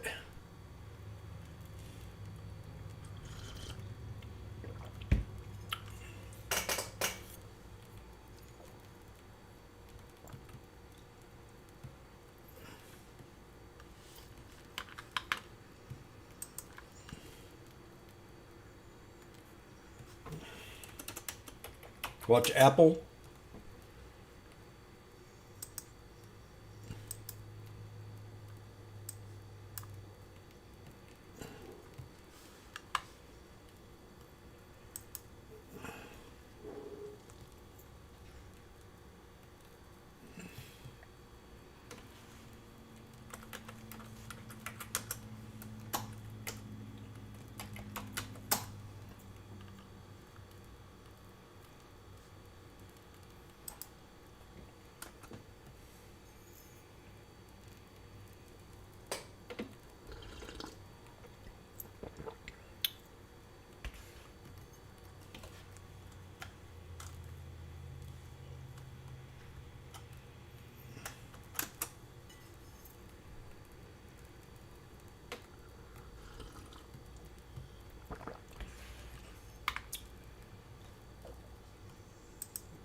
Jimmy's calls are now at 140.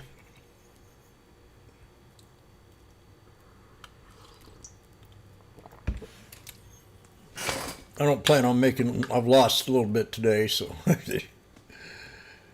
yeah, I got a lot to make back, about $600.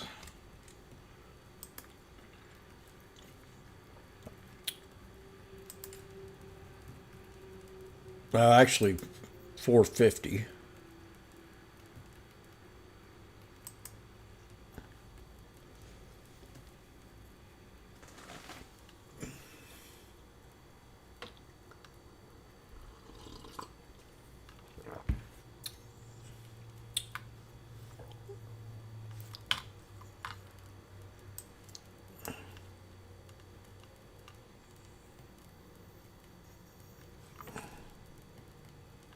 Hey June, where are you now? Can't you break out of this resistance? We're at 150. Should I take my profit or are we going to break? That's the question that we're asking here at the IRS.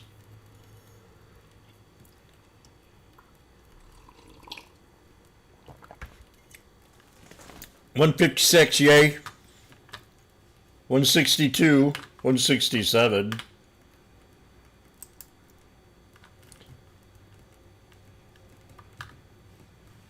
Oh my God. 173. Whoa!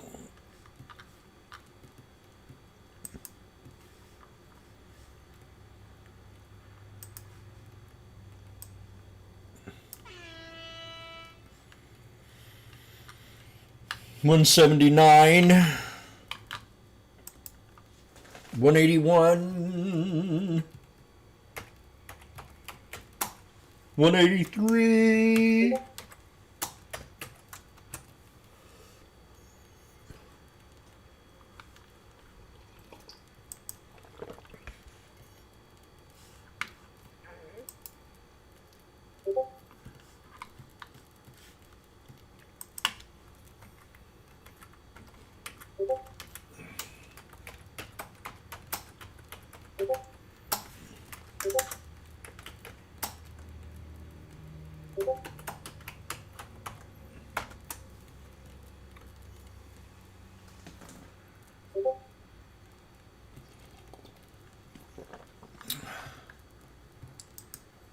$194.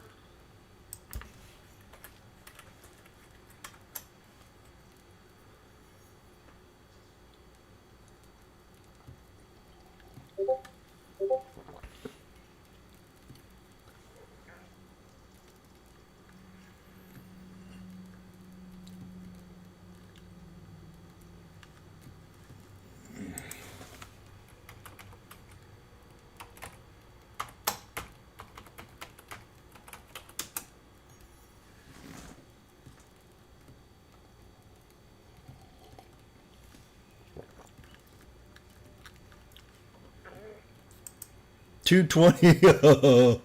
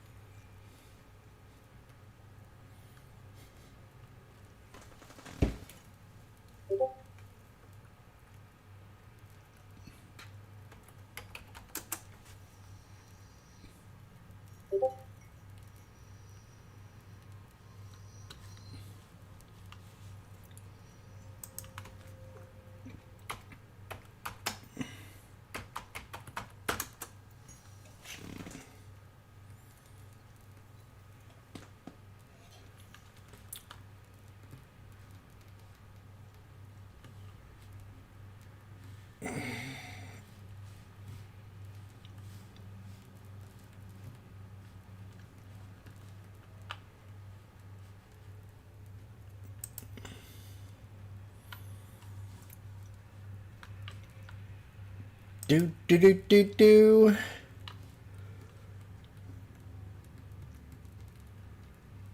Oh yes, Miss Vegas gave AVGO.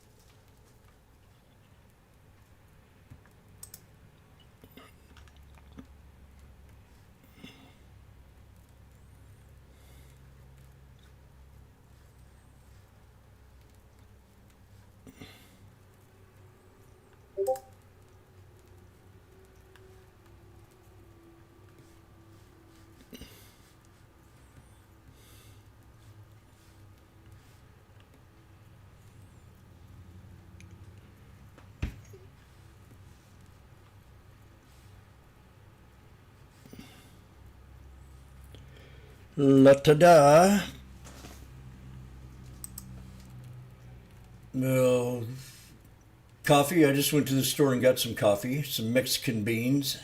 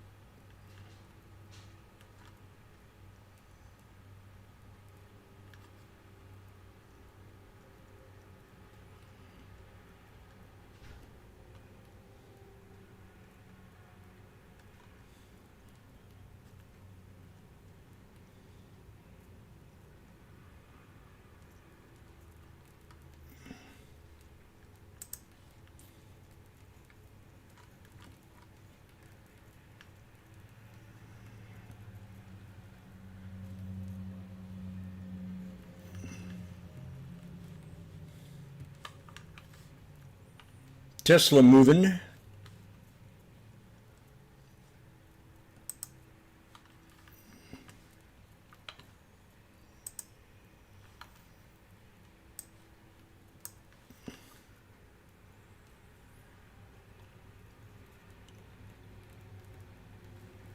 Got a kind of a little wedge here.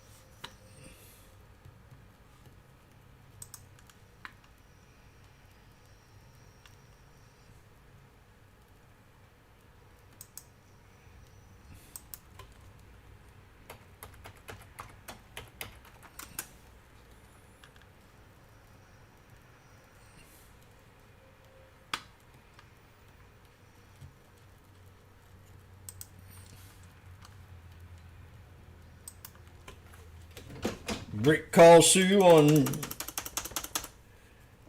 Apple.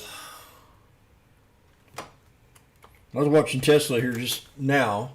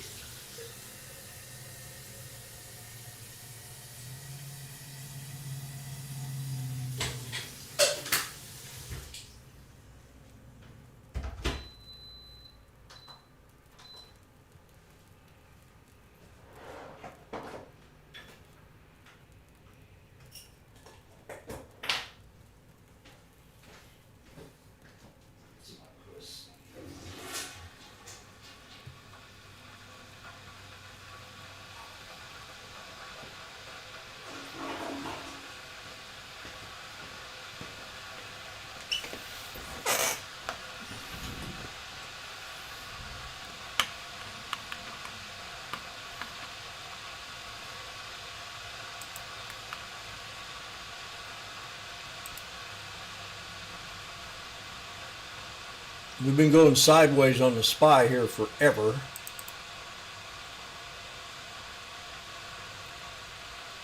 And I think we're getting ready to squeeze. But we've got to break the 200. And we've got a wedge. Symmetrical flag. Let's do it on a different chart. Sometimes the SPY is not as pretty. Tesla just hit resistance.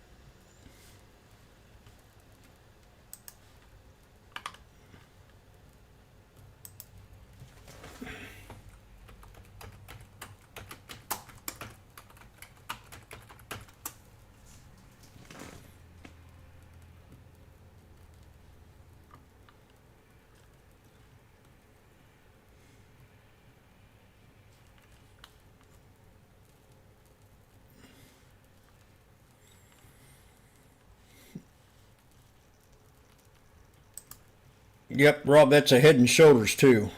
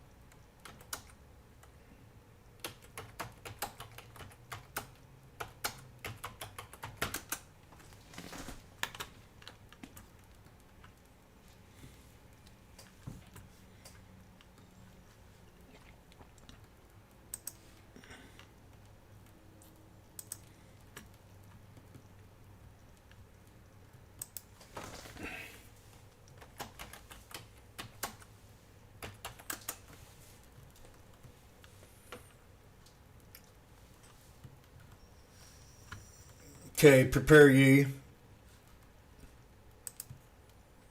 SPY's back down at the pivot point. We couldn't break resistance. So this time, if we hold, it's 12:30. It's 1:30 Eastern time. We could get another scalp back up to the trend line and might even break it. So all this dragging has wore me out. As I go, and I look at the SPX, where are you? We're at 220. These are the 6485s.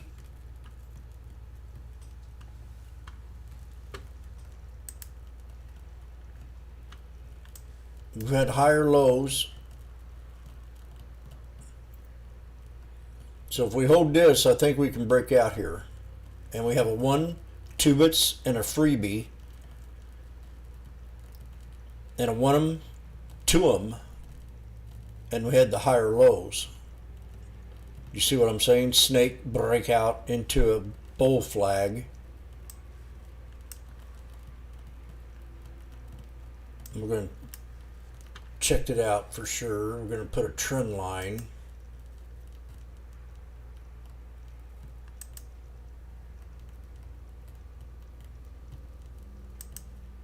It's got to hold that.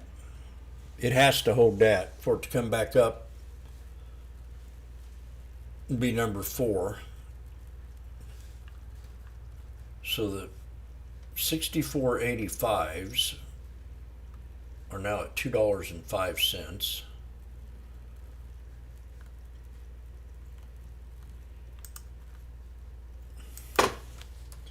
$64.85s at $2.05 calls Lotto. You have a problem with that? I do if it doesn't break out.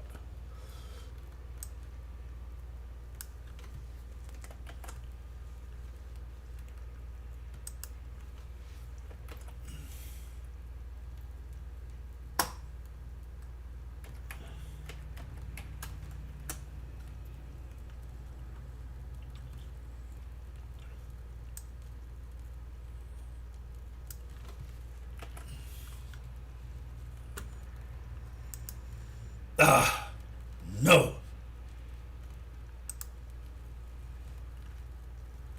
Come on.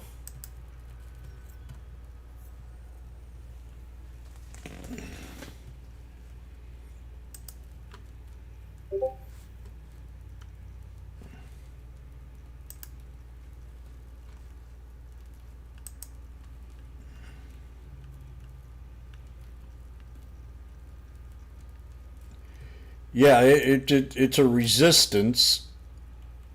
It's a resistance, so it's going to pull back and then come back and retest if it wants to break out. But it's definitely a hard resistance. So they usually pull back and then they come up the second time, and then that's when it's got to break the sweet spot.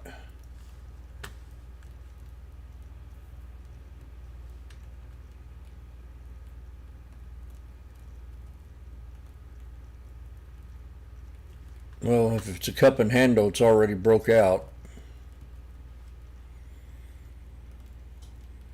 We're going to squeeze. We're going to know any second if it wants to hold support. I'd say this is your support area.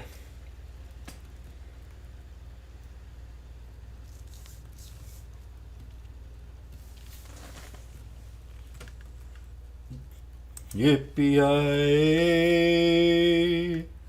risky. Yippee-yi-oh.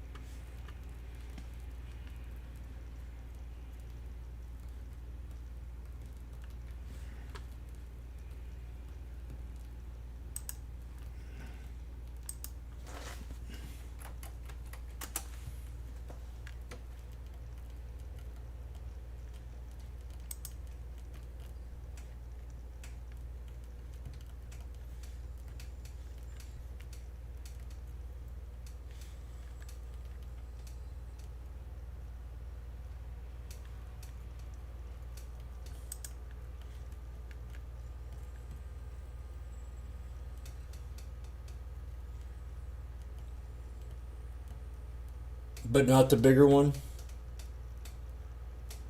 What were Tesla?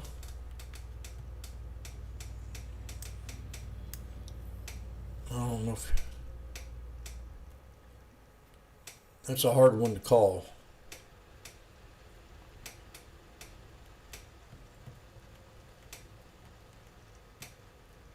That'd be a hard call on a cup and handle.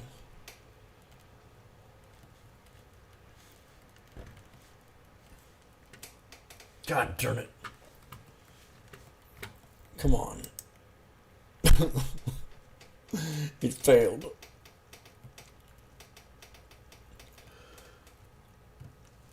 Jesus. I just got a couple of these. So I'm going to hold it. As long as we hold this 200. Because we bounce, bounce, bounce, bounce, bounce, bounce, bounce, bounce, bounce, bounce. Bounce, bounce, bounce, bounce, bounce, bounce. And we're going to bounce here. So if I'm going to add two more, I'm going to add 4. We got to hold this 200. Who says we can't do it?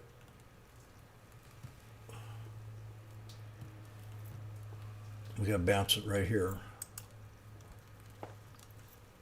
So I added 150. If this doesn't hold, I'm going to stop out. We got 6.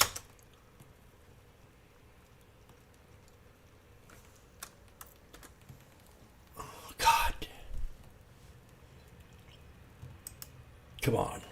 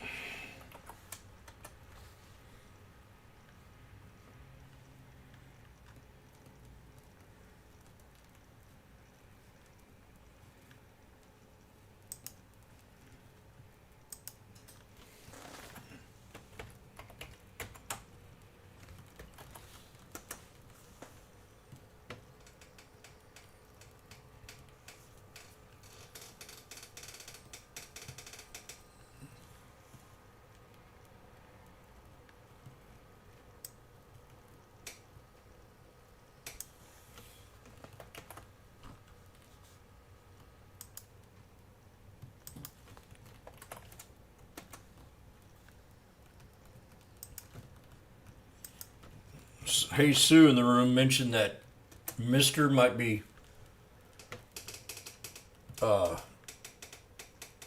rumor circulating that it could be added to the S&P.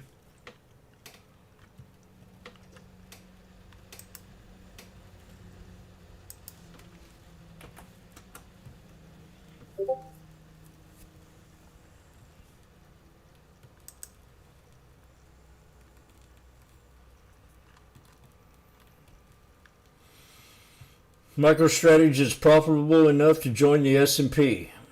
MicroStrategy S&P analyst is a good chance.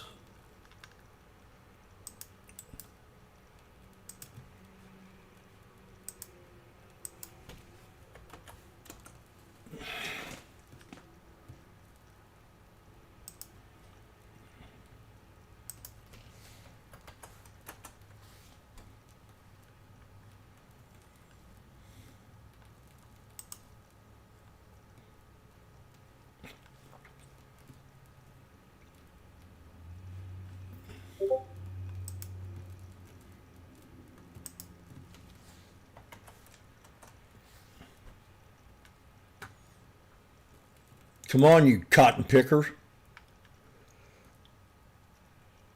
Oh, I got to get my coffee.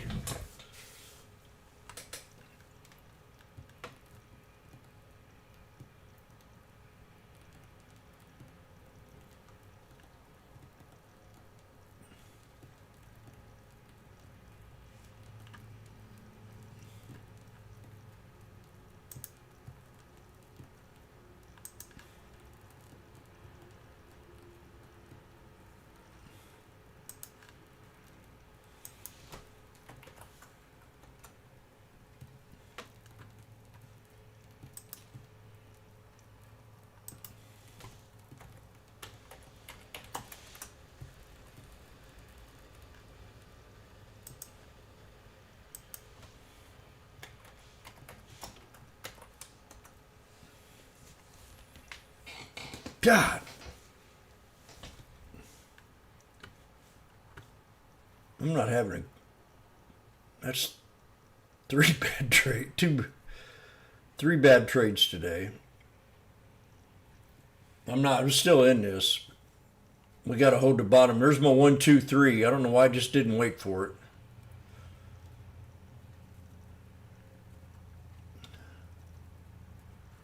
But I know why, because I thought we were bullish with these higher lows. So if I had 12,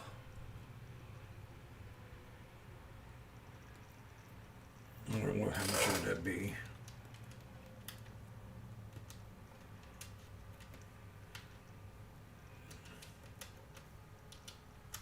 That'd bring me down to 126. Maybe lower now if I get it at 90.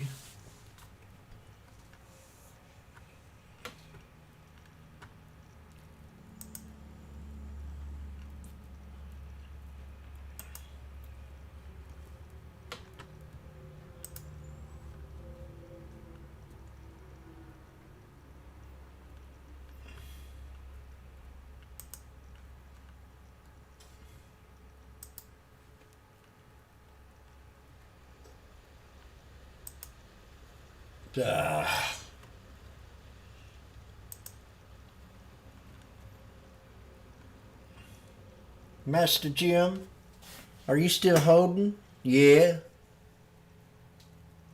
Did you get more yet? No.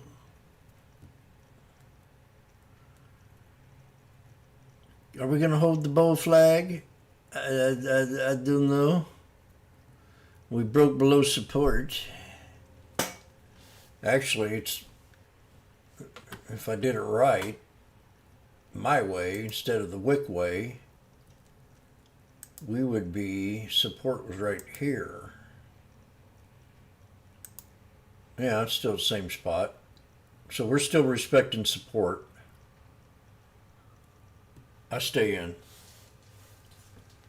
You should have added Jim at 105 or even 90 cents. You'd almost be even now.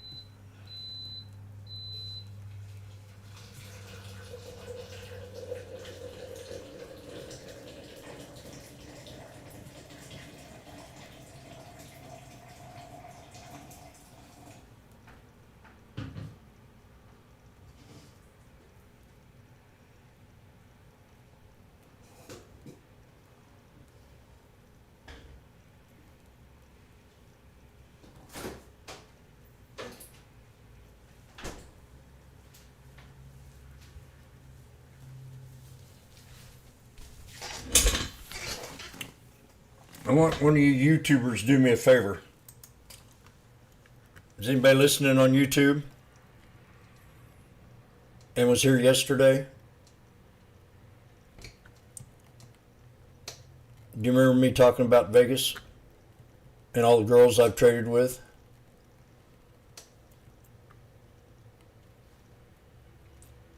Type in Jim mentioned you yesterday said you were a beautiful woman and he's in love with you.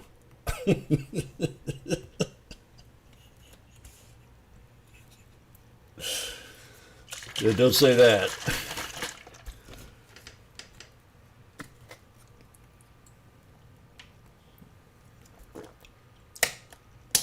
Type in Jim. What you do? Take off her thing?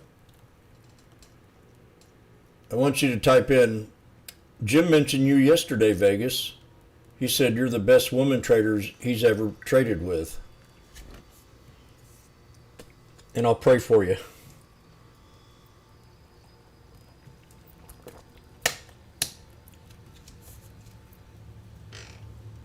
I got to have it down on paper because she doesn't believe me.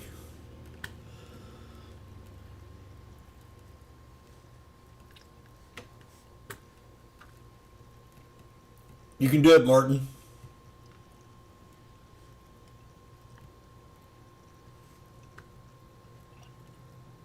It wouldn't be a lie.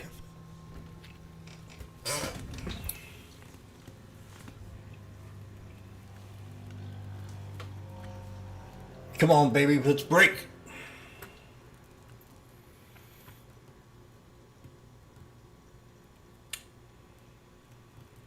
Still holding support.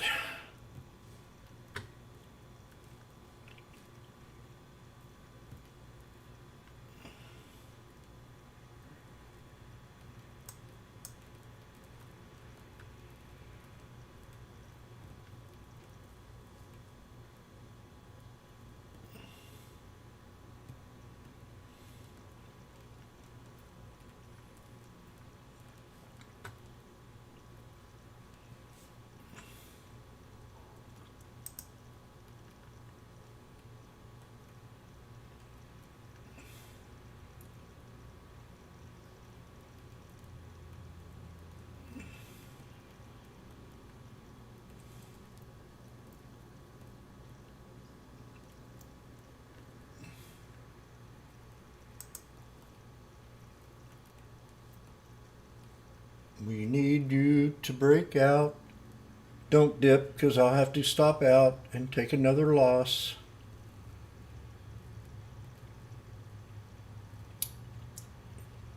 I'm going to go get my coffee. Or I stay here and wait and add. I'll add. I got 4, so I got to add 8.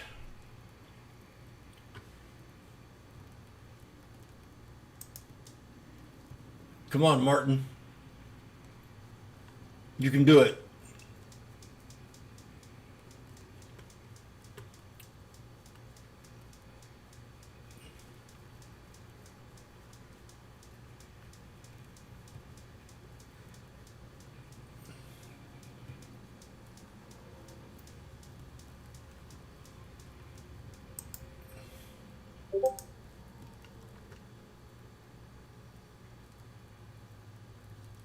EE closed to VOEP.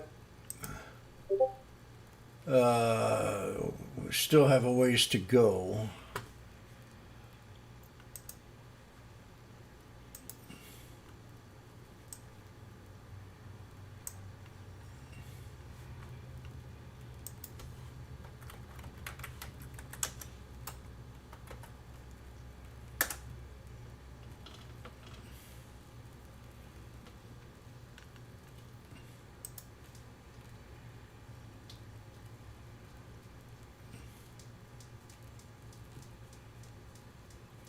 Say it, Martin.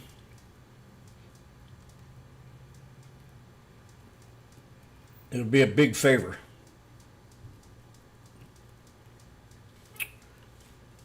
Sorry, I wasn't here. I can't say it. Jim, you're down 65%. Have you ever thought about selling? No.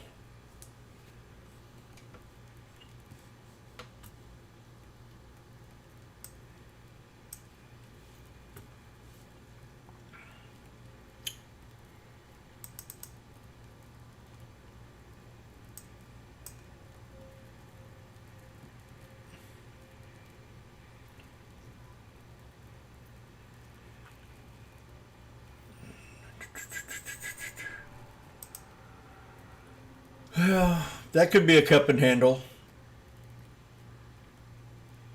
Now that I look at the bigger picture, magnificent on Tesla. The big one, big cup and handle.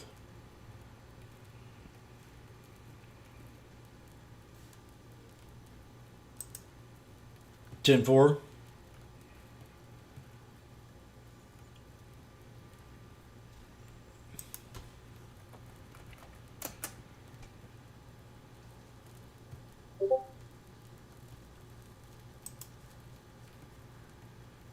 Affirmative.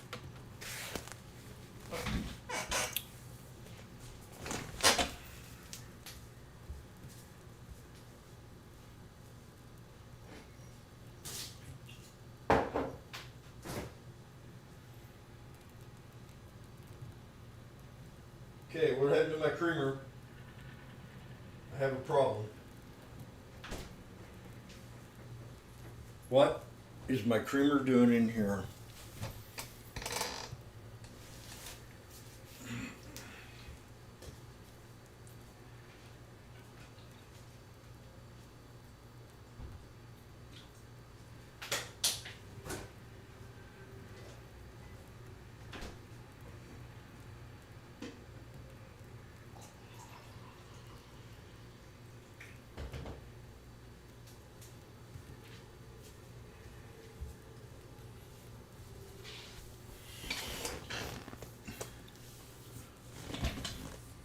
Come on, baby. Let's go.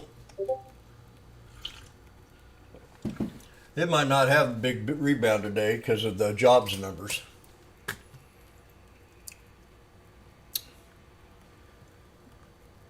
And I guarantee it, that job participation rate is very incorrect. It is probably a lot higher. A lot. I remember when they, during the Obama years, it was up, I mean, it was above 20. It was around 16.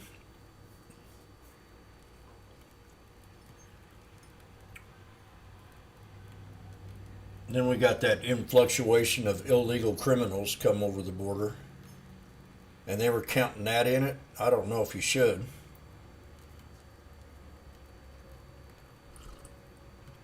Whoever hired them should be going to prison. Because you're illegal.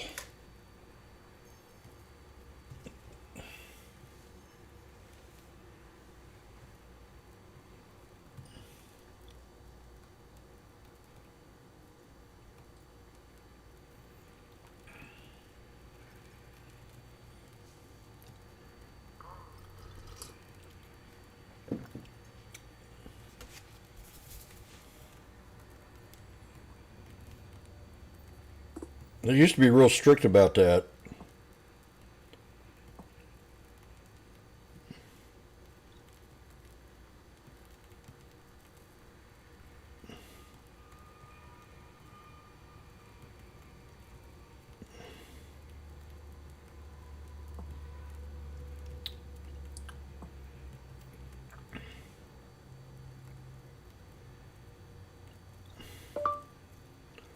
I'm going to clean up that brush this weekend. I think that's what you want me to do.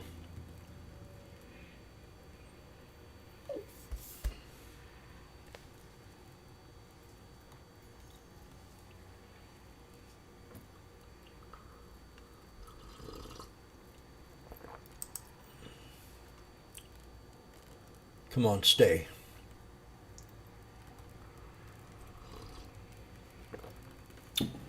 $0.90.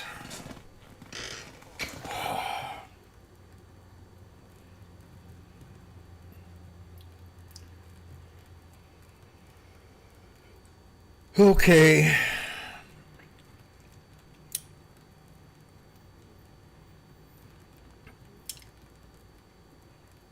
God.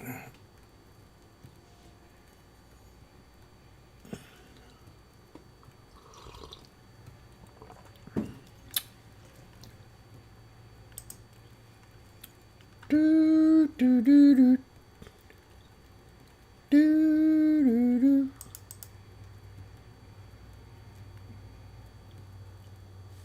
Do RFK.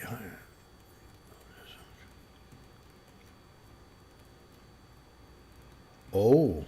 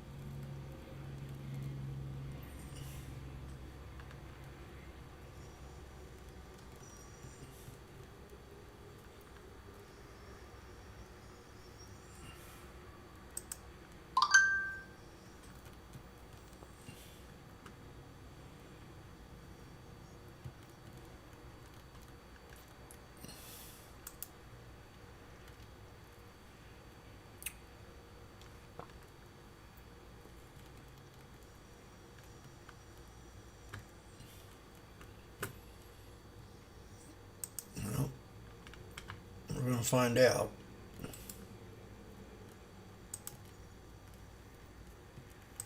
$0.85. That's my third add-on.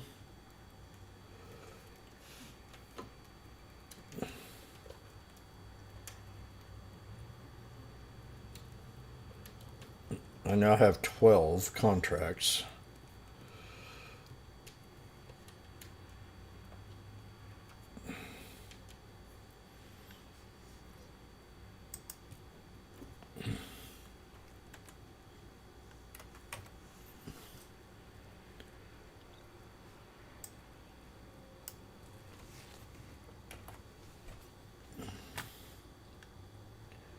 Zippity doo dah, zippity day. Ooh, my way.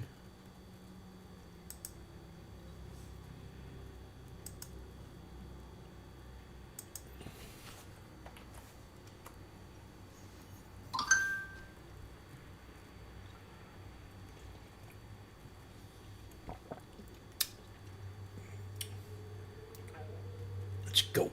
Let's break out. We're still holding support, so that's why I added on. I waited about 4 minutes. Got inverted hammer, doji, and spin and a hammer. I'm even now.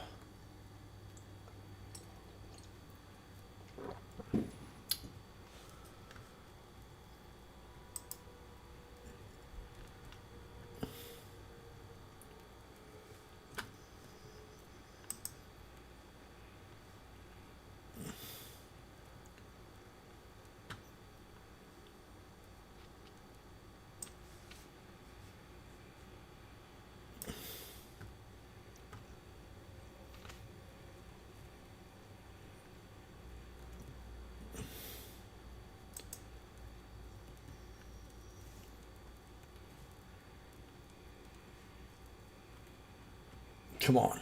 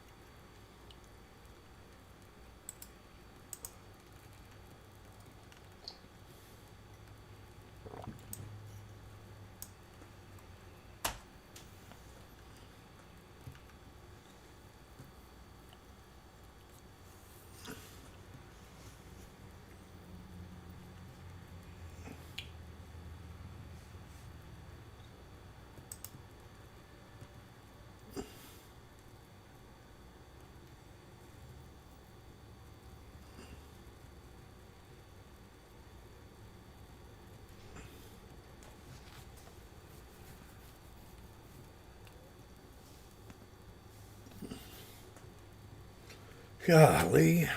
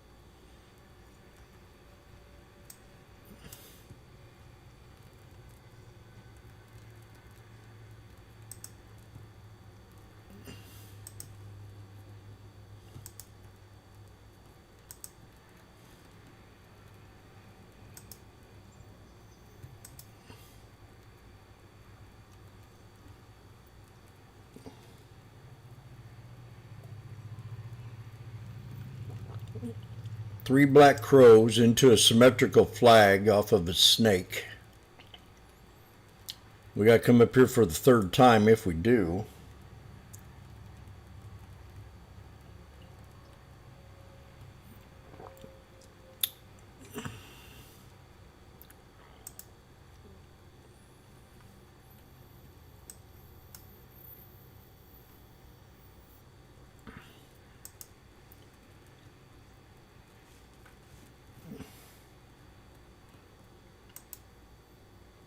Labor market weakness. Then we got today's payroll number.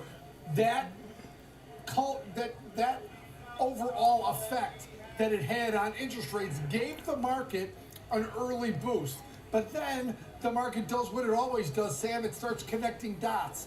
And if the labor market starts to weaken, significantly weaken, does that lead to a weaker U.S. consumer down the road? And I think that uncertainty, and frankly, the fact that we're sitting at or near all-time highs caused the market to take some profits here, Sam. It's not really a surprise when you break it down like that. Yeah, someone saying earlier today, perhaps a bit of a buy the rumor, sell the news type event today. Maybe some of the growth concerns also, to your point, outweighing on the minds of investors today as we wrap things up for Friday. Thanks so much, Kevin Hinks. Have a great weekend. Now let's take a look at the bigger picture with John Buckingham, editor of the Prudent Speculator newsletter, joining me around the desk today here at the New York Stock Exchange. So, you know, it's been a busy, shortened trading week here. What have been some of your takeaways as far as the market reaction is concerned? Well, it's been a fantastic week for the average stock. You know, we're value-oriented investors, and it's been a great period, really the last 5-6 weeks for value stocks. So we've liked what we've seen. Investors paying more attention to fundamentals, if you will, than the hot growth stories. And so I liked what I've seen. I know we had the softer jobs number today, and that maybe took a little air out of the rally. But, you know, we're setting at all-time highs, and you have to expect a little bit we got a cup and handle on AVGO, too. Yeah. So what are your takeaways from some of the data and what that means for the Fed? Because that seems to be the key story sort of driving the market right now, particularly if you are talking about, you know, some of those interest rate sensitive parts of the market. You know, as I said, starting to see some rotation. The Russell 2K's trying to hold in there today, but I mean, you know, it's all going to come down to, you know, whether we see that cut and by how much.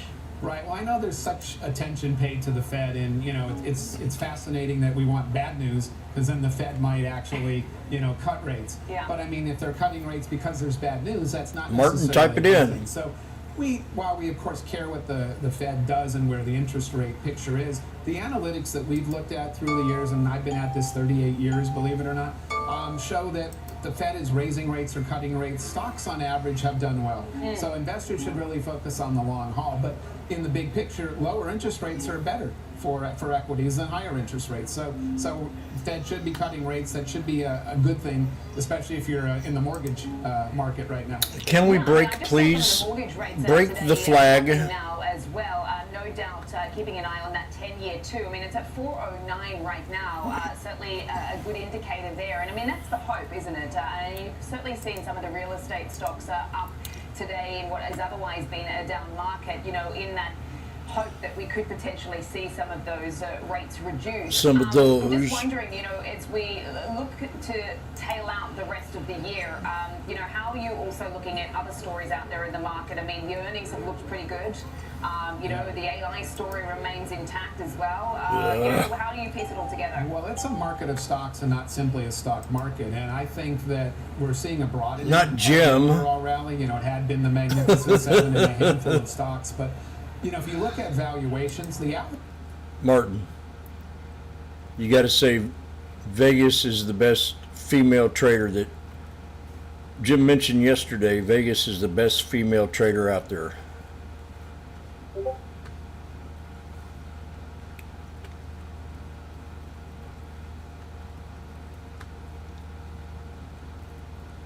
Jim mentioned yesterday that Vegas is the best female trader out there.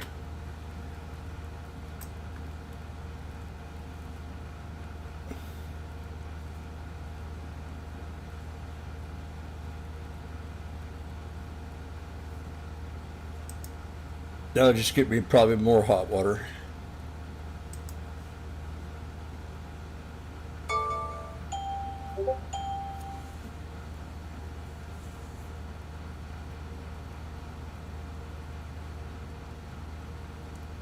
Jim's the best swing trader. Ah, very good. I will buy you a ticket to paradise one day.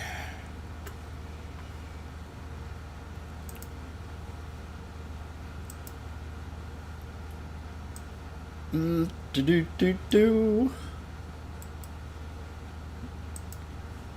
Very good. I owe you one.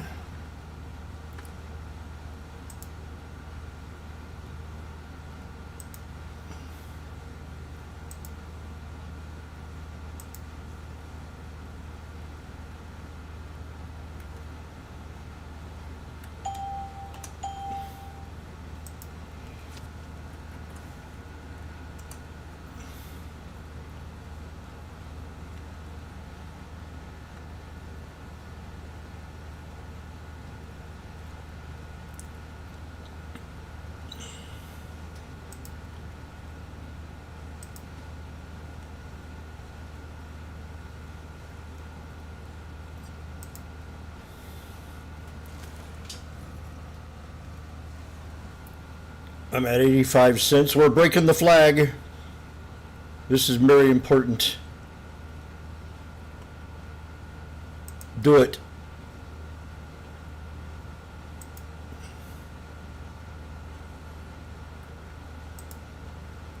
Do it.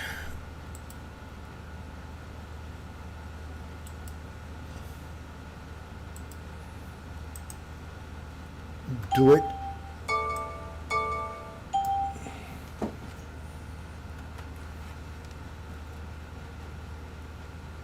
I can't take any more losses today. It's going to ruin my reputation.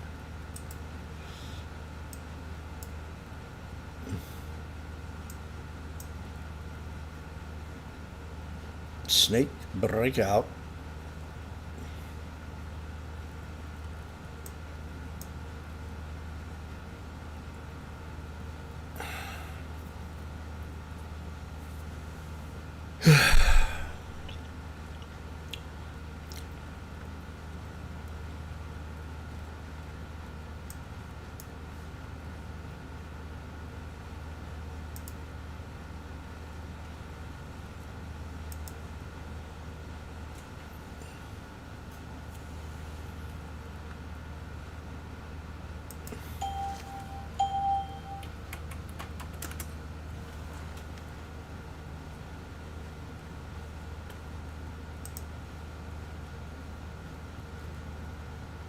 Island reversal. I'm going to drop that down and do some homework on the island reversal because I've never heard of it.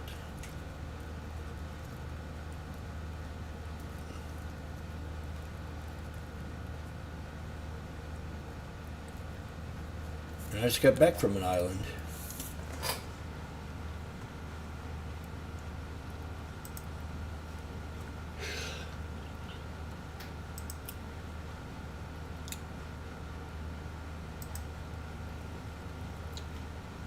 Oh, God.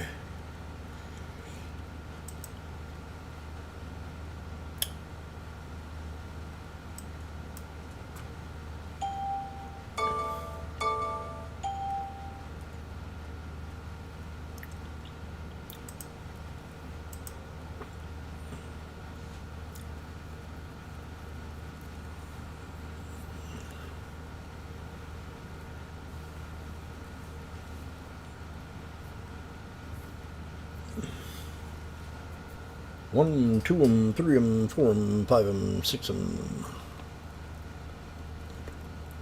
5, 10, 15, 20, 25, 30, 35, 40 minutes.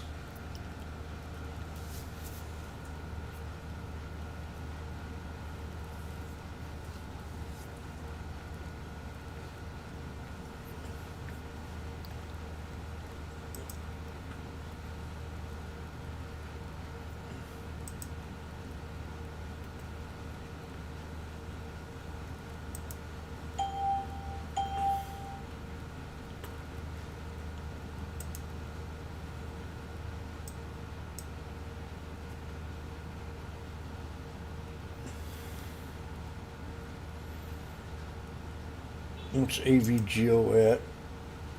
Oh, God. AVGO's at 20. You still in AVGO, baby?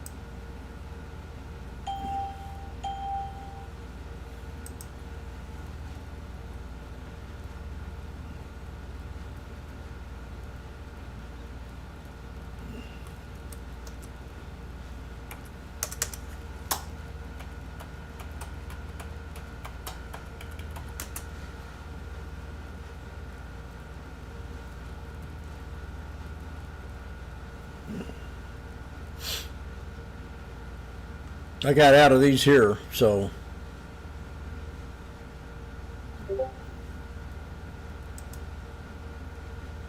Oh, there we go. I gotta watch. Oh, 90 cents.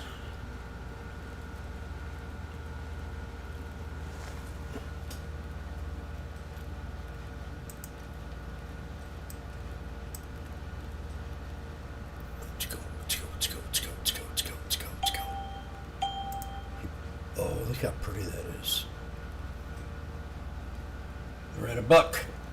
Now I'm these things ain't getting nowhere. We're hitting resistance again. Shit.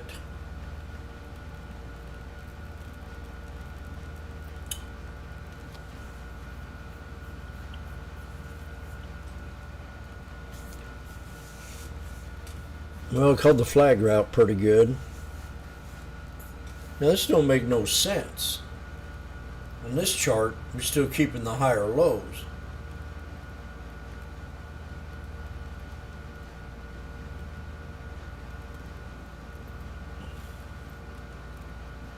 Something ain't right here.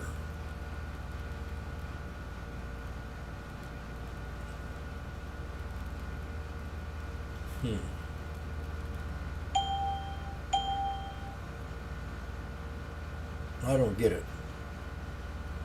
What was I looking at earlier?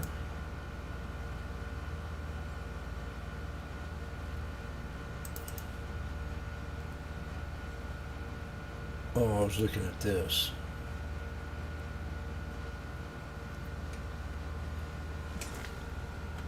Oh.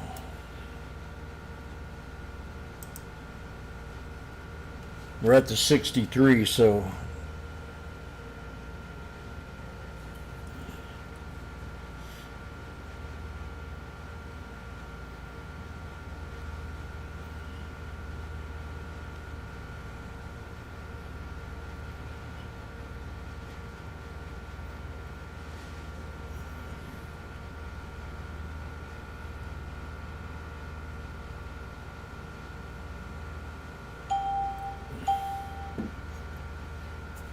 I'm almost even.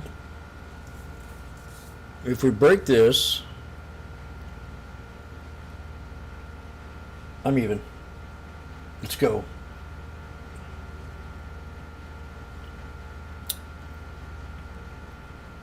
We're at 120 now. 125, come on. I'm at another resistance.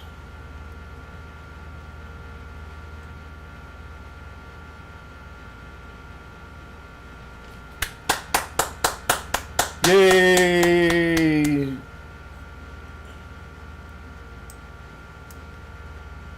The crowd's going wild at the sports arena today.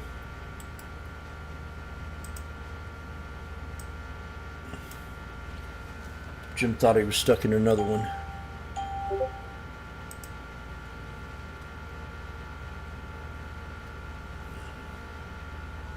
$130. I'm going to take profit. Oh.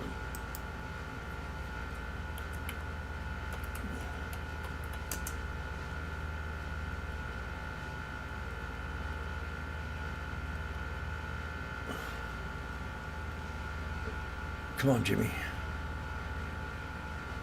It's not sync. Do you remember that time when... Oh, 140.50. Now I get out.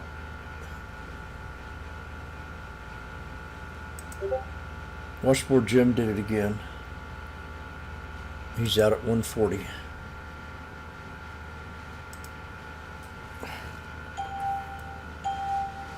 Jim, you just got lucky.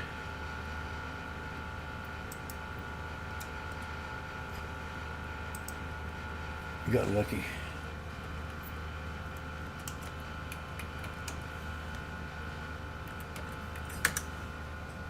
You got lucky.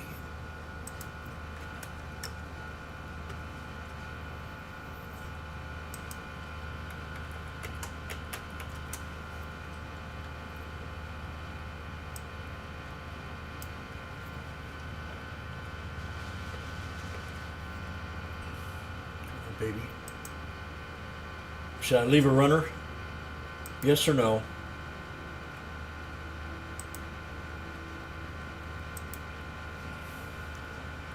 A+ for sweating, yes.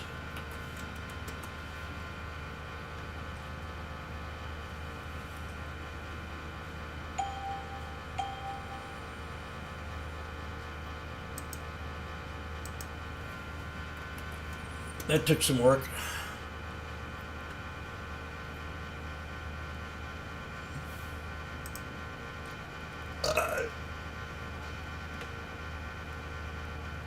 Does anybody know what line that is?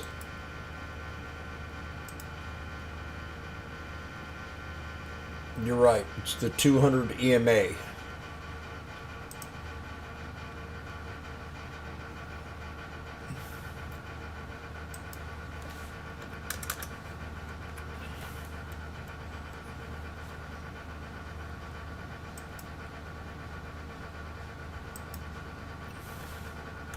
I thought I was going to have 3 bad trades. Now I only have 2.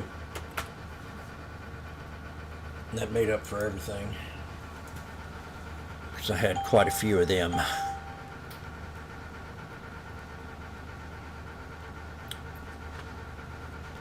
Captain Kirk wins again.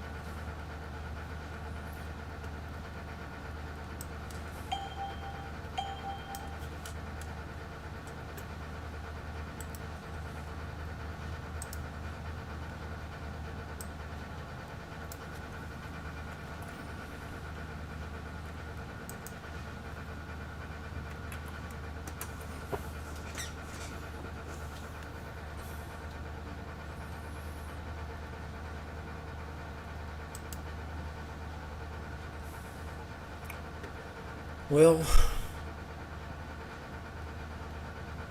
one more trade will really put the icing on the cake.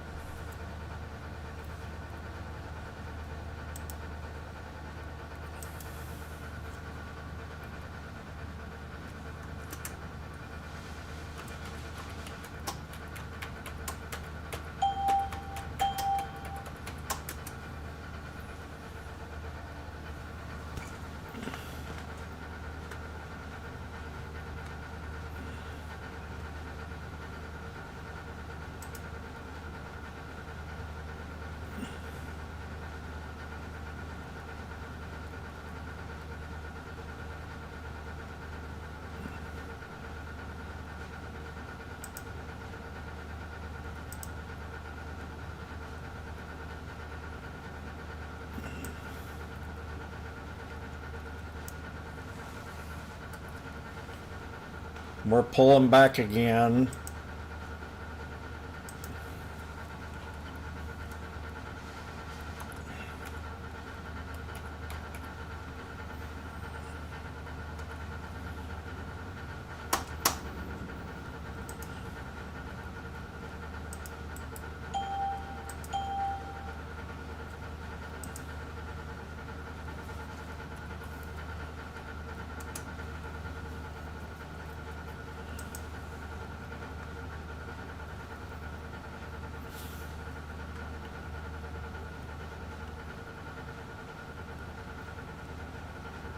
What is that, Jim? It's another bull flag. Today's bull flag day, and this morning we had expansion pattern day.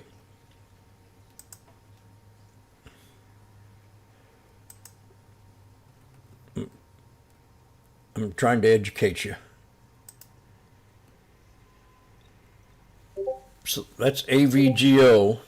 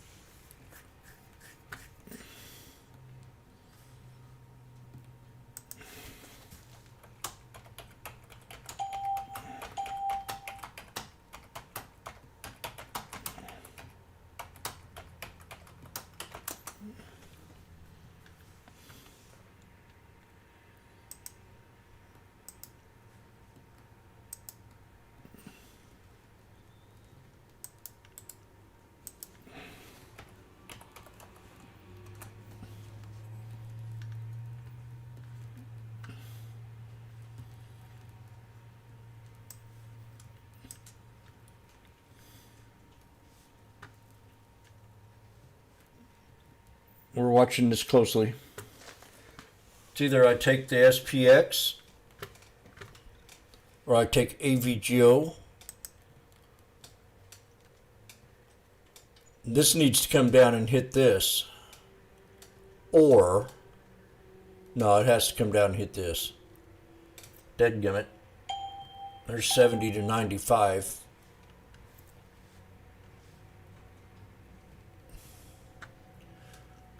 Be nice to get a big fat candle right here.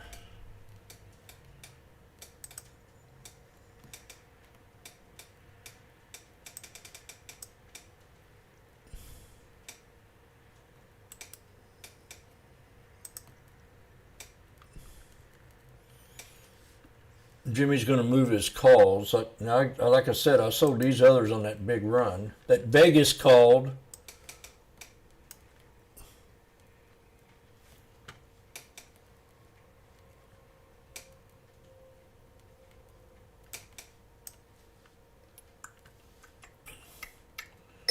Oh. Uh-oh. Speak of the devil. Hello, darling. Over where? Oh, I'm just sitting here talking good things about you. Oh, you are? Well, yeah. Don't you want a spanking? Huh?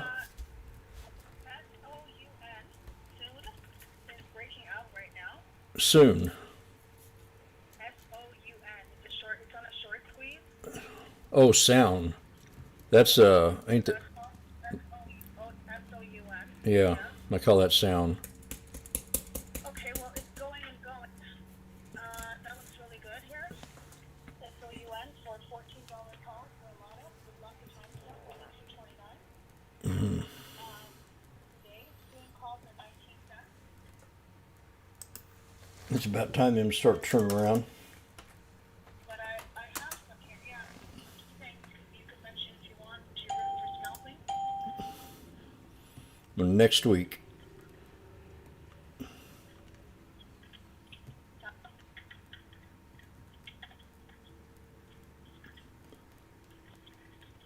The next week at $14.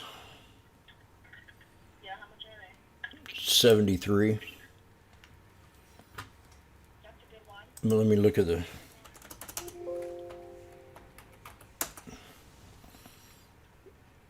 You want me to put you on mic?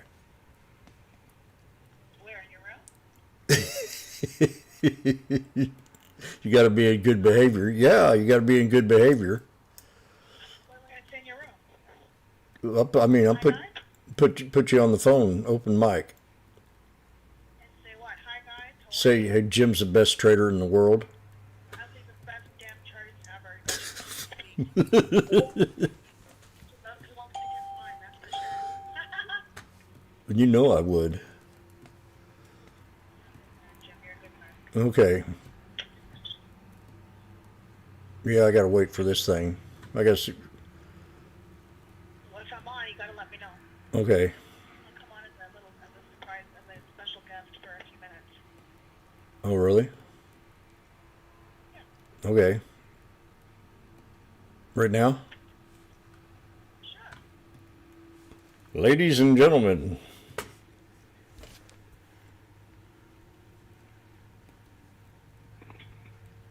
Okay, you're on. Vegas is on. Hi, guys. I figured I'd come say hi to you guys. Jim told me all about you guys that are in his YouTube followers or his Discord. Just wanted to say hello.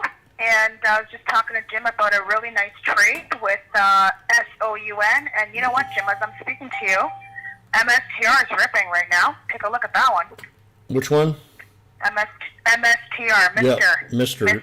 Rumors are going around about it. I sent you a thing. Well, there's a rumor about the S&P being added, right? Yep.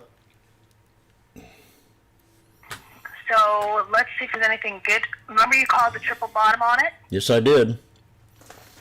Yeah. So And I called resistance yesterday at 336.74, and that's where we are again. So if we break that, we move higher. So MSTR, because of your triple bottom, I had the 360 calls were dirt cheap at yesterday. They were so cheap at 61 cents, and now they're 132. Oh, very good. That's That's a 100%. washboard special. That's 100%er. Oh yeah, easily over 100, little over 100% though. Yeah. So that's a nice one. Gone. But I'm seeing some interesting action just on MSTR, but also on Apple. Looks like it's going to want to make a high. And SPY's trying to reverse here as well. So some interesting volume, though, coming in on Apple. But SOUN's getting jiggy, and so's Mr. MSTR. Yep, and if we break 340, that's where the 200 is right now on the 1 hour, so it'll pop after that.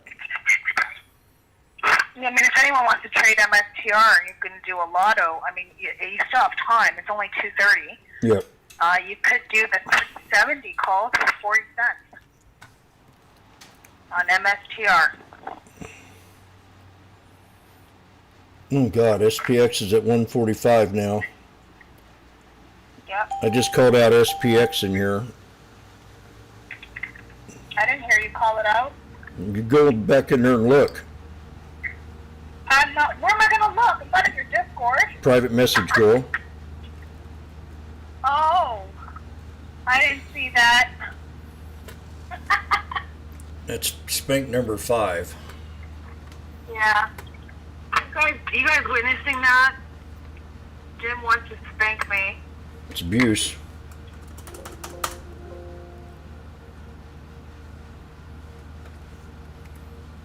Oh, yeah.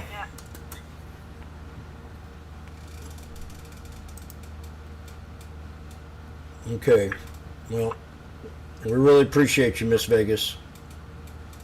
Yeah, thank you for letting me come by for a few minutes. I appreciate your time, and I would say watch this MSTR. SOUN is a really nice swing trade. Yep. And watch Apple. Apple's volume's getting really big. Like, they're really sizing up right now. So watch that one. Could be a run to the close. Yep. Yesterday I gave a big sincere speech about all the lady traders that I trade with. And I called you top. Right. I called you top. I'm not going to say dog, but top woman. I am the top dog of the trading firm. Okay. Well, thank you. Yep. Thank you, Jem. You guys have a wonderful weekend, and I'll talk to you guys soon. Adios. Bye for now. Yep. That's spank number 5.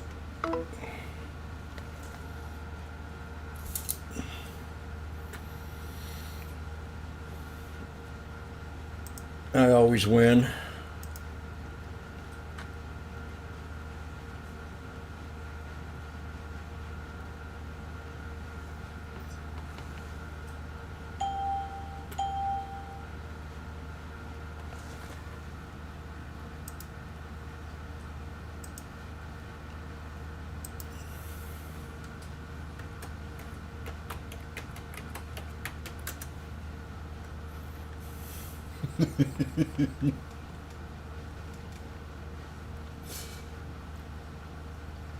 Woo!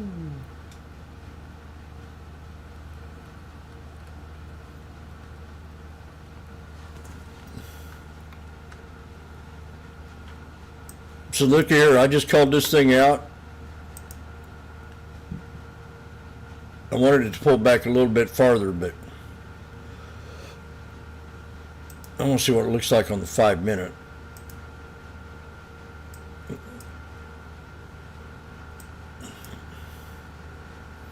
Five-minute was pretty close. It did bounce off the 200.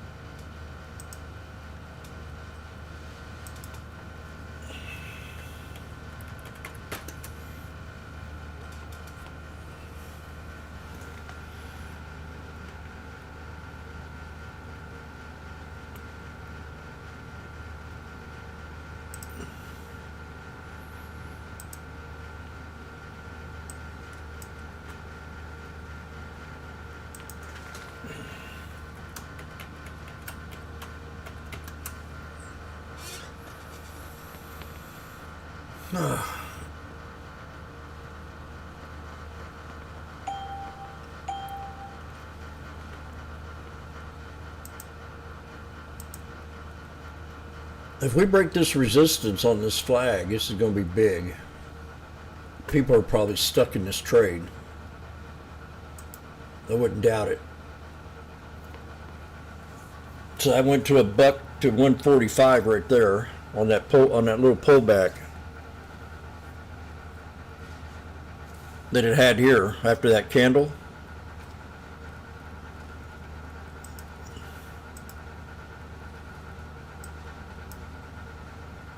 This little pullback here, that's 45 cents. And that's off the 200 on the 1 minute.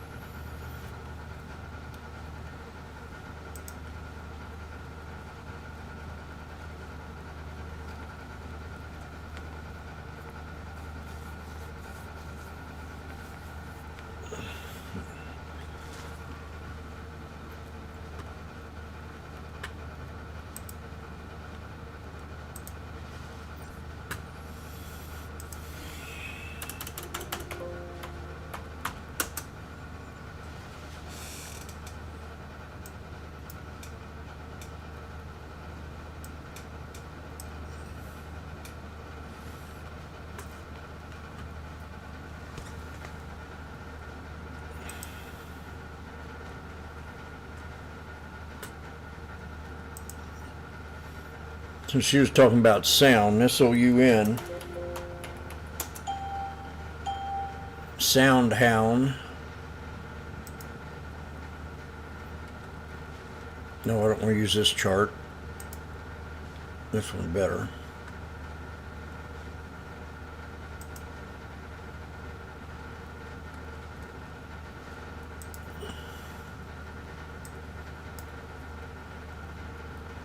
So it bounced off the 200 EMA, and it's holding up the 9. It likes the 50. So I'm going to set an alert right down here off the 21 for now. This is on the weekly, so I'm just cleaning this up. There's 105 to 145 again on the SPX.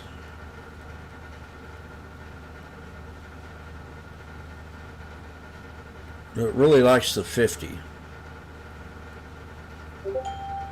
Let's put a trend, let's put a price line right there and see where that takes us on the daily.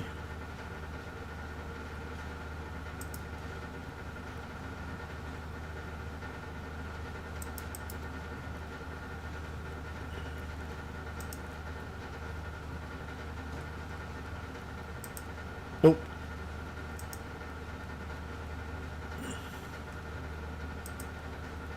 That's too low.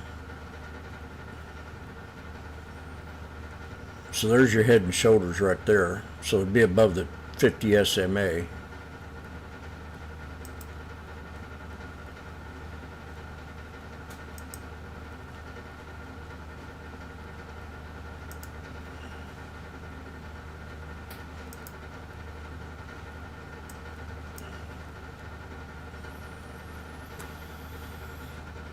I'll set an alert on them bottom of them 2 candles. These are daily. That's where my alert will be. At $12.70. Okay, we're back down to 110 again on SPX.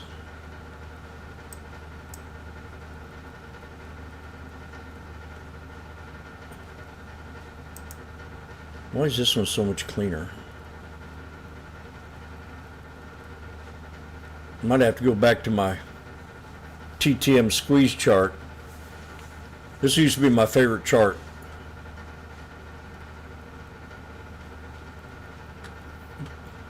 Prepare ye in the name of the Lord. What time is it? 1:42. So we're in that really volatile stage right now in the market.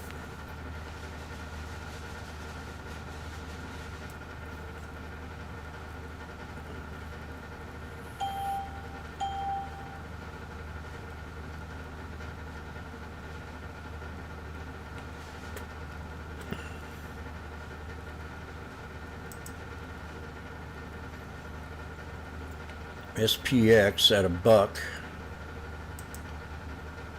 The 6485s.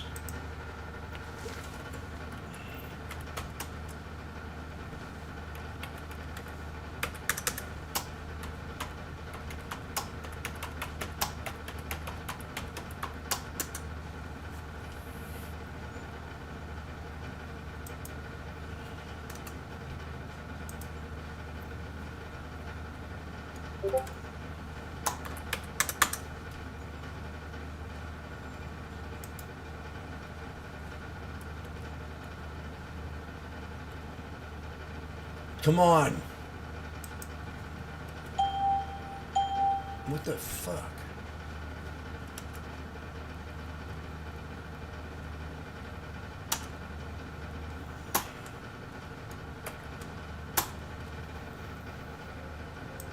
Jeez.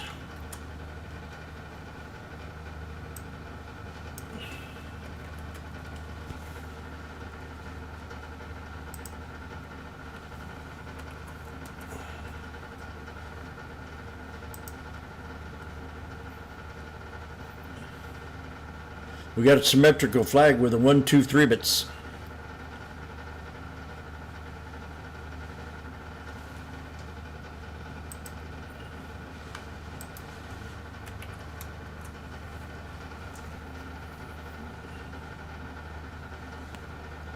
Sue's in Tesla again.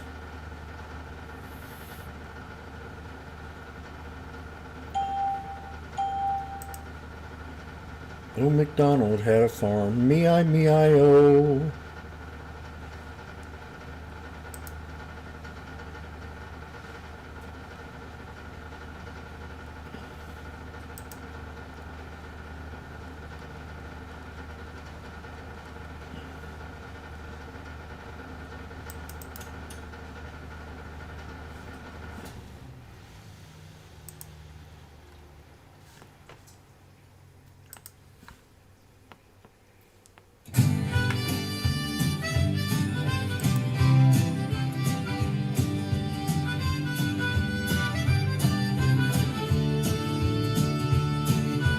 We got a symmetrical flag. 1, 2, 3. Opening bell is the sound that makes it go down. Sneaky snake, chart pattern, moving averages. We're at $1 in the now. Jimmy eating salads and sipping chai tea. Checking out the cleavage on Schwab TV. Magnificent Jesus, Rob and Randy, Livid Goose, Rich Nixon, Michelle, and Funky, stingy with his grades. We got a lot to prove. Patience is the key for Gamma Jama moves. Opening bell is the sound that makes it go down. Sneaky snake, Chart patterns. Moving averages. Being in the now.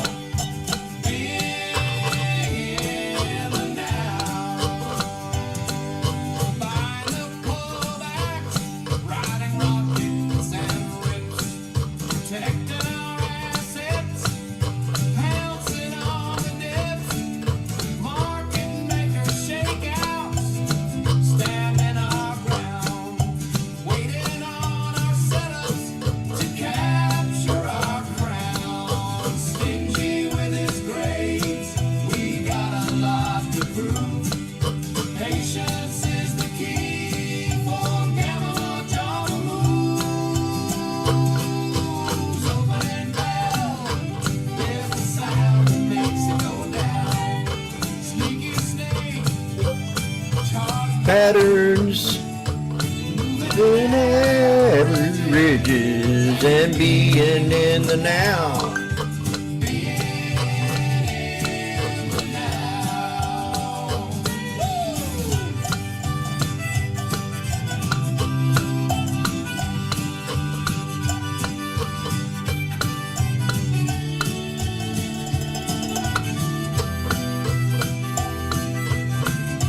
We're at 130, baby. Double top, exit idea.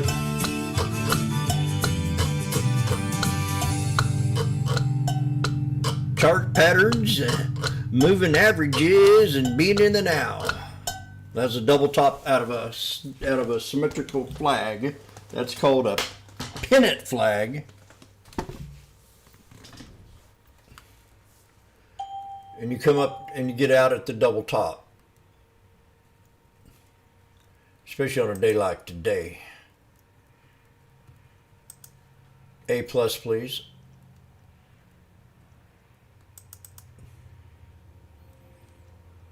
Double top. Sneaky snake. Being in the now.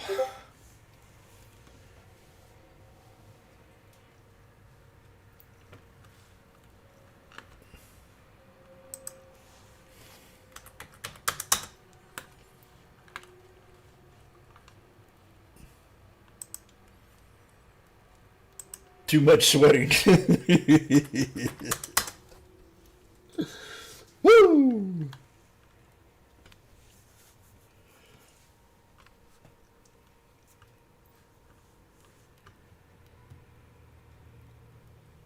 What do you think about that, Randy?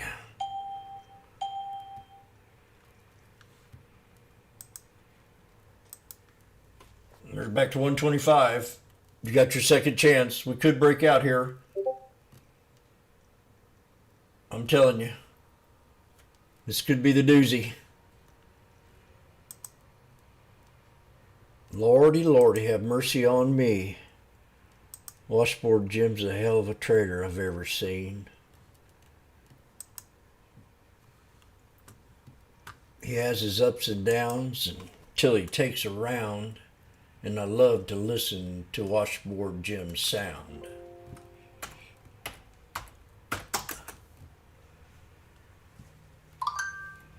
The crowd goes wild here at the sports arena today. Washboardjim is getting ready to play.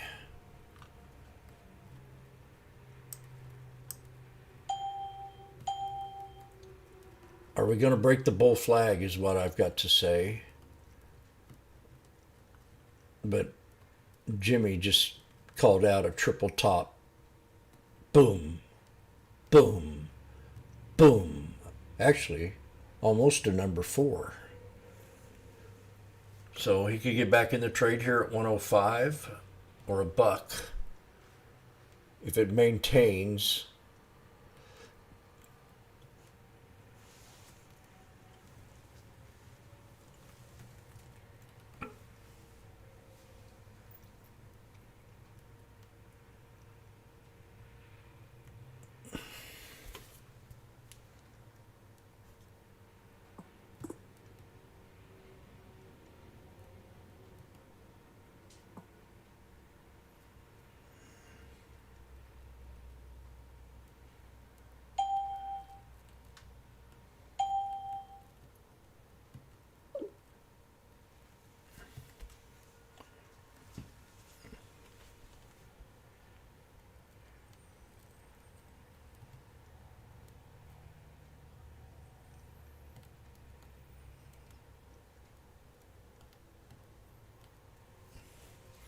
All right.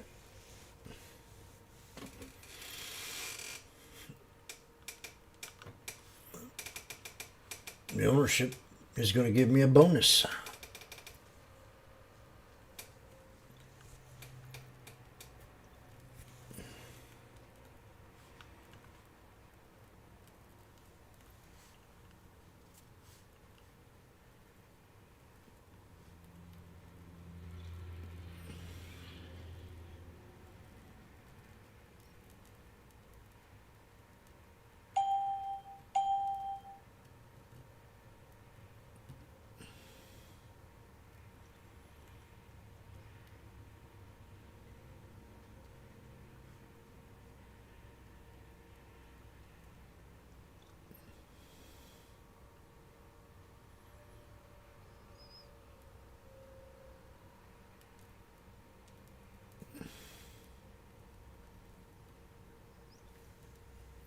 Okay, I'm watching this close. We've hit the 200 here and the 200 here. It really needs to respect this. Been kind of an iffy day.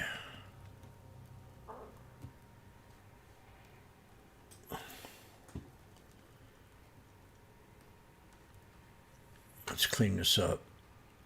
I'm starting to get a little foggy.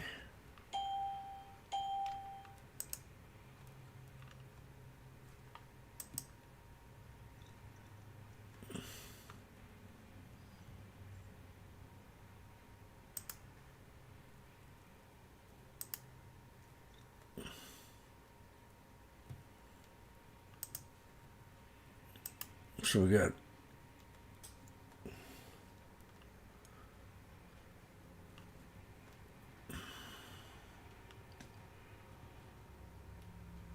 just 1 minute.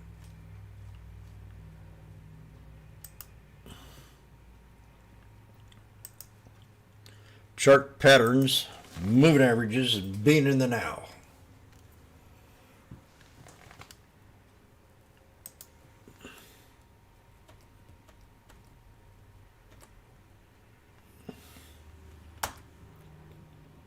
Give me 90 cents. Oh, well, we got 5 minutes. 5 minutes to power hour.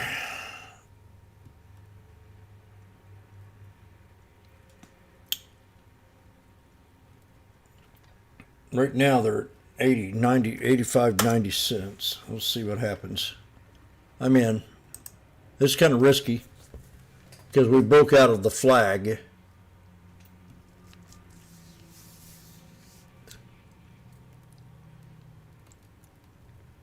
I think next time we come up, though,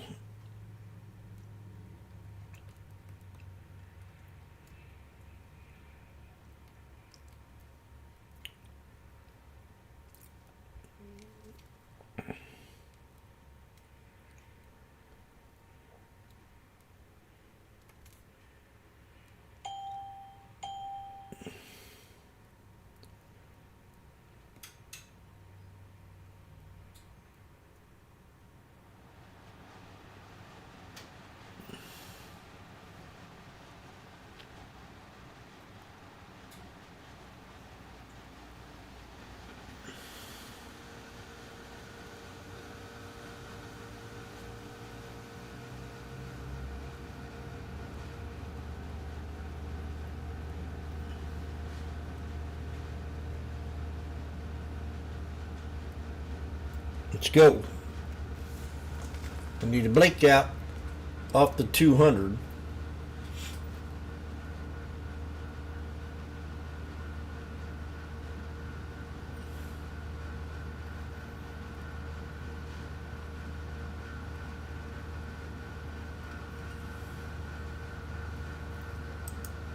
At 95.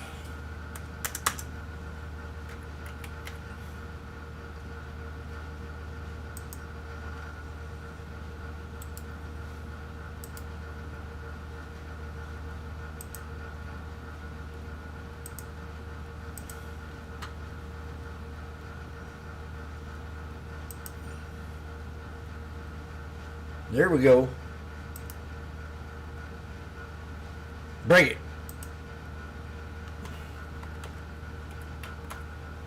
Jim's back. Oh, yeah. There, tell you how much I love you. Yes.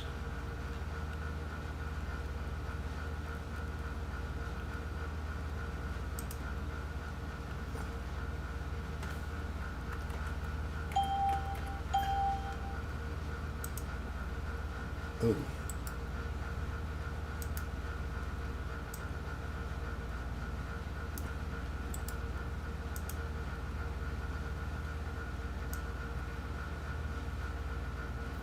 That ain't the 63. It's the 50 SMA, you idiot. Oh, you God.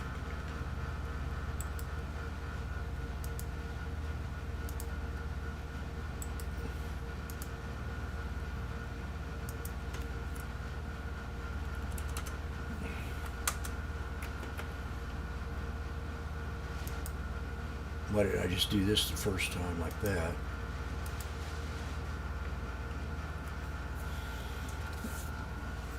Chart patterns, being in the now.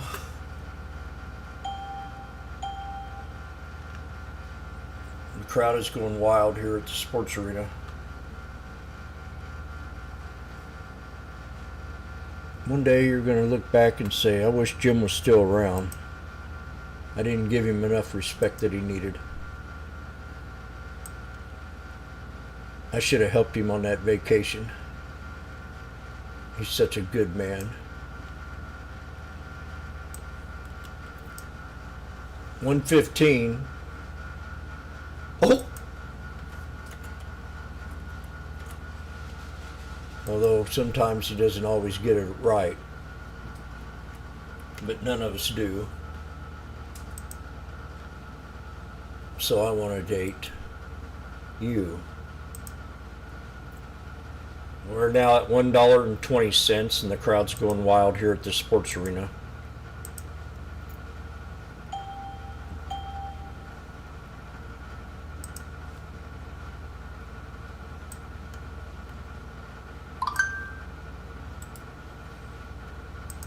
I wonder if I can change these. Oh, these colors. Yeah, these colors are in their yeah.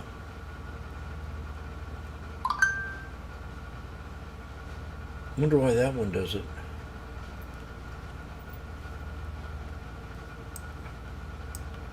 No.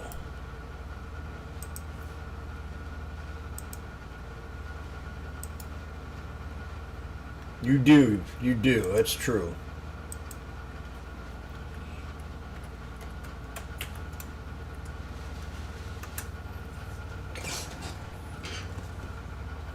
Chart patterns, being in the now.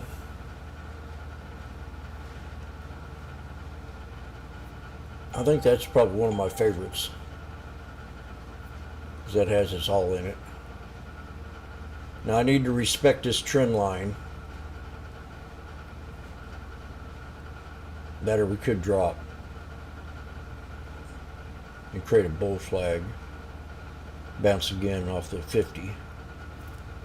So it's either I sell it. No. God.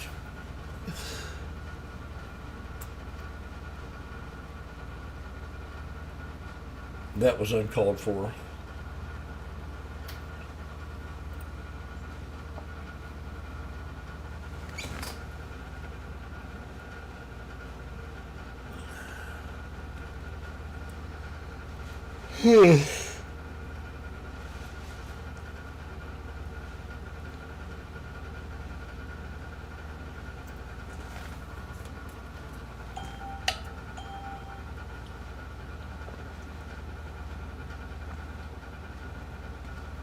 Got a spinning top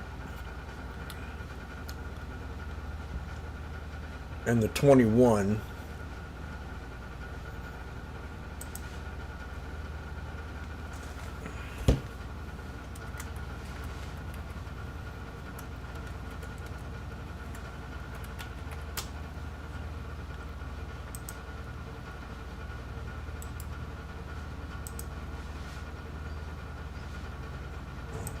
Dumbass.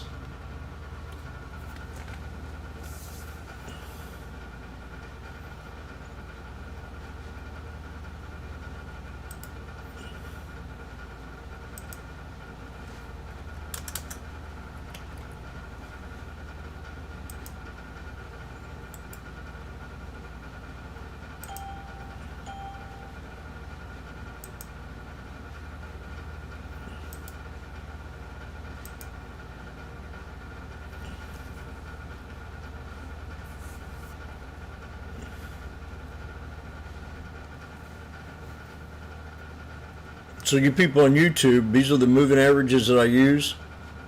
And we got the 9, which is this one right here, and that's in blue. And these are the colors that I use them in. Right now we're at 110. So I'm up $200.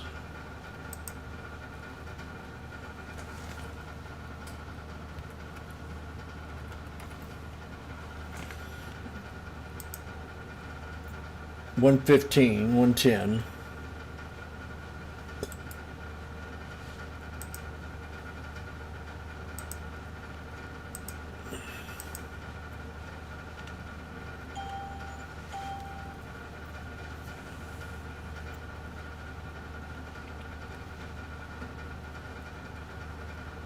I know if I sell these things, it's going to go like to 150 or 130 or.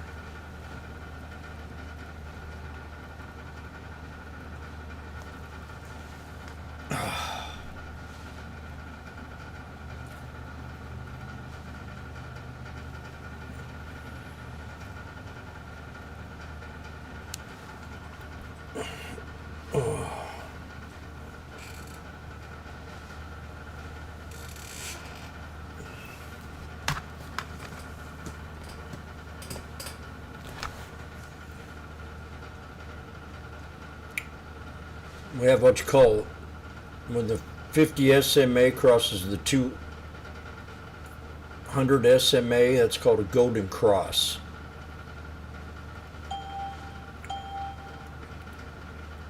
But it's usually done on the daily time frame. There's 115. Come on, let's get a big old bounce. Now we're at a double top, so you want to get out of the, if you feel it, 135, 140, whoa, yeehaw, underlay. Say what? I'm holding a few runners. Out at 140. A plus. A plus. I'm scalping the heck out of this sucker. What do you think about that, Chris?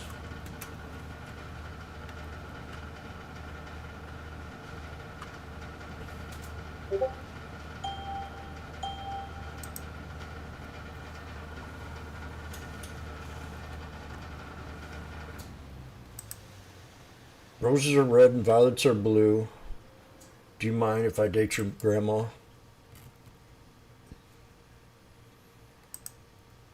All right, 245. Yeehaw! Now we're talking. Damn, Jim. What the heck? I don't know how you do it, but it's magnificent.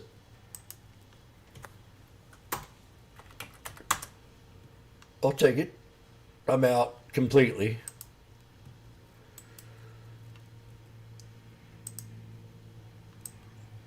Unbelievable, that's what you are. That made up for everything.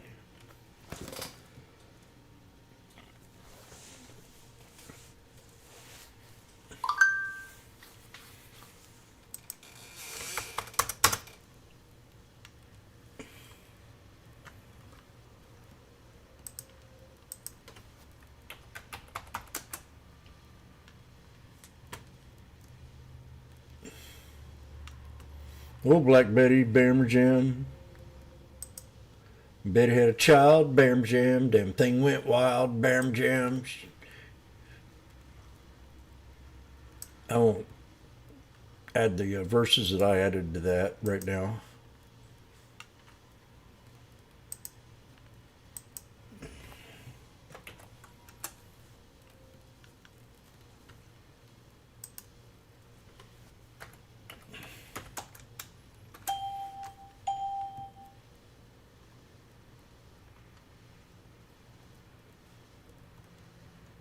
Alrighty.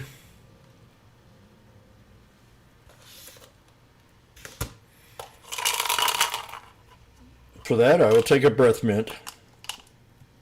I'm down to one breath mint. Would anybody like to buy me a pack of breath mints, please?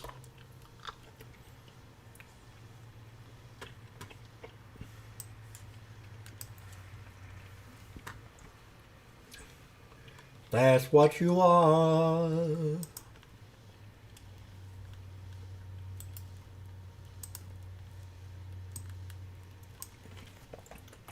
I even said it was going to break out that time. That's what made that so good.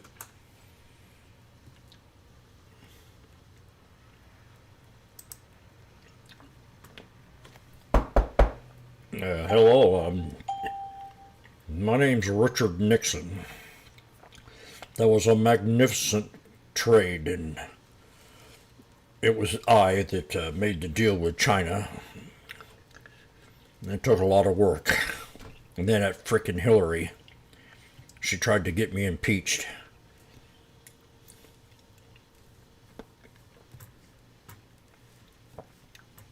And you see how that happened. She got fired. And how dare her try to run for president? I rolled in my grave when that happened.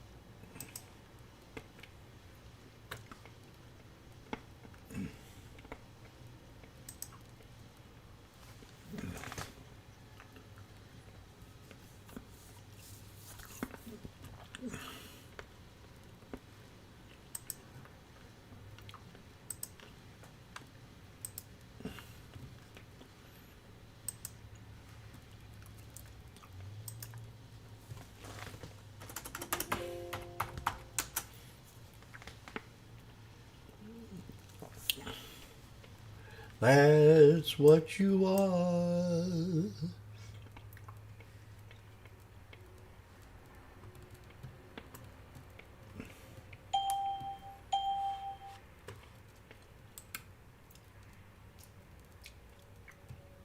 Remove.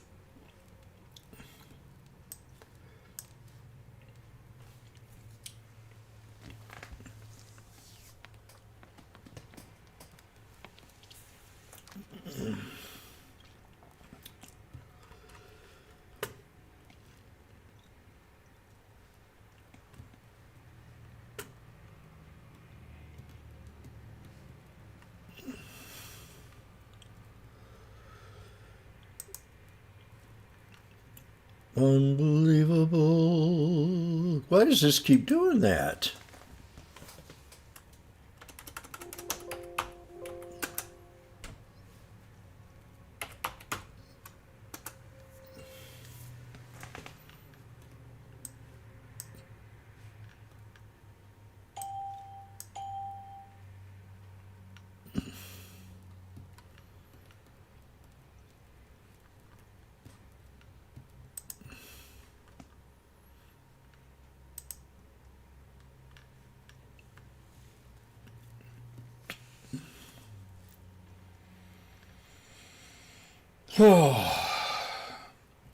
I'm exhausted.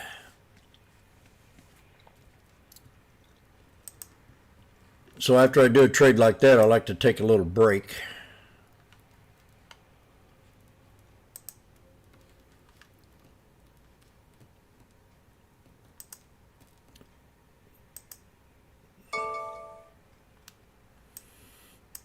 SPY's about to hit resistance to the VWAP. See this right here? I'm going to start calling these bear flags, because I think that's what they are. I've been seeing a bunch of them today, and every one of them almost dipped. And I've just not really have a name for it, so I got to come up with a name. I heard of the island pattern today. So what kind of name could I call this? A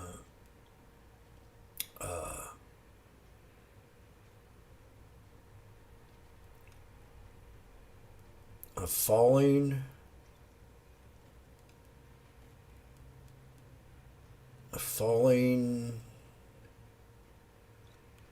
descending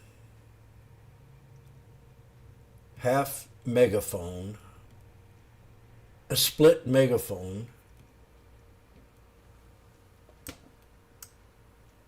split in half megaphone, an inversed megaphone.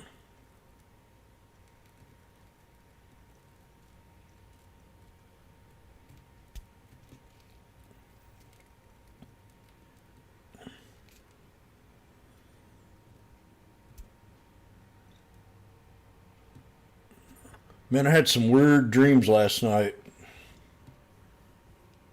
I wish I should have wrote them down because they were intense.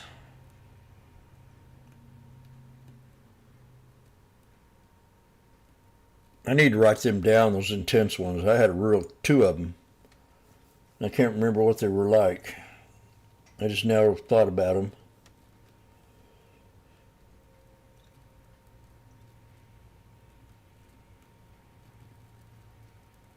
Most people die in their sleep with a heart attack, but I've had my heart tested so many times.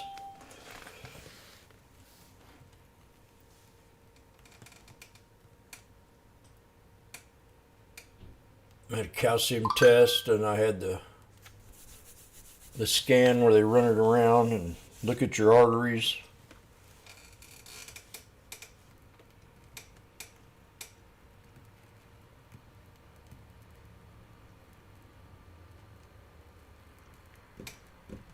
I'm surprised, man. There's a lot of stress behind this desk.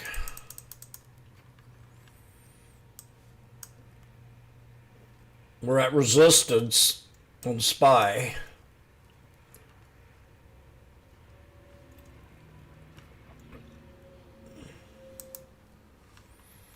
God, look at that. Ain't that pretty?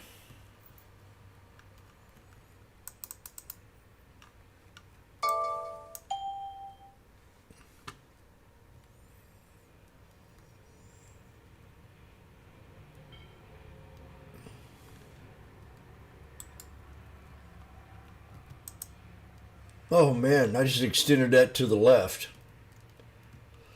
My flag.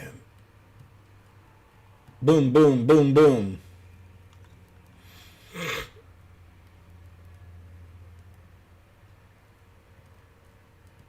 That's a descending flag right there with the head and shoulders.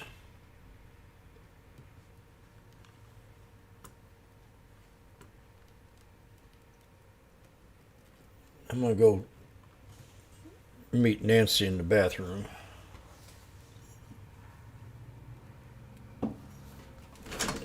I'll be right back.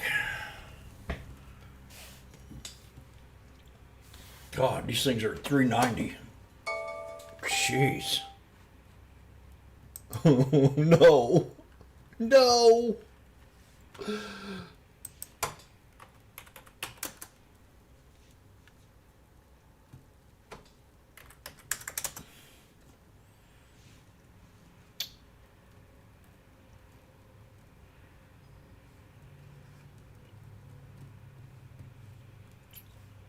They went to $4.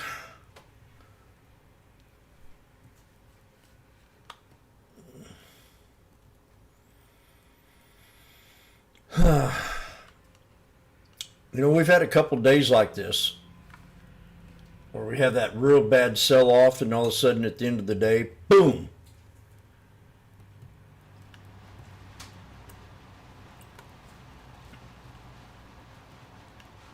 This week.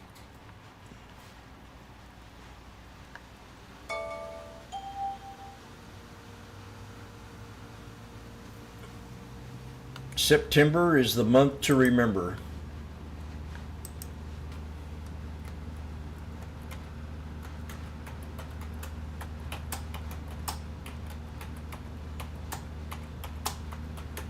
We're having another flashback.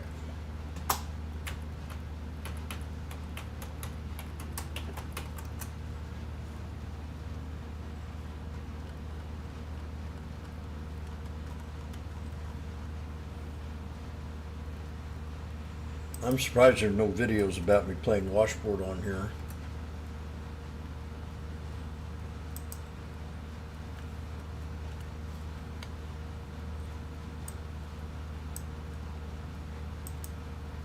Today, retail traders, the senior day trader is back. What I'm seeing on this chart is a little bullish or a little bearish. So I got a little tune I'm going to sing kind of as we go here. In one hell of a September, one I will always remember. Let's break out of the snake. It's been fun for heaven's sake. Well, we've got to break that 36809. Pay close attention to that blue line. The lowest support I want to hold. 362.41. Well, September will be a month I will always remember. There's so much chaos going on. Let's have a ball when we will remember. Today's resistance is at 36809.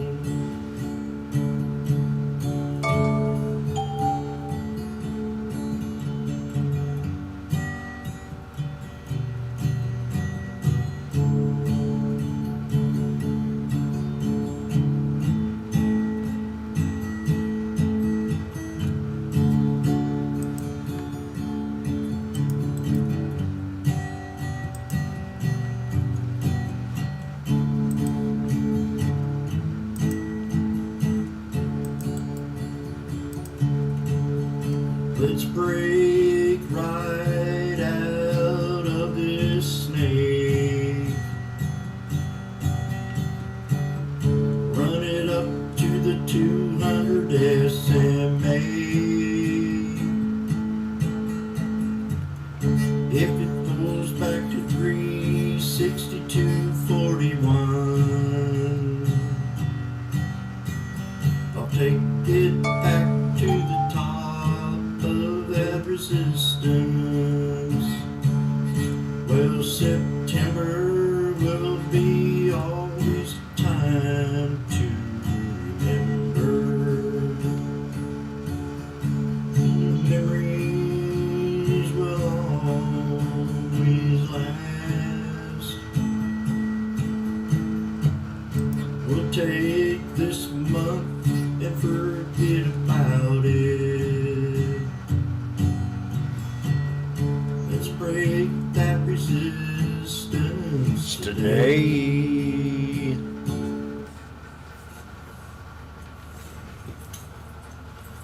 Retail traders, let's do it. Let's get the job done. Have a great day.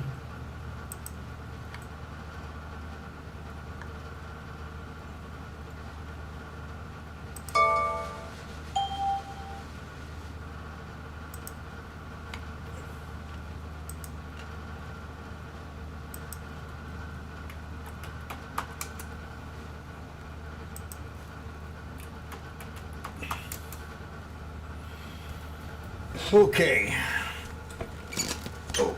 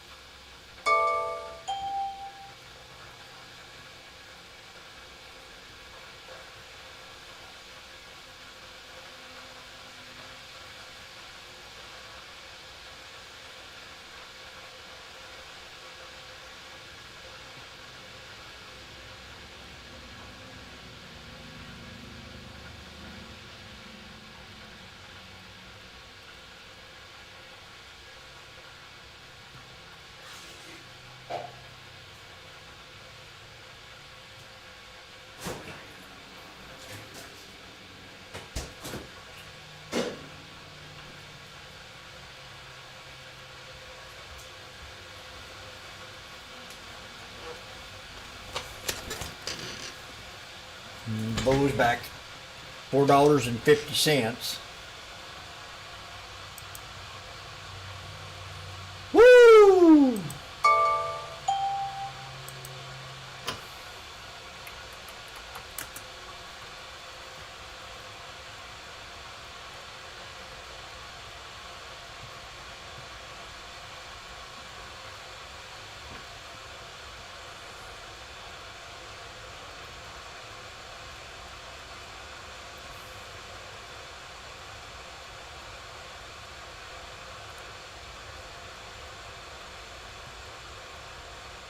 What do you think about that, Rob?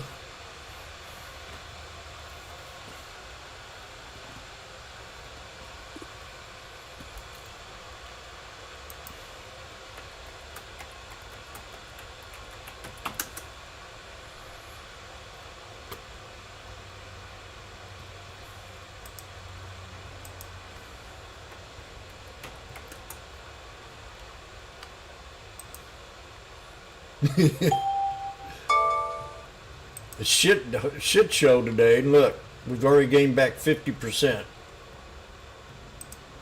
Let's see if we're getting, well, not 50 yet, but close. That's, you know, that goes back to my speech about sticking around when things are down. Just being patient. I thought I could catch it earlier, but I got stuck and had to take a loss. And I waited till the flags started to form.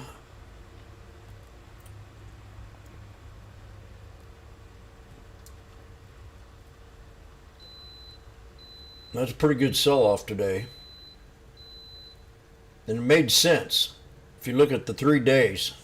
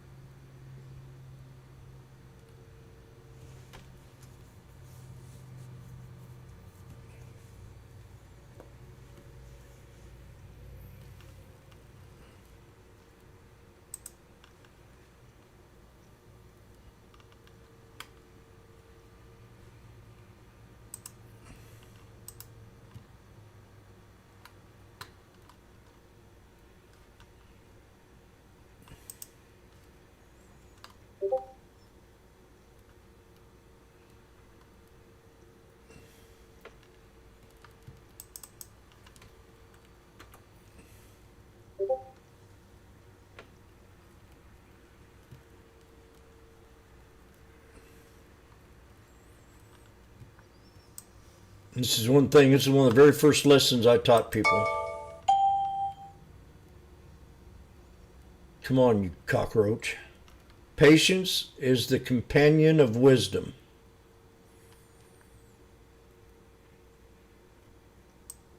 Patience is the companion of wisdom.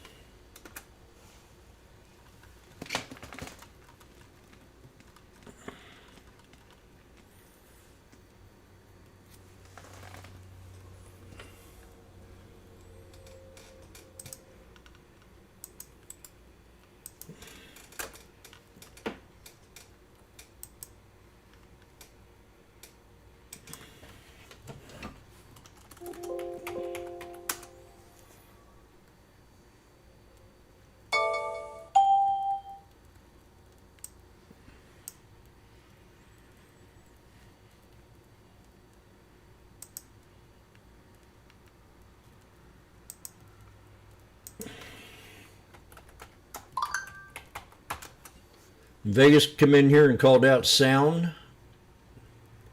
S-O-U-N. And the 63 came in handy today on that stock.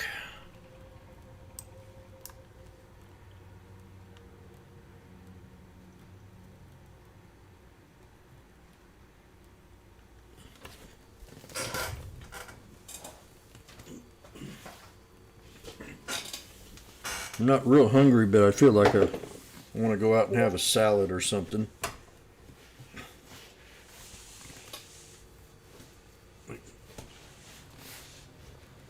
I lost my 5 pounds that I needed and gained back 2 at the resort.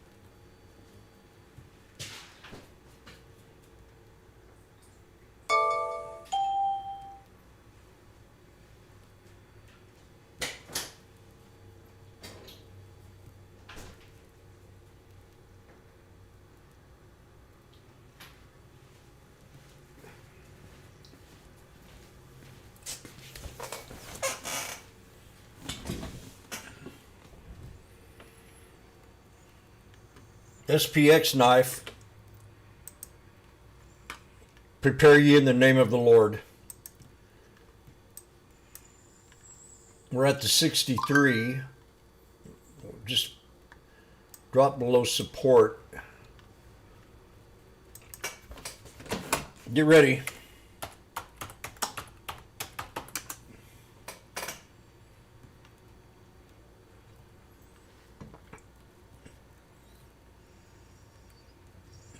I feel like I want to make this one a little bit bigger.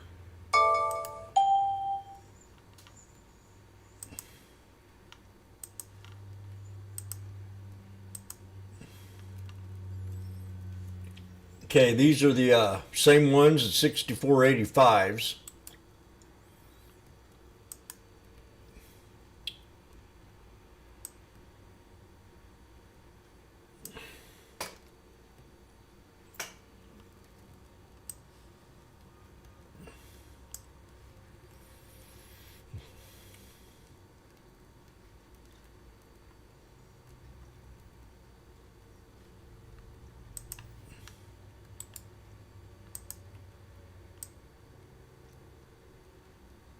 We're going to wait and see if we can hit the 200 here.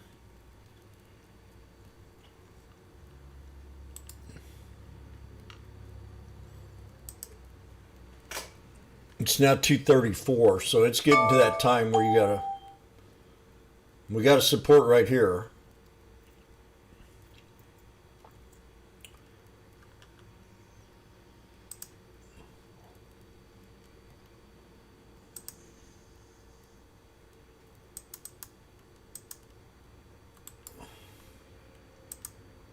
Damn it. I should have grabbed him.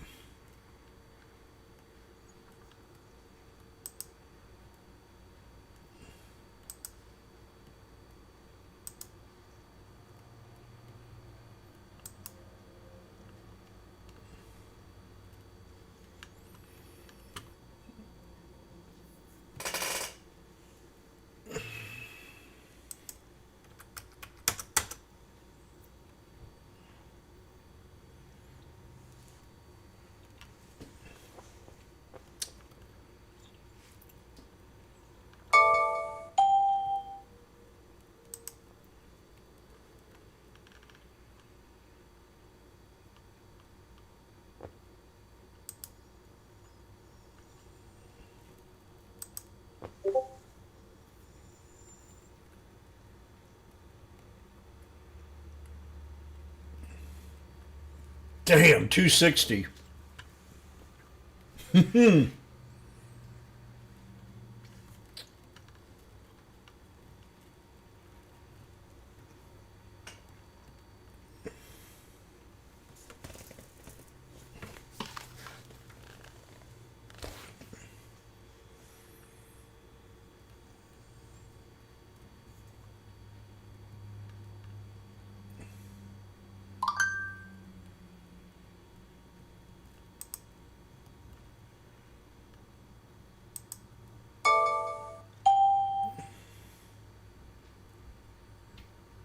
right to the 21. See how I use the moving averages?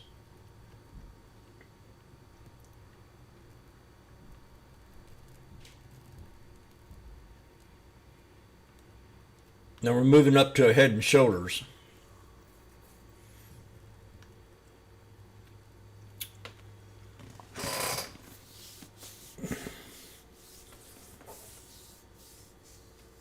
It'll be profit taking.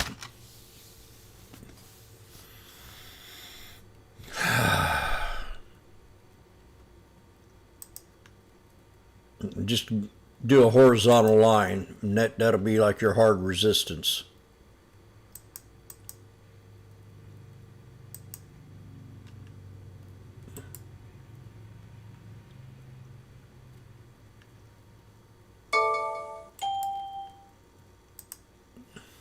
Boom, right there. 340. Now watch it pull back. We have three soldiers. This is a TTM squeeze chart. I traded with this for years and loved it. You see where the red is down here at the bottom?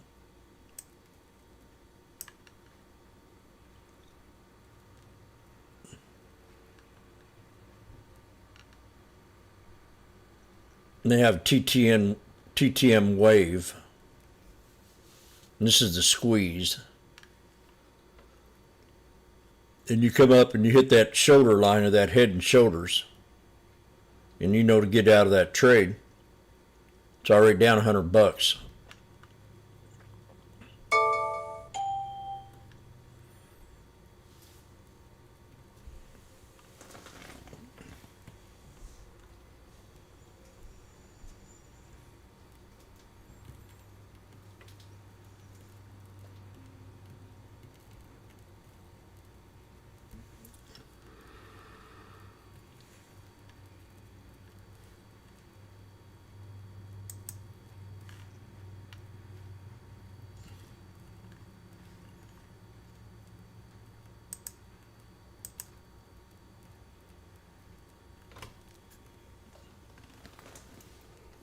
To 338.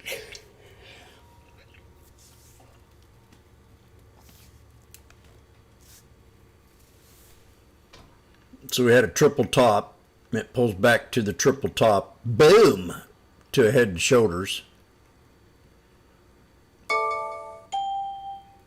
It could be a quad if you want to count that wick. One of them 2 bits, 3 bits, 4. We'll make a little bit more. Pulls back.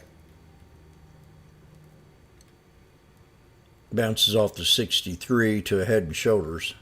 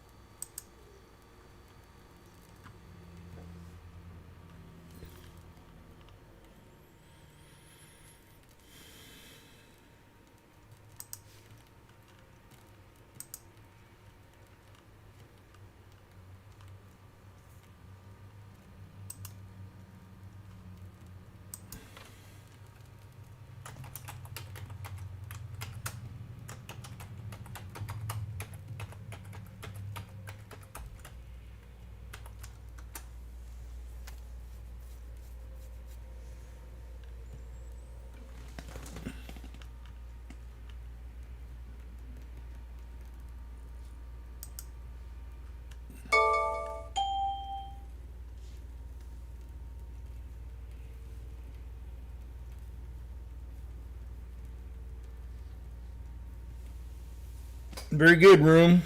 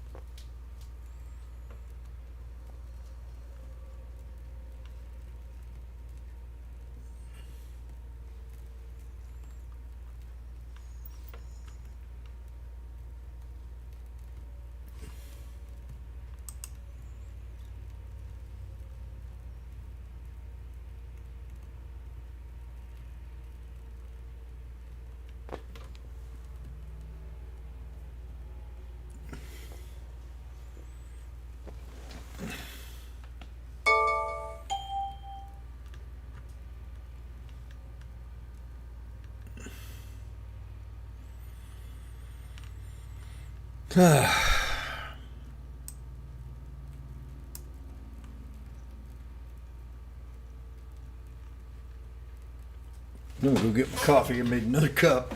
This is 4 cups today. Or 3.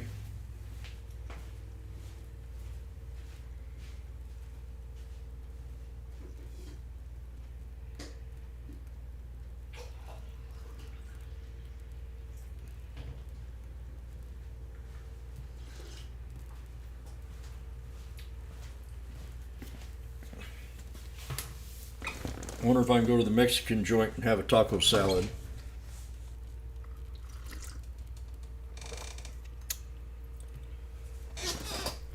I got one where I go watch the Mexicans. There's 2 of them I go to. One of them I really like. I'm up here at the bar watching the Mexicans. I might go in there tonight. I don't want to overeat. I've just got food on my mind. I mean, I'm getting back in shape. Hate to fatten up again.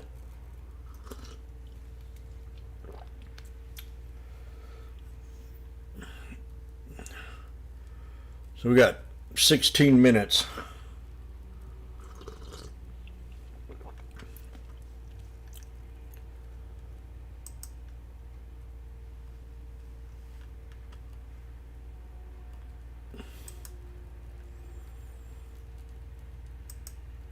But I think I need to treat myself.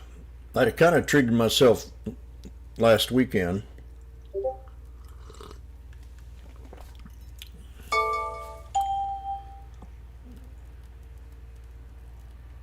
Think about going on another one. New Year's.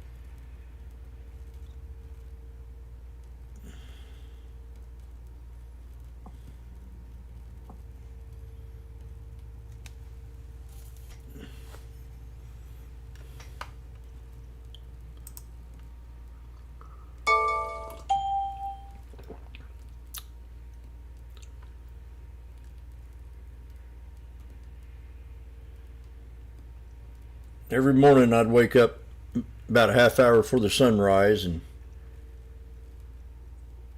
jump in the shower and walk up to the beach.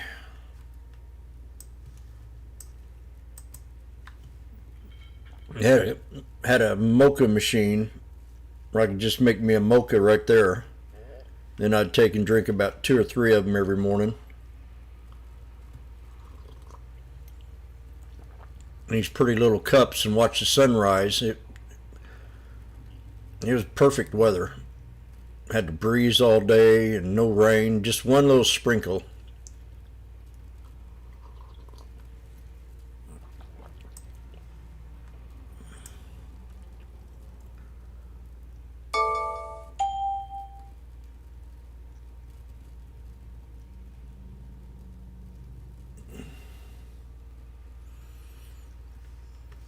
Bounced off to 63 again.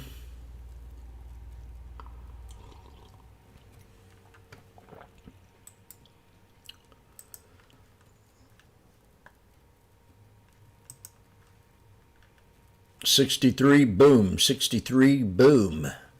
That's 50 cents. That was 50 cents. Just 40 to 50.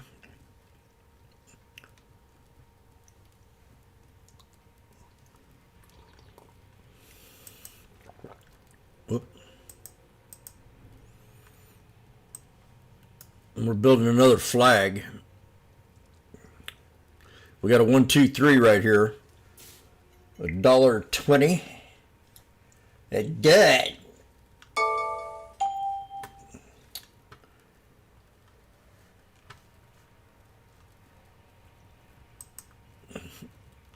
SPX at 120, 155, 160.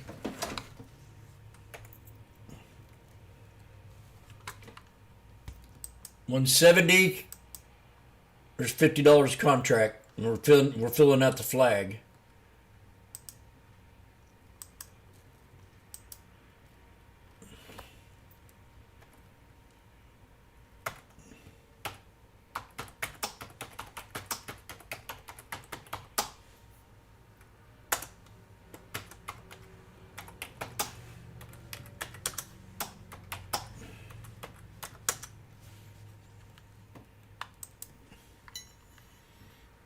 That was easy.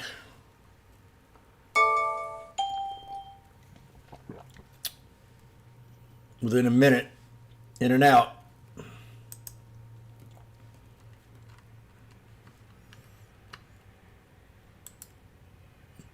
September was always the month to remember. I'm going to type in off the 63.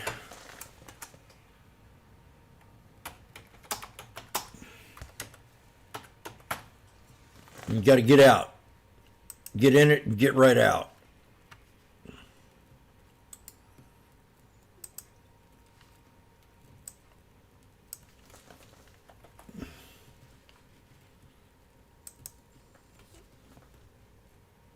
Oh, I didn't put the strike on there.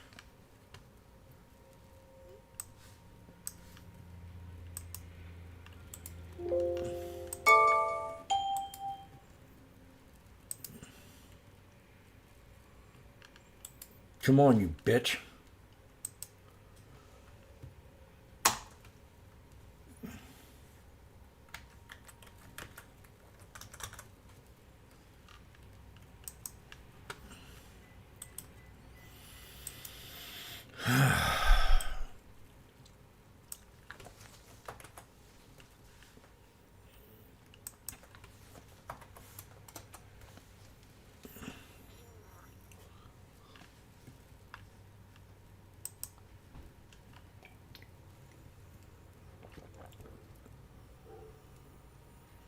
Today I was very bearish. I said I'm going to wait for the setups.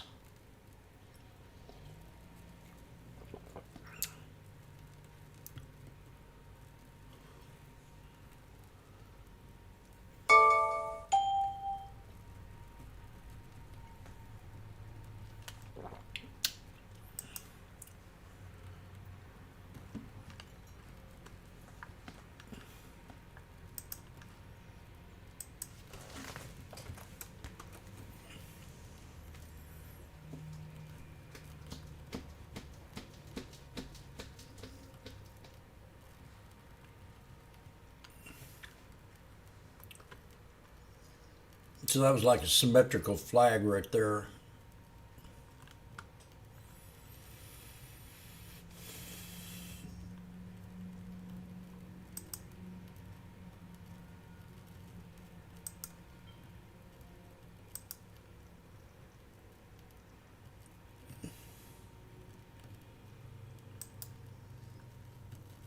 Now we're coming to a double bottom, and we got 8 minutes left.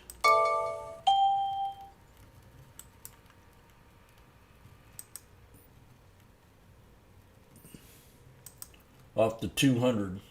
These dude. The 6080s now. 6480s.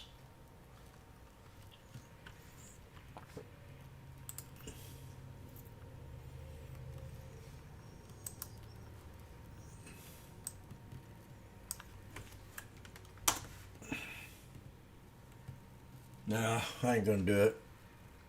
I'm done. I don't want to ruin a good thing, but we got 3 Black Crows off the 200 EMA.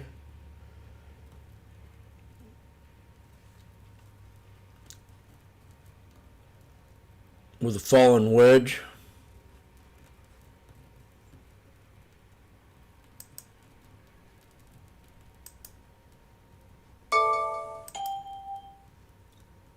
And right now would be the time. It's 60.55 cents.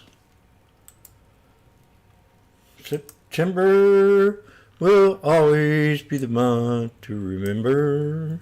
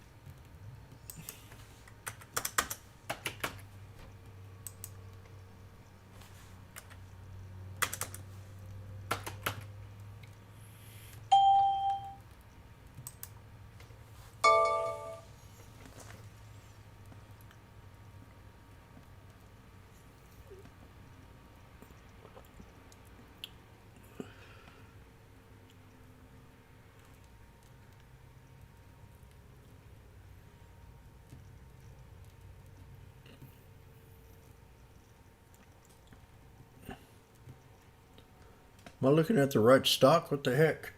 This thing should be popping.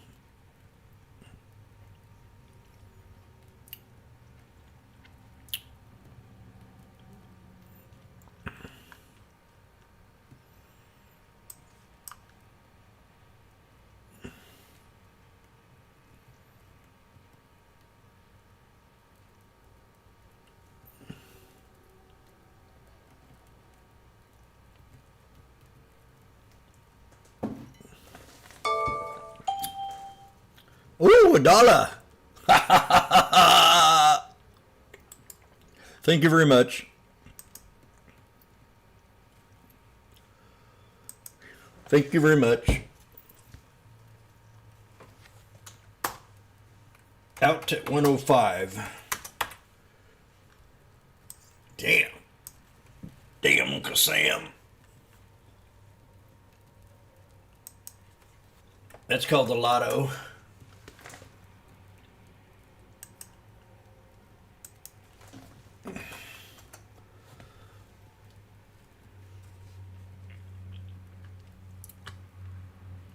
Let's go. Embardo.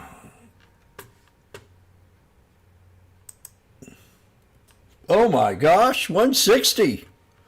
Whoop, whoop, whoop.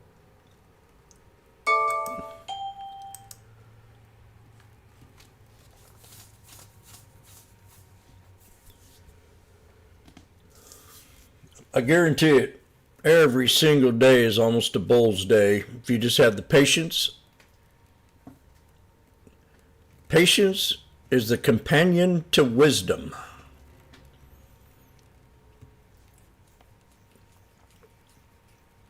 So then went from 60 to 160. Just like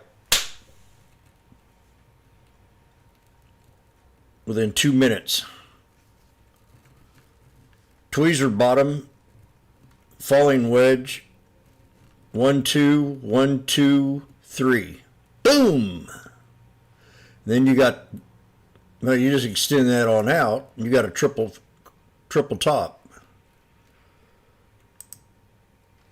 1 2 bits, 3 bits, 4. You just might make a little bit more. 1, 2, 3, 4.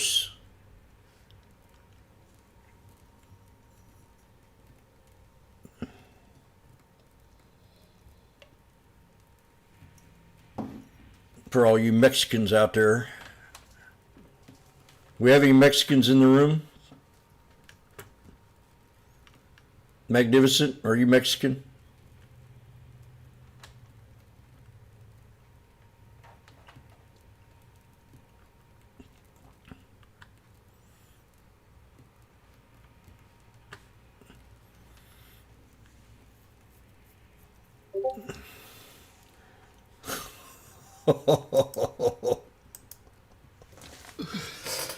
Woo! If we have a Mexican in here, I love your women. And if you want to share your girlfriend with me, I won't mind.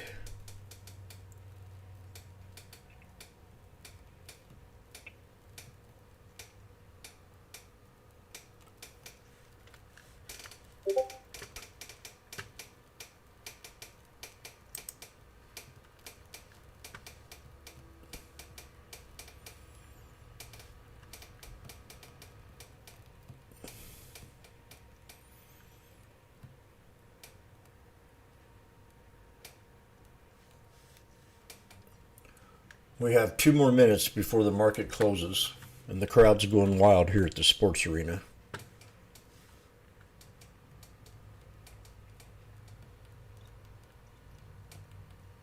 We are Americans. Embardo, are you Mexican?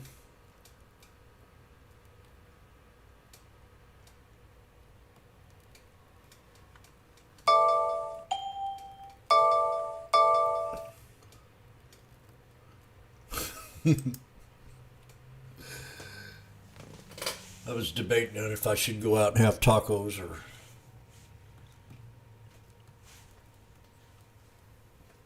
I'm really not that hungry after that 3rd cup of coffee.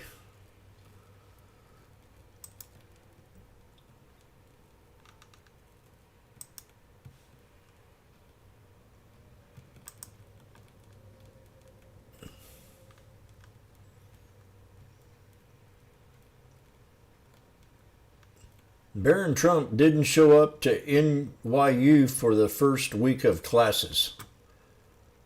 Shame on him. He's kind of creepy looking now.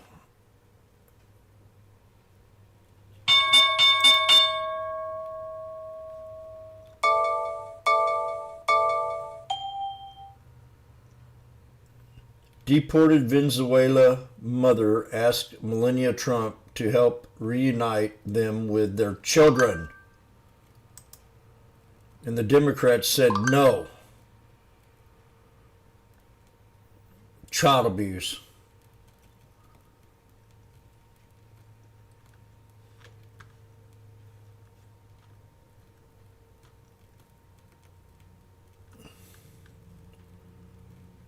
Well. Another good day, and it was kind of stressful when I got stuck in that trade. I didn't know what to do. But nice little close. These went from $35 to $1.10 into close.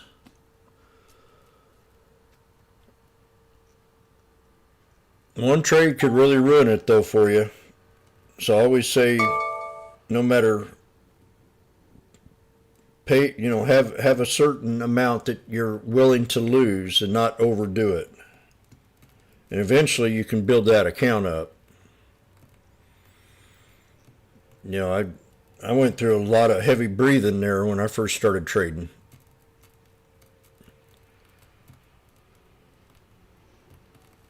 A lot of heavy breathing, and it went on for years. And I had to discipline myself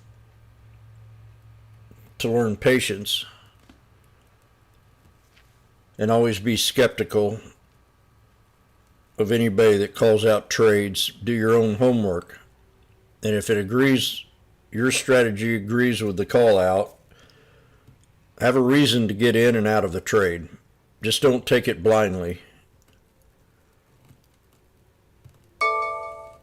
And I look at the clock. I'm constantly watching the clock. That's why I schedule my lunch right at 11 o'clock Eastern time, because I'm usually done scalping by then, and I can enjoy a good hour of relaxation get my dinner ready, eat, and then get back with it. And then I know right around 2 o'clock Eastern time that it gets a little bit rowdy most of the time. But there's a scalper's time, there's a day trader's time, and then you got the lotto at the end of the day, which we've been very successful at. So, I mean, if you have a work schedule and you can allow yourself to take off that last 2 hours of the day, or you can find a job where you can just take off that last 2 hours of the day, or you can go in late, go in at 11 Eastern and work.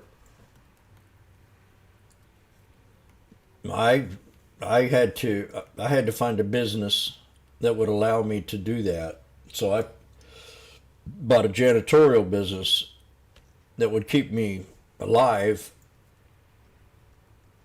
and I'd be my own boss, so I didn't have to worry about people. I could concentrate, listen to the market in the morning, and be working, and then come in here a little bit before the bell opens up and start trading. And then, you know, I got a couple hours, and when the bell closes, you know, I'm in bed by 6, back up at 1 to 2 o'clock in the morning. Work 6 days a week, sometimes 7. I worked 7 there when I had 12 accounts, and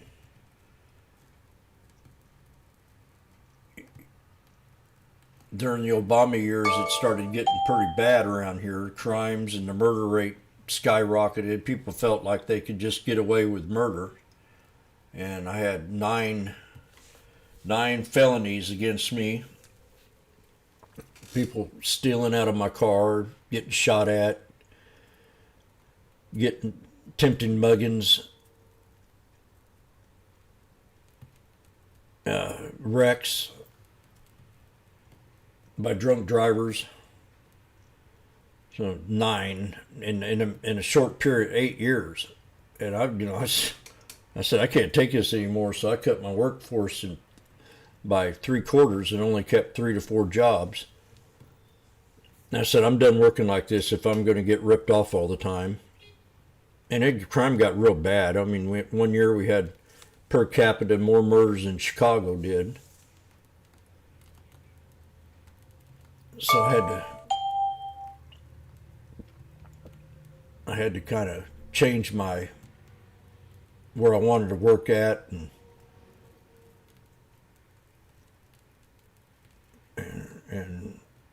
you know, getting shot at, I think, was what finally did it. I used to stop in at convenience stores at night in between jobs and get to know the people at the convenience store. And I'm sitting there on Kearney one night, and I jump in the building, and all of a sudden, boom! And I heard this bullet pass my head about 10 feet behind me, hit the refrigerators, and I was in shock. I mean, I couldn't think for a week.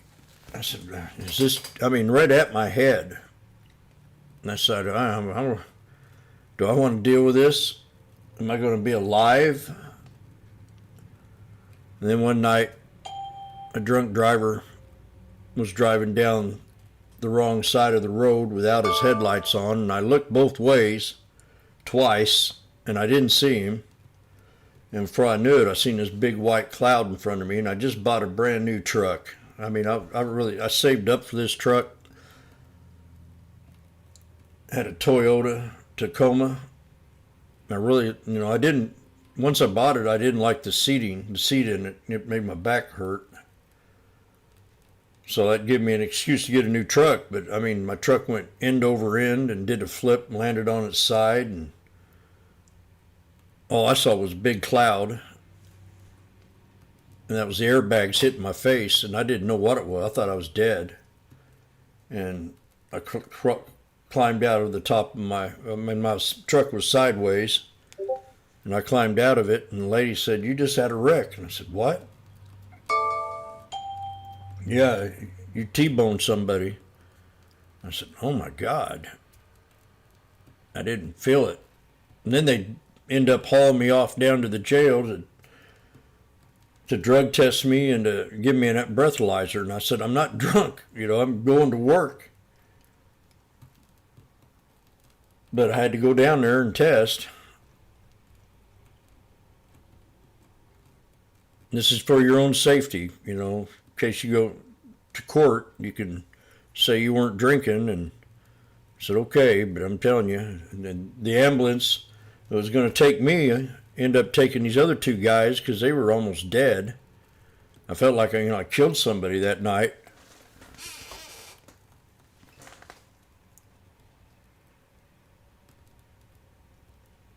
So I got 9 lives.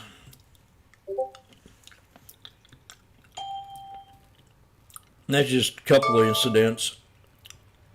I had a couple guys show up, and there was a real dark job that I had, concrete company, and 2 of them come up and said, hey, you got a light? I said, I don't smoke. I hurried up and got in my car and rolled up the window and waited for them to leave.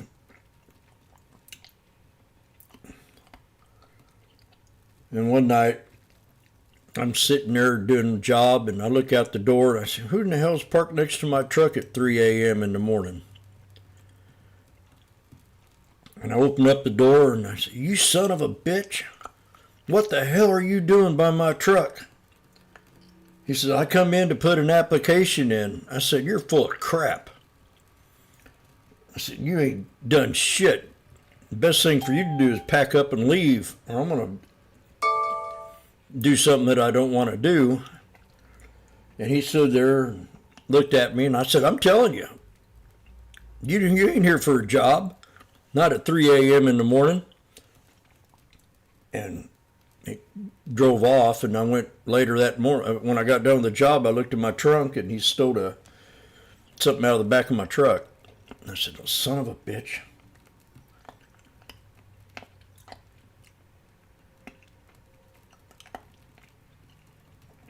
And then one night I seen this guy kind of staring me down a block away when I pulled up to a job, and I didn't lock my door. And I went out and I said, oh God, I better go back there and lock that door. By that time, he'd already hit my truck and stole my CDs and what else I had in there. He was gone. I didn't see him. So I lost it. Before I moved to Hawaii, I recorded a bunch of LPs. I had 3,000 records. And I wanted to sell them because I was going to plan on living the rest of my life in Hawaii.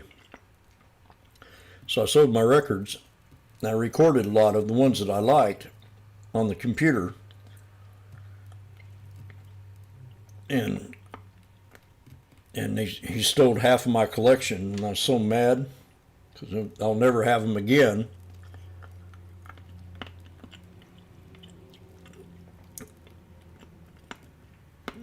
But back during the Obama years, there's a couple a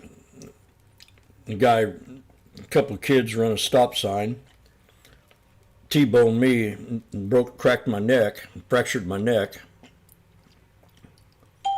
knocked me out. Run a stop sign. They run a stop sign. I had to go.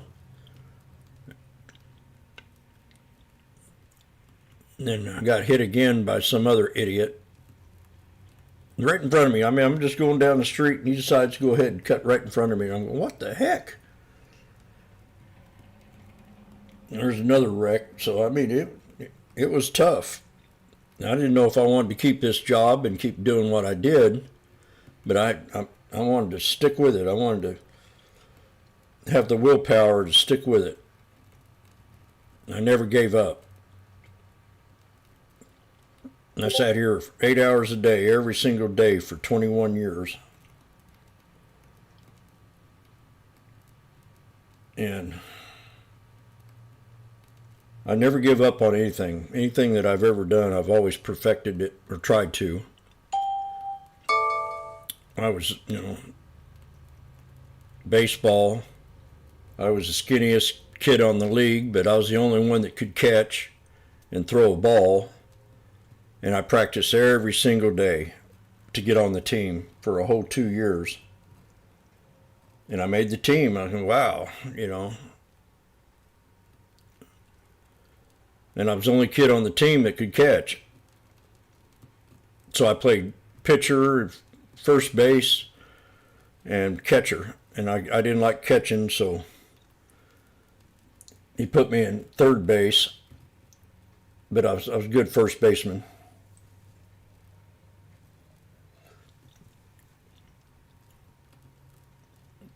In boxing, I had to quit doing that because I had epilepsy, so I had to give that up. But I went to the gym every day, fought guys bigger than me, and I get knocked down, I get back up.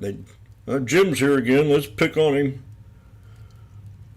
And finally, after about a year and a half, they didn't want to do that no more.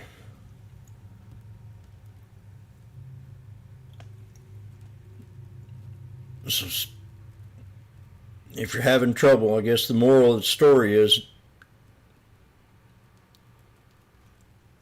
keep a sound budget and try not to overtrade.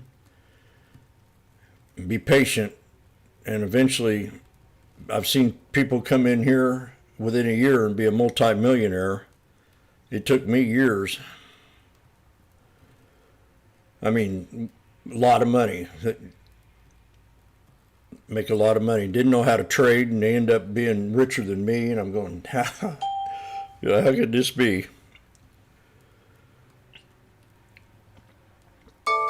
And a lot of these guys, we traded years ago, and we started, you know, none of them knew how to trade. Now they're all on their own and having their own rooms, and I had the pivot point. I taught one guy, he'd become a billionaire from United Traders. He said, I never thought about that, Jim. I've been trading, and I was amazed how you could find these supports. And this was years ago. And then he messaged me a couple years later and says, God, I can't believe, I want to give you all the credit, because I would have never, you know, come across what a pivot point was, or how to wait and be patient for support levels. I mean, I'd spot him and I'd call him out, and he'd go, how in the hell does he do that? And nobody back then knew how to trade. It was new, you know. The internet just started moving around, and I forget, I had one of the first chat rooms in 2007, 6, maybe 5, but it was around 6 or 7. After I got back from Hawaii, I'm going to get out of here and have fun and eat something. So again, I want to say thanks all. We'll catch you later. Don't give up.